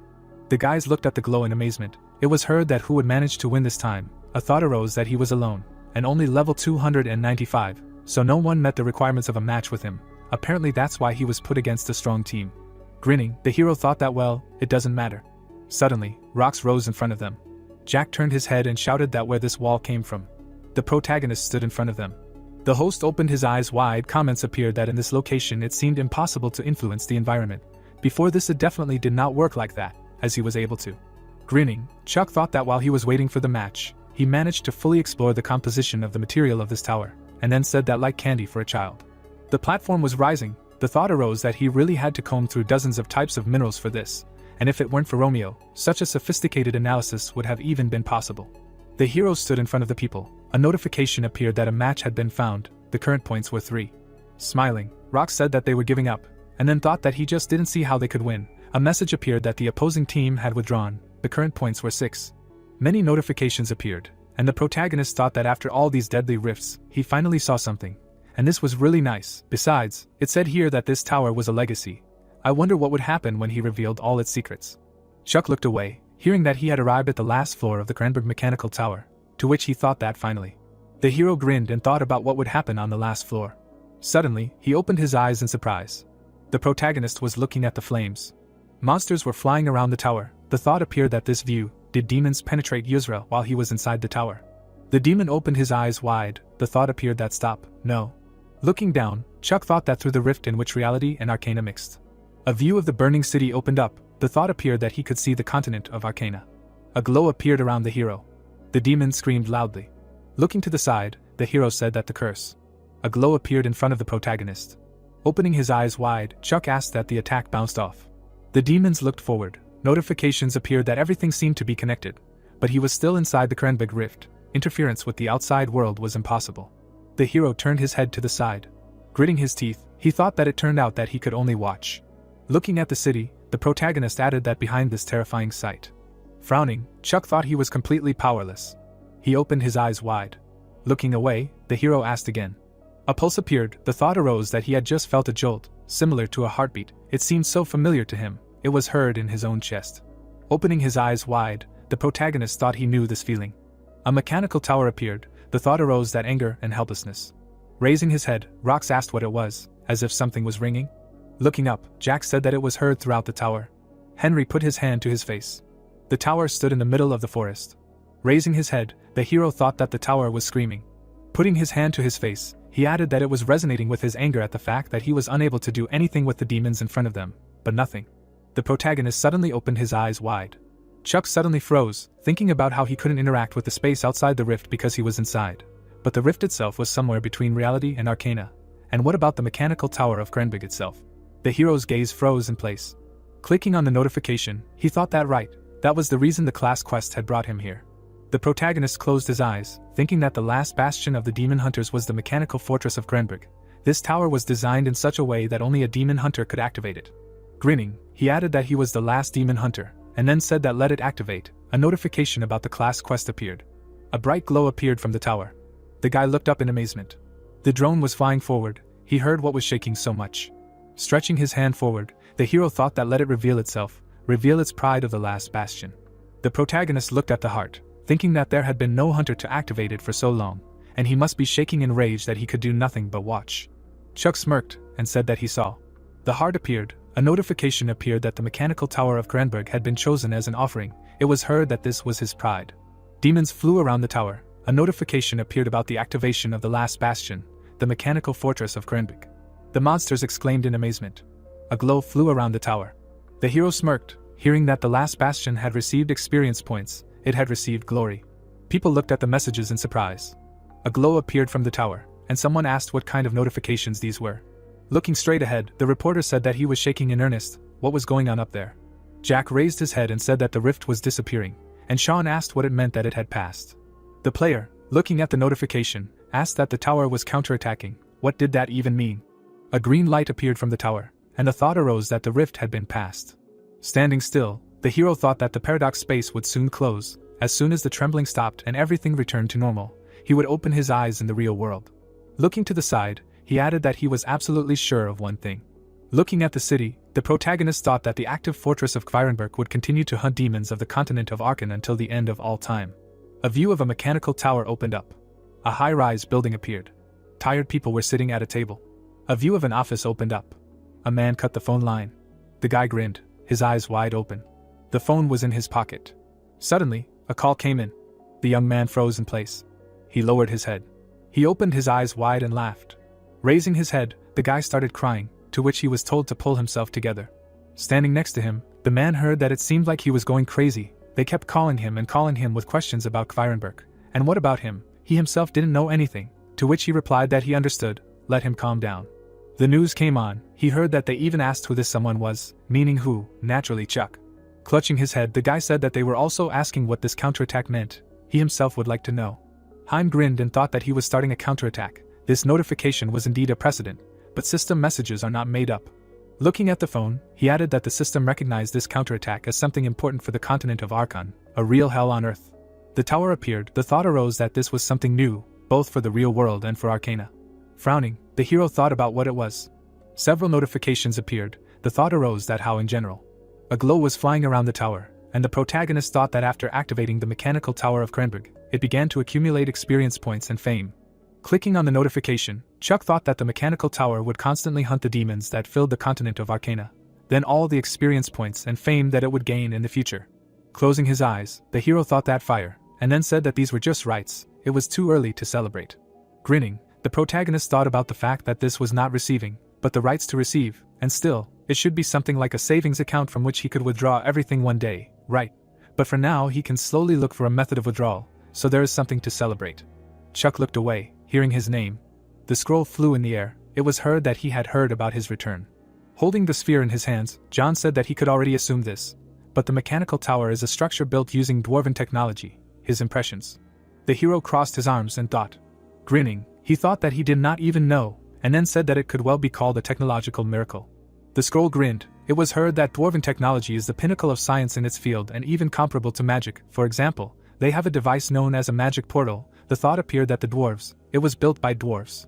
The blacksmith held a hammer in his hands. It was said that the dwarves, no one can boast of having seen them. Even when Arcana was just a game, they can just as easily be a legend. Crossing her arms, the mage said that the dwarves, their technology is really on par with magic. But the man put his hand to his face and said that they say that the greatest weapon of those that exist now is on the level of an ordinary dwarven chopper. The thought appeared that such rumors were widely spread among the players.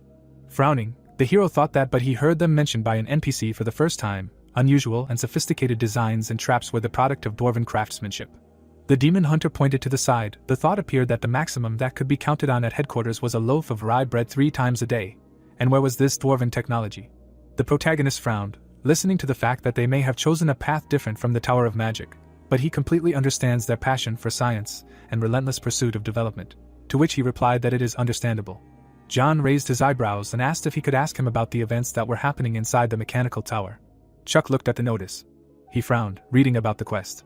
The book was on the table. He heard that as he could guess. He was able to look at the position of the continent of Arcana through the rift. John's eyes widened, hearing that wherever he looked, there were demons. Sitting on the chair, the hero heard that he expected this. Putting his hand to his face, he listened to how incredibly ashamed he was. Despite knowing about it, he could not allow himself to act. John leaned on the table. A thought appeared that he knew it. He was forbidden to enter the rifts, no matter how much he wanted to. The protagonist looked down and thought that he could not imagine what kind of circumstances were holding such an influential person as John in the Tower of Magic, and then said that, however, they should not lose hope. The boy's eyes widened when he heard that he could influence the events taking place on the continent of Arcana by activating the mechanical tower of Kvirenberg. The protagonist crossed his arms when he heard that it was true. Gritting his teeth, he replied that it was all the same as he said. The mechanical tower of Kvirenberg was the last bastion, and he would continue to hunt demons until his pride was crushed. John looked at the scroll in amazement. Sitting at the table, the hero heard that an urgent message had arrived from Permafrost. Holding the scroll in his hands, the boy heard that guests had arrived, so he continued this conversation later. he squeezed it in his hands. Looking down, the young man thought that the mechanical tower of Quirenberg was a demon's weapon, and in the name of saving Arcana, Chuck activated this last bastion. The hero's eyes lit up. A thought appeared that this really meant that Sir Chuck was a demon hunter. The boy lowered his head and said that they had already owed him a debt that they could never repay during the Holy War. How could they owe Sir Chuck another debt? A glow appeared around the ball, and it was heard that the head of the tower. How much longer would he remain silent? Frowning, John shouted that where had he disappeared to? Let them come back and answer him. The ball lit up brightly, and it was heard that he should just think about the trials that the last of the demon hunters must have already gone through. A view of the building opened up. Putting her hands behind her back, the girl said that the invitation must have been unexpected, but thank you for coming immediately, to which the man replied that the ruler's throne is not merciful to a man like him, who knows nothing else but a blade. Oliver looked surprised, hearing that, and yet, he needed to get used to him. Soon they would have to demand more from him, to which he asked that he was talking about something serious that happened. Holding the cup in his hands, the hero thought that, as expected from Oliver, he grasped things on the fly, and then said that he saw the arcana through the rift. Frowning, he said that what he observed was much more pitiful than even the permafrost before their victory. Oliver opened his eyes in surprise. Putting his hand to his face, he said that it was clear that when the demons break through the rift again, they will probably experience a second and even a third permafrost. If everything is as he says, then they do not have time to relax. Stretching his hand forward, the hero thought that he would not go that far, and Romeo said that with him he is sure they can handle everything. The man grabbed a stone. Throwing the stone through the window, he shouted that he should get out of here. The protagonist looked at him in surprise. People looked at him angrily. It was heard that Hokkaido was the land of Japan. Let them throw out the refugees right now, they would take back their homeland.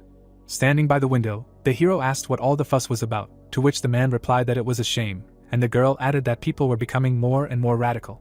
A view of the building opened up. It was heard that as he knew, permafrost had arisen in the middle of Hokkaido. Apparently that was why the hostile moods of the local people were becoming more and more pronounced. This was their current situation. The protagonist looked down, listening to the fact that initially people came to them with offers of help, but one day everything suddenly turned out like this. He attempted to negotiate with the local leadership, but they never came to anything. People looked at him angrily. A thought appeared that the Japanese government had really turned a blind eye to what was happening. It couldn't be. This was a serious violation of the provisions of the International Convention. You can't ignore a protest of this kind.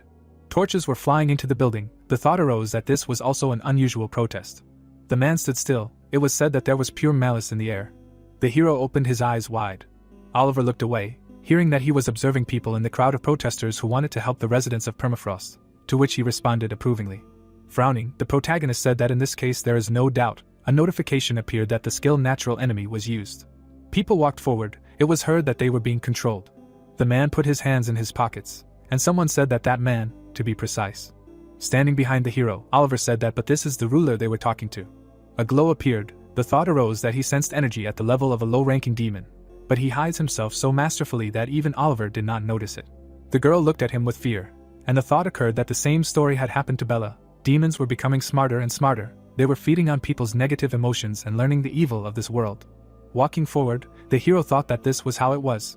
Smiling, the man asked who was here. Was it really the hero of Permafrost himself? He was the famous Chuck. The protagonist's eyes widened, hearing that he was just in time, offering to leave the characters unrelated to them and freely converse among modern people. The man suddenly exclaimed in amazement. Notifications appeared that the exorcism skill had been used. No offerings were found. The basic effect had been activated, and the thought arose that they were eating away at the goodwill of humanity. Looking at his hand, he asked what was happening, where he was. Grabbing his shoulder, the man shouted that it was burning. It was painful. Standing in front of him, the protagonist heard what he was doing, to which he replied that he was so noisy, he had implanted a flash into his body. Taking a step forward, Chuck said that there was no need to show a demon like him to the people of Permafrost, whose recent scars had only just begun to heal. A notification appeared that while the exorcism skill was active, the demon hunter's attacks only affected demons. The hero clenched his teeth and added that this flame would burn him extremely slowly. The man's eyes widened in pain. It was heard that until all the human virtue he had devoured was released, he would slowly fade away in hellish agony. The guards looked in amazement and turned to the senator. People stood near him. It was heard what happened to the advisor. Let them call an ambulance. What is he doing here? He just carried humanitarian aid to Permafrost. The protagonist frowned, listening to what happened to the Western Gate. What kind of poster is that? Offering to clean up for now. Frowning, Oliver said that a demon, of course. Sitting at the table, he said that he did not even notice what was happening right under his nose. If not for him, who knows how it all ended, he must train harder, to which the hero replied that they are becoming more sophisticated in their methods. A glow appeared around the man. It was heard that it was not easy to distinguish a demon, extremely skilled in imitating people, so they must be even more prepared. Looking to the side, the hero said that now that they figured out the problem of protests, they will move closer to the point. He conveyed that he needs to look at something, to which he was answered approvingly. Frowning, Oliver said that it is better to see once than to listen to his stories. Let him be kind enough to see them off. A view of the winter forest opened up. The man held out his hand and asked what he remembered about the endless conflagration left after the Demon King was killed. A glow appeared around the demon, and it seemed that even after his body had burned to ashes, smoke continued to rise into the sky, and that was the beacon of salvation. The hero frowned and answered approvingly. Raising his hand, Oliver said that the smoke had recently died down and they had discovered something, to which the protagonist asked again what it was, and the girl said that they were there. Chuck frowned. The people were standing in front of a rift. Looking straight ahead, the man said that the flames had not died out for many days, so they decided to investigate and found the item. But they were unable to take it. It would not be given to them, as if they had no right. The rift appeared, and it was heard that he thought that he could probably do something with it, since he had finished off the Demon King. Smiling, the hero thought that it looked like the item he got right after defeating the Demon King. The protagonist looked at the crystal and thought that it was another drop from the Demon King. A view of the magic tower opened up. Chuck was holding a pentagram in his hands. Looking at it, he thought that it was epic. He shouldn't have expected anything less from the Demon King. The hero stretched out his hand forward. A thought occurred to him that the only other item with such a rank was the broken crown from Yuzra. Its effect was to gain authority in Yuzra, so there should be an effect of a similar level here. The protagonist sat on a chair, thinking about asking the magic tower to cleanse it or something, that it would take some time. How ominous this thing looks. I'm sure Matthew will be crazy about it. Closing his eyes, Chuck thought about how only he can instantly cleanse it through the exorcism ritual, how he wants to know what it does, and where all the demons are when they are needed so much. A call came on the phone. A notification appeared that the natural enemy skill was used. His combat abilities against his sister were significantly reduced. Picking up the phone, the hero thought that his sister, why like this, out of the blue, and then said that he was greeting her, which made her call. Lowering her head, the girl exclaimed. Putting her finger in her nose, she asked who he was meeting there. Notes appeared on the wall. It was heard that what was she talking about. People were sitting on the floor and someone said that their father prints them all out and pastes them into an album. Grinning, the hero said that in his opinion, this is some kind of misunderstanding, it is all groundless, to which the sister replied that it turns out that he is really good at gluing women, isn't it? If he marries Bella, he would get a whole corporation, to which he replied that he hangs up. Looking away, the girl said that he seriously hung up. The woman opened the door, hearing that the shameless man even remembered that it was his mother's birthday today. Most likely not. If he remembered, he would have come himself, to which she shouted that it was enough to torment the busy boy. Smiling, she added that when they got together, they only chatted about the most absurd nonsense. Of course he remembered her birthday. Let them see what letter he wrote her yesterday. The girl's eyes widened, listening to the fact that the letter was from Chuck, and how many pages there were. What a wonderful son Chuck was. Sitting on the floor, the man said that he had already sent a gift and apologized for not being able to come. There was a lot of tea. He said it was healthy. Frowning, the girl asked again, and then said that he was rich now, and he gave some kind of tea. Looking away, the woman said that she had never heard of such a thing. It seemed to be some kind of herbal tea.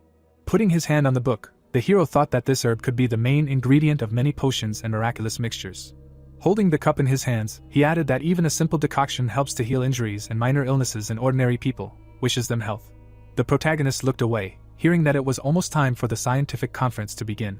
Looking at the scroll, he thought that it was not John, and then asked that he was already there. The scroll flew into the air. It was heard that Sir John was participating in a roundtable meeting. He would hold a regular scientific conference himself.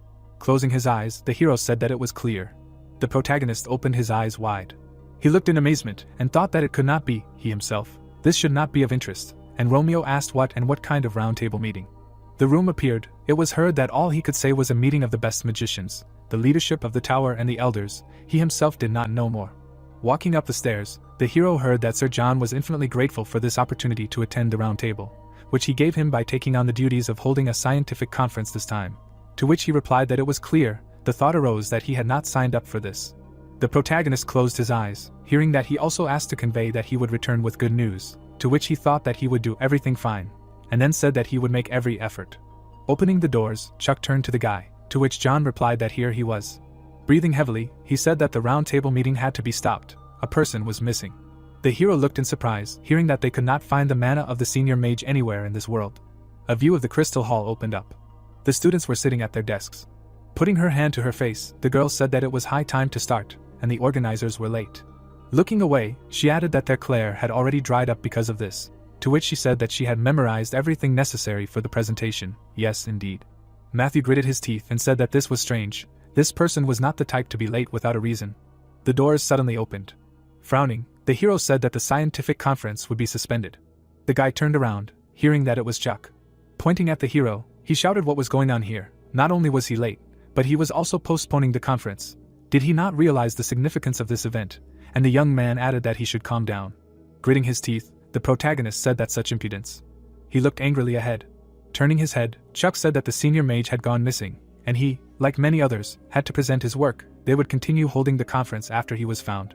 People were sitting at their desks. It was heard that everyone was free. Putting a finger to her face, the girl asked that the senior mage of the tower had gone missing. This had never happened before. She had heard that mages were forbidden to go outside the walls of the tower without permission. The hat looked angrily and said that she was saying just in case, but that he should never get involved in this matter. The man walked forward. It was heard that the senior mage of the Tower of Magic was a person who had gone immeasurably far beyond the ordinary person. If someone like that had disappeared, then extremely significant forces were involved. Gritting her teeth, the mage said that this was bad. The conference had been postponed, which meant that even John could not detect mana, to which Matthew asked that he had really disappeared somewhere outside the tower.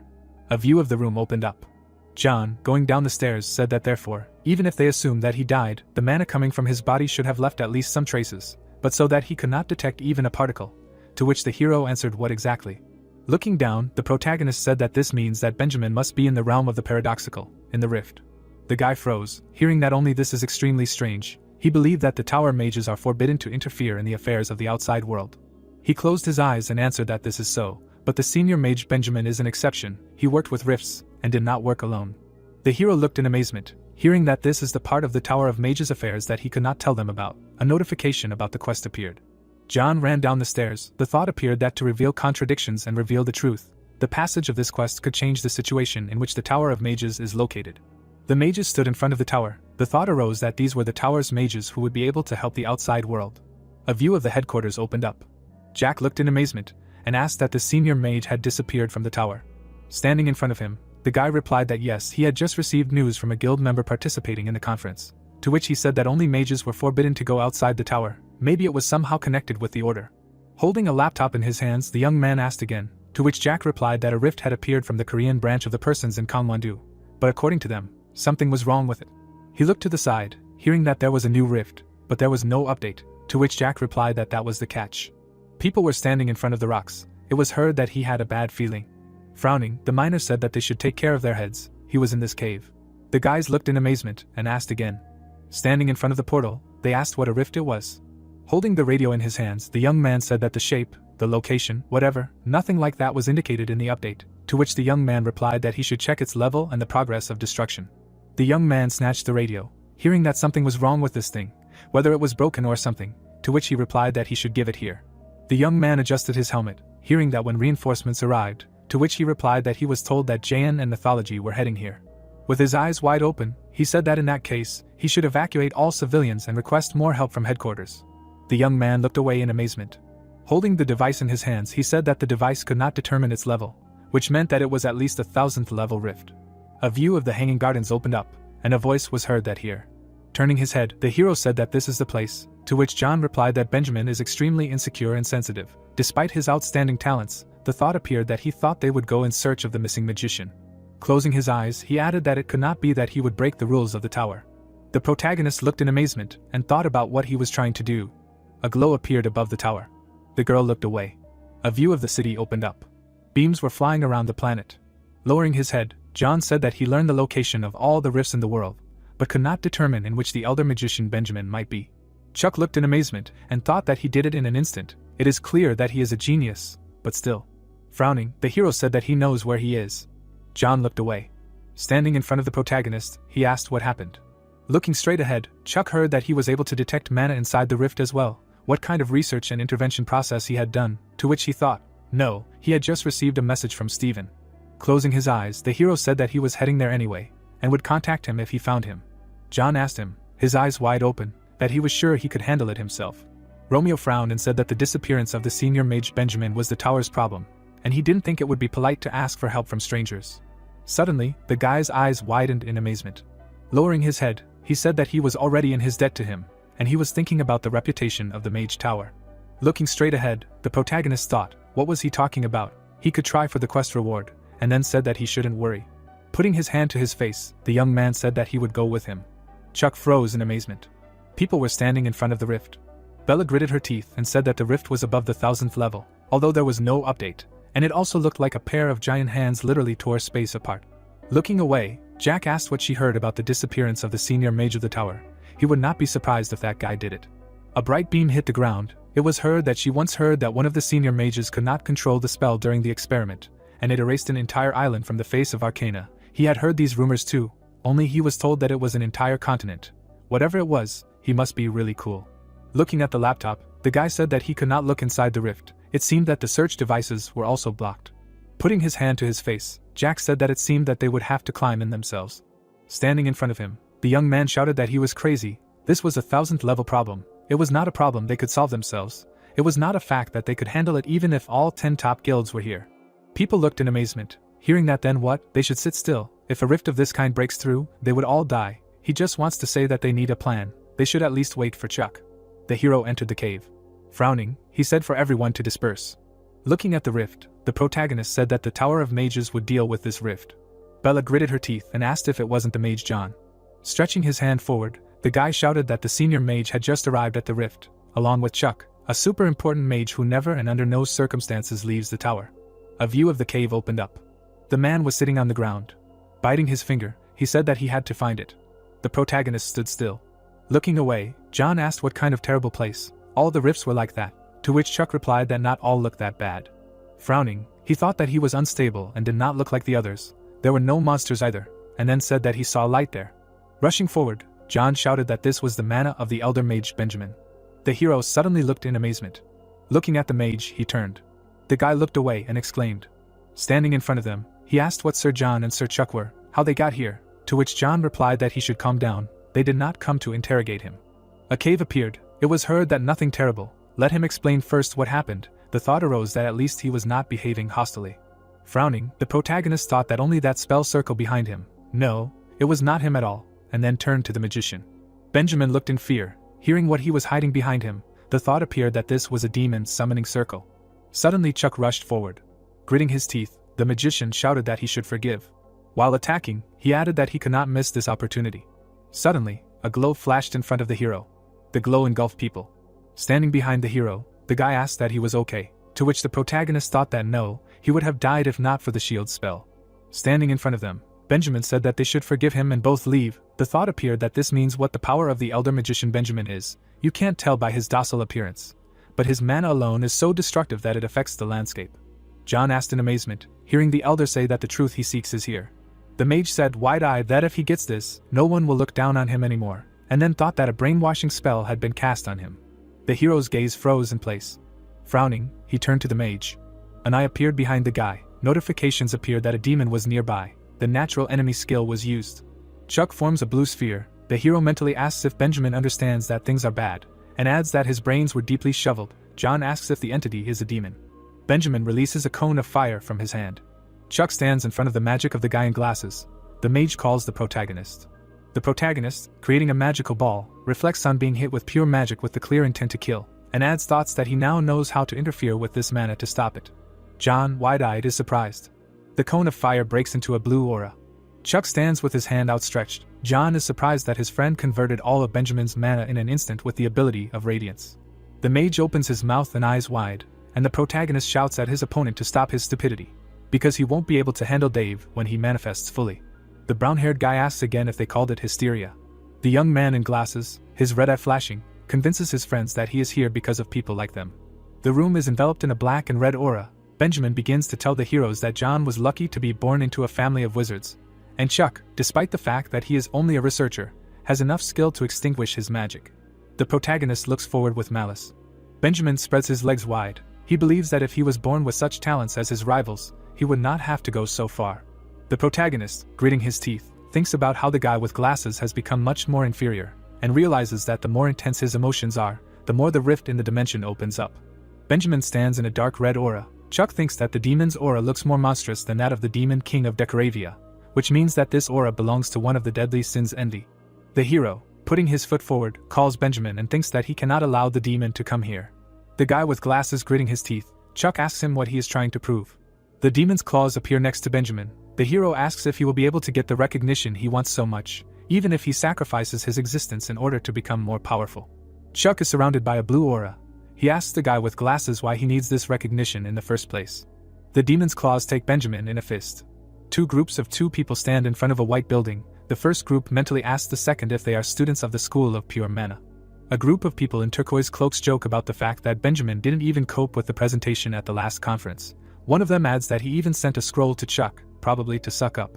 The group in brown robes aggressively turns in their direction. A guy in a turquoise cape asks what can you even study at a school with such a mage. In response to this, the man shouts at him to watch his words, but the girl dissuades him, and explains that a fight will only make things worse for Benjamin.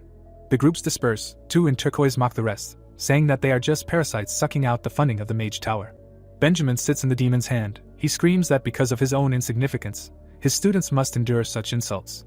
Envy smiles. The supreme mage abruptly changes his mind, but it's too late. A notification pops up that a rift in the dimension is breaking through. Chuck, putting his hand behind his back, shouts at Benjamin that he can still retreat. The guy in glasses holds a pentagram with an image of a red demon in his hands. A plaque pops up stating that he chose the pentagram of sinister sealed knowledge as an offering. Benjamin, looking through the gap between his fingers, shouts at Chuck that he will blame his absence from the conference on this battle. The protagonist, holding a blue pentagram, reminds the guy that the conference is not over yet. A notification pops up about using the exorcism ability. The hero puts his hand out towards the demon. A plaque appears stating that he invites Dave into his subconscious. The enemy grins and calls the protagonist a demon hunter. Jack, opening his mouth wide, asks what the hell. The villain says that it is too late to do anything, because the rift in the dimension has already begun to expand. The red rift is located among the rocks and trees. Notifications appear that the rift is unstable, and the recommended level is constantly growing. A cry is heard that the rift level is increasing. John, emitting a pale green aura, doubts that he can defeat the great evil, and adds doubts that in the worst case, he will send Chuck into the portal and seal the entire location. The protagonist puts his hand on his forehead. He believes that the flow of mana emanating from the rift is too great, and convinces that he can die from the pressure of the mana even before the demon penetrates his consciousness. A bright light comes from Andy's hand. Chuck, standing sideways, notices that the pressure has receded, and asks if this is light magic. The demon smiles widely and asks Benjamin if this aura is his death throes, calling him a ridiculous little man.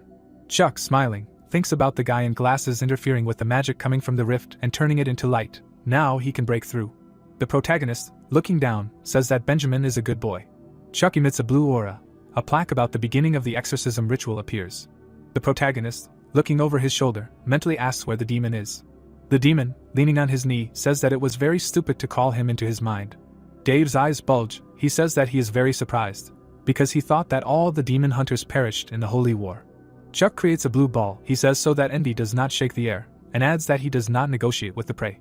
Dave laughs. He explains that all the auction dogs said the same thing, but they still went crazy after inviting him into their mind, and ends the sentence by asking how long the protagonist will last. Sweat runs down Chuck's cheek. He is perplexed. Dave's face contorts. Notifications pop up about the demon from another dimension revealing its powers, and about the rift widening again.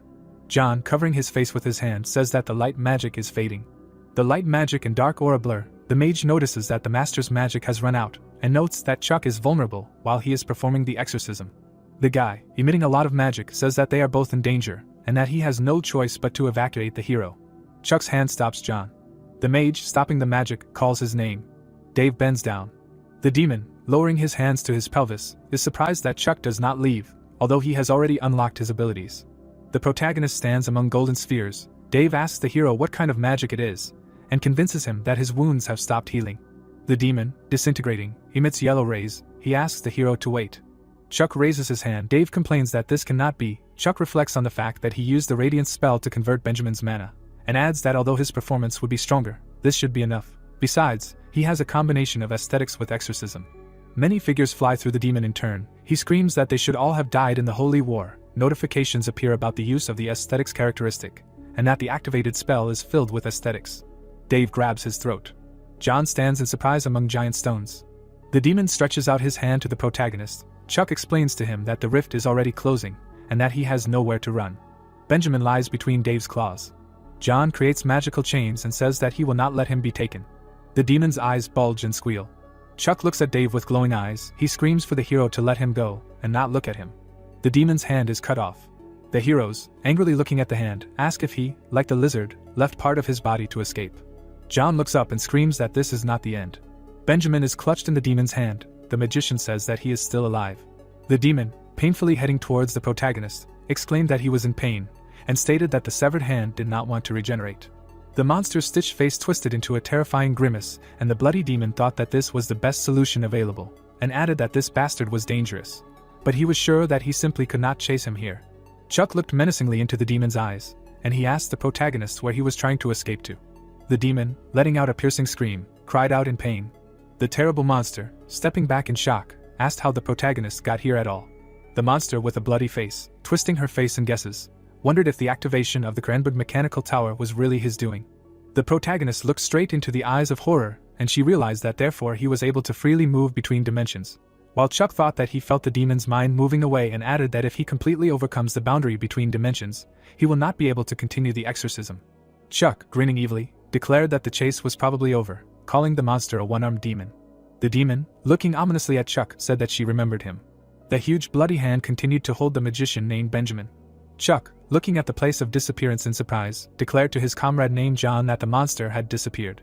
Chuck, looking menacingly at the scene, told him to worry, because this thrown hand only looks alive to distract them, like a lizard's tail thrown back in fear. The bloody hand began to spurt blood. John, worriedly rushing towards his friend, shouted Benjamin's name. The guy, anxiously running up, asked the senior magician Benjamin if he was okay, if he was conscious, while he, groaning, answered that he was okay. Chuck, analytically looking at the situation, thought that he smelled the scent of fear emanating from the demon during the exorcism ritual. The monster's hand was smoking, and the hero thoughtfully thought that he would be destroyed without a chance to recover, as well as his hand, and added that he would never forget about it. An image of a monstrous monster appeared, and Chuck confidently declared to himself that as long as his heart held this fear, he would not return to this reality.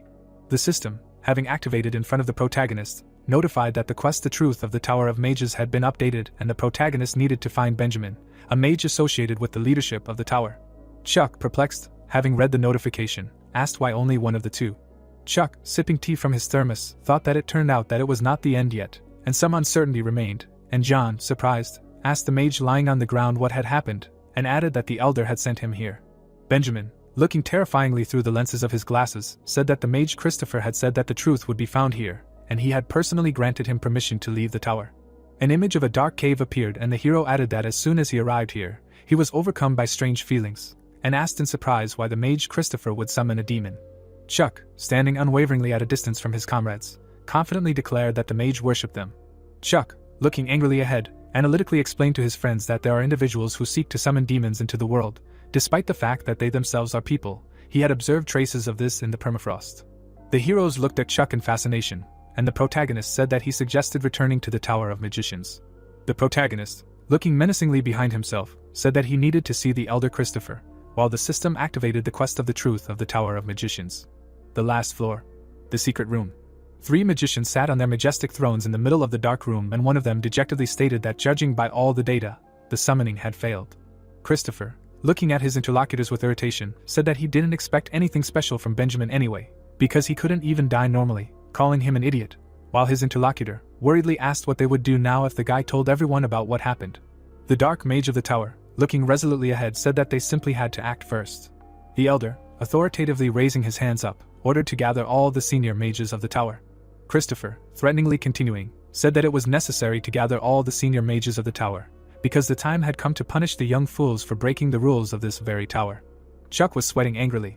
The protagonist, running up to his character in a panic, exclaimed that he wanted to see Christopher, and asked him what he would do then, since Christopher was an elder, and he had seen that beam of Benjamin, asking himself how much cooler an elder must be if even the elder mage was so strong, and John, in a calm voice, said that he could not create a portal here, since this place was completely cut off from the outside world. The hero stepped towards the glowing portal and declared that he would open a passage to the mage's tower as soon as the heroes exited the rift, to which the protagonist desperately shouted that he did not want to do this, since he was scared, begging the heroes to give him time to make a plan. Suddenly, John stood rooted to the spot in horror. The guy in the green cloak, looking back at the protagonist in shock, ordered him to stand still. The protagonist looked at what was happening in horror, and his comrade shouted that the force summoning spell would activate as soon as they left the rift, and the protagonist, shocked, asked again if this was really a force summoning spell. An image of an opening portal appeared, and the protagonist, confused, asked where he would be summoned. Chuck, finding himself in the hall of the magician's tower, looked at the surprised crowd of wizards. Benjamin, wearily bending over in pain, explained that all the senior magicians had gathered here, plus there was someone else behind them, explaining that these were 5 stars. All the most noble of all magicians had gathered, and politely greeted them all. Christopher, formally addressing Benjamin, said that he was the elder mage Tom Benjamin, the young star of the tower, had left the tower without permission, thereby violating their order, and sternly passing sentence, said that the rules of the tower were strict, and added that he was sentencing him to imprisonment in Avicii. Benjamin, looking desperately at the elder of the Tower of Mages, shouted that this was all a misunderstanding, because they themselves had sent him there. Benjamin, looking imploringly at the crowd of mages, said that he even had permission. Christopher, hypocritically looking at the poor guy, said, "My God, the elder mage Benjamin?" The hero held out an unrolled scroll in his hand, and the elder of the tower menacingly declared that he had given him this permission because he said that he wanted to find the truth outside the tower. Christopher flashed his blue eyes and continued the phrase that he had given the guy permission not so that he could summon a demon. The protagonist angrily looked at the elder of the Tower of Magicians and thought about the aura of demons.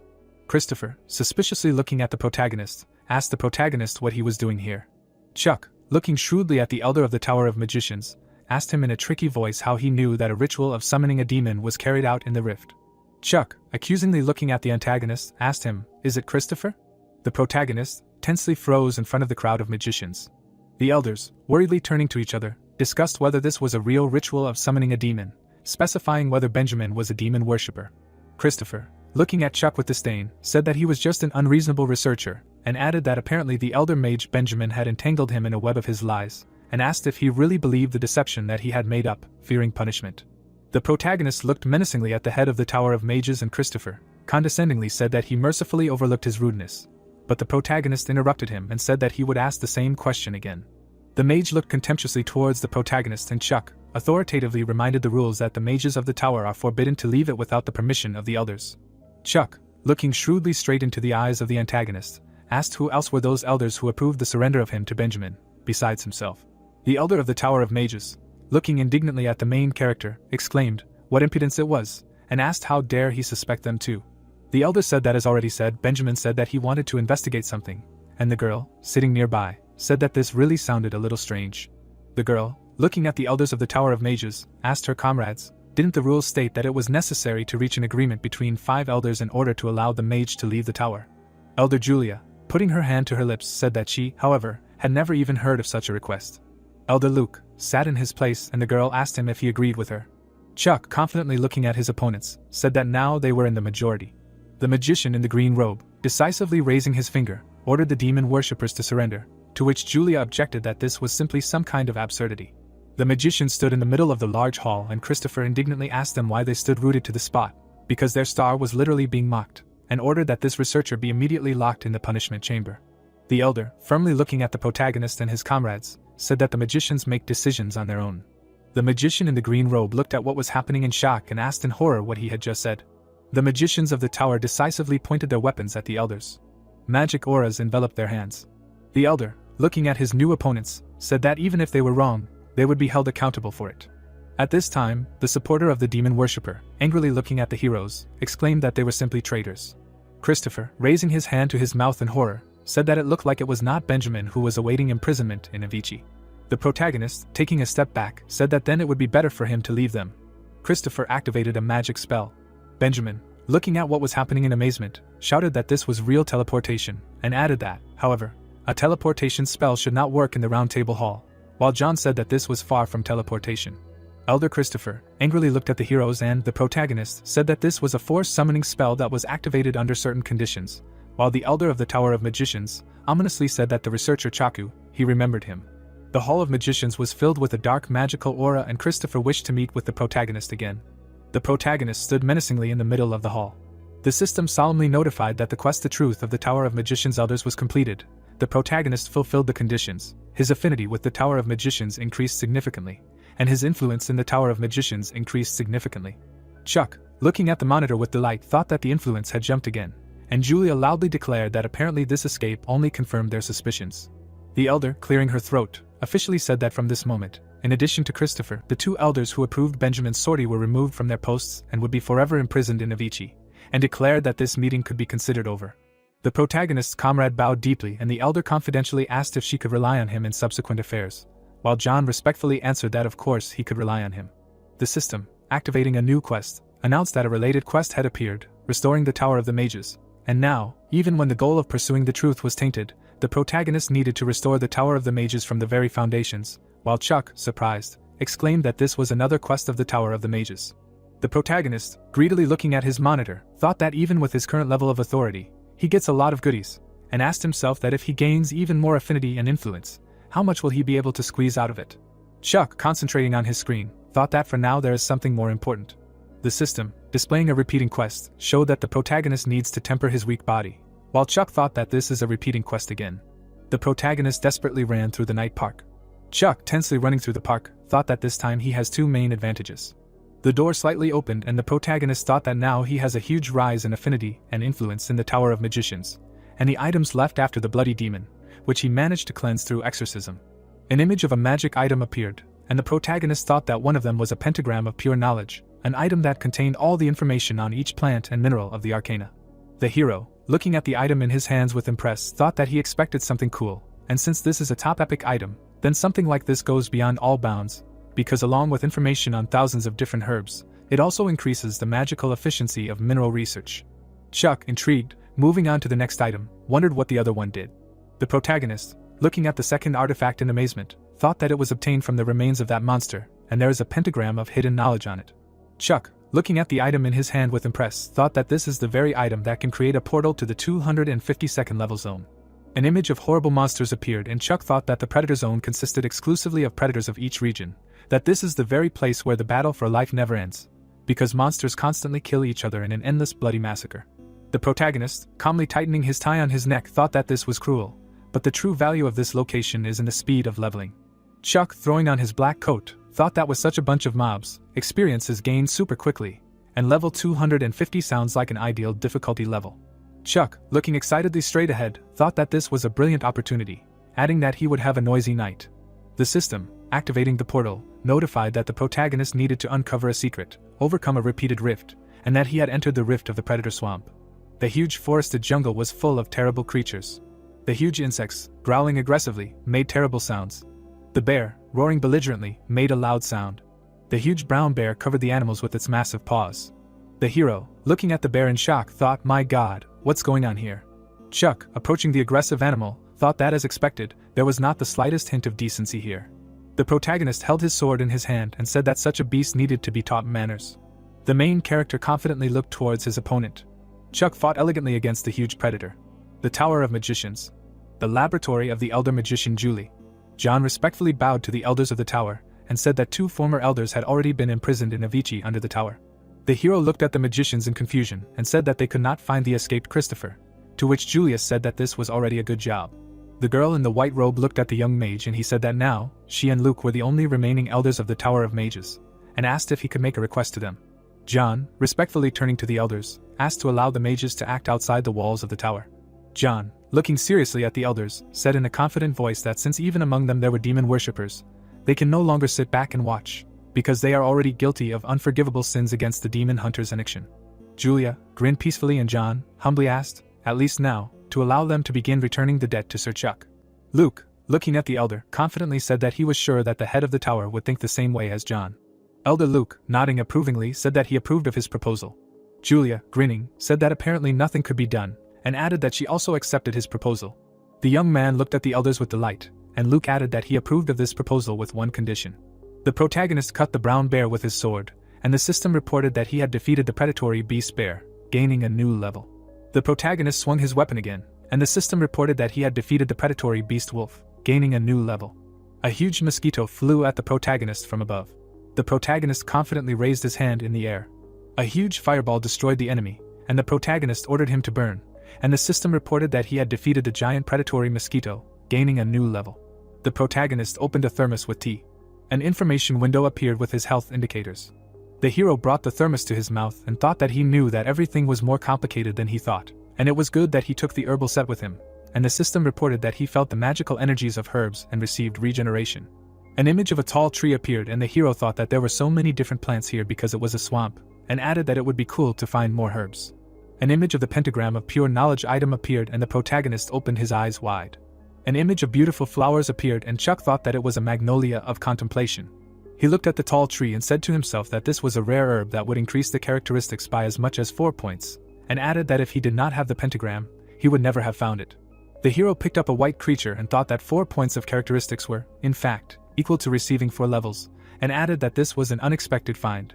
The protagonist brought the snow-white creature closer. The spirit, turning to Chuck with displeasure, asked what he wanted, since he wanted to sleep, and ordered to return him back, while Chuck, shocked, thought, could it really be a spirit? Chuck, amazed, looked at the white creature and exclaimed that it was a spirit, while the spirit, irritably shouted that he had told to return him to his place, and asked, could it really be that the hero wanted punishment? An image of a thick magic book appeared, and Chuck analytically thought that only a small part of people are able to see spirits without having a contract, since this requires outstanding sensitivity to mana and a pure mind, and it turns out that Chuck has just such a mind that he can see them. Chuck, looking at the spirit, pragmatically said that he is going to collect that magnolia of contemplation, on which the spirit slept. The spirit, displeasedly turning away from the protagonist, said that he doesn't have enough mana yet. The spirit, looking sadly at Chuck, said that for some reason he had lost contact with the forest and could restore his mana exclusively with the energy of this magnolia, and the hero suddenly thought that this area had been temporarily cut off from the continent of Arcana due to the creation of a rift, and therefore the spirit had lost the ability to interact with the forest. Chuck, looking interestedly at the snow-white spirit, wondered if there was any other method to restore his mana. The spirit, laying his head on the petal of the magnolia, thoughtfully asked if the hero meant the method where he needed to make a contract with a person so that he would share. The hero looked at the spirit in surprise and said that he would not make a contract with just anyone. An image of the spirit and the person appeared, and the protagonist thought that the spirits belonged to the world of Arcana, and when the rift was cleared, they would return back, and added that if he made a contract, he would be able to summon him again when he entered another rift. The protagonist looked at his hand and thought that it meant that he would be able to receive information from the Arcana, and told the spirit that he was a contractor for the supreme fire dragon spirit. The snow-white creature turned to the hero in surprise. The protagonist stood on a high ladder and said the name of the elemental mage Fianroth, and the spirit asked if it was him. The spirit cheerfully walked towards the protagonist, and he said that only the chief researcher named John was above him. Chuck, looking at the spirit, formally said that he was his research partner, and wished to make a contract with the snow-white spirit, and asked if he was qualified. The spirit looked at the protagonist in surprise. The creature flew up above the flower. The spirit lay down right on the flower. The spirit, lying on its stomach, said that it was a junior spirit of the forest, named Nymph. The nymph respectfully addressed Chuck and asked if she could ask Mr. Li Ho Yeo, the research partner of the head mage John, who was older than even Fianroth, the contractor of the supreme fire dragon spirit, a question, while Chuck, tiredly interrupted, said that it was too long. The nymph, embarrassed, asked why someone great like him would make a contract with someone like her, and a huge mouth appeared behind the spirit. The mouth of the huge monster slammed shut with a crash. Chuck and the spirit found themselves in the stomach of the monster. The nymph, looking around in fear, exclaimed, while Chuck, surprised, wondered if the magnolia was really being eaten away by snake venom. The protagonist picked up the nymph and thought that he had worked so hard to get this flower that he wouldn't lose it to some viper, and ordered the spirit to perform the contract ritual, to which she asked if they were really going to do it right there. Chuck, panicking, shouted for the spirit to do it faster before they were swallowed whole, to which she replied that it wasn't that easy, while Chuck asked if there were any conditions for the ritual, to which she, embarrassed, replied that there weren't. The nymph, dreamily clutching her cheeks, said that since she was little, she had dreamed of her first contract being made in a field of flowers with a handsome man who would whisper an eternal oath in her ear, and then they would exchange rings made of herbs, while Chuck impatiently ordered them to begin, and wondered if he should just leave her. A huge viper rose into the air, and the nymph announced that she was beginning the contract ritual. The protagonist looked at his hand, and the system announced that a contract ritual was being undertaken with the spirit. Chuck, watching what was happening in surprise, exclaimed that the nymph's form was changing. Chuck, looking at the spirit with understanding, realized that spirits are extremely susceptible to the influence of their contractors' personalities, which means that her appearance and character will change depending on his influence. The nymph, having solemnly introduced herself, asked to allow her to introduce herself again. An image of a girl with wings appeared, and the nymph introduced herself as a junior spirit of the forest, a nymph, on behalf of the spirit contractor Mr. Chuck. She swears eternal loyalty, while Chuck, surprised, thought that she had also turned into a noble spirit with the 8th grader syndrome. The nymph, looking politely at the protagonist, said that however, she could not say that this place was really suitable for bringing him her first greeting, and if he did not mind, she would escort him outside. The magnolia glowed with a bright light, and Chuck, puzzled, wondered why the magnolia of contemplation also glowed. The neck of a huge viper exploded, and the system reported that the protagonist defeated the predatory beast anaconda, receiving a new level. Chuck, looking at the tree in amazement, wondered if this tree really grew from that very flower, while the system notified that the prey was collected automatically. The nymph, looking at the protagonist, said that this ability was given to them, spirits, a blessing from birth, a sprout blessed by them grows wherever it is. Chuck, looking at the spirit with interest, asked himself if it was really anything and anywhere, because it could be incredibly useful for research and cultivation of herbs, asking the girl if this was really a power different from mana, the power of nature itself. Chuck, looking worriedly at the glowing tree, thought that this spirit was using his Ana without asking. The protagonist's face twisted into a grimace. The nymph, looking at the protagonist with admiration, said that the contractor's power is inexhaustible. No matter how much mana she sucks out, he is still full, grow big and strong, and added that with this her forest will bloom even more, and Chuck, tiredly thought that this is enough. The system, notifying about the conclusion of the contract, said that he made a contract with the spirit, and the Queen of the Forest Spirits Dried blesses his contract, because the blessing of the Queen of the Forest Spirits Dried extends across the swamp of predators. Chuck, standing on a tree branch, thought that making a contract with a spirit provides such effects, and added that he does not know what kind of blessing dried it is, but for now he will rest and restore mana. The system reported that experience points received in the swamp of predators are increased by 20%, and the chances of valuable prey in the swamp of predators are increased by 20%, and the remaining time is 59 minutes and 59 seconds. Chuck, grinning contentedly, thought that it was hunting time, but he would not refuse loot and pumping. The protagonist, looking at the flower, thought that first, he would collect the Magnolia of Contemplation, and then head to the area with a bunch of mobs, while the system notified that a fully blossomed Magnolia of Contemplation increases stat points by 4. The system reported that the Pentagram of Pure Knowledge provides knowledge of all minerals and plants of the continent of Arcana. The protagonist looked at the flower and realized that even more knowledge had naturally popped into his head. Chuck looked around the area and Nymph said that this area was the center of the swamp, where the eternal battle of predators was taking place, to which Chuck replied that he was not talking about monsters, asking that the stone in the center, was it really the seed of the world tree? The tree began to glow brightly. The protagonist, looking at it in shock, asked Nymph if her blessing could grow the world tree, while she, shocked, asked him if he was talking about the world tree, the heart of the continent, the parent of all vegetation, adding that she had never tried. Monsters were crowding around the stone and Chuck confidently said that the Pentagram of Pure Knowledge told him everything, adding that although it looked like a stone, it was definitely a seed of the tree, asking himself how it ended up in such a place. The system activated the world quest. The guy looked at his computer in surprise. The girl stared at the monitor, mesmerized. While the streamer Huigantu was broadcasting and searching for rare snails, the system announced a world quest for the seed of the world tree, where the continent of Arcana was experiencing a crisis that threatened extinction, and amidst this great threat, new hope was born. The protagonist looked at the monitor in surprise. Chuck, standing on a tree branch, thought that the knowledge provided by the pentagram was intended for demons, and in Arcana, they used it to destroy the world tree, and sensing this danger, it scattered its seeds across the continent, and this, apparently, was one of them. Chuck, decisively turning to the nymph flying in the air, told her to get ready. The protagonist, looking at the creatures serving below, solemnly said that they would make the world tree bloom, and thought that the nymph controlled the branches and vines of the Magnolia of Contemplation, which she had grown, with minor adjustments to the shape and strength. The predators pounced on the world tree. Chuck, confidently throwing himself down from the tree, thought that it was actually very easy to tie up these creatures. The protagonist made several confident strikes and the system reported that the blessing of the Dryad and the gain of experience had increased by 20%, and he had gained a new level. The protagonist, tiredly opening his thermos, and the system informed him that the energy of the herbs restores his health somewhat, and the hero declared to himself that using the blade's aura is really exhausting, because he would have passed out long ago if not for the tea. Chuck, assessing the huge stone, thought that these were the last remnants of what he took with him, because he saved as much mana as he could in the battle, and hoped that this would be enough to grow the world tree.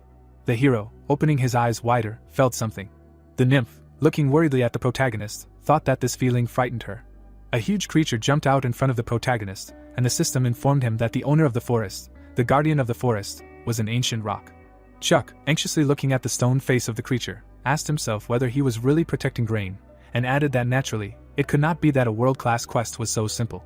The hero materialized swords in his hand and said that it would be difficult, because he also needed to save up mana, but nothing could be done.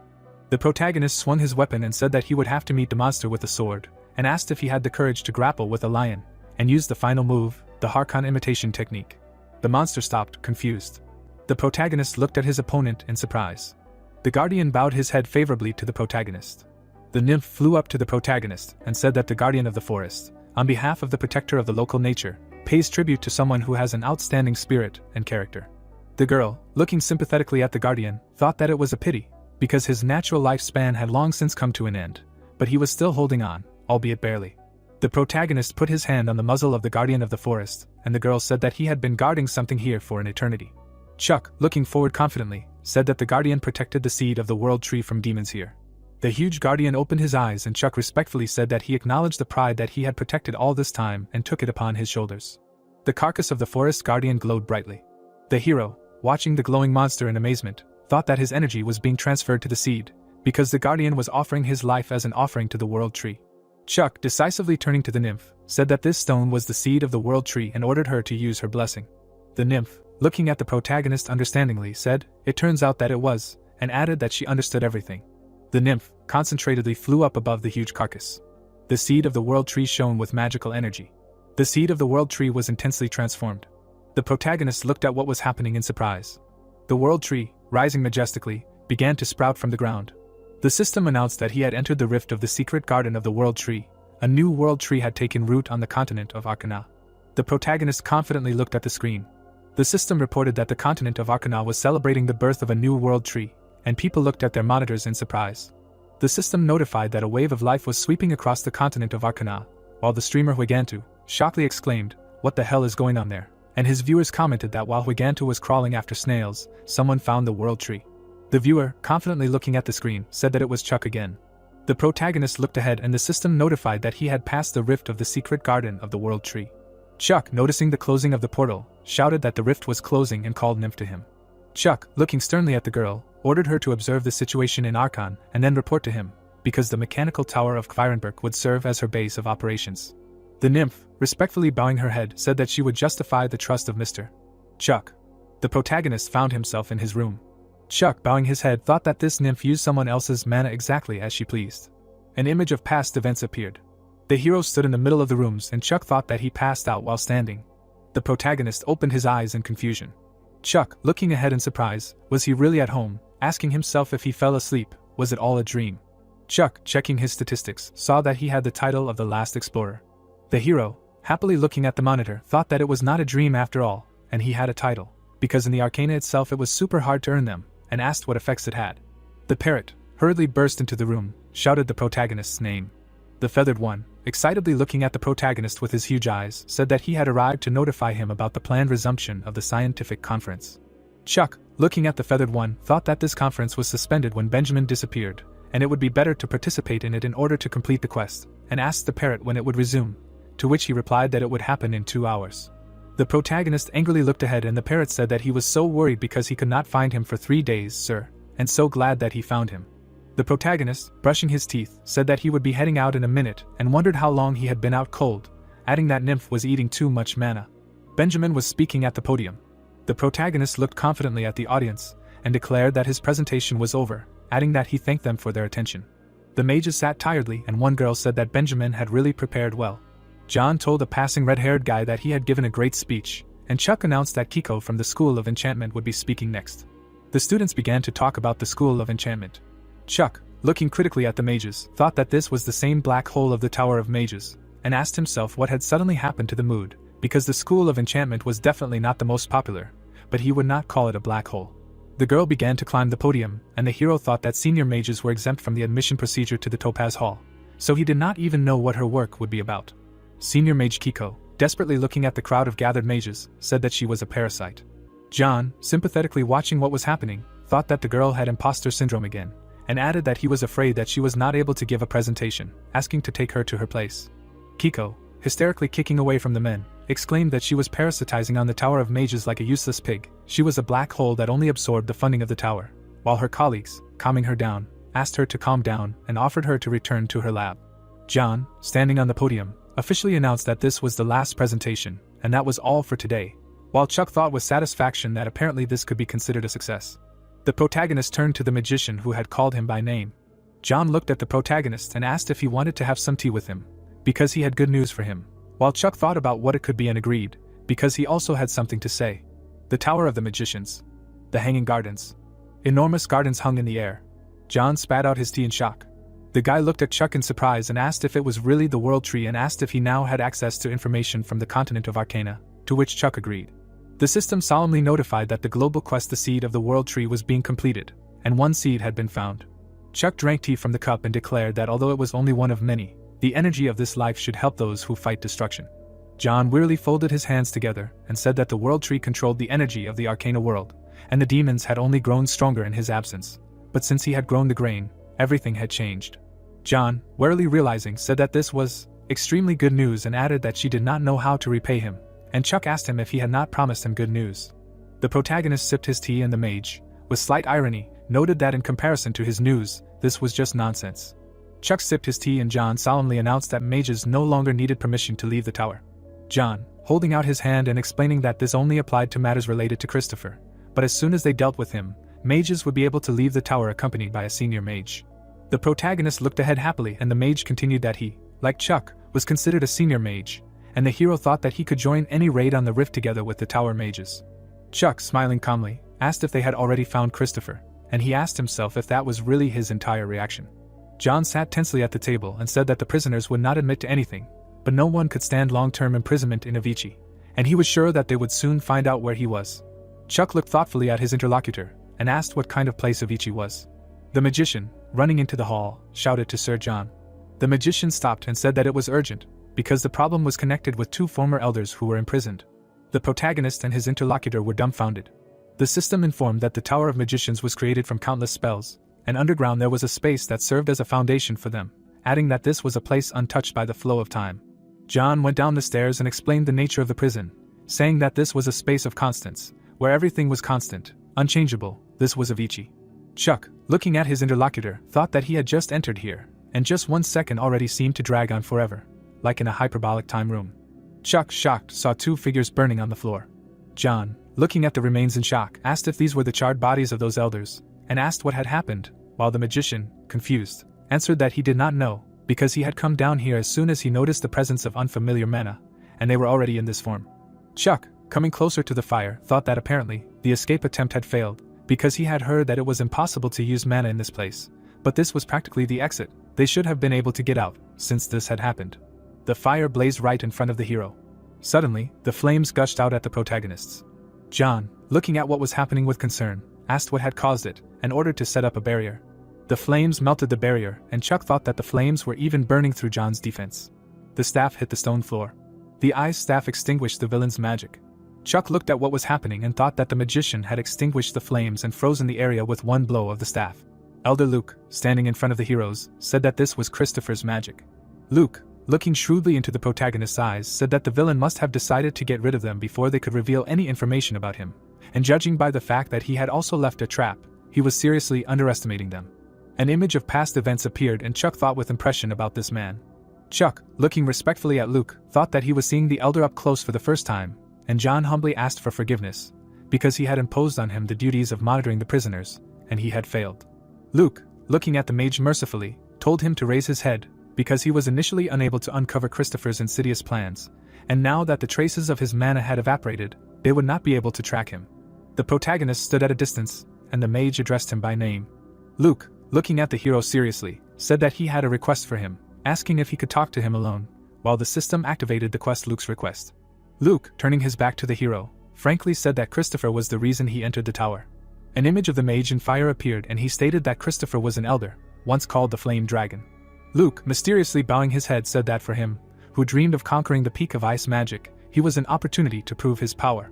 The protagonist looked at the elder, and he said that he simply wanted to freeze the flame, because that was his only goal, that was all he cared about, because in the end he had achieved the same status as the oldest mage.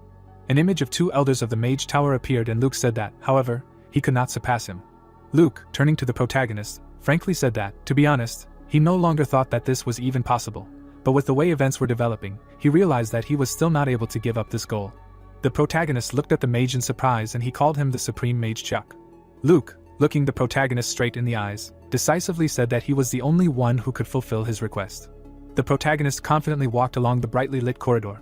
The blonde frowned. The guy mentally declared that this was Luke's request.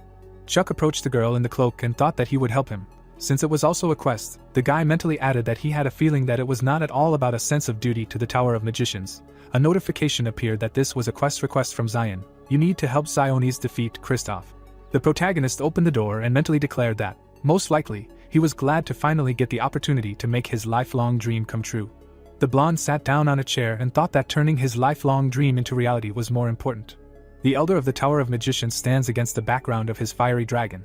Kristoff frowned. The protagonist mentally explained that he is a rare fighter, so there is not much information about him, but all the players who met him say something about him. A man in a black cloak stands on the edge of a burning rock. The hero mentally said that his flame burns literally everything to the ground. Chuck pressed his hand to his head and mentally declared that he had to fight him somehow. The guy mentally added that he had even burned through Marcelo's barrier. A table of the character profile named Chuck appeared. The protagonist thought that he had leveled up a little in the Predator Swamp, but he was still nothing compared to the Elder. The guy mentally added that he did not have the appropriate artifacts for this. Chuck put his hand on the table, and in his mind he asked himself how he should prepare for this. An image of a message that had come to Chuck's phone appeared, which said that his friends were worried about him, and also that they had collected information that might interest him. A news table appeared, which said that scientists could not find an explanation for the appearance of red stars in the sky. The red star is growing. A news table appeared, on which lava flows flowed from the glaciers of the Arctic. It was also said that unnatural phenomena were observed on the dead land of the North Pole. Flying up to the blonde, the letter shouted his name. Chuck asked what they wanted from him. The brunette runs and shouts that they have just detected the presence of abnormal mana in the northern region of the Earth. He also added that everyone should immediately proceed to the Topaz Hall. Topaz Hall, the towers of the magicians. 8 magicians came to a spacious room. The brunette in the blue cape raised his hand to his face and said that this is the mana of the former elder, the flame dragon Christopher.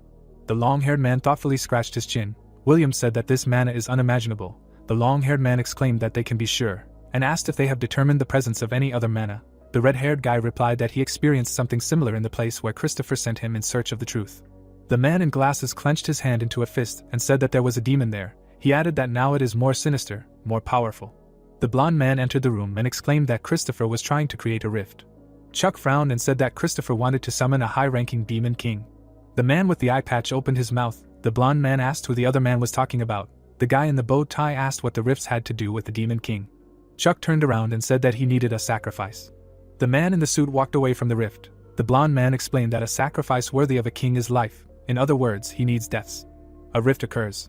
A large ancient building stands at a busy intersection. Chuck said that the method of creating enough of these deaths around the world is to collapse the rifts. Chuck pointed to the board and said that Christopher had prepared 11 similar rifts around the world in order to achieve his goal. He added that there were approximately 13 hours left until these rifts were fully formed. The long-haired man looked at the screen and said that now everything became clear. Christopher really worships demons. The green-haired girl said that the image on the board looks very realistic. She added that it was as if she were watching everything in reality. The girl clarified what kind of magic it was. Chuck frowned and thought that it was an ordinary projector. He added that they had little time. The brunette shook his head affirmatively. The blonde exclaimed that now he would briefly tell about the plan and the distribution among the squads. Chuck took a step forward and said that a group of 2 people would be assigned to each rift, that there would be separate assignments for the senior mages.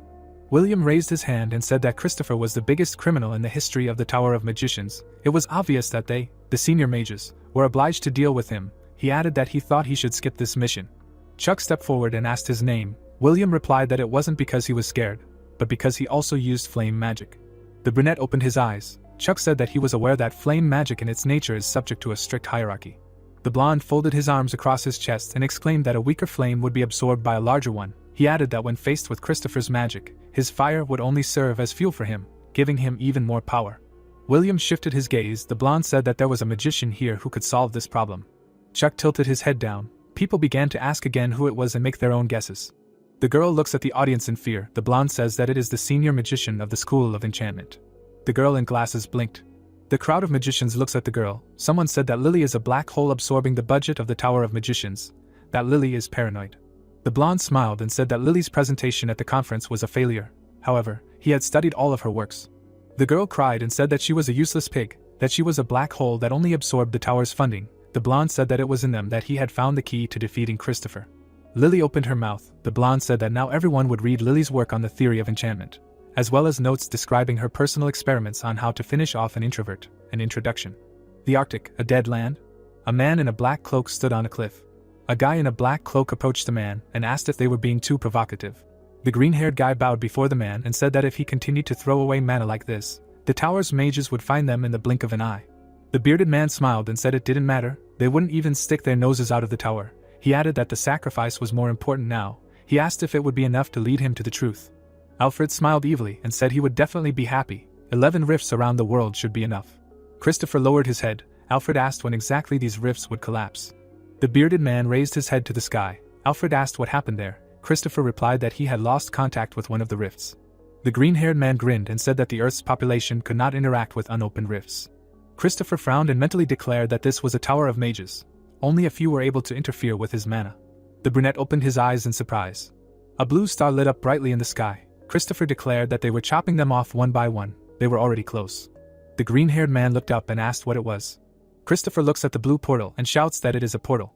The brunette looks at the portal. William approached the portal and exclaimed that Christopher was found.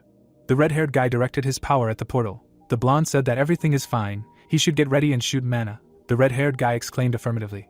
The bearded man looks forward in fear. The yellow power rushed towards the opponent. Christopher exclaimed that it was a beam of pure mana. The long-haired man accumulated purple power in his hands. The blonde shouted his name. Lily reads a book. Chuck shouts her name. The girl nervously asks if it will work. Lily turned the page. Christopher frowned. The yellow beam next to black magic are directed towards the opponent. The School of Enchantment studies the imbuing of objects with magic. Black magic and the yellow beam merged into one. What if it was possible to imbue one type of magic with another? The brunette holds blue energy in his hand and says that everything is stable, no violations. John's theory of magic served as the basis by which Benjamin's pure mana was endowed with Mattis's black magic. Lily nervously flips through the book and says that it works. The blonde shouts the name of the next fighter. Then they added the mana of the rest of the senior magicians. Black and yellow energy is directed to the opponent. The blonde shouts the names of the next ones who should enter the battle. Finally, they used flame magic, which essentially itself combines with more powerful magic in order to strengthen it. The blonde exhaled and said that William should be the last. The fireball flies. The bearded man looks at the cloud of energy in surprise. All the energy is directed at the opponents. The energy hits the hero. Even Christopher, the greatest flame mage, cannot withstand this. A red ball of flame burned above the man. A column of mana pierced the ground. Someone said that the man could not avoid being hit. Clouds of smoke were billowing. Christopher waved his hand and said that what happened was funny. Waves of fire rushed into the portal with people. The guys were surprised that the man was okay after the attack. Flames burst into the hall. People were building a barrier of magic and said that the power of fire was very strong. The crystal in the center of the hall was surrounded by fire. Someone said that the Tower of Magicians would be burned at this rate. The guy smiled broadly and laughed. Christopher's cloak was fluttering in the wind. Pieces of ice flew between the streams of fire. The man frowned. The guy hovered above the man. Luke held a staff in his hand and said that Christopher was a scoundrel and his arrogance knew no bounds. The man was surprised by the guy's arrival. The man's curls lay on his forehead. Chuck glanced at John and was surprised that the fighter went into the portal alone, and added that for this stage he would join forces with Luke. The guy was surprised that Chuck wanted to go into the portal with Luke alone without any help. The guy extended his hand to the portal. John tried to dissuade the young man, but Chuck said that everyone had their own mission. The fighter turned back and said that he was leaving the supervision of the operation to John. Waves went through the portal from Chuck entering it. Sweat was running down John's face. He doubted the young man's decision and decided that they needed to seal the tower gates so that the researchers would not be hit. The man raised his hand and asked what was going on. There was a chain hanging on the tower gates. People were wondering what the hell was going on and why the gates were closed. Christopher rested his hand on his basin and was surprised that Luke brought Chuck with him, and asked why he was also so interested in absolute power. The guy rested his staff on the ground and thought. Veins stood out on the man's face. The boy said that Christopher's pride could no longer be considered just ignorance. Luke looked at the man from under his brows and said that people praised Christopher as a fiery dragon, and clarified that the man really began to think that he had become one in reality. And could the truth of a fighter really be bought for a soul from a demon? A red ball of mana lit up in the sky. Christopher said that he believed that Luke would understand him, but in the end he was no different from others, and added that mercy should not be expected. Streams of wind swirled around the warrior. He said that he would make the boys realize that there is only one truth. The warrior's face turned pale. Red flashes were observed around the ground. The boy said that the disappeared trace of mana appeared again, and added that this mana is a rift. Behind the man, a huge gray gate towered. Notifications about new rifts appeared. Chuck turned behind him. The young man was covered in fire. The protagonist thought that the world around him was falling apart. A notification about a rift in a broken dimension appeared. Christopher frowned and asked Alfred to open the gate. The doors under the arch in the form of a monster's body opened. Luke's staff lit up. The guy asked Chuck if he could leave this work to him. Crowds of soldiers on horseback poured out of the gate. Blue particles swirled around the young man's face. He said that the guy could rely on him. Notifications about the use of the natural enemy skill appeared. The warriors fell from their horses. Christopher pulled his hand back. The man attacked with 5 streams of fire. A wall of fire appeared in front of Chuck. Luke lowered his eyebrows and said that Christopher was a non-entity and his opponent was not Chuck. The elements of ice and fire collided together. The man's hand was covered in fire. The warrior asked Luke if he considered himself a worthy opponent. The boy brought his hands together and said that ice was a good element to fight fire. and asked how Christopher was going to fight when his magic would melt before it could form. An explosion was heard among the steep cliffs. Steam and ash washed over Chuck. A ball of fire appeared in Alfred's hand. The fighter asked Chuck where he was looking. The man attacked the boy with fire. The boy's hair covered his face. Bloody corpses of warriors floated in the water. Alfred said that Chuck was pathetic and turned into coals without resistance. Luke's hand reached for the man's head. The youth commanded that the demon army help Christopher. The fighter's yellow eyes were visible from under the hair. Luke said that he saw no point in resisting the boy's attack. Sweat ran down Alfred's face. The man asked how Luke got out of his flames. The guy had blue spells in his hand. Chuck said that the demon's fire didn't even warm him. The demon's body was pierced by a splinter. Blood flew everywhere. The guy remembered that he asked to cover his clothes with the flame attribute, which caused displeasure in the senior magician. The warrior's face changed. He asked himself that they had dealt with Alfred. The man drew his eyebrows together and told Luke that his partner could do something. Christopher lifted Luke above the ground in his hand and said that it was all over. Fear took over the guy's face. He said that with the collapse of the rifts, the Demon King would also be reborn, and the progress of the collapse continued to grow. Notifications with new rifts appeared on the monitor. Notifications with the progress of the collapse appeared. Christopher said that he would soon reach the absolute truth that no one had touched. The man smiled and said that Luke would never defeat him. The guy punched the wall. There was a crowd of people around the building. The man asked to let him out. The young man spread his arms and shouted that he didn't care if he died. The main thing was to die in battle. Surprise took over Christopher's face. Luke looked down and said that he initially did not want to defeat the man. The fighter stopped smiling and was surprised. There were messages about the rifts closing. The guy was looking at the monitor. John was moving his hands and commanding people to follow the orders of the Supreme Mage. The girls were casting spells. John directed them to rift number 1497. A notification appeared that said the rift was closed. People quickly closed the rifts. Blue or red mana swirled around the men. Luke told Christopher that he wanted to show him something for the last time. Columns of ice grew around the warrior. Ice columns pierced the sky. Luke broke free from Christopher's grip. The man's face was covered with anger. Christopher spread his arms and said that this was a pathetic trick. Chuck was holding a sword in his hand. His hair covered the guy's eyes. Demons ran to attack with screams. The wind blew in the fighter's face. The young man noticed that everything had started moving. Chuck's magic destroyed everything in its path. The guy said that the demons should come all at once. The guy quickly attacked all the monsters. The young man brought the blade to his face and thought that there was no end to the demons, and if he stopped, the rift would break, and added that he needed Luke's help. Fire was spinning around the man. Christopher turned to Luke and said that all his attempts were pathetic. The guy dodged the fire attacks. The man smiled and said that the cold of the young man would only melt in his flame. Steam was flying around the man. Christopher was surprised by what he saw. Lava was pouring out on the ground. The man opened his eyes wide and realized that the cold was coming from his body. The warrior leaned over the ground. Luke said that his magic was designed to fool the man. Blood was flowing from Luke's mouth. He said that the fighter's insides should be frozen. The fighter turned around and noticed that the magic should have touched the hatch too, and thought that it was all too easy. A cold wind blew across the battlefield. Luke repeated that he was not going to win this fight. The warrior's body was covered in ice. The guy sank into the ice. The man guessed something. Luke gave the scroll to Chuck and said that inside it was mana, which he had been saving for hundreds of years. The young man stood with his back to the guy and said that this mana was enough to destroy the dimension. Chuck asked why he needed this scroll. The cloak covered the guy's face. Luke said that ice was Christopher's main opponent.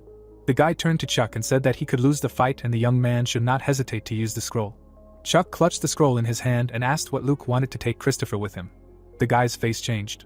Luke looked from under his brows and said that he did not have much time left, and this was his dream before his death.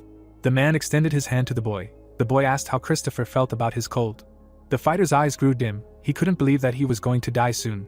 Luke looked down and thought that he had accomplished the task and the fighter's breathing slowed. The fighters' bodies were encased in ice. The boy asked the fiery dragon to encase them in sleep under the canopy of the snowstorm's silence. The man's eyes were burning with fire. The fiery dragon rose above the ground. The boy covered his face with his hand. Christopher's body was burning. Fire was coming from the man's face. The fighters were enveloped in red mana. The boy was surprised that everyone was falling to the ground. Chuck raised his head to the sky. He thought that the warrior's life forces had flown upward. A fireball hung above the man. Christopher said that he was a demigod called the fiery dragon. The boy opened his mouth wide and shouted for the man to stop. The fiery dragon rushed to attack. The clothes on the guy's hand were torn. Luke realized that he had no more strength left.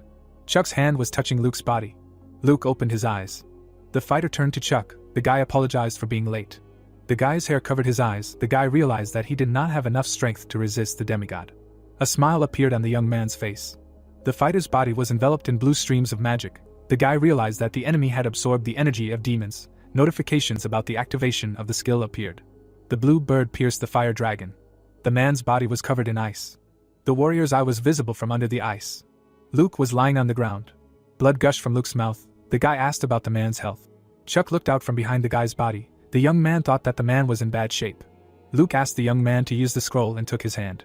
A fire was burning in the warrior's chest. Luke said that he had only immobilized the man, and before leaving the rift he needed to use the scroll.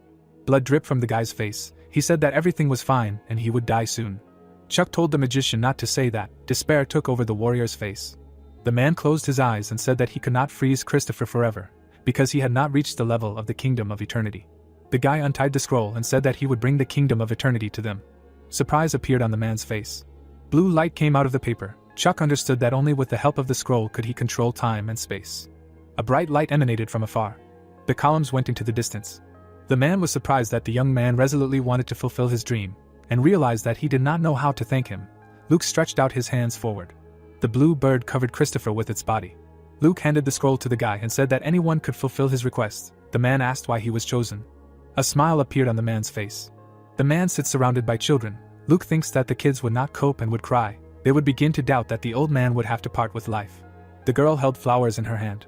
The man stood in front of Chuck and summed up that he was the best executor of this request. Luke looked down and said that he understood that he was asking for a lot, but this was not a request of an elder, but of a grandfather who worries about the mages as if they were his grandchildren. The guy bowed his head and understood Luke's motives. The man smiled broadly. Luke thanked Chuck. John was kneeling in front of a grave with flowers. The man looks furiously, in a battle with Christopher, the most terrible traitor of the tower. The silver-haired man frowned. The oldest mage Luke fell. People bowed their heads. His funeral was held in secret. Benjamin closed his eyes and shouted that Luke deserved a magnificent funeral, to which he was told that nothing could be done. He was told that only senior-level mages and above knew the whole truth. The red-haired boy gritted his teeth and thought that if only he had not fallen for the tricks of those demon worshippers. Benjamin began to cry and continued, Master Luke. Chuck entered the tower and told the people to raise their heads. The people cheered for the boy while he looked sternly forward. He said that excessive mourning ruined the auspiciousness of the event, while the people bowed. Benjamin looked at the boy. Benjamin thought that the hero was the most shocked of all while he placed the flower on the slab. The red-haired boy continued that he still remained collected while Chuck put his hand to his chest. The dark-haired boy put his hand to his head and said that the hero was desperately holding back his emotions while the tower was empty. He said that Chuck knew that he could not afford to take a nap while the silver-haired boy looked at the slab. The hero opened his mouth and said that Luke had smiled in his last moments. The people looked at him with surprise. The long-haired man smiled. Chuck said that he showed his pride, that he showed a face that had no trace of regret. He said that people should not drown in the past. Benjamin looked with regretful eyes.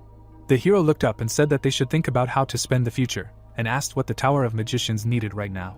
The dark-haired guy turned to Chuck and said that the tower had suffered irreparable losses.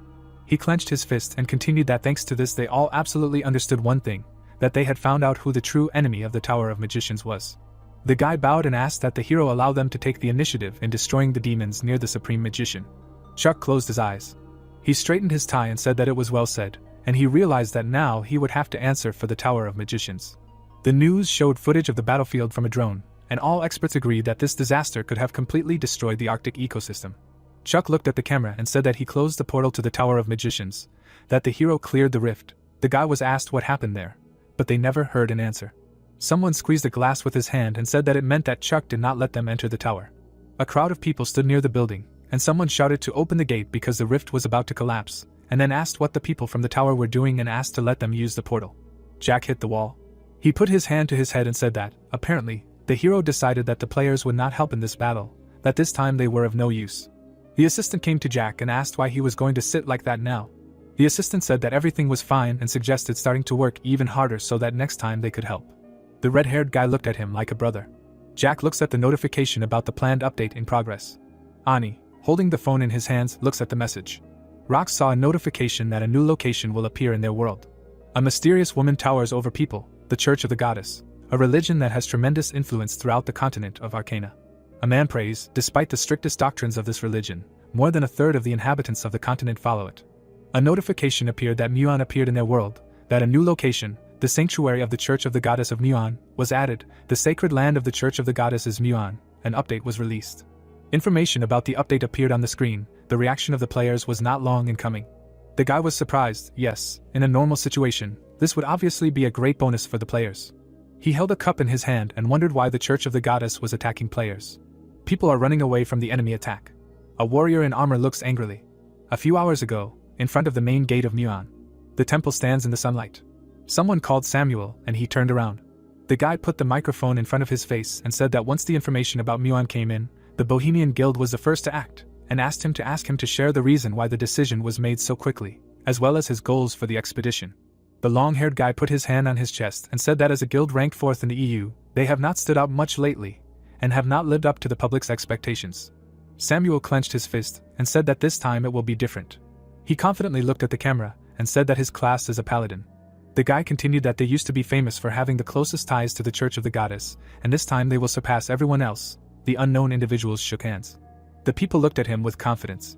Samuel raised his head up. He tucked his hair with his hand and said to himself that until now he had only had to watch Chuck's achievements from the back rows, but now, as the #1 paladin, it was time for him to take the stage. He looked up. The atmosphere around the temple was gloomy, and he could see that something was wrong. The girl turned to him and asked if he was sure that Muon was friendly towards them towards Arcana. She said that the atmosphere was too tense, not that they had not been invited inside. The young girl added that the local paladins were aiming at them, while the soldiers had their bows pointed at the people.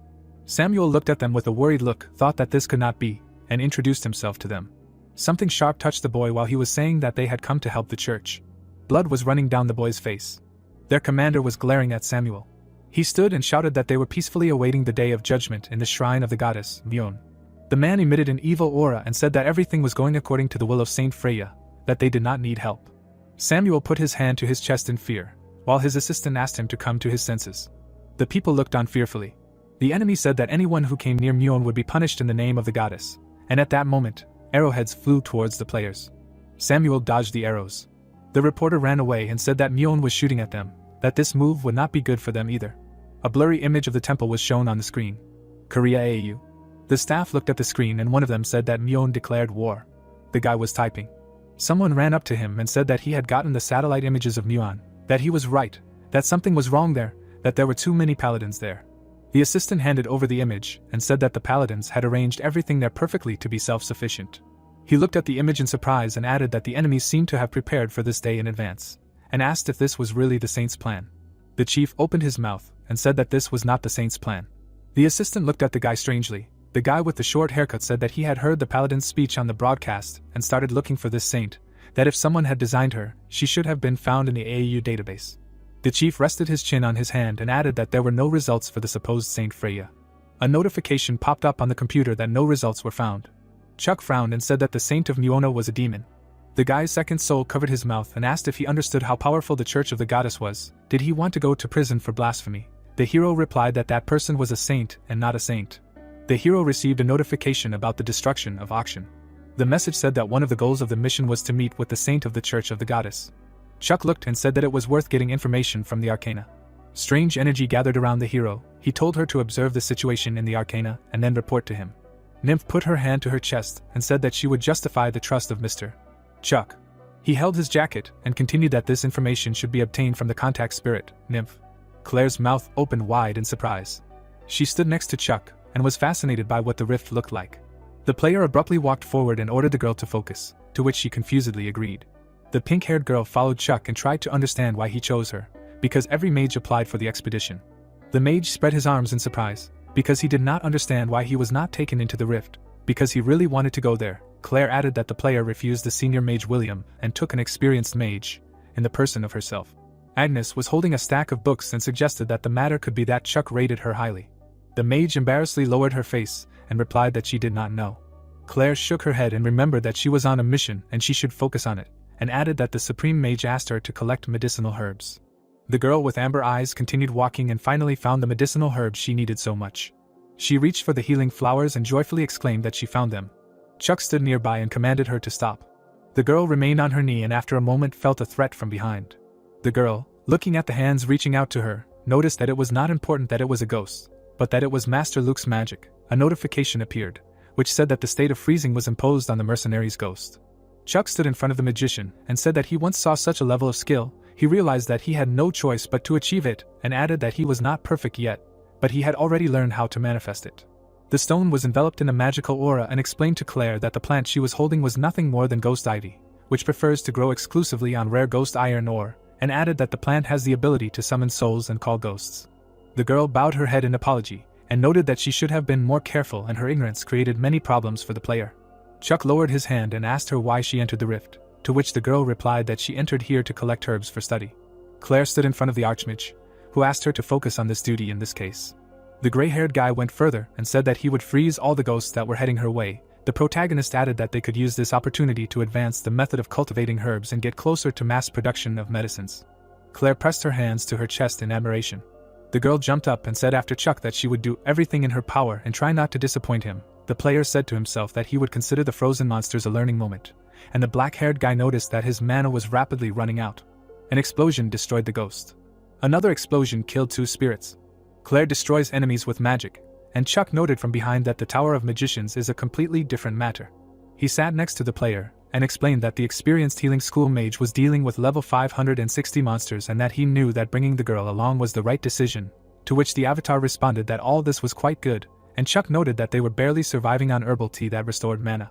The protagonist sat further and noted that Claire was able to finish collecting the ghost root on her own, and that it was time to deal with the main reason he came here.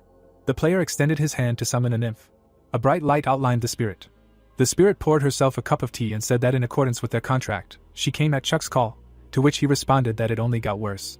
The spirit floated next to the player and stated that as expected, they had noticed and that she had learned the etiquette of noble and elegant behavior, to which the protagonist said that such things were not worth learning, and Chuck's character asked what the current state of affairs was on the continent of Arcana. The nymph placed her hand on her heart and stated that, unfortunately, she was not able to learn much, but added that near the mechanical tower of Quirenberg, which they activated, dwarves had gathered in their airships, fighting demons. Green beams were emanating from the tower. Chuck and the avatar stood up in surprise and asked the spirit about the dwarves. The nymph continued to float in the air and said that yes, they seemed to have sensed the activation of the tower and mobilized their forces, due to which the demons were suffering heavy losses. The player rested his forehead on his fingers and said that he wanted to go there right now and go straight to the continent. Chuck stood next to him and noted the player's sense of responsibility as a demon hunter. He imitated his pose and added that this time he agreed with his character. The guy stretched a sly smile from ear to ear and added that he would be able to profit from all the earned experience points and fame himself. Notifications appeared that said that the mechanical fortress had received experience points and fame, as well as the issuance of rights to receive experience points and fame. The player crossed his arms and asked the nymph about the Church of the Goddess. From behind, Chuck demanded that he immediately go to Arcana to earn experience and meet the dwarves. The spirit put her hand on her chest and replied that nothing had been heard about the church. The protagonist stood behind the player and noticed that such a large organization as the Church of the Goddess had disappeared, and there was not a word about this event in Arcana. The character stood up, and the nymph said that here was all the information that she managed to collect and asked for further instructions, to which the player asked to take him to the end of the rift, to which the fairy obediently agreed. The character adjusted his tie and said that the information gathering was finished, and offered to quickly sort everything out and return, and Chuck silently assumed who the boss of this rift should be. Blood gushed from the warrior's mouth. The mind boss struck. The servant ran up to Lance and told him that this boss was too strong and they should think about retreating, to which he refused. Jessie held her hat. The ribbon in the guildmaster's hair fluttered in the wind. He realized that in connection with Jessie's departure from the Shining Ones, they were obliged to conquer this rift and soar in the guild rating. The leader swung his sword and commanded not a step back and only forward, despite the risk of possible death. The mind boss stood before the warriors. Lance added that no matter what happened, they must overcome this iron beast. Chuck crossed his arms and called the boss nonsense. In front of the boss stood Chuck and his avatar. The monster's eyes glowed a bright blue. He called the player a noble soul with endless potential, which he had been waiting for. Chuck and the player looked up. The boss stood before them and asked to raise him to the heights that they would one day reach. The character opened his palm to cast the spell. Ghost iron appeared in his hand. Chuck turned his head to the ingot and said that it turned out that this ore was the true form of the Iron Giant, and added that he expected more, to which the player replied that ghost iron is a material for making ego swords, endowed with self-awareness. Steam came out of the monster's mouth. Chuck added that according to some people, ghost iron manifests itself in the form of an iron giant to test challengers. The player held the sword in his hand and added that if the story was true, there was no need to fight the giants. It was enough to just demonstrate the blade's strong aura. The sword was enveloped in aura, and the character concluded that the story about the secret method of obtaining ghost metal was true. The sword evaporated. The protagonist replied that it was good that it happened anyway, because there was little mana, and they could have lost if they had to fight. The character said that there was no one who could defeat him. Notifications appeared in front of them, which said that the heroes cleared the rift, and it was closing. 3 players appeared from the portal. Claire took off her hood and said that it was indicated that the rift was passed, and she had just finished collecting herbs and was going to find the Archmage, and also asked about the success of his affairs, to which Chuck replied that everything went well and he got a decent catch. Lance stood next to them with his servants. He shouted that it seemed that Chuck had also conquered the mantra mine. He threw up his hands and added that he was sorry. But his guild finished the rift first, and the protagonist noted that he seemed to be a little late while collecting ghost ivy and iron. A crowd of journalists rushed past and shouted the player's name. The guild master said that this time his guild would be in the spotlight. Lance fell to his knees. The journalists began to ask Chuck about the past battle. Microphones appeared in front of the character. Chuck thought that he felt a little sorry for Lance and added that there were more reporters today than usual. The crowd congratulated him on clearing the rift, and asked if it was true that he personally gave the order to resolve the current incident with Muon. Chuck opened his mouth in surprise and shouted what they were even talking about. A crowd gathered near the entrance to Muon. The paladin's hand was immobilized. He asked what was going on here and added that the knights of Muon, who had even taken him in with hostility, bowed their heads. A guy in a robe appeared in front of the warrior. The knight bowed his head and asked for forgiveness for not recognizing the venerable figure and allowing themselves to be rude. The guy took off his hood and asked them to raise their heads, because they should not show respect to him. The magician bared his face and added that respect should be shown to the supreme magician named Chuck. The latter grabbed his head and did not understand what the guy was doing here. John asks everyone to raise their heads, because the one they should show respect to is not him. He shows his face and notes that it is not him, but the supreme magician Chuck. The knight looks and asks if he can name the reason for his visit, to which he receives in response that if the one in front of him is truly a follower of the Church of the Goddess and adheres to the ideals of altruism, then there should be no reason to close the gates in front of him. The brunette crossed his arms and asked if he thought it was a bit strange on his part, so the Tower of Mages requested a personal meeting between the High Mage and the Saint. John looked down and thought that it was obvious to him that this situation was suspicious, because Mr. Chuck was able to recognize a demon, so as soon as he met the Saint, he imagined the goddess and realized that after the meeting, the whole truth about the church would be revealed. In the church, someone said that she was deep inside the temple and someone asked him to enter. Talon was kneeling, saying that he was greeting the saint. He was horrified to hear that she was asking him to get up. She looked at him and asked why he had gone against her orders and opened the gate, to which he asked her forgiveness. He justified himself by saying that a wizard from the Tower of Mages had arrived and that they were capable of destroying their sanctuary with one gesture. She listened silently to what the wizard told him, that he simply wanted to talk to him, and that was why he had first decided to meet him halfway and assess the situation. Talon was taken aback as she summed up that he was telling her with all this that his faith had wavered, to which he denied that this was the case and tried to justify himself. He was horrified. The goddess cursed him, saying that she understood everything because their temple had suddenly moved to lands unfamiliar to them and that he must be confused too. Talon clutches his head and the goddess orders him to listen carefully from now on to what the goddess is telling him, to which he replies that the goddess is telling him that there are only vile bastards in the mage's bathhouse. Talon screams in horror and relays the goddess's words and that this is good and that they should open the gates of the church for them and simply spread the goddess's glory throughout this world so that even those dogs from the tower will not dare to oppose them. Talon is mad and screams in praise of his goddess. The goddess looks at him and continues that he is behaving as expected and that he is her most faithful servant. The plot moves to the main gate. The guy happily records a video in which he greets the viewers and notes that he is now in the church that everyone is talking about now and continues that the wizard from the Tower of Magicians talked about Mr. Chuck because he can appear here at any moment, and then reads the comments. The guy films the church building and suggests that until then they just get to know the building and that he heard that people say that there is a saint in the main temple, but civilians are not allowed to her, and that he will show them something else instead of the sanctuary. The guy points to the fountain and explains that it is called the miracle of the goddess, and that rejuvenating water circulates in it. The guy looks at the camera happily, and says that he will go and taste this water. He shows Chuck on the screen behind him and says that if something happens to him after he drinks, then all the profits from his channel should go to his mother and Mr. Chuck. People run after the blonde and shout his name. Chuck frowns and realizes that a crowd has gathered here and that they have opened the fortress to them completely, although they had previously kept them in a castle and that this most likely means something. John notes with displeasure that the saint is very savvy in politics. He imagines a drop and explains that people call it a miracle of the goddess, and people even say that this water rejuvenates, and that this is how they gain their followers. Dark Chuck turns around with displeasure and continues that exactly as John told him, they suddenly change their attitude and assumes that they gathered a crowd only to convert everyone to their faith. He feels a dark aura and thinks that no matter how he looks at it, everything looks too suspicious. Chuck frowns at the man who pulled out a sword. Talon looks at him with displeasure, saying that further on is the main temple in which their saint is located and that no one is allowed to enter there. Chuck looks at him and notes his strange feeling. Chuck angrily notes that everyone around is an idiot, and that everything is clear as day. He sees a huge cloud of energy on the temple and a sign that his natural enemy skill was activated, and he himself notes that it turns out that the saint is actually a demon. The blonde snaps his fingers and asks them to look at everything with their own eyes. His screen cracked while a sign popped up saying that all anomalous effects were removed. The knights grab their heads in indignation at what is happening and that their heads hurt, and someone from the side notes that this is enough. She stands behind the knights and asks who told him that such a thing is allowed. Talon is perplexed by the fact that his saint came out, and complains to her about a headache with a question about what is happening.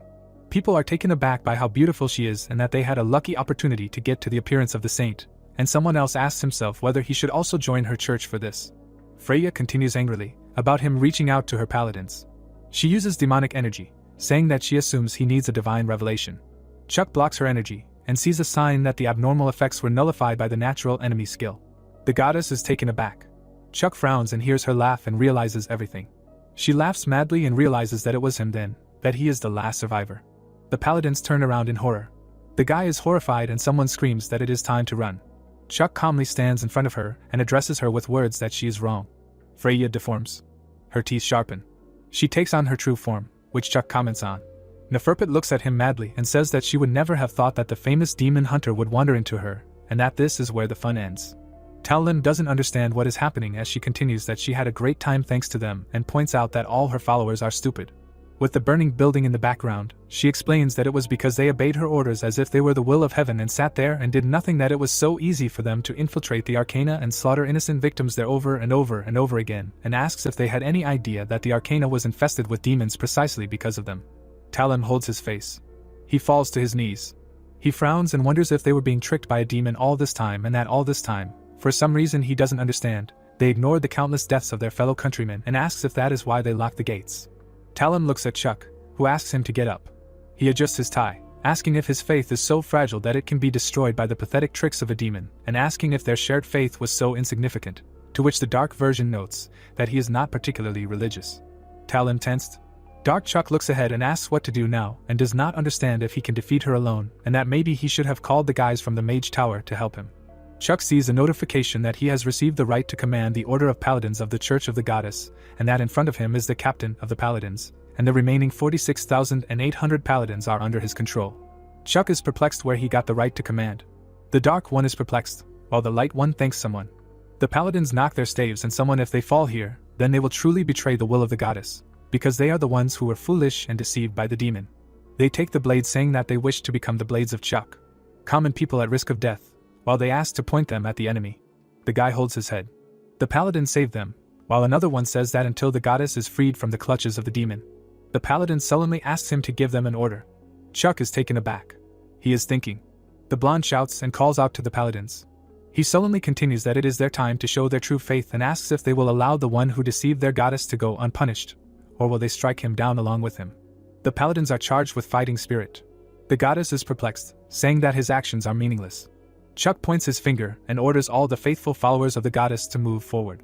They go on the attack, while he continues that they are given the order to strike the demon and raise their pride to the skies. The man with glasses is broadcasting an emergency broadcast and notes that he will be giving viewers breaking news that a high-ranking demon has appeared in the church.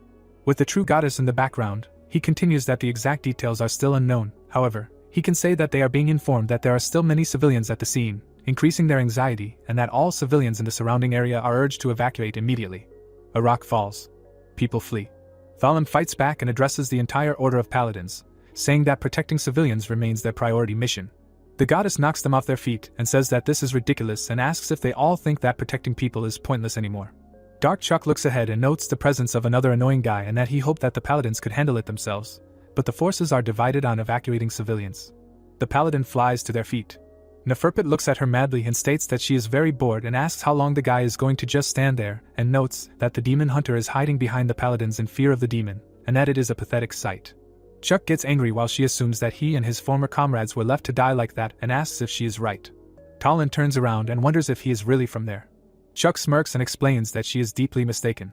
Chuck filled the sword with energy and continues that he only gave the paladins, who are repenting for the mistakes of the past, a chance to show their pride. The paladins look at him in bewilderment, and he thinks that he gave them a chance to rise again. The demon attacks him and notes that he is impudent. Talon dodges and asks for a retreat. Neferpit shouts her true name to the entire territory, and that she has built her power on the influence of the church and cannot be defeated.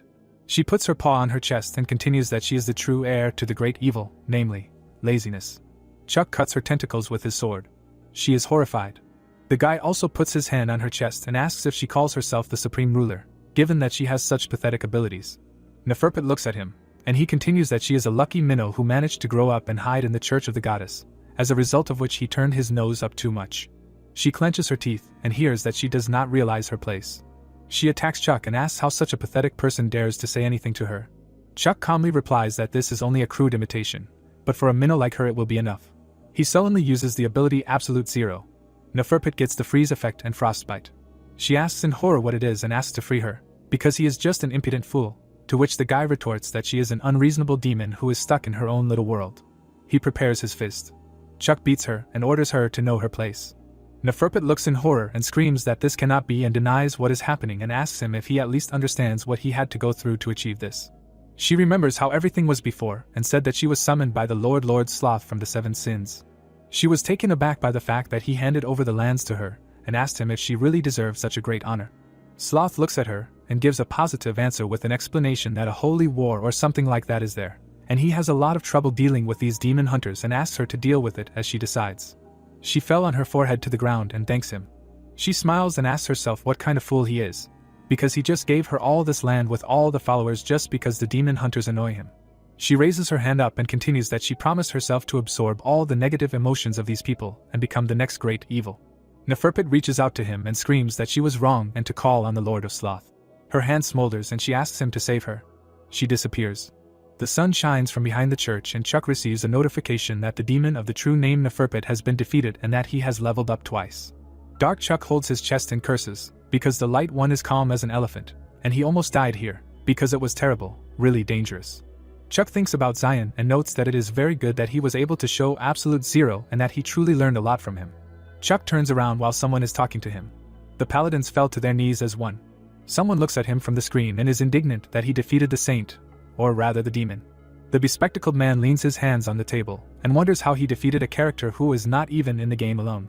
He looks in horror and continues that it could have become a real nightmare, but Chuck saved them. The guy cries on the live broadcast and asks if everyone saw that Chuck defeated the demon. Chuck looks at the crowd with displeasure, who is arguing for a place to take him down. Talon looks at him, and he sums up what about the rest. He offers to talk to him in the sanctuary, to which he retorts that it was destroyed during the demon's rampage. Chuck looks at the stones and says the word restoration. The paladin captain is taken aback. The church has rebuilt itself, and he thinks that the destroyed sanctuary was instantly restored to its original state. Chuck goes there, and he wonders what kind of power this man has, and the guy himself suggests discussing everything over a cup of tea, because judging by everything that happened, they will have a long conversation. The paladins look at him and shout that they thank him for saving the sanctuary. The plot moves inside the sanctuary. Against the background of tea, Chuck receives notifications that his mana has been partially restored. Chuck looks at him and says that does this mean that the reason why their sanctuary did not participate in the holy war is because of the demon, to which he receives a positive answer. Talon looks down and explains what happened during the holy war. He remembers that she gave him the order to retreat, to which he retorted that Akshan is still fighting, and she clarified whether she does not oppose the holy word. Freya then looked at him and notes that this is his new revelation. Against the background of the army, she declares that the church will completely remove itself from the war. Dark Chuck leans on his hand and notes that most likely the situation was the same as with the Tower of Magicians, namely, when the higher-ups say to leave, then there is not much choice left, to which the Light One replies that he understands his situation and that Akshan held only to his pride until the very end. Talon clenches his fists and asks for forgiveness. He frowns and declares that from now on the church promises to fulfill the promise that they gave to Akshan and asks if he will allow them to join the holy war. Chuck looks at him and notes that if he wants this and asks him to bring the miracle of the goddess. Chuck explains that at the source of the fountain a rare herb grows called Arya moss. Against the background of the goddess, he continues that under the influence of this herb the true form of the so-called miracle is hidden, and the demon took advantage of this to deceive people and thereby expand his influence. Talon is taken aback while he says that protecting believers from such deception is also a knight's duty, to which he notes that he even thought about it. Talon immediately runs, saying that he will bring it to him right now. Against the background of a card with a pentagram of pure knowledge, he continues that they received knowledge about the herb when they simply looked at the fountain and that this pentagram of knowledge is a very useful thing and notes that they will deliver it to him. It will be possible to use it in research, to which the Dark One asks him again. The Dark One notes that he will give it to his mother for her birthday and asks again about the rejuvenating water, because it will be an ideal gift from a good son. Light Chuck drinks tea while he continues that everyone is nagging him so that he is not a gift, but this time everything will be different. The leaflet flew in the window. Chuck sullenly notes that in front of him is a letter from the Tower of Magicians. He reads that an urgent matter has arisen and the question is whether he can return to the tower. Chuck cries and begins the story. He looks ahead and realizes that this is the hardest thing he has encountered in such a long time. He follows the fair-haired man and begs him to stop. Dark Chuck insists that they will not be able to rewind this. He calls out to him. The fair-haired man gives the spirit a name, and from now on everyone will call her that and nothing else. Chuck sees notifications that the name of the spirit of the Four Seasons leaf has been imprinted, and that the spirit's rank has been raised to unique, and that the name of the unique spirit has sounded throughout the spirit world. The guy is holding a fairy in his arms. She looks at him and notices this overwhelming power, and that he gave her an elegant name, and that she is very grateful to him. Dark Chuck experiences Spanish shame. The plot is transferred a few hours ago to the Tower of Magicians. Chuck sits at the table and clarifies about the name for the spirit, while thinking that he heard from his spirit that they made a contract with a nameless nymph, and the Dark One is indignant that spirits do not seem to know what a secret is. Fayan chews a donut and explains that after receiving a name, spirits rise in rank and that he heard that his spirit is able to germinate the seed of the world tree and that since she is capable of such a thing, she will most likely become a unique spirit, whose rank goes beyond the normal hierarchy. Light frowns, while Dark hears that he thought that he should have told him about it as soon as possible, and the second thinks that this is understandable, and then they should name her something. Dark is taken aback and asks to wait. He thinks about the evil child and thinks that he came up with Romeo in the midst of the period when he was overcome by 8th grader syndrome, and that this means that he can come up with a name even worse than he did then. Dark Chuck pulls out his hair and realizes that he knew it would be like this. He bangs his head against the tree and screams that this is too pompous and too long, and that now everyone in the spirit world will know that the leaf of the Four Seasons is his spirit, while the Light One clarifies with the nymph what the situation is in the arcana. She puts her hand on her chest and notes that everything is as she said last time, that the mechanical tower he activated did a lot of work. She imagines it and explains that all because she is constantly fighting off demons. The nymph introduces the family and continues that the inhabitants of the nearby regions are currently enjoying their safety. The spirit mentions the moment the world tree appeared and that from that moment the arcana changes and that these are all the fruits of his labor. She looks sadly and notes that the demons have begun to actively resist. She thinks about the 3 demon kings who have begun to act. The Dark One is taken aback. He imagines them and asks if they will be 3 monsters like Decoravius in the permafrost, and that this indicates the release of the next update. Against the background of the city, he continues that if he judges by this, then they will meet as many as 3 rifts with demon kings on the ground. The Light One goes and says that he understands everything.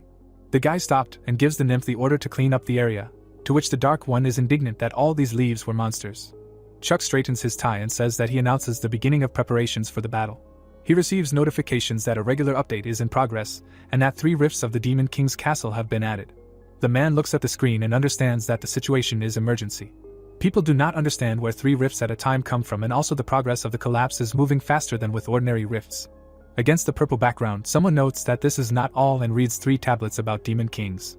The man is indignant that their difficulty level is completely absurd.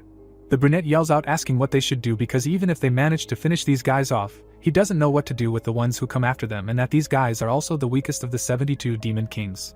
The fair-haired guy frowns. The Four Eyes guy calls him over while he notes that the Arcana updates have become too different from what was expected. The Four Eyes guy is horrified when he says that the only solution available to them is Chuck, to which he retorts that even he can't just take care of 3 rifts like that. The chief looks straight at him and interrupts, saying that they have to do everything so that he can do it. They look at the screen. The Four Eyes guy yells out asking how he could have just sent all the information about the demons to the Chuck player, and that giving information to just one player is against the rules of the game, to which he replies that he takes full responsibility for it. He looks at him and explains that the Earth is at stake and asks if he thinks he should be concerned about fairness right now. Both guys are taken aback. The boss asks him to save them, worried, then corrects himself and asks them to save humanity. The sun is shining from behind a tree. Chuck looks at his phone and is happy about such details, because it should come in handy. He exhales and realizes that he needs to push himself. The guy went for a run and the voice says that some time ago, the player Chuck resolved the incident at the church. The guy listens in his headphones that thanks to this, the locals were able to return to their everyday peaceful life. He pulls himself up and the voice continues that, however, the update of the Demon King's castle again makes humanity feel anxious.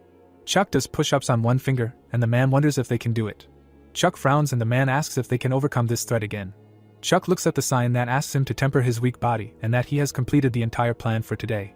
The dark version understands that they raised their stats as much as they could, to which he calls up his status window. He reads his stats. The Dark One thinks about his 390th level and that with reaching high levels the next ones are not gained as quickly as before, and that he not only gained experience, so he has what he has. The Light One pulls on his snow-white wings. He puts on a ring that the system evaluates as a symbol of a hurricane. Chuck looks ahead and understands that he is ready. The Light One is calm and thinks about time. He goes to the doors and understands that it is time to start. Owls are flying over the permafrost. People look up. An owl flies over the barbarian. Kate flies in the door. She reads a letter that in order to prevent another disaster like the permafrost. Larry caught an owl on the archipelago. He reads a letter that for each of them he has prepared a place and a role. There is also a letter in the Tower of Magicians. John turns around. The owl has spilled feathers. He asks them in the name of retribution to leave the tower and prepare for battle.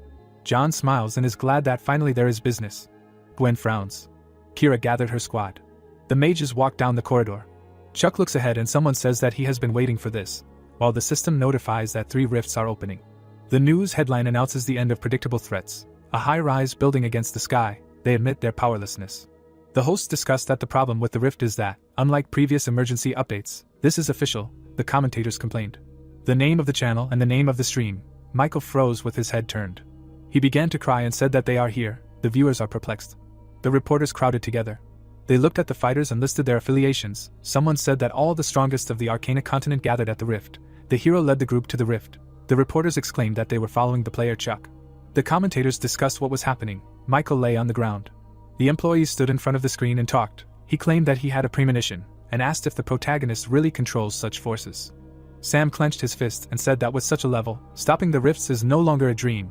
Haim thought that even more and perhaps Chuck is planning something more large-scale. The shoe stepped on the ground. Romeo said that from now on, they will crush the demons according to all the rules. Granfell stood in a suit. Chuck thought that this would happen right now. The rift, the castle stood on a cliff. The system reported that this is the castle of the Demon King Rhythm. It brought a table with a list of participants. Demons died screaming. The characters fought the enemies together. The 67th rank Demon King Albert stood with a stump. He asked why the mages from the tower were here. Alex stood opposite his partner and said that he knew it before, but senior mages are definitely not people. His comrade clarified that their employer is even higher in rank than them, being a senior, and said that now he understands the commander's decision. Matthew stood next to the tower mage. He said that he had not cast magic so freely for a long time, and asked what now. He clarified whether they would go to help the next rift. The dark mage told William not to rush. He replied that he understood. Location: Demon King's Castle Debauchery. Larry and Oliver exterminated demons. The system made a list of participants. The senior tower mages killed the 66th ranked Demon King Kale. Larry shouted that they should not dare steal his loot. Oliver wiped his face and thought about Mr. Chuck. He thought that after this battle the hero would remain in the memory of the demons of Arcana. The enemy was on his knees. The commander reasoned that the very existence of the protagonist would support the peace. But it was worth only one stumble and everything could fall apart. The emperor looked out the window. The knight noted that this was the same burden that his majesty once bore. Oliver closed his eyes and said that no matter how much he tried to imagine it, he could not, that this burden could break him. The commander turned to the protagonist standing in front of him and said that defeating demons is a given, but crushing them, he asked why he emphasized it so much. T turned around and replied that it was necessary, a warning and a declaration of war. Lightning, location: Demon King's Castle Hunt. The system reported a list of participants.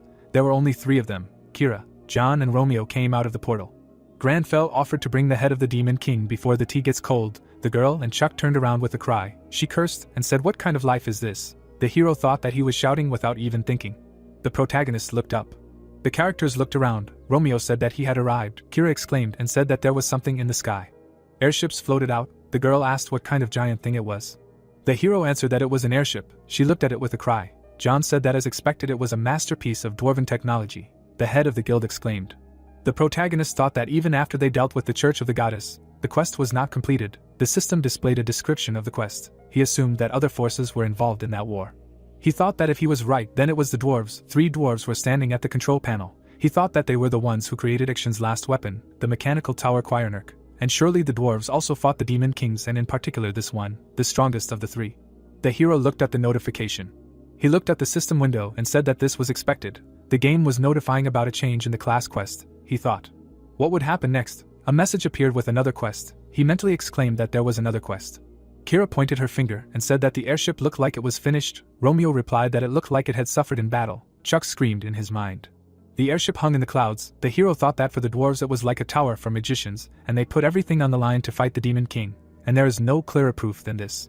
The protagonist asked if he had forgotten about the old contract and clicked on the system window that notified him of the faction selection. He said that he would no longer doubt their pride. The game notified him of the transition to a hostile faction for the Demon King Phoebus. The hero looked down. The demons were approaching along the wall. John and Kira rushed to attack. He said that they had appeared and he would clear the way for his partners. The girl said that she was seeing the demon general for the first time. The magician extended his hand and killed the enemies. The killer used threads to attack. The hero looked at the horde and thought that the enemy was watching them somewhere among these small fish. He thought that he felt the presence of the Demon King. The system notified him of the skill activation. The protagonist took out an item. The game reported the item selected as an offering, the activation of the exorcism ritual and the summoning of the Demon King Phoebus through the ritual. A few hours ago, the Tower of Magicians, the Garnet Hall. The hero entered the hall. The girl said that he was the last one. The protagonist thought that this is what the Garnet Hall is like, where the most powerful magic tools of the tower are stored. He thought that the magicians always delivered everything that he asked for to his laboratory. Romeo put his hand in his pocket. The magician hoped that there would be a tool that would suit his keen eye. Chuck studied the Journal of Loans of Magic Tools. He thought that all his acquaintances took incredible items from here. He mentally listed the tools he had taken. Chuck studied the list and asked if there was anything interesting left. Romeo took the thing and said that he would take this. The girl asked if this would really be enough. The hero thought that it was enough. Chuck thought that everything else was above his level and began to cry. He was level 390. Granfell pressed his hand to his chest. The Demon King sat on a branch and asked if he was a demon hunter. He said that he admired his courage to summon him through a ritual.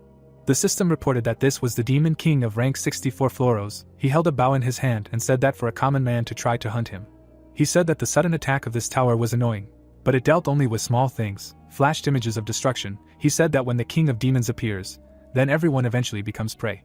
The demon grinned and said that now he will show who is the real hunter here. The hero looked at the king and turned to him. He frowned and said that he was ugly and talkative. The enemy smirked and insulted the opponent. He pulled the bowstring and said that the protagonist would regret going out in front of him alone. The hero looked at the enemy and thought about the explosive arrow. He jumped up and thought that he realized how stupid it looked. He thought that for this reason he brought all the buffs and enhancements he could find. The ring lit up. The system showed the description of the item. The protagonist raised his hand and thought about increasing the destructive power of spells. He thought that elemental magic was already loaded and he could skip the cast. The game showed the description of the item. He finished the thought with an increase in aesthetics from a unique item. The system showed the characteristics. The demon looked up and asked what it was. The hero thought that the mana was leaving too quickly. Romeo hung over the enemy and said that the lower demon, who calls himself a king, should take on the burden of his arrogant impudence. The item fluttered. Chuck thought that Granfell would not flinch before the demon, and that he had brewed and drunk all the miracle herbs he could find. System notifications rained down. The game reported the number of stored spells. The hero extended his hand and thought that he would now use all 100 spells on him. Wings appeared behind the protagonist. Chuck thought about the warning, the declaration of war and the reason he had not told anyone, namely the mourning for Elder Luke. The mages were standing in front of the grave. The nobleman was walking towards the door. The hero thought that Granfell was the last of his kind, now serving the Tower of Mages, and one of its members was killed by a demon. He frowned and thought that knowing what that death cost, his pride would not allow him to tolerate it. Spells rushed forward. They merged together when Romeo said that his opponent did not understand something. The Demon King trembled. He said that he had never heard of such a demon hunter, and groaned. The character said that this was not a hunt, but annihilation. He raised his palm. The enemy grimaced and screamed. The explosion shone with the colors of the elements. System alerts rained down from everywhere. The Demon King was dying. He was dissolving in light. John and Kira watched. She cursed and said that their employer was truly crazy, and that they couldn't withstand such a storm. The magician looked ahead and said that, as expected, he was calm with the hero and could not worry about the rear. The system reported the completion of the quest and the clearing of the rift. The airship hung in the sky. The location was an iron castle. The gears were turning. Kurt was called and told that the repair was complete and they could re-enter the battle. The dwarf looked away and replied that this was excellent work, and ordered to take the iron castle out of the storm front. It was Kurt, the dwarf chieftain. He was killed. The pilot was at the helm. He said to look down and that something was happening there. The building was collapsing. The dwarf said that the Demon King's castle was collapsing. The characters looked at the pilot and asked again. Kurt ran. His subordinates reported. He stood at the helm and said that this could not be, because he was the only one who could defeat the Demon King. He saw the hero standing and exclaimed that it was really him. The story said that it was not an elf who defeated the dwarf king, strong and invincible as a mountain, and not a dragon, but just a demon, a monster hanging behind the ruler. The demon whispered in his ear that people were afraid of the skill of the dwarves and secretly envied him. and their character was rotten. He asked if he knew what else he saw. Subordinates stood in front of the king. The dwarf asked not to listen to the demon's tales. The ruler ordered him to shut up and said that rumors from the outer continents are rare and one should not miss the chance. The mighty mountain quickly dried up from anger. The king sat on the throne. The hand controlled him, and only the demon's puppet remained. The eyes of the ruler smiled. He laughed. He said that betrayal is a very convenient crime and you can kill anyone that he does not like. The subordinates trembled. The story said that then a demon hunter appeared in front of them. The figure walked forward. The demon was dying and exclaimed that he was from Action and cursed. The hunter destroyed the demon and returned the king to his true identity. The ruler put his hand to his head. Since then, the dwarves made an alliance with Action, a handshake. They built mechanical towers across the continent to preserve his legacy. The tower stood near the settlement. But when the Holy War began, news reached the dwarves that Action was extinct. The dwarves discussed what happened to Action. The dwarves asked if he could tell who was human and who was demon. The doors closed, and so the dwarves disappeared again. Kurt looked at the hero looking back and said that the demon hunter was caught. He smiled, and said that he was a survivor of Action. Romeo looked up. Chuck wiped his mouth and thought that as soon as he looked at the airship, his mouth would start to water. The partners stood behind the hero. Kira asked if he knew them and said that he was being teleported now and that he seriously wanted to part ways so easily. Chuck thought that of course he didn't want to, but the leg moved. The hero said that everything was fine and he had already arranged everything. The protagonist was shaking and said that it was time to go back. Chuck thought that his mana was completely at zero. The location of the game company. A rift and system messages hung on the screen. Sam asked the elder what he was even seeing now. Hein grabbed his partner by the cheek. He said that at least this was not a dream. The worker said that if at least one of them had collapsed, the earth would have come to an end, and even with the support of the tower. How did they do it so quickly? The article title said that the Demon King's castle was cleared in 10 minutes. Hein exclaimed that the three of them had dealt with him. Sam cried and said that he thought they were finished and the director was right and Chuck was their salvation. Sam replied that the hero acted as if he knew everything in advance. The workers rejoiced. The director adjusted his glasses, called the protagonist's name, and said that they had underestimated him all this time. The location of Arcana. An airship was floating in the sky. The dwarves bowed to the spirit. They said that she was the messenger of the demon hunter, and were surprised that who would have thought that the last survivor of Action was an ordinary adventurer. They asked what he said. The nymph put her hand to her chest and said that the master sees all destinies and if the time and place coincide, then they will soon meet him with him. The dwarves exclaimed. The fist clenched. Kurt thought that the hero had single-handedly defeated the Demon King and was commanding noble spirits. He decided that this was a man who could neither be judged nor appreciated. He looked out the window and said that thanks to the protagonist's actions, the current on the continent of Arcana had changed dramatically, and when they met again, he wanted to personally tell him about their victory. But this news had reached the real world earlier. The headlines of the articles were full of names. The hosts were sitting at the table. They were discussing the situation with the demons. Mike looked back and asked again why the demons had disappeared from the rifts. He replied that it was thanks to Chuck. After the death of the Demon Kings, Arcana went on the offensive and began to win. A domino effect appeared, and now demons do not appear in the rifts of the real world either. The location is a bear's den. The strokes of blows raised dust. The attack killed the monster. Jack stood in front of the corpse and thought that without demons there was no need to be afraid of debuffs and it became much easier to level up. He said that this was Mr. Chuck's actions again.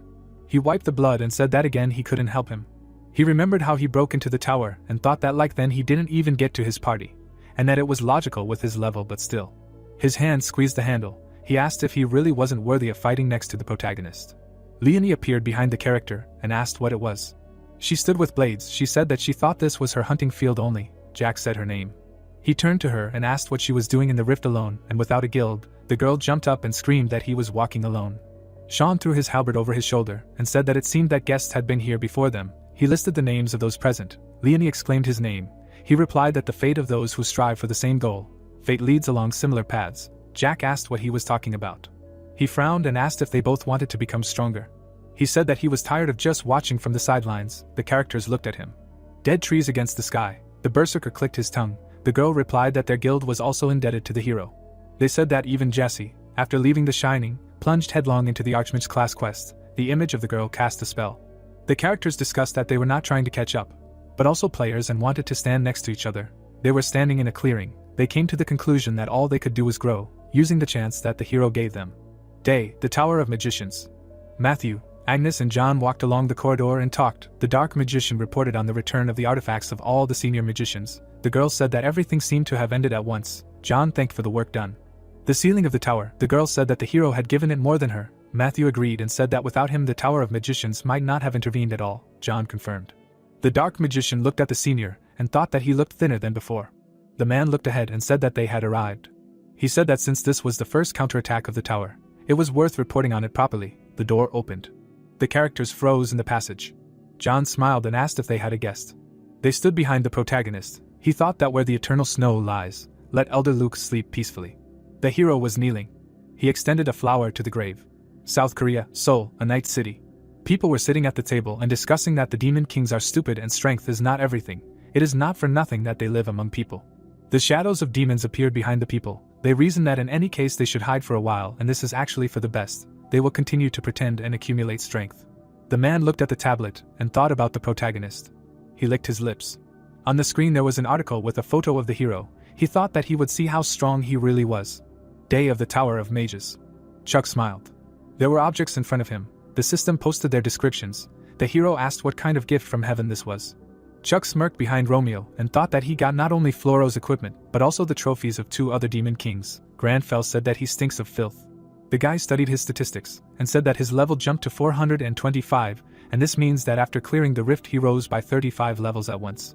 He studied the characteristics and thought that he pumped up significantly. But considering that he killed the demon king, it was somehow not enough, and as soon as he removed the item, the aesthetics dropped again. He concluded that he was as far from the top as the moon. The hero drank tea and said that it was high time to lay the foundation for growth. A rare herb is one of them. The system reported an increase in magic.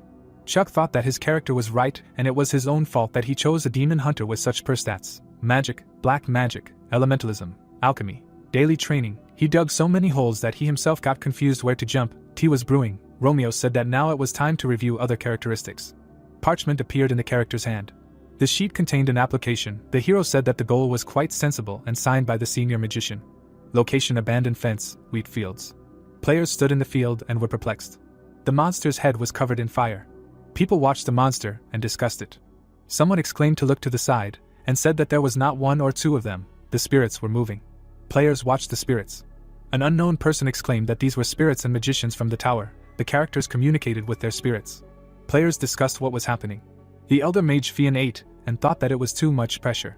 She chewed and thought that the application approval was good, but didn't the entire elementalist school appear too pretentious from the outside? She looked away. She looked at the standing hero and thought that he always worked in such an environment. Romeo frowned and ordered his spirit to appear. Chuck thought that he should not call her by her full name. The unique spirit began to appear. The surrounding people began to be surprised. The nymph greeted the hero and asked if he called her. Someone said that her face was exactly like the hero's. Chuck grimaced and thought that they should stop already. The protagonist looked at his ward and asked if she conveyed what he asked for. She answered in the affirmative and added that she had a message for the master from the leader of the dwarves. They thanked for not forgetting the oath and restarting the mechanism. They undertake to pay for Action's mercy. The dwarves stood against the background of the airship. The spirit reported that the tree of the world has a beneficial effect on all living things, and across the continent there is a surge of power, a temporary retreat of the demonic. Pictures of a flowering tree and fighting people flashed. The hero thought that this means the continuation of the battle between the dwarves and Arcana. The nymph bowed and said that it was all thanks to the master. Chuck stood behind Romeo and thought about the rumors that the demons had disappeared in the last rift. He reasoned that it seemed that the cleansing of the Demon King's castle also affected the situation, but Arcana had also suffered considerable losses. Romeo straightened his tie and said that this was unbearable. He stood in the field and said that first they need to figure out why he was here at all. Chuck thought that he was right and it was worth checking first if all these dug wells were working, and then a way to help would be found. The location is the zone behind the Tetprint fence, a structure in front of the field. Michael smiled and said that this was a jackpot. He said that the audience would not believe it, but then Mr. Chuck himself appeared. He watched the hero and said that with his level, he definitely did not come for farming, and he wondered for what kind of large-scale action he was planning to enter the rift. He exclaimed that the hero was moving in that direction and they should follow. Reporters appeared at the location. Michael asked when so many people managed to gather here. He said that he would try not to interfere and would just follow the protagonist. His foot stepped on the ground, the roots crawled. The hero looked at the scarecrows. The monsters were watching the character. Chuck frowned. The aura nourished the blade. The protagonist cut the enemy. On the screen there was a picture of the defeated enemy. Mike exclaimed and said that the player used the style of his sword. The commentators discussed what happened. The hero looked back. Scarecrow attacked him. The guy used magic and aura. He cut the enemies, mentally listing the forces he used. He looked back at the nymph and thought about the summons. The spirit hit with magic. He thought that he could add the natural power of the subordinate to this. The roots immobilized the opponents. The protagonist cut the monsters and said that in general it was a good warm-up. He stood with his back to the corpses. The system announced the destruction of the Tetprint dummy. The hero looked at the nymph and said that nature is a truly powerful aspect and new perspectives are hidden in it. She replied that she would try even harder. He placed the sword of the nameless blacksmith in the inventory. The players watched the protagonist and discussed him with the commentators. Chuck turned around and wondered what was going on. He looked at his stats and thought that if it weren't for his name, he would have shown his stats a long time ago. He thought that he was ashamed and how to show it now. The hero walked across the field and thought that maybe he was trash outside of battles with demons, but now at least he wouldn't lose to monsters of his level, and it wasn't for nothing that he practiced repetitions and ate grass to strengthen himself. The hero said that when you turn overestimation into reality, it's no longer overestimation, and it was time to return to the tower. He looked at the drop. The players looked at the clouds and asked what it was. The spirit pressed himself against the summoner, who asked what was wrong with him. An aura appeared in the sky. The spirit noticed it. The spirit turned to the summoner with an exclamation about the aura. She looked up, cursed, and said that she felt it too. Feyan turned to the hero. He turned around. The girl ran to him and screamed that it was her mistake and that all the adventurers needed to be evacuated. The protagonist turned to her and thought that he was just about to return. He asked her to calm down and explain what happened. She tried to catch her breath and said that he also knew that spirits were entities associated with nature and usually people couldn't even see them. She explained what it was. The aura was gathering together. The shadow hung in the sky. The adventurers watched it. The voice of the fairies sounded that this shadow was not from their world. Michael asked what the hell it was. The dark spirit looked at the people. The girl looked up and said that the dark spirit was alien to this world, and it was impossible to establish contact with it. The hero frowned. The system reported the appearance of a monster. The host stood in front of the entrance to the rift. He greeted the viewers and said that Arcana today was with them, and today they were right in front of the Tetprint fence rift. The TV crew stood next to the rift and explained that this was the rift with the highest recommended level at the moment, and the guilds united by Heaven and Shining, which rank first and second, had already entered. The host noted that these two guilds had recently switched places, which had become a hot topic for discussion. He said that this was true and they should look at the situation with a drone. Lance raised his hand and commanded the armies to attack. The host explained that the Chinese guild had bypassed Shining and came in first place. He explained that the guild began to lose ground after Jesse left. The adventurers were fighting. The host noted that both guilds were very serious this time, and the tension could be felt even outside the rift. Sylvia looked up and asked what it was. She assumed it was a thunderstorm. Rox looked back. Lance and his subordinates looked at the sky and asked what was going on. He asked if the heavens were responding to the call of the Great One. She answered that it was unlikely. A notification appeared. The adventurers looked at the notifications. Rox looked at the message and asked if it was Chuck again. The hero looked at the dark spirit. They were opposite each other. Michael was filming what was happening and asked if the creature in front of the hero was really a dark spirit. He said that judging by the message about the appearance, it was at least a mob boss. He said that he did not know why, but an ominous alarm emanated from him. The tower mages looked at the enemy. Fian and the protagonist looked at the spirit. She asked him to move to a safe distance, because almost nothing is known about this spirit, and it is too dangerous. She said that it was different from other spirits from the very beginning. A dark spirit, a creature born from the thick darkness, an image of a treatise with a summoning. Ordinary people are not even able to establish contact with it.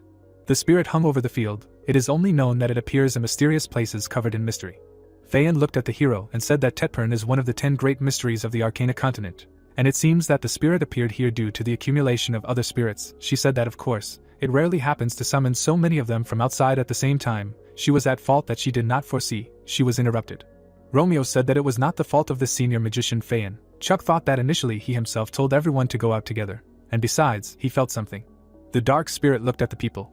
The hero asked the girl to continue the report, and asked if there was a possibility to establish contact. She shuddered and replied that the fact is that the dark spirit is an alien creature, and something equally alien is required to interact with it.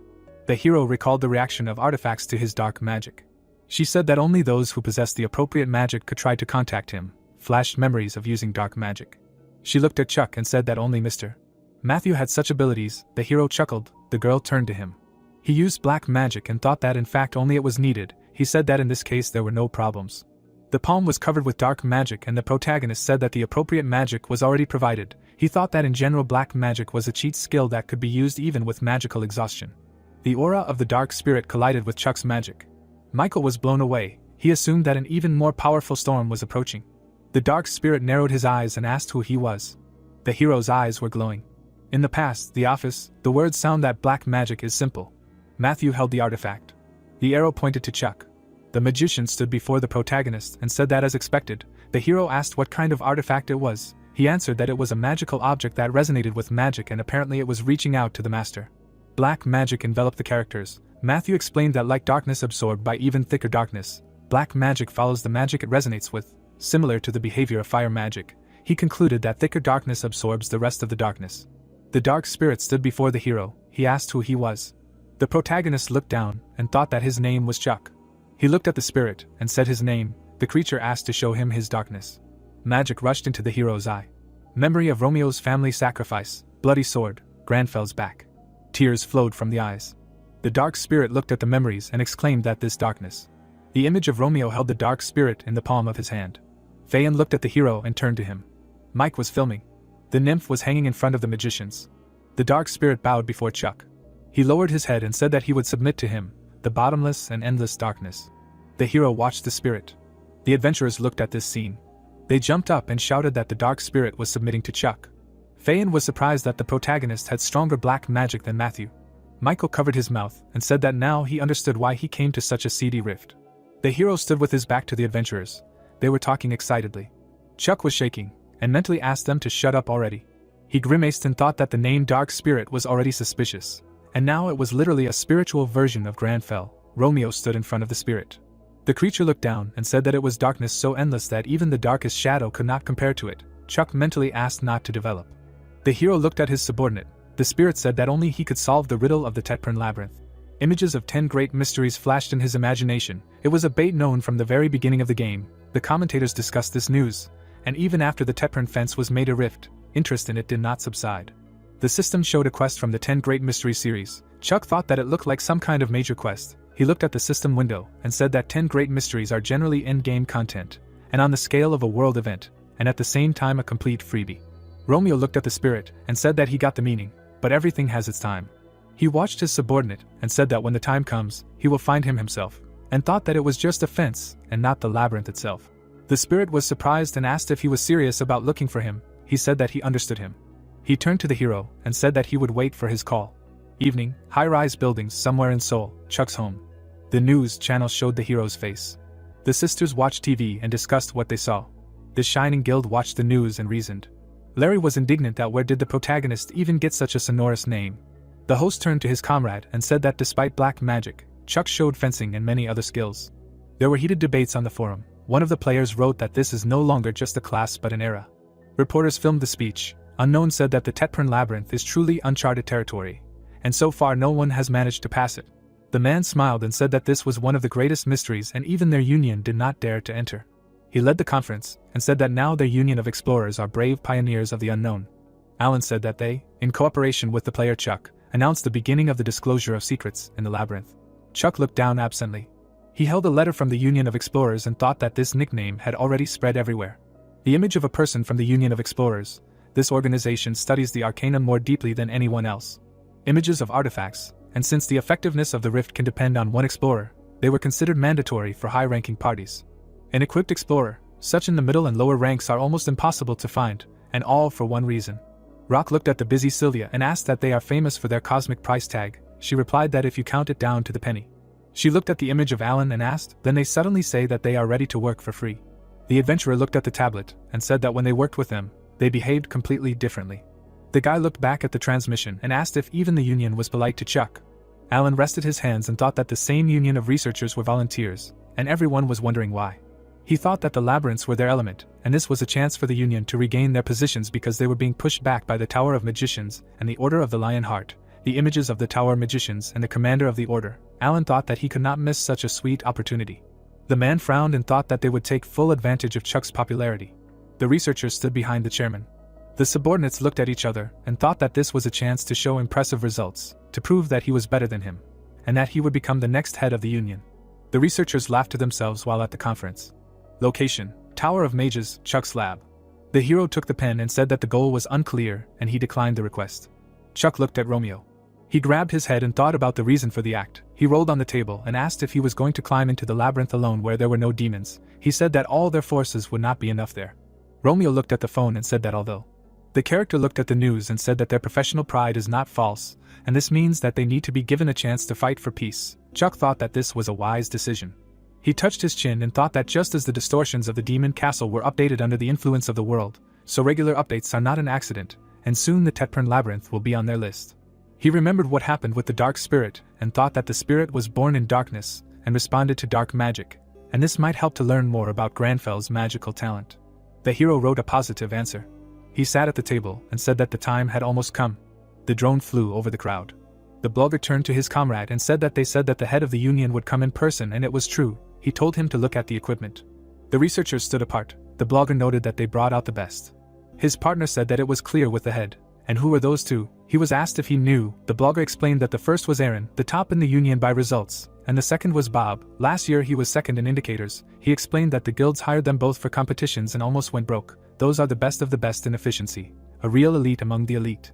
He said that such people made the first step to Chuck. The blogger looked back and said that they were coming. He shouted at his partner to come closer to catch at least a piece of the conversation. The hero approached the chairman, he exclaimed. Alan greeted the protagonist and introduced himself. He extended his hand. The hero replied that they would skip the formalities. He looked at his interlocutor and said that he should show their pride. Chuck thought that it was very hot and if they were to go, they should go faster. The man froze with his hand extended. The hero's eyes were shining. Alan thought that this piercing look radiated confidence of control. He decided that he was not as simple as he seemed. The system posted a description of the labyrinth. The rift formed. The characters entered it. Chuck thought that here it was, the very labyrinth, one of the 10 great mysteries. He thought that it would not be so empty here. Alan asked the hero to be careful. The leg activated the plate. The man's words that there could be traps ahead overtook the protagonist. A system window appeared in front of the guy. The stranger said that the fool who dared to enter the Tetpern labyrinth. There is no treasure or glory here, and if he does not want to die, then he should leave this place immediately. Chuck looked down and thought that he had activated something or other. The hero glanced down. He was standing in the middle of the hall. Alan said that this seemed to be a standard warning. Aaron said that nothing had happened. Chuck pursed his lips and thought that he was specifically scared. He thought that he considered this already a disaster. The protagonist looked at the man. He said that they would scout the territory. The hero replied that they should rely on him. He put his palm to the wall and thought that this feeling and energy came from behind the wall. An hour later, the traps were deactivated. Bob wiped his forehead and said that the disassembly was complete, and the traps here were not simple, and if there were more of them, then they would have a fun journey. Alan looked ahead and thought that they would not have time to disarm the traps before the rift began to collapse. But what is most important? The hero turned around. The man told him that in ordinary labyrinths there are always escape routes, and researchers, are looking for such a path to take trophies and leave. He added that it seems that they did not try to make an exit here. A strange aura appeared. Alan said that it seemed that the warning was serious, and this was not a labyrinth with treasures. He said that you can move forward disarming the traps, but it will take a lot of time, and what will happen at the end is unknown. In the center of the hall there was a sign. The hero thought about what this labyrinth hides. He decided that it was better to ask directly. The protagonist bowed his head and called the nymph with the dark spirit. The nymph bowed and said that she came at the call. The dark spirit appeared and said that he was waiting for the call. He called Chuck the source of death and despair, the cursed force that brings horror by its very existence. The guy looked at him and thought that it was too long. Alan asked what this was the spirit. He clarified what he said. Chuck thought that he would like to believe it. The protagonist turned to the dark spirit and ordered him to tell about the past of Tetpern. The spirit's eye flashed. He said that he was waiting for these words. He said that in ancient times the inhabitants of Tetpern voluntarily sacrificed themselves for the arcana. The blogger stood in the labyrinth. The warning sounded again. Michael asked if the others heard it. He said that he saw a labyrinth with such effects for the first time. The chat discussed the situation. The blogger said that he would explain everything now. He said that in this labyrinth everyone has different starting points, so for some time he will not be able to show Chuck and he hopes for understanding. The guy held a notebook. He smiled and said that although the starts are different, all paths lead deep and he will do everything to capture the actions of the hero. The maze shook. The blogger said that it was not his hands that were shaking, but some kind of vibration. He said that the maze was shaking. A hole appeared in the wall. The adventurers panicked. Zombies attacked the players. Michael recoiled. Screams were heard that monsters appeared out of nowhere. The enemy pushed the blogger away and told them to leave. They looked at the people and said that if they did not want to die, then let them leave. The residents looked ahead. The monster appeared suddenly. A toothy mouth appeared suddenly. The girl looked at the monster. Its body blocked the sun. From one look at its ominous blackness, everything inside was shrinking with fear. The fruit fell out of the basket. It hit the floor and broke. Everyone understood that if something awakens completely, the continent will fall, and they fought with all their might to stop it. People argued. They said that it was impossible to allow it to break out of Tetpern and fall on the continent. They assumed that this was the only way out, and in order to stop something, they had to sacrifice the bodies of all the inhabitants of Tetpern. In order to seal the one who cannot be awakened using forbidden magic, the souls of the inhabitants screamed in pain. Chuck looked down. He thought that the inhabitants themselves had become victims of black magic. This is the past of Tetpern. Magic has swallowed the city. That is why it became a mysterious, cursed labyrinth. The hero calmly said that the story is clear. He frowned and said about the creature that cannot be awakened and that it is time to end it. The system posted a quest.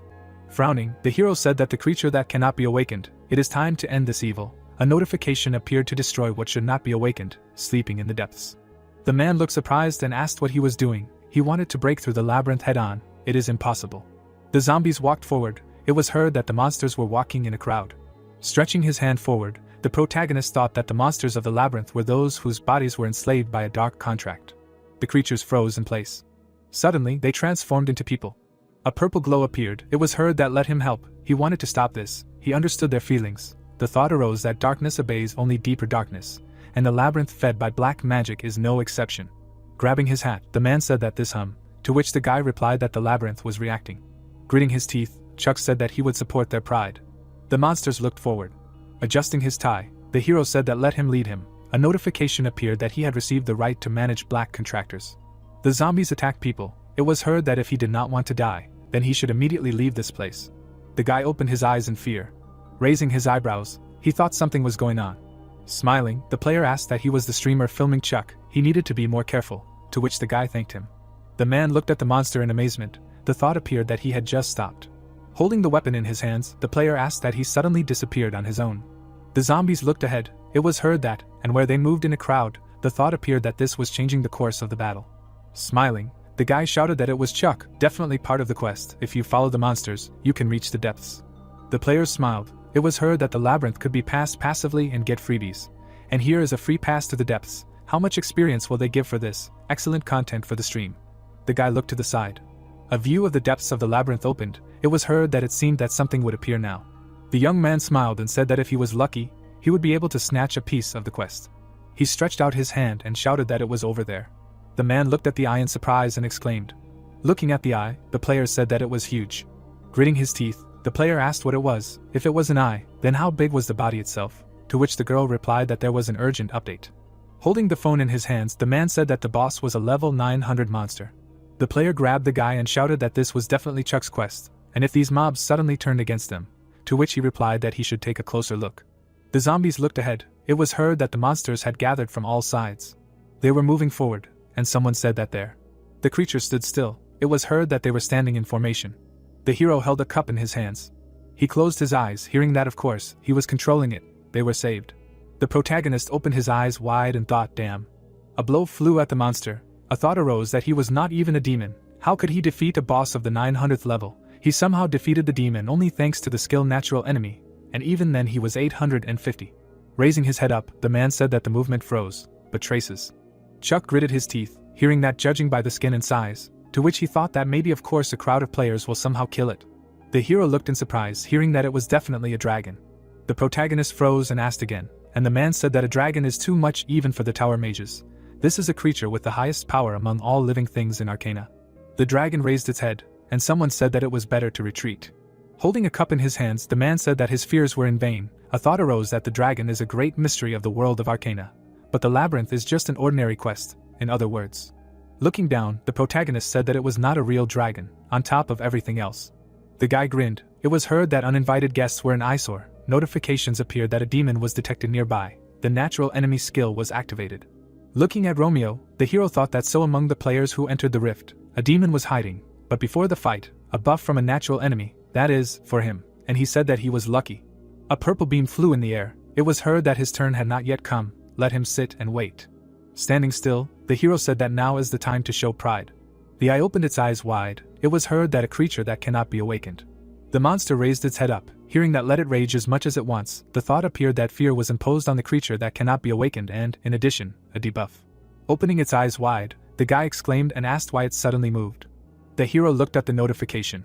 The monster stood still, listening to the fact that they also wanted to fight. He would not control them. Raising his finger up, the protagonist thought that he did not have the mana to control them, so let them do whatever they wanted. The creature raised its head up. It was heard that they should do as they please. The thought arose that if both the inhabitants of Tetpern and the players revolted. The monster kicked the ground. A notification appeared that the current status was awaiting orders. The demon raised its head up. The zombies opened their eyes in amazement. It was heard that the monsters were climbing on the boss. Looking at him, the guy shouted that they were fighting among themselves. What was going on? To which the girl replied that no matter what, they also needed to join, and the player added that but how to fight someone who crushes everything on Earth into mush. The creature opened its mouth wide. It was heard that this platform, he had seen this before on the stream. People attacked the monster. It was said that the same magic that Chuck used when the Knights of the Lionheart Order fought on the Yuzra archipelago. A glow appeared around the protagonist. Gritting his teeth, he said that if they wanted to support their pride, let him raise his weapon. The guy looked forward. The players jumped towards the monster. It was heard that exactly, they also need to do something. Standing idle is only a disgrace. The zombies stretched their hands forward. The young man swung his sword. The girl stretched her hand forward. The thought appeared that both the Archons and even the adventurers fight together. The man held a torch in his hands. Frowning, the hero said that he is the bearer of endless darkness. In response to his pride, he gives him all his power, let him accept it.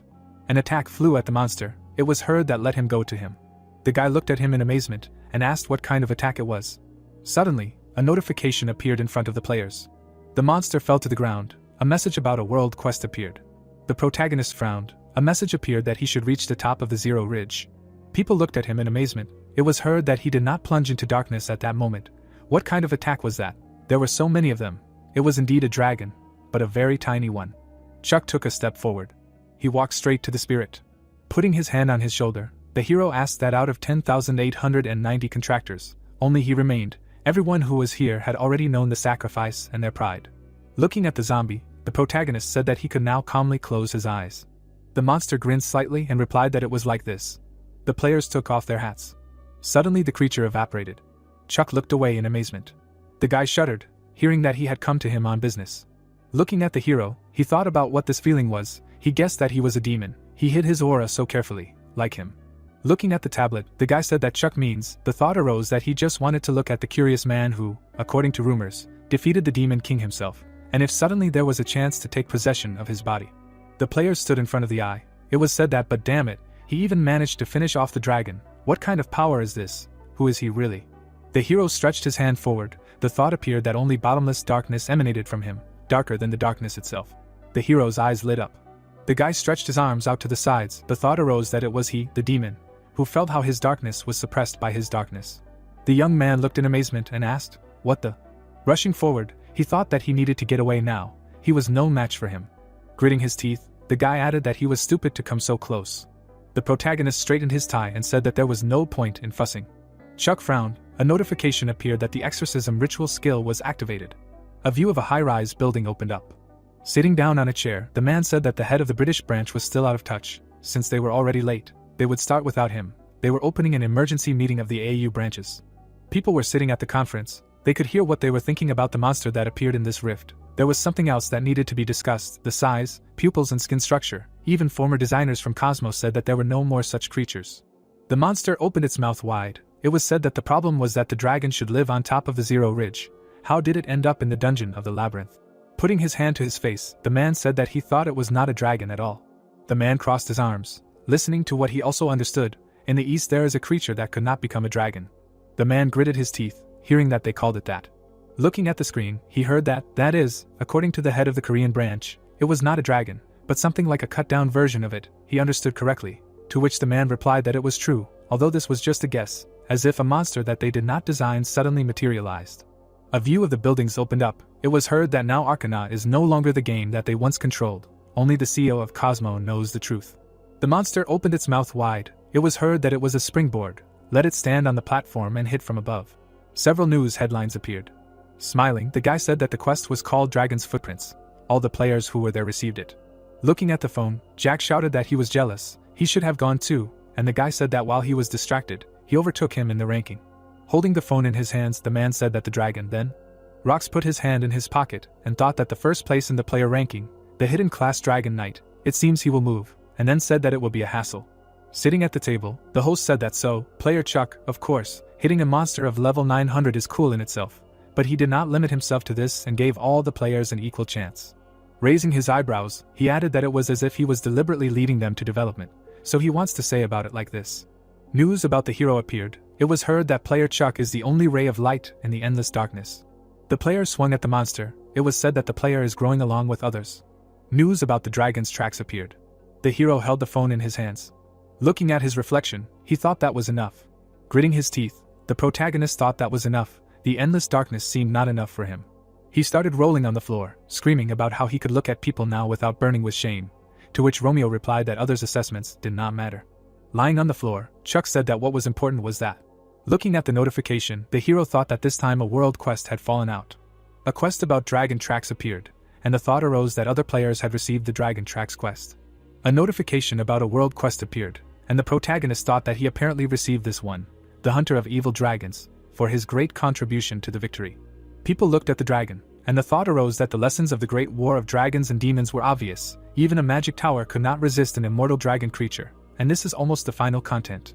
A view of the mountains opened up. It was said that the Zero Ridge, where dragons live, is the heavenly spire of Arcana. Ordinary players are not even able to get there. The hero's eyes widened and he thought that just thinking about it gave him goosebumps. If the monster had been a real dragon, they would have all said goodbye to life. The fact that they had defeated this level 900 boss was mainly due to the activated natural enemy skill. Clicking on the notification, the protagonist added that they would calm down and see what trophies were there. The fang of an evil earth dragon appeared, and the thought appeared that although its strength was clearly insane, it could still be taken. Holding the weapon in his hands, Chuck thought that the level was too low to equip this item. Closing his eyes, the hero said that everything could be used in its own way, and then thought that what was the point if he couldn't even lift it. The map appeared, and the thought appeared that he would think about the sword later. But the real find was the map connecting everything that exists. That is, he could find out where rare herbs or any necessary item are. By clicking on the notification, the protagonist thought that he had collected a lot of good stuff in the labyrinth, and his level had also risen to 15. It was worth pouring stats into magical power. Chuck pumped up luck and added that exactly 1 point in luck. Raising his head, he thought that doesn't it sound nice? Luck now to work. Holding the papers in his hands, the hero said that while he was gone, a decent number of requests to leave the tower had accumulated. The protagonist frowned and thought that this was nothing special. A view of the room opened up. John looked at his hand.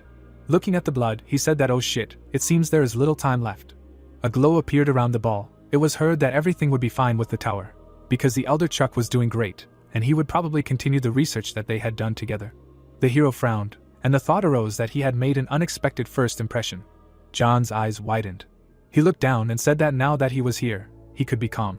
Pressing the ball, the guy said that he only regretted one thing. Standing by the table, he added that it was a little sad that he would have to leave without ever meeting the owner of the tower again. The girl opened her eyes in amazement. She rushed forward and said hello. Claire looked away and asked where he was in such a hurry. An office appeared. It was said that the elder John, a delayed curse passed down through his family. An application for leaving the tower appeared. The thought arose that this was also a study on removing the curse. The room appeared. The thought arose that no, this was not just like that. This quest came as an order. Frowning, the hero thought what this meant, and then said that the devil's tricks. He looked ahead angrily. A tall tower appeared. The thought arose that since he dared to touch the tower again, he would make them regret it. An image of a guy appeared. It was said that a magical family, each of its representatives possessed overwhelming magical power, and from generation to generation unprecedented geniuses were born. A glow appeared around the hand. The thought arose that despite such glory, no one envied them. A view of the building opened up. It was said that although the blood of their family bestowed incredible abilities, they were cursed with a fatal fate, death before adulthood. The magician grabbed his face. The guy looked away. The thought arose that for them death was not a tragedy, but an annual ritual, almost a habit. A bright light was shining from the window. Standing in the middle of the room, the guy said that it seemed that he was almost done with business. John looked down and thought that he felt a weak heartbeat and a fading flow of magical energy. Death was getting closer to him. Tea bags appeared. It was heard that but still. Smiling, the magician said that he would not worry about his absence, because now he was in the tower. Someone knocked on the door. It was heard that they could come in. John opened his eyes in amazement. The hero crossed his arms, hearing what brought him here, what he addressed. The magician looked at him in surprise. Frowning, the protagonist asked that he wanted to live. John froze, looking at him. He closed his eyes and grinned. Chuck looked at him angrily and wondered why he was laughing so strangely, awkwardly somehow, and the guy said that for the first time in his life he was asked such a question. People were always either envious or sorry. Looking away, John said that he did not regret anything. Thanks to the curse that exchanges life for talent, he was able to see this world as it is. Clenching his fist, he added that so perhaps he should hold on to this world. The room appeared. It was heard that but as soon as he heard Mr. Chuck's question, he himself did not notice how he thought about it. Smiling, the magician said that he wanted to live. Memories appeared. The thought arose that all this time while he was settling in the magic tower, John was there and always helped him, so now. Frowning, the hero said that this answer was enough.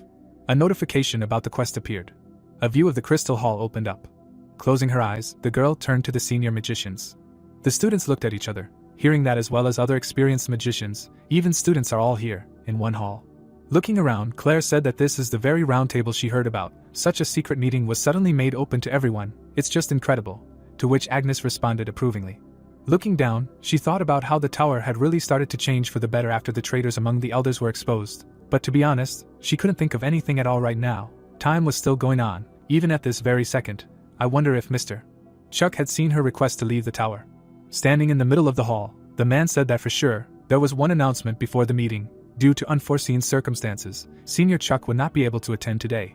Sitting at the table, Claire heard that he couldn't. He was always so punctual, and she asked that something serious had happened.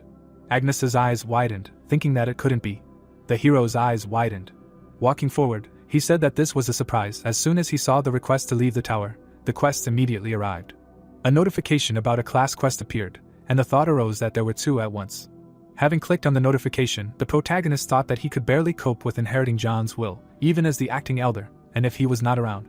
Sitting at the table, Chuck added that he would be the next to fall, and he would have died from overworking even without the curse. His eyes widened. He said that this quest too. A notification about the quest appeared. The thought arose that he was hearing about their family for the first time. A visit to the mansion was already successful. People handed over a scroll. It was said that the quests have such a system. If a demon hunter dies, his order goes to the next one, which means that the order that the Action member received at one time now automatically went to him, as the only demon hunter. The scroll rushed forward and turned. The hero frowned, hearing where he was now. Standing in front of the portal, he said that he was at the rift. Agnes stretched her hand out to the side, thinking that after the round table meeting she went straight to the office. And he was already there, and then asked what and when he was going to return, and why he was at the rift at all. She looked surprised, hearing that because the rift was connected to the arcana. People were standing in front of the monster. The thought arose that the demon Benjamin had summoned had also escaped there, to the arcana, through the rift. He had already confirmed more than once, the rift had become a bridge between reality and the arcana. Looking at the scroll, the hero heard that let him forgive of course. But he did not want to say that he was going to enter the arcana alone, to which he replied that this is exactly what he was saying. Gritting his teeth, the protagonist said that because John's family was there. Agnes' eyes widened, thinking that it meant he had seen the application for her exit. The view of the room opened up. It was heard that let him then allow him to go with him. He instructs him to protect John, and asks to collect information about the family. Entering the room, the magician said that even for him now in Archon it is too dangerous, and from the scroll it was heard that the application for her exit has already been rejected. Frowning, the hero said that he should rely on him. Agnes' eyes widened and she shouted that she was asking him, no need. She closed her eyes and said that honestly, everything was the same here and there. Senior mages still strive to bear everything alone. Entering the rift, the protagonist thought that he should forgive her for rejecting her request to exit, but he had no choice. The item he uses to enter the arcana is. Raising his hand, he added that the card connecting all things is disposable and only works for a one-way ticket. A view of the tree opened up. A thought appeared that even after planting the seed of the tree of the world, he received the title of the last adventurer. The feat thunders throughout the continent of Arcana. The title of the last adventurer was received. Chuck looked down. The players stood in the middle of the city. The thought came that when Arcana was still a simple game, in case of death he was blocked for 24 hours. This is the same effect as the old death block. Standing behind Romeo, the hero said that returning to reality, and the impossibility of dying, yes, it was simply incredible. The thought came that this is now such an ace in the sleeve. Grinning, he added that this is not all. Raising his hands up, the protagonist thought that the mechanical tower of Kvirenberg in Arcana was still working, and then shouted that he already thought that he would never return there, and it was idle. How much experience and glory had already accumulated. Looking down, Chuck said that but still the main goal is to meet the Countess. A notification appeared that the goal was set, the eastern part of the capital of the empire. The view of the mountains opened up. The thought appeared that it was even a little exciting to see Arcana again after so many years. In the night sky of the game, against the backdrop of the Zero Mountains, it was so beautiful that it took your breath away, no worse than a real journey.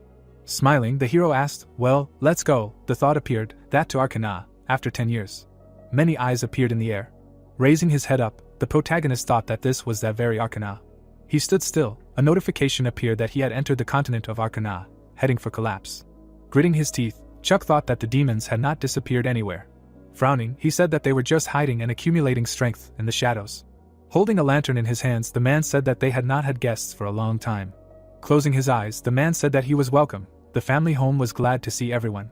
The man looked out the window. It was heard that he wanted to rest a little. The woman was watching them. The hero frowned and said why not. A notification appeared that the natural enemy skill was activated. A view of a high-rise tower opened up. Opening the doors, the magician shouted that it meant that the elder John had collapsed unconscious. He was okay. Turning around, the guy told her to be quieter, and the man spoke about the elder magician. Matthew turned his head and said that he was asking to be quieter in front of the patient.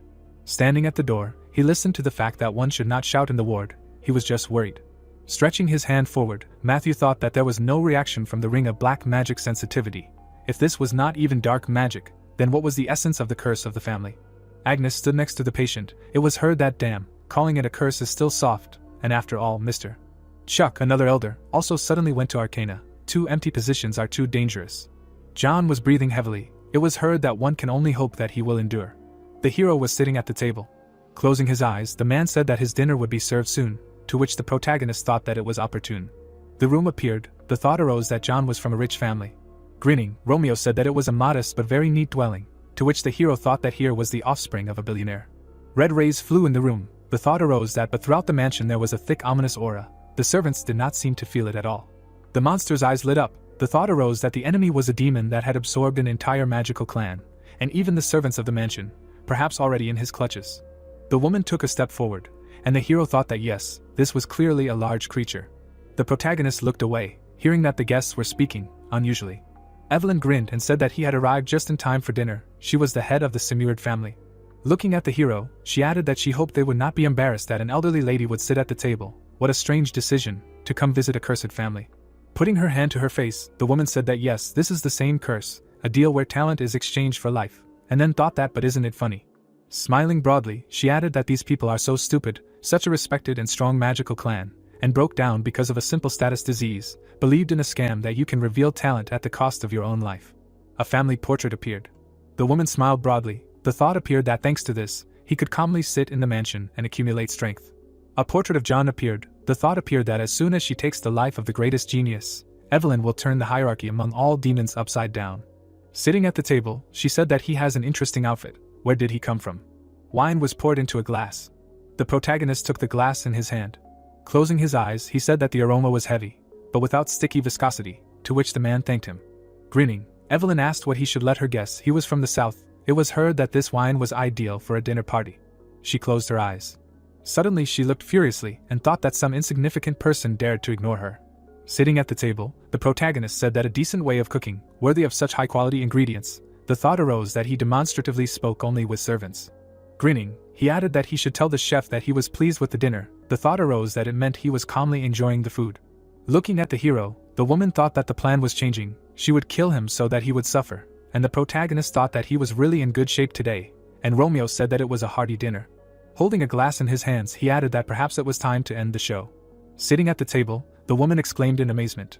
Looking to the side, she asked what kind of teleportation this was, what kind of impudent trick.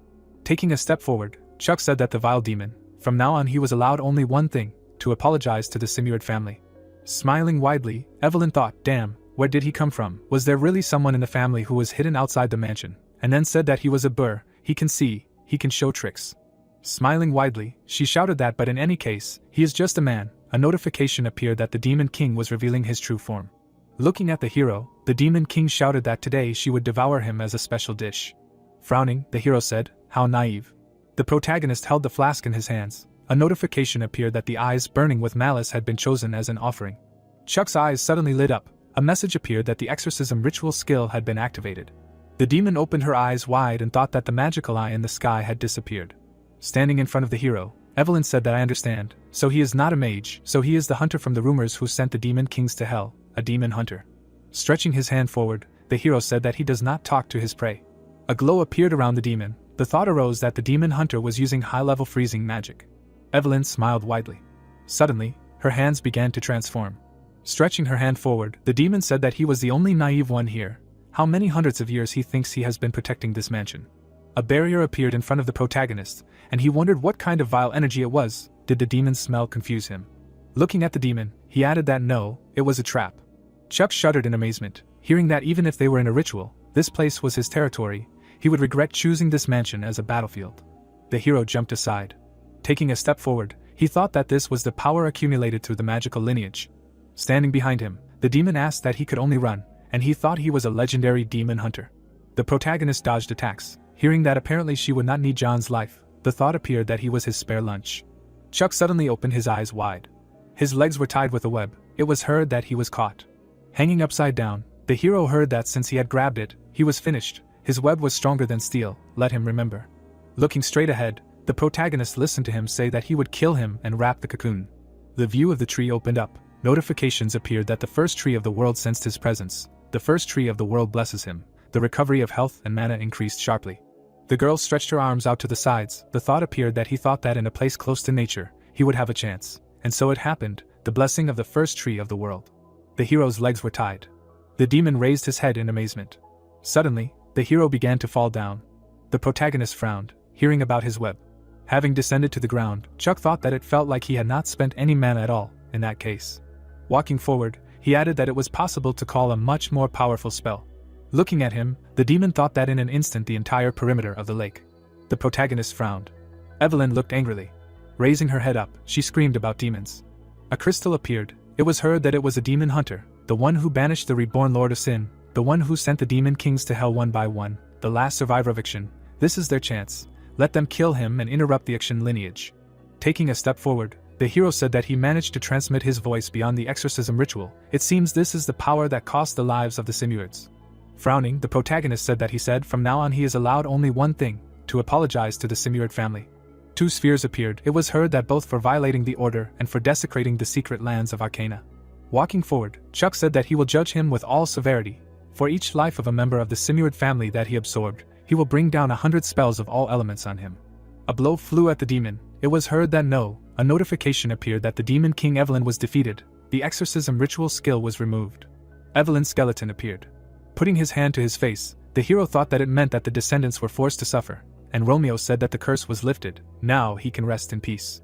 Frowning, he thought that but the demon, and then added that the voice is certainly powerful. The protagonist looked away, hearing that at least the hunt will be easier. A notification appeared that the natural enemy skill was activated. The demon opened his eyes wide. The thought arose that he felt the gaze of all the demons of the Arcana continent. He did not think that they would let him go. Holding the weapon in his hands, Chuck said that let the demons come. A glow appeared around him, and he added that today he will play with them at full strength.